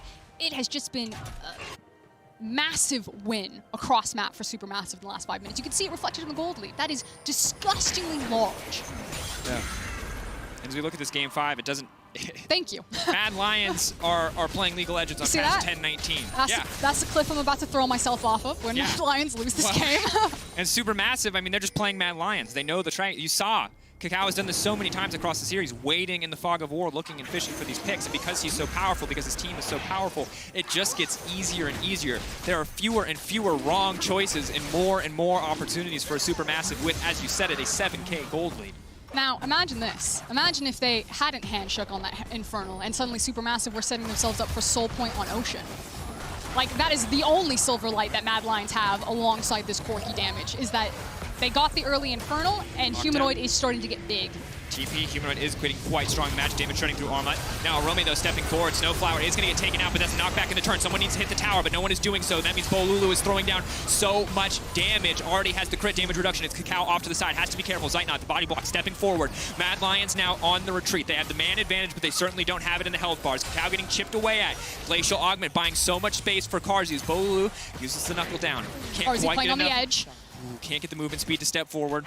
They will back off there. Mad Lions felt like they had a way back to the game. You're seeing the strength of Humanoid, but it has not translated into anything yet. But Devastation, though, they use the teleport. Humanoid is not running TP. He's running the cleanse here. Now SuperMassive can reset positioning and start playing cross-map with their teleport. And if Mad Lions mess up and get picked, They can't deal with this pressure point. They can't kill the Malphite, who's just going to hard force the wave since they don't have the TP. And now they have to really be stretched thin to juggle the Baron pressure that SuperMassive can exploit.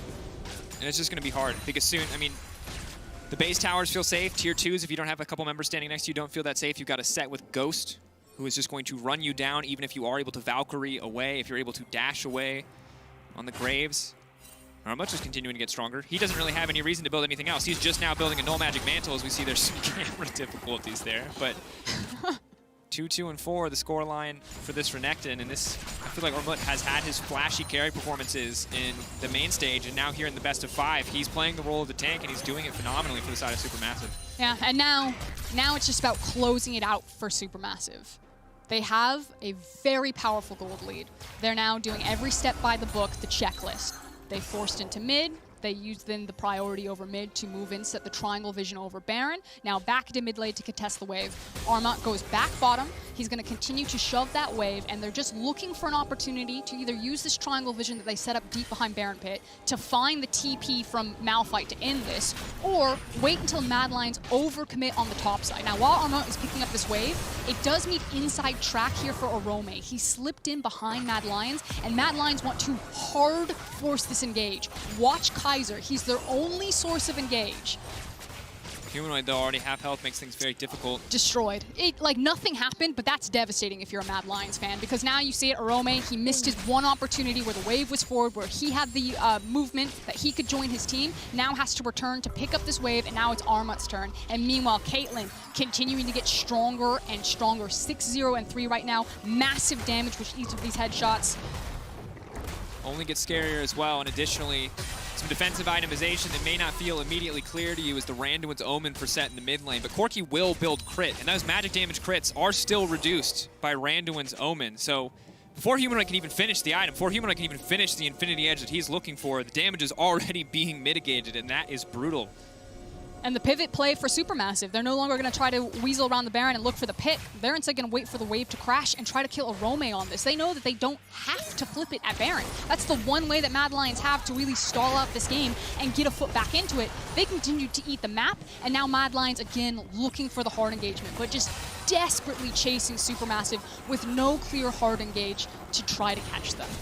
And the problem is as much range as Leona has on her engage, it's so easy for SuperMassive to turn it around if they have the necessary members in the area. It's so easy for them to just on a dime use that Malphite ult and delete the backline of the Mad Lions. And while the flashes and cleanses are both up for Humanoid and Carzzy, we're going to have to see if it's going to be enough, because it has not been so far. And for Mad Lions, this is feeling like the end, a massive deficit. They're holding on for now. SuperMassive haven't grown their gold lead too much since we last checked in on it, so maybe they can stall out for more items. We see the last whisper coming in for Carzzy, but it is a difficult task ahead of them. And the decision that Mad Lions need to make now is, will they fight for this dragon? It's not soul point because they got the early Infernal. They can actually let this one go and try to trade it for more waves on Humanoid and try to get him closer to that Infinity Edge, because the 3 items, you can see BF Sword Pickaxe, that's the big break point. Maybe wait another 5-minute timer before they're deciding between Baron and Soul.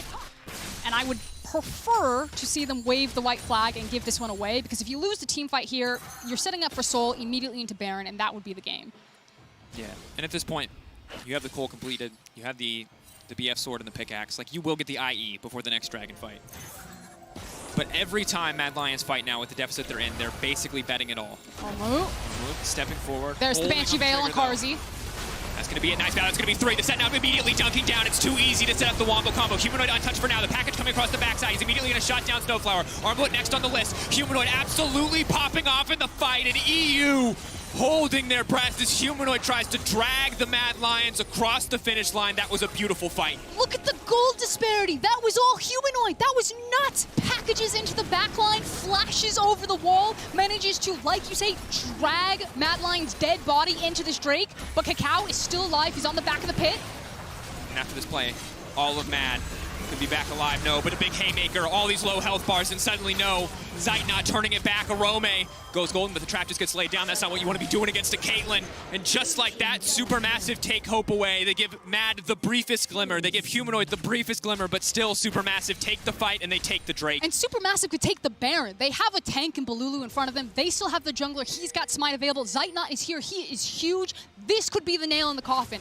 Mad Lions decided that they wanted to plant their feet. If they were going to go toe-to-toe and fight SuperMassive, SuperMassive may have lost the battle, but they didn't lose the war. They picked up the Dragon, they picked up the back half of the fight, they're going to pick up the Baron, and now they're setting themselves up to take down the Mad Lions and get a shot at Unicorns.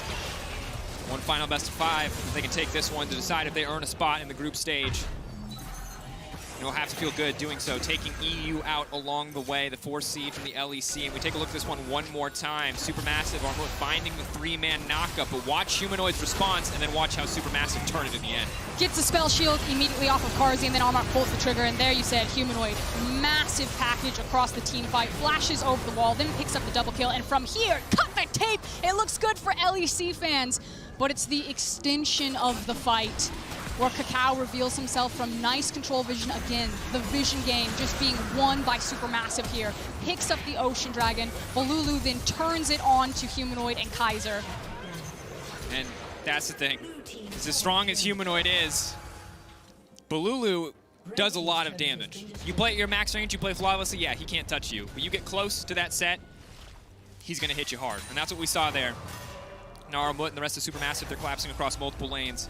Humanoid alone on the top side of the map, trying to farm, trying to get something back. Yes, he's got the Muramana stacked. Yes, he's got the Infinity Edge, but it might be too little too late. It looks like 2 inhibitors are going to be the price for him to continue to farm up. You also have a Senna. She doesn't clear very well. Shadow's being caught off when he should be helping his team wave clear, but there's so much dive potential from SuperMassive because they have an unkillable Malphite, and there's not any wave clear if Corki's going to be playing a side lane. Mad Lions are just losing across the map. Like, this is desperation. They are being broken in half by SuperMassive. Massive start to the fight, though. Kaiser trying to get forward, but the Zenith Blade follow-up is not there. So while it looked good, while 3 members locked it by that, it certainly had to be a start that Mad were hoping for. There is no follow-up.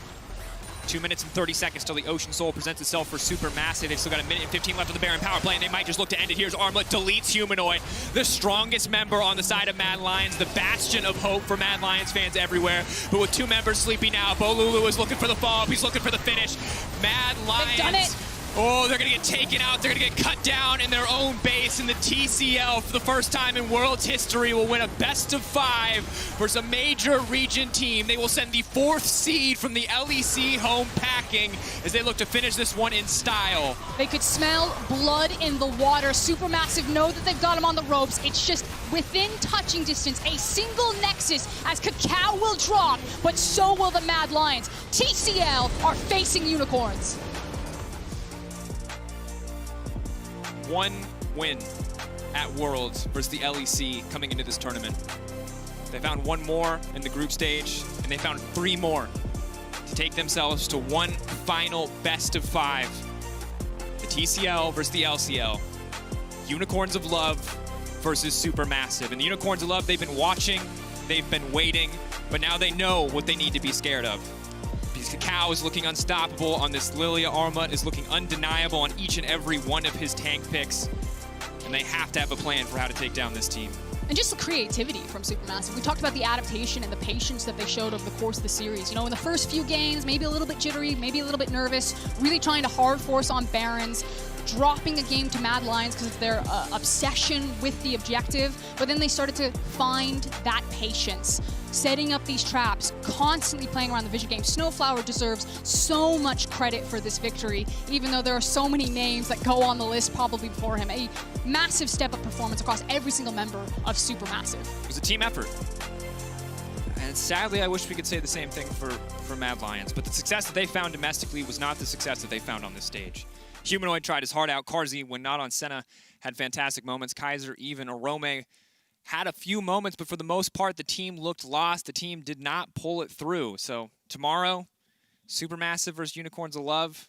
1 final shot for the LCL or the TCL to qualify for groups. One of them will make it. Legacy versus LGD will be our first series.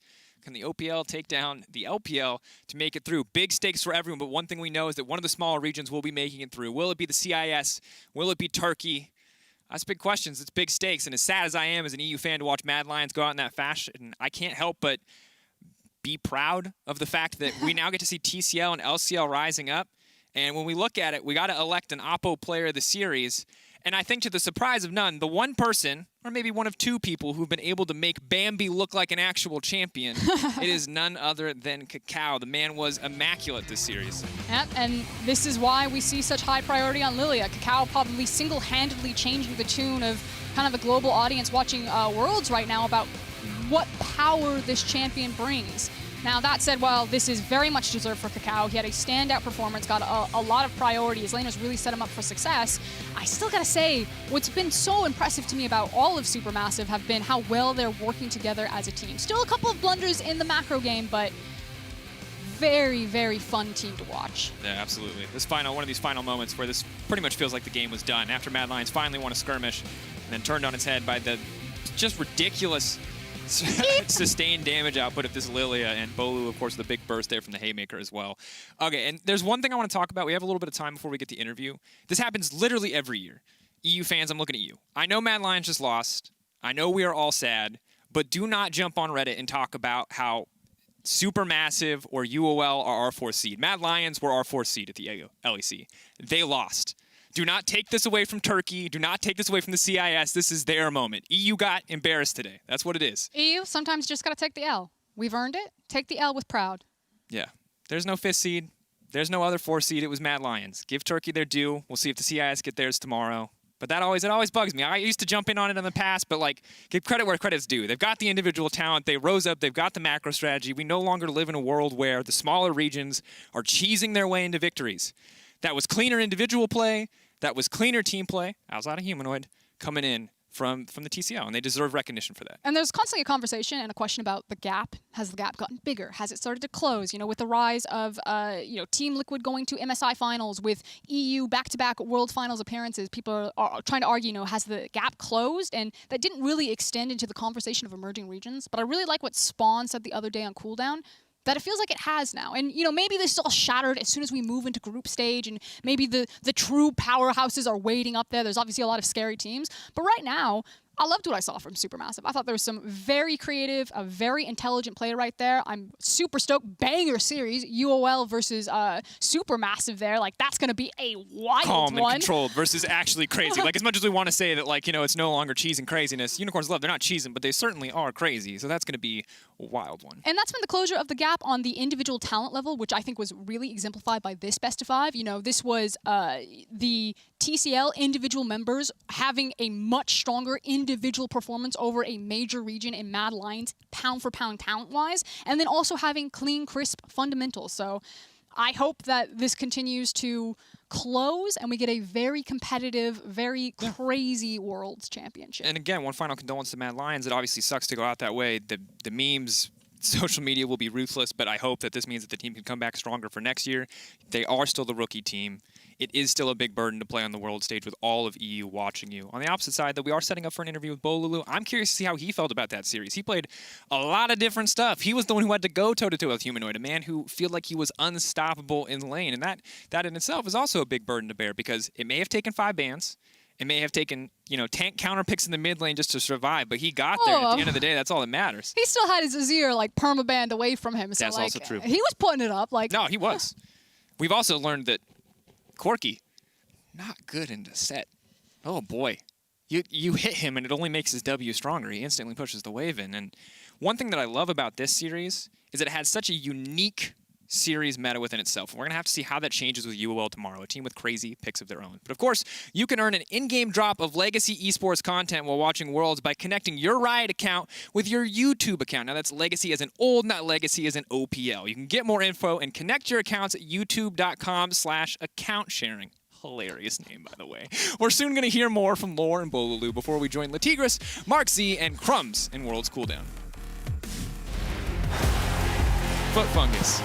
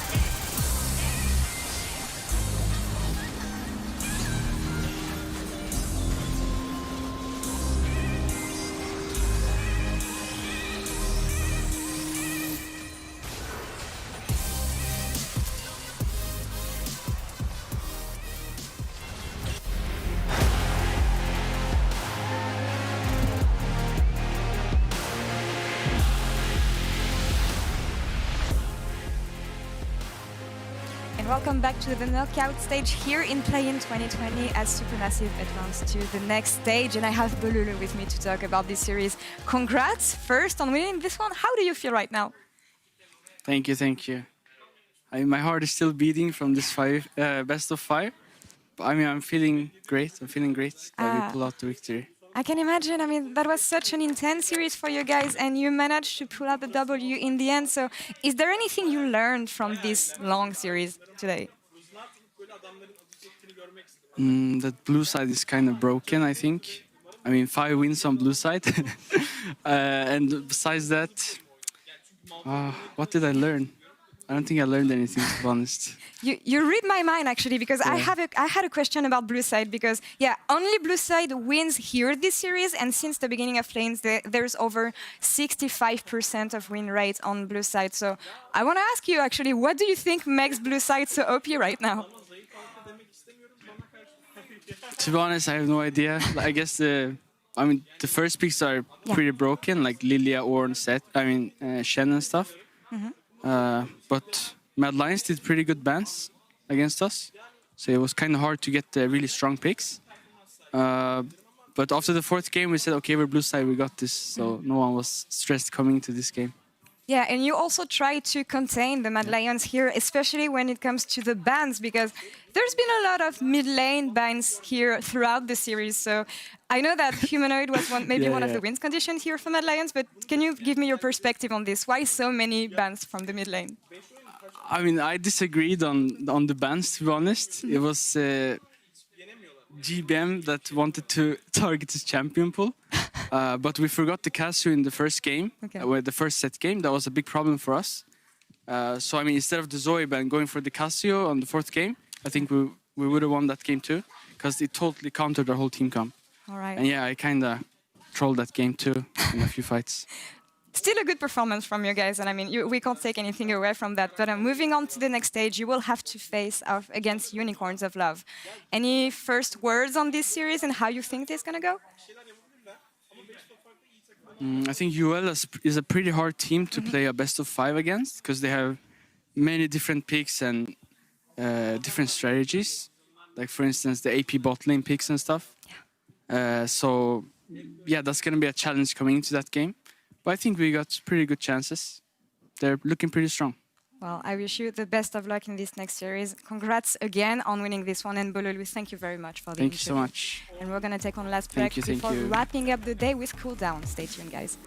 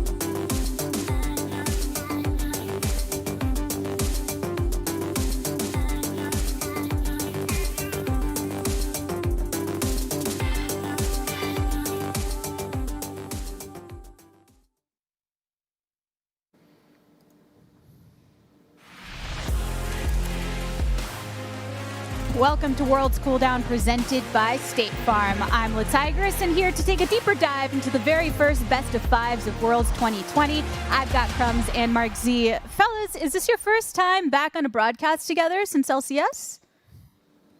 Yeah, I think so. Yeah, it is. It's been a long time. Many years and years. Happy to have you both reunited here on Cooldown where, hey, we've got a lot to talk about because we're not only going to be recapping the day's action, but picking some players that popped off in every single series before we look at what's up in the day to come on our very last day of play-ins. But what happened today? It was quite an exciting day at that. The third and fourth seed from each group ended up facing off in a best-of-5 series to officially end the group's dreams for 2 more teams. And the way those 2 series panned out may be surprising to some. In Group B, LPL's LGD defeated LLA's Rainbow 7 3-0, but it was SuperMassive from the TCL that took down Mad Lions, and based on that result, I think that's the one that's lingering with us most.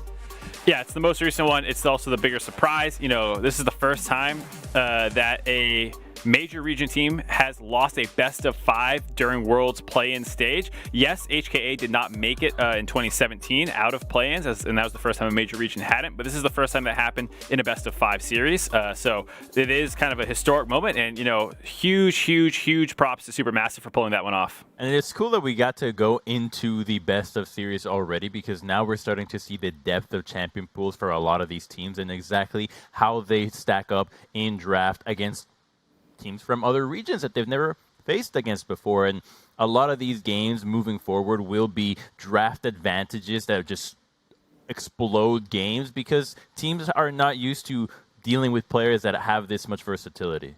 And y'all are already talking about some of the things that we're luckily going to get to dive a bit deeper in today. But first, with some people joining us for the first time, I want to get a temp check on the major takeaways from the day. We officially entered the knockout stage for play-in. So, Mark, if you're trying to recap what's going on, what is the biggest thing that first came to your mind, the difference from today and what we've seen from play-in so far?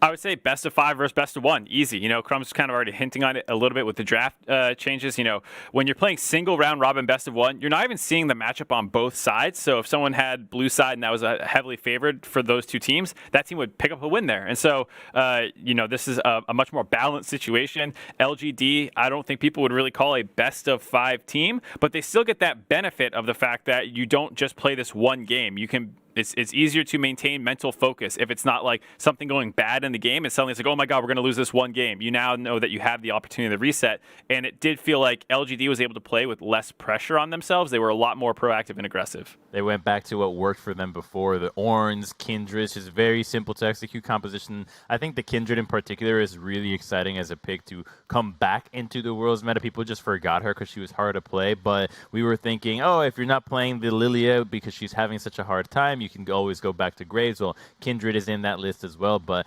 luckily for us, the series did deliver the fact that Lilia is still a very good champion despite her scoreline. And that series delivered in other ways as well, because if we're looking at LGD's performance even leading up to that point, they had already garnered every single first blood, and they maintained that here with 100% Crumbs. Did that impress you at all, or what do you think that implicated for the series? I mean, it was that the jungler was going to be very active. When you have a Kindred, you need to be pressuring the map constantly in order to secure those marks. And so I think that Peanut and the rest of LGD just have a really good understanding of what it's like to play this champion as a team. And then they get her more gold in other top side of the map. But I really felt like a large part of the game was, unfortunately, Rainbow 7 not prepared, not used to what LGD was bringing to the table. And a bit of a draft dissonance out of them, I'm going to say, because not all of the pieces that they had synergize as well as you'd like them to. And I will say as well, just comboing off the first blood activity, you know, like LGD does have some of the most impressive early game stats. They have huge gold leads. And so this is very scary, you know, starting to look forward, not only in this best of 5 they have to play versus Legacy. I'm sure Legacy, you know, take notes, OPL guys. This is a little terrifying. Figure out how you're going to control Peanut. But also, you know, I think everyone should take note of how good GA and Peanut were. We kind of got to see that today and why people were kind of hyped on LGD coming into the tournament a little bit because their mid-jungle synergy can be quite strong. it does get me pretty hype going into tomorrow's best of fives, but I'm sure if you're on the opposite side of that, you got some things that you're going to be looking into. Mark, you had already touched on it a bit, being that we just witnessed the defeat of Mad Lions at the hands of TCL's Supermassive. What does that mean overall in the context of play-ins and Worlds Beyond? I mean, just in the context of playing, which kind of already hit, this is a historic moment, you know, losing a best of five and Supermassive being able to take that upset. Huge, huge, huge. I mean, it feels really bad because it's the first time we've had fourth seeds, and so it is a bit of an experiment, and I think we are learning a lot about regional depth and how strong teams are as you go down. I think that's super interesting to see that, you know, it's not like, oh, these teams are as good as our 8th best teams. It's like, no, they're right around our 4th, 3rd level, which I think is really, really cool. Yeah, I think it means more for TCL, the fact that you have a strong team in the wildcard regions, maybe in the Unicorns of Love as well, being able to top that would give us a better indication of where they're at, and less on the fact that EU lost. Yeah, LEC did send their 4th team, but from what the LEC casters were talking about, these guys have such a minute amount of stage games, considering that they started playing this year and then had to go online, and then now you are flying back to China to restart playing online. So I really do give them a bigger pass for that. So I think it's just the fact that Supermassive is strong and less that LEC as a region is weak.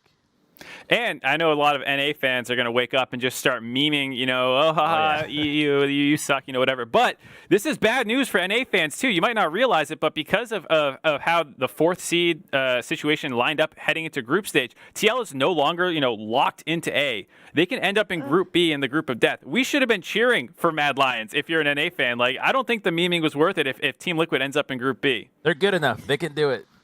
I'm just cheering for good gameplay, Mark. That's all I can keep my energy focused on right now. What are you doing to me, man? I'm just letting you know what's coming down the pipeline. All right. Well, before we even get to that point, we do have to review some important aspects of today, because us being here on Worlds Cooldown does unfortunately mean that we do have to bid the official goodbyes to 2 more teams from their Worlds contention, but they still deserve some love shed on the highlight moments. They brought us a lot of enjoyment at that. So first on it, we have it. As the day has set on day 6, Rainbows are going to go with it, everybody. LLA Rainbow 7 giving a tremendous performance, but we do bid them farewell.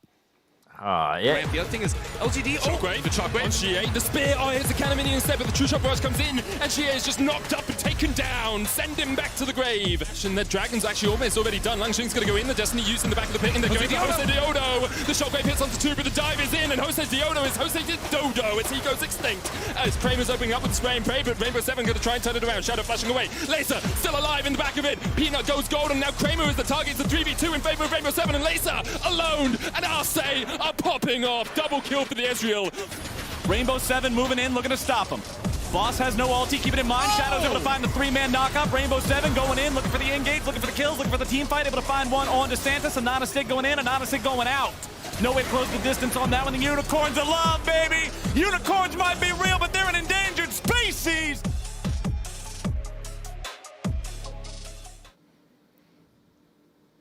Well, the good news for Rainbow 7 is that we heard from an interview from their jungler, Jose Diodo, that just the scrimming here at Worlds has given them such a better understanding of playing the game, has really elevated them. So if they can take that knowledge, bring it back to Latin America, then start getting other teams on the same wavelength and playing the game, you might actually end up elevating the region. And when you try again next year, you might actually be in Supermassive's shoes.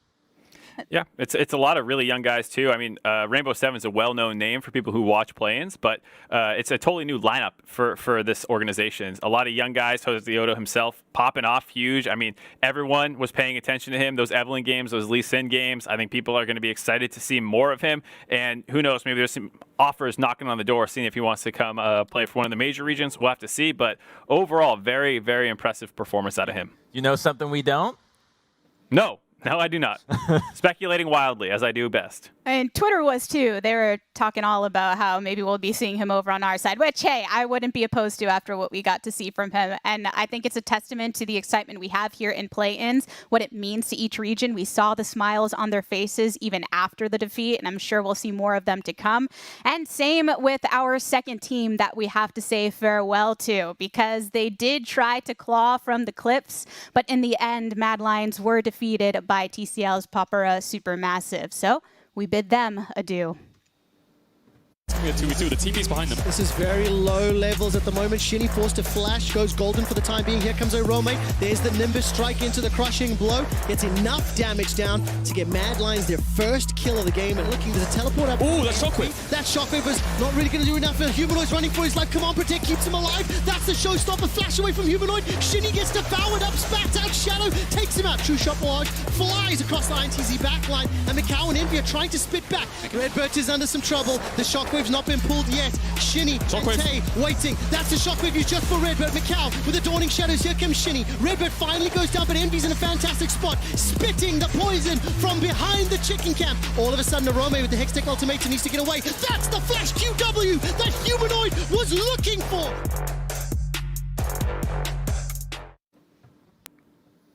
LEC's number 4 seed, Mad Lions. Ta-ta for now, but what a series it was. Yeah, it was super back and forth. They easily could have come out with it with just a little bit better of a game 5, but felt like they kind of got out-drafted as was going back and forth in the series with Blue Side. But I'm still excited to see more of these players because, like we were just talking about with a lot of the Rainbow 7 people, you know, these are 4 rookies plus Humanoid, who's been to Worlds twice now in a row. So I'm really excited to see what the future holds for all of them. And like Crumbs was saying, you know, getting actual more stage games under their belt before playing it on the Worlds level. Crumbs. Humanoid, it was the guy for me. I mean, this guy in mid lane was doing so much work. Him and Carsey, really, it felt like it was a 2-man team a lot of the time, not just in the best of 5, but during the whole group stage. So really had a few players that were able to step up, and the rest, well, they're new. You can kind of expect this to happen. It's just such a different feeling considering the circumstances of this year. The quarantine, I think, was something that just threw such a curveball at a lot of players. Well, let's take a look at one of those players then, because, hey, on League's biggest stage, a win or loss can come down to those split second plays, and we got to see that exemplified, those mechanics on Full Lock, and what we have in Every Second Counts, powered by Cisco. Kaiser really definitely brought the energy to kick things off in the series, Mark. Yeah, they went back to one of the things that they were playing a little bit earlier on in the year with the fasting Senna, and Kaiser as support having that flexibility. They are able to kind of delay the situation out until you can show up on that Wukong carry, make a big play in the top lane, and they did not end up being able to win that game. But Kaiser, you know, like you heard Crumbs talking about with Humanoid and Carsey, was kind of the third wheel, I think, for this team.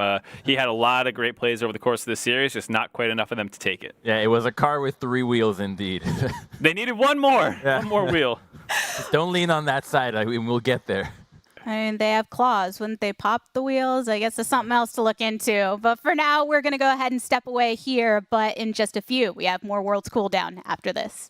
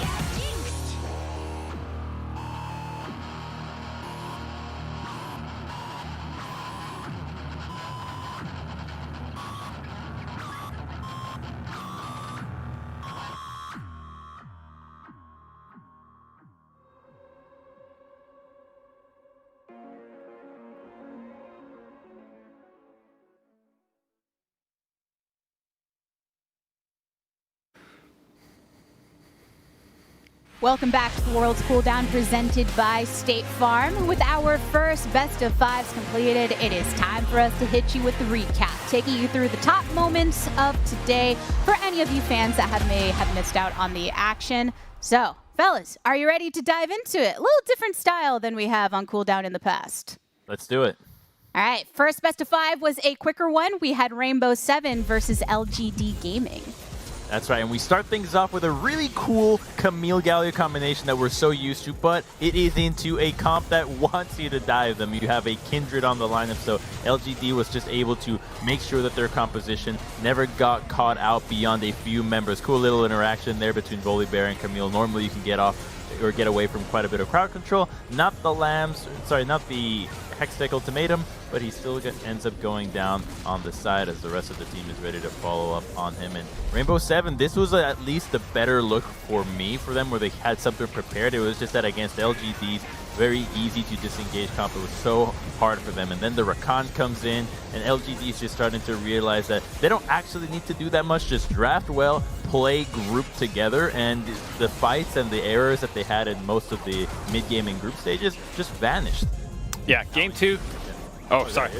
I was going to help you out. I was going to say game two was a much different story where LGD just absolutely ran this game over. Peanut was huge on the Kindred, getting a huge early game advantage, and that was the Peanut that people were waiting for. You know, he was on some people's top 20 list and had really failed to perform during the round robin portion of play-ins, and finally started showing up in this series was massive. And GA as well, comboing together with the Orianna. He had some huge shockwaves. And you don't want to pick Aatrox into these compositions. No. This was probably one of the worst Aatrox picks of all time there. Made it really hard for R7 to actually have a composition that could do anything against the kiting tools of LGD. Yeah, Longzhi also bringing out his famous Gnar. It's not super in the meta right now, but it's nice to see them having their kind of pocket picks that they can bust out at any given moment. And then, I mean, this was a shellacking as the fights just kept going on. You know, 29 minutes, Baron's already down, getting the Inferno Soul, or excuse me, Elder Dragon, and just running this game over.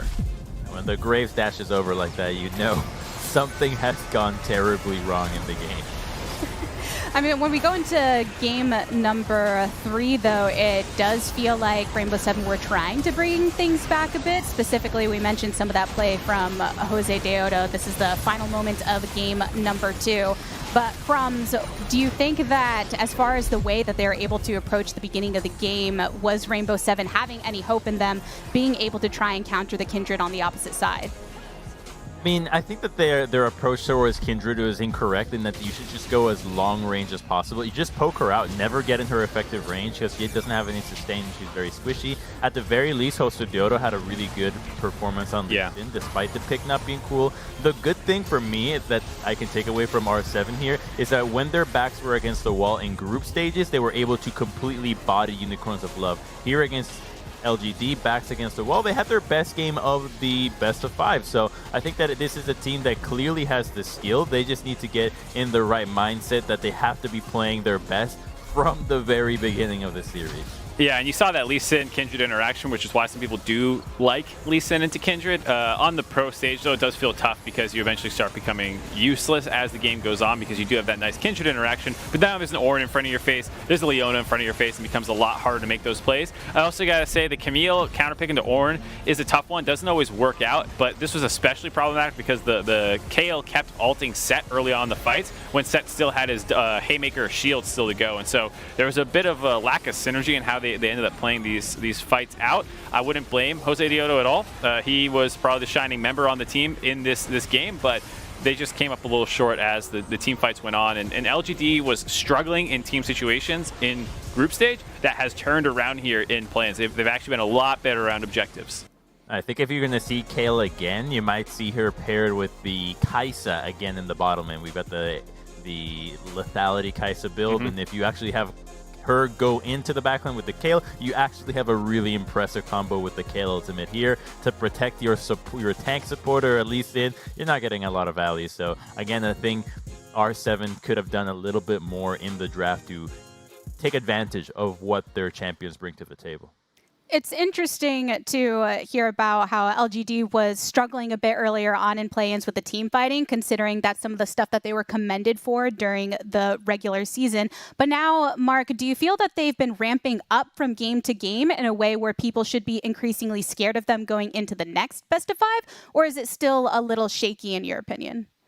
I'm not 100% sold quite on the level that I think I was coming into the event. The best of ones were very painful, and while they looked better in the best of 5s here, Rainbow 7 is not the stiffest of competition. They had a great run in play-ins, but as you start watching them, most likely slotting into Group C if they can even beat Legacy, which is still up in the air. Legacy was able to beat a lot of good teams in Group A.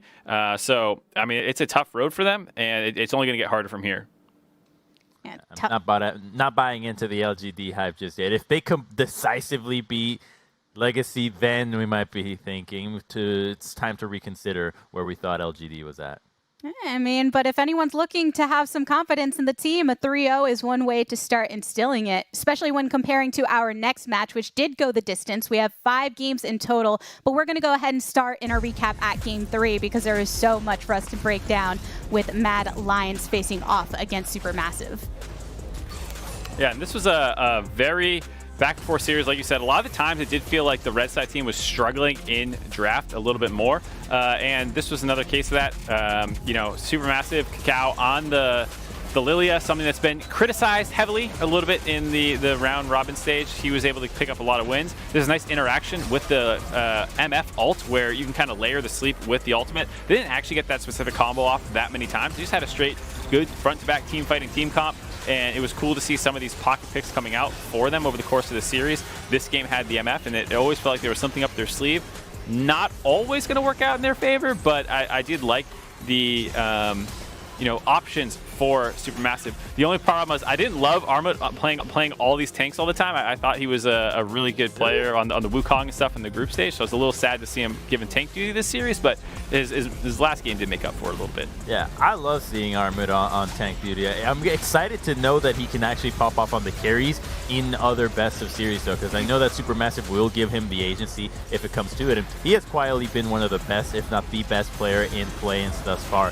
It tends to happen at Worlds where you have one top laner that just randomly surprises everybody because it's so hard to know exactly where top laners are at. The role that not only do we least observe by the nature of the game, but the one that is also the most isolated.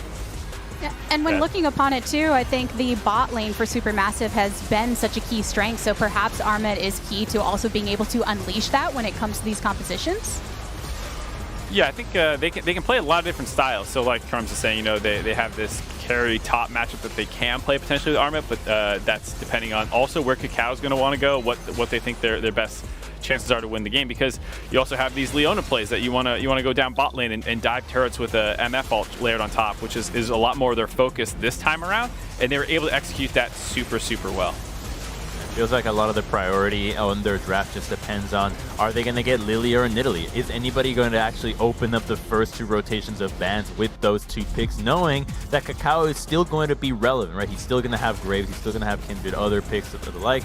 And then we're going back to Game 4, which was the one where was a lot more exciting, confusing. There was a Vayne in this game. Why that happened, I don't know. It looked cool because you had a 6 skin, but the team fighting was another thing.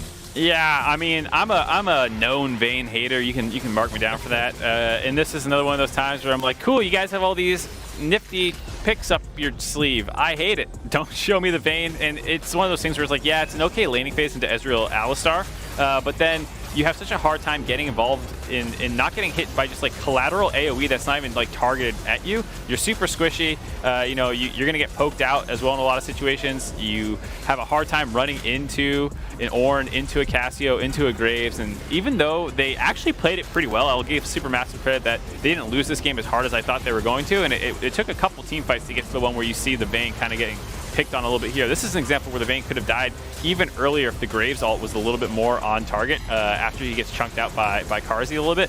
And Carzzy had a pretty good job in this series chasing down Zeitnot. This was one where he went maybe a little bit too deep, but you could argue it also stopped the Baron from going down.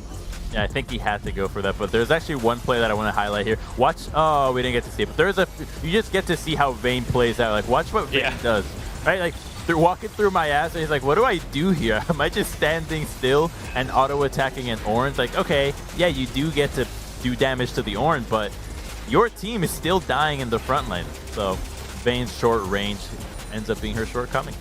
Yeah, I mean, you also are so single target DPS focused compared to a lot of things in the meta right now, compared to an MF laying down this fat ult, dropping damage instantly at the fight. You know, this Vayne's just doink, doink, doink, and if they get out of range, you can't really follow up.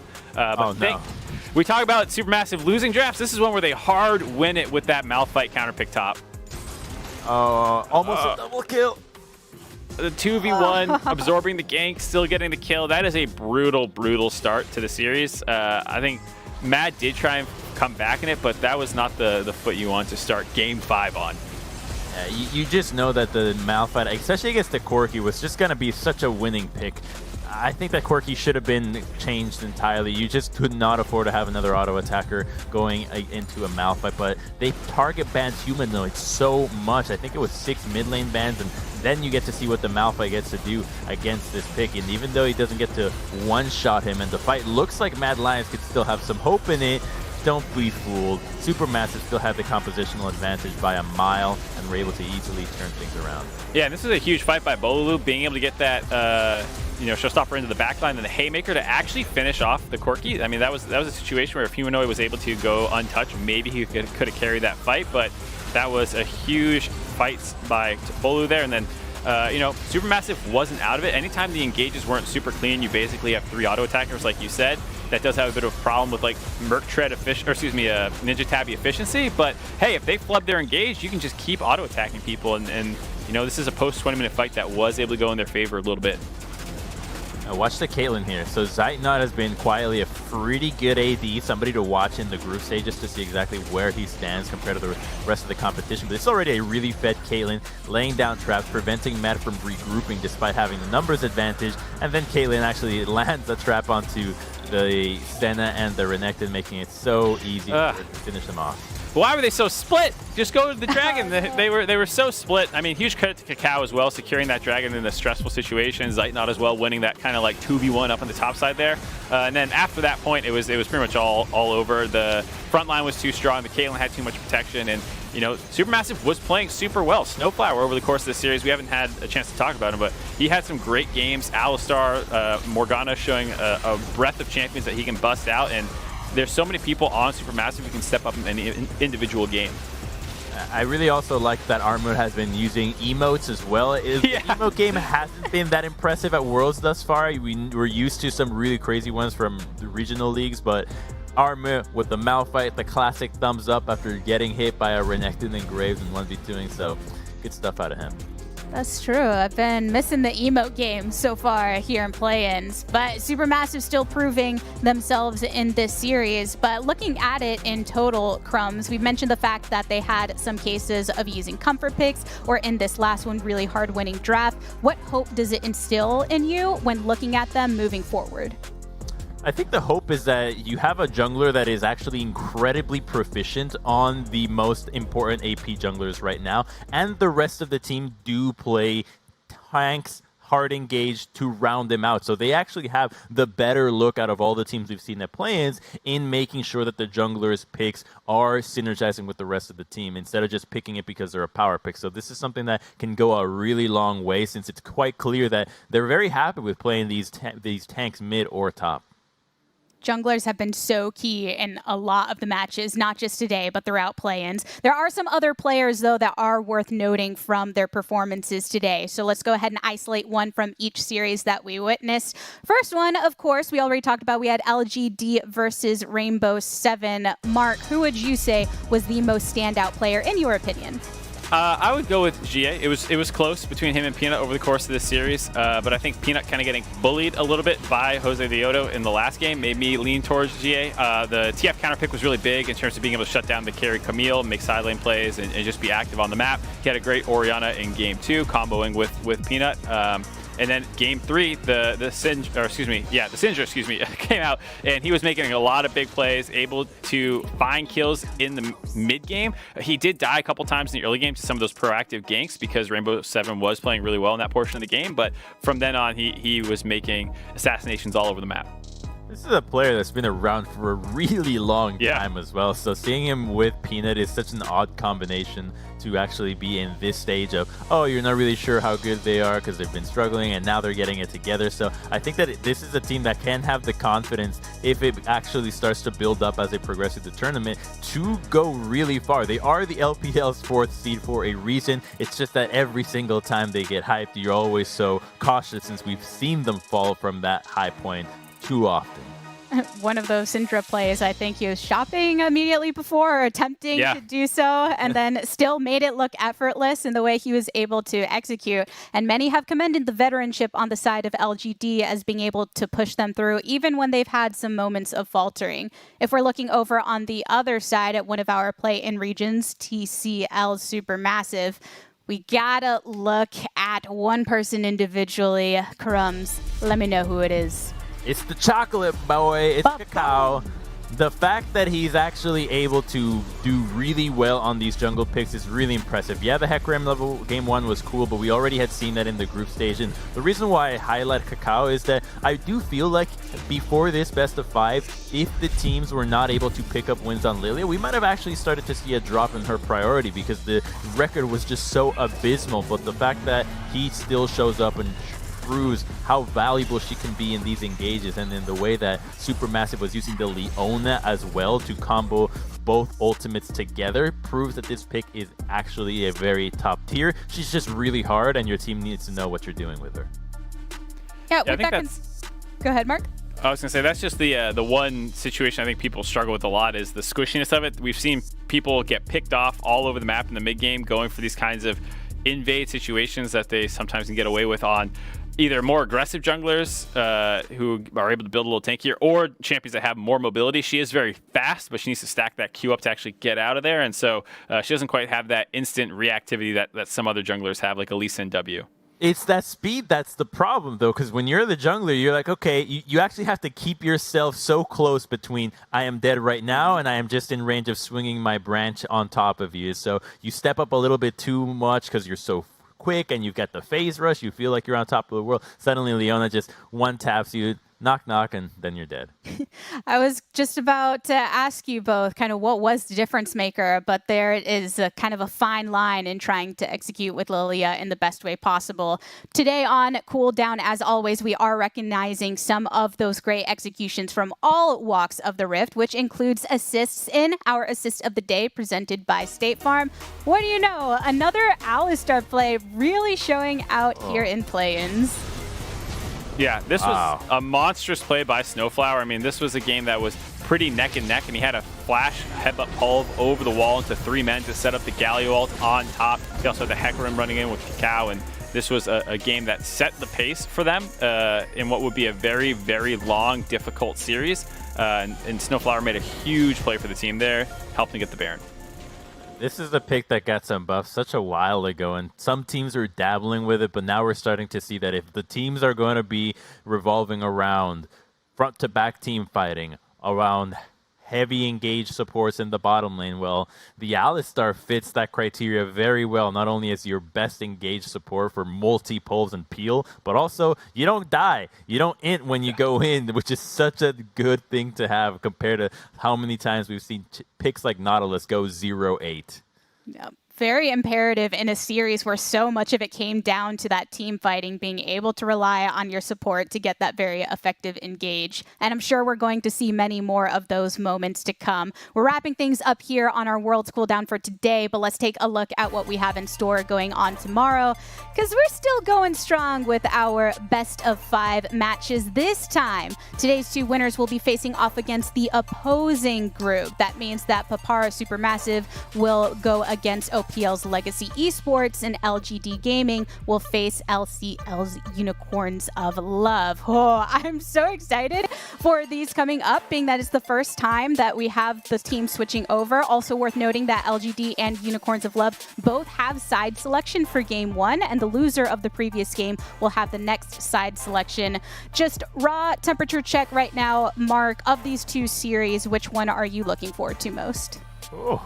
I think it's got to be Unicorns of Love versus Papara SuperMassive. I think, these are people who are close enough together they can actually play over the course of the year, probably scrims a number of times. And I think it's going to be the closer of the two series. I know Spawn and the OPL guys might get mad at me at this, but with how, LGD looked, I definitely think it's going to be tough for Legacy.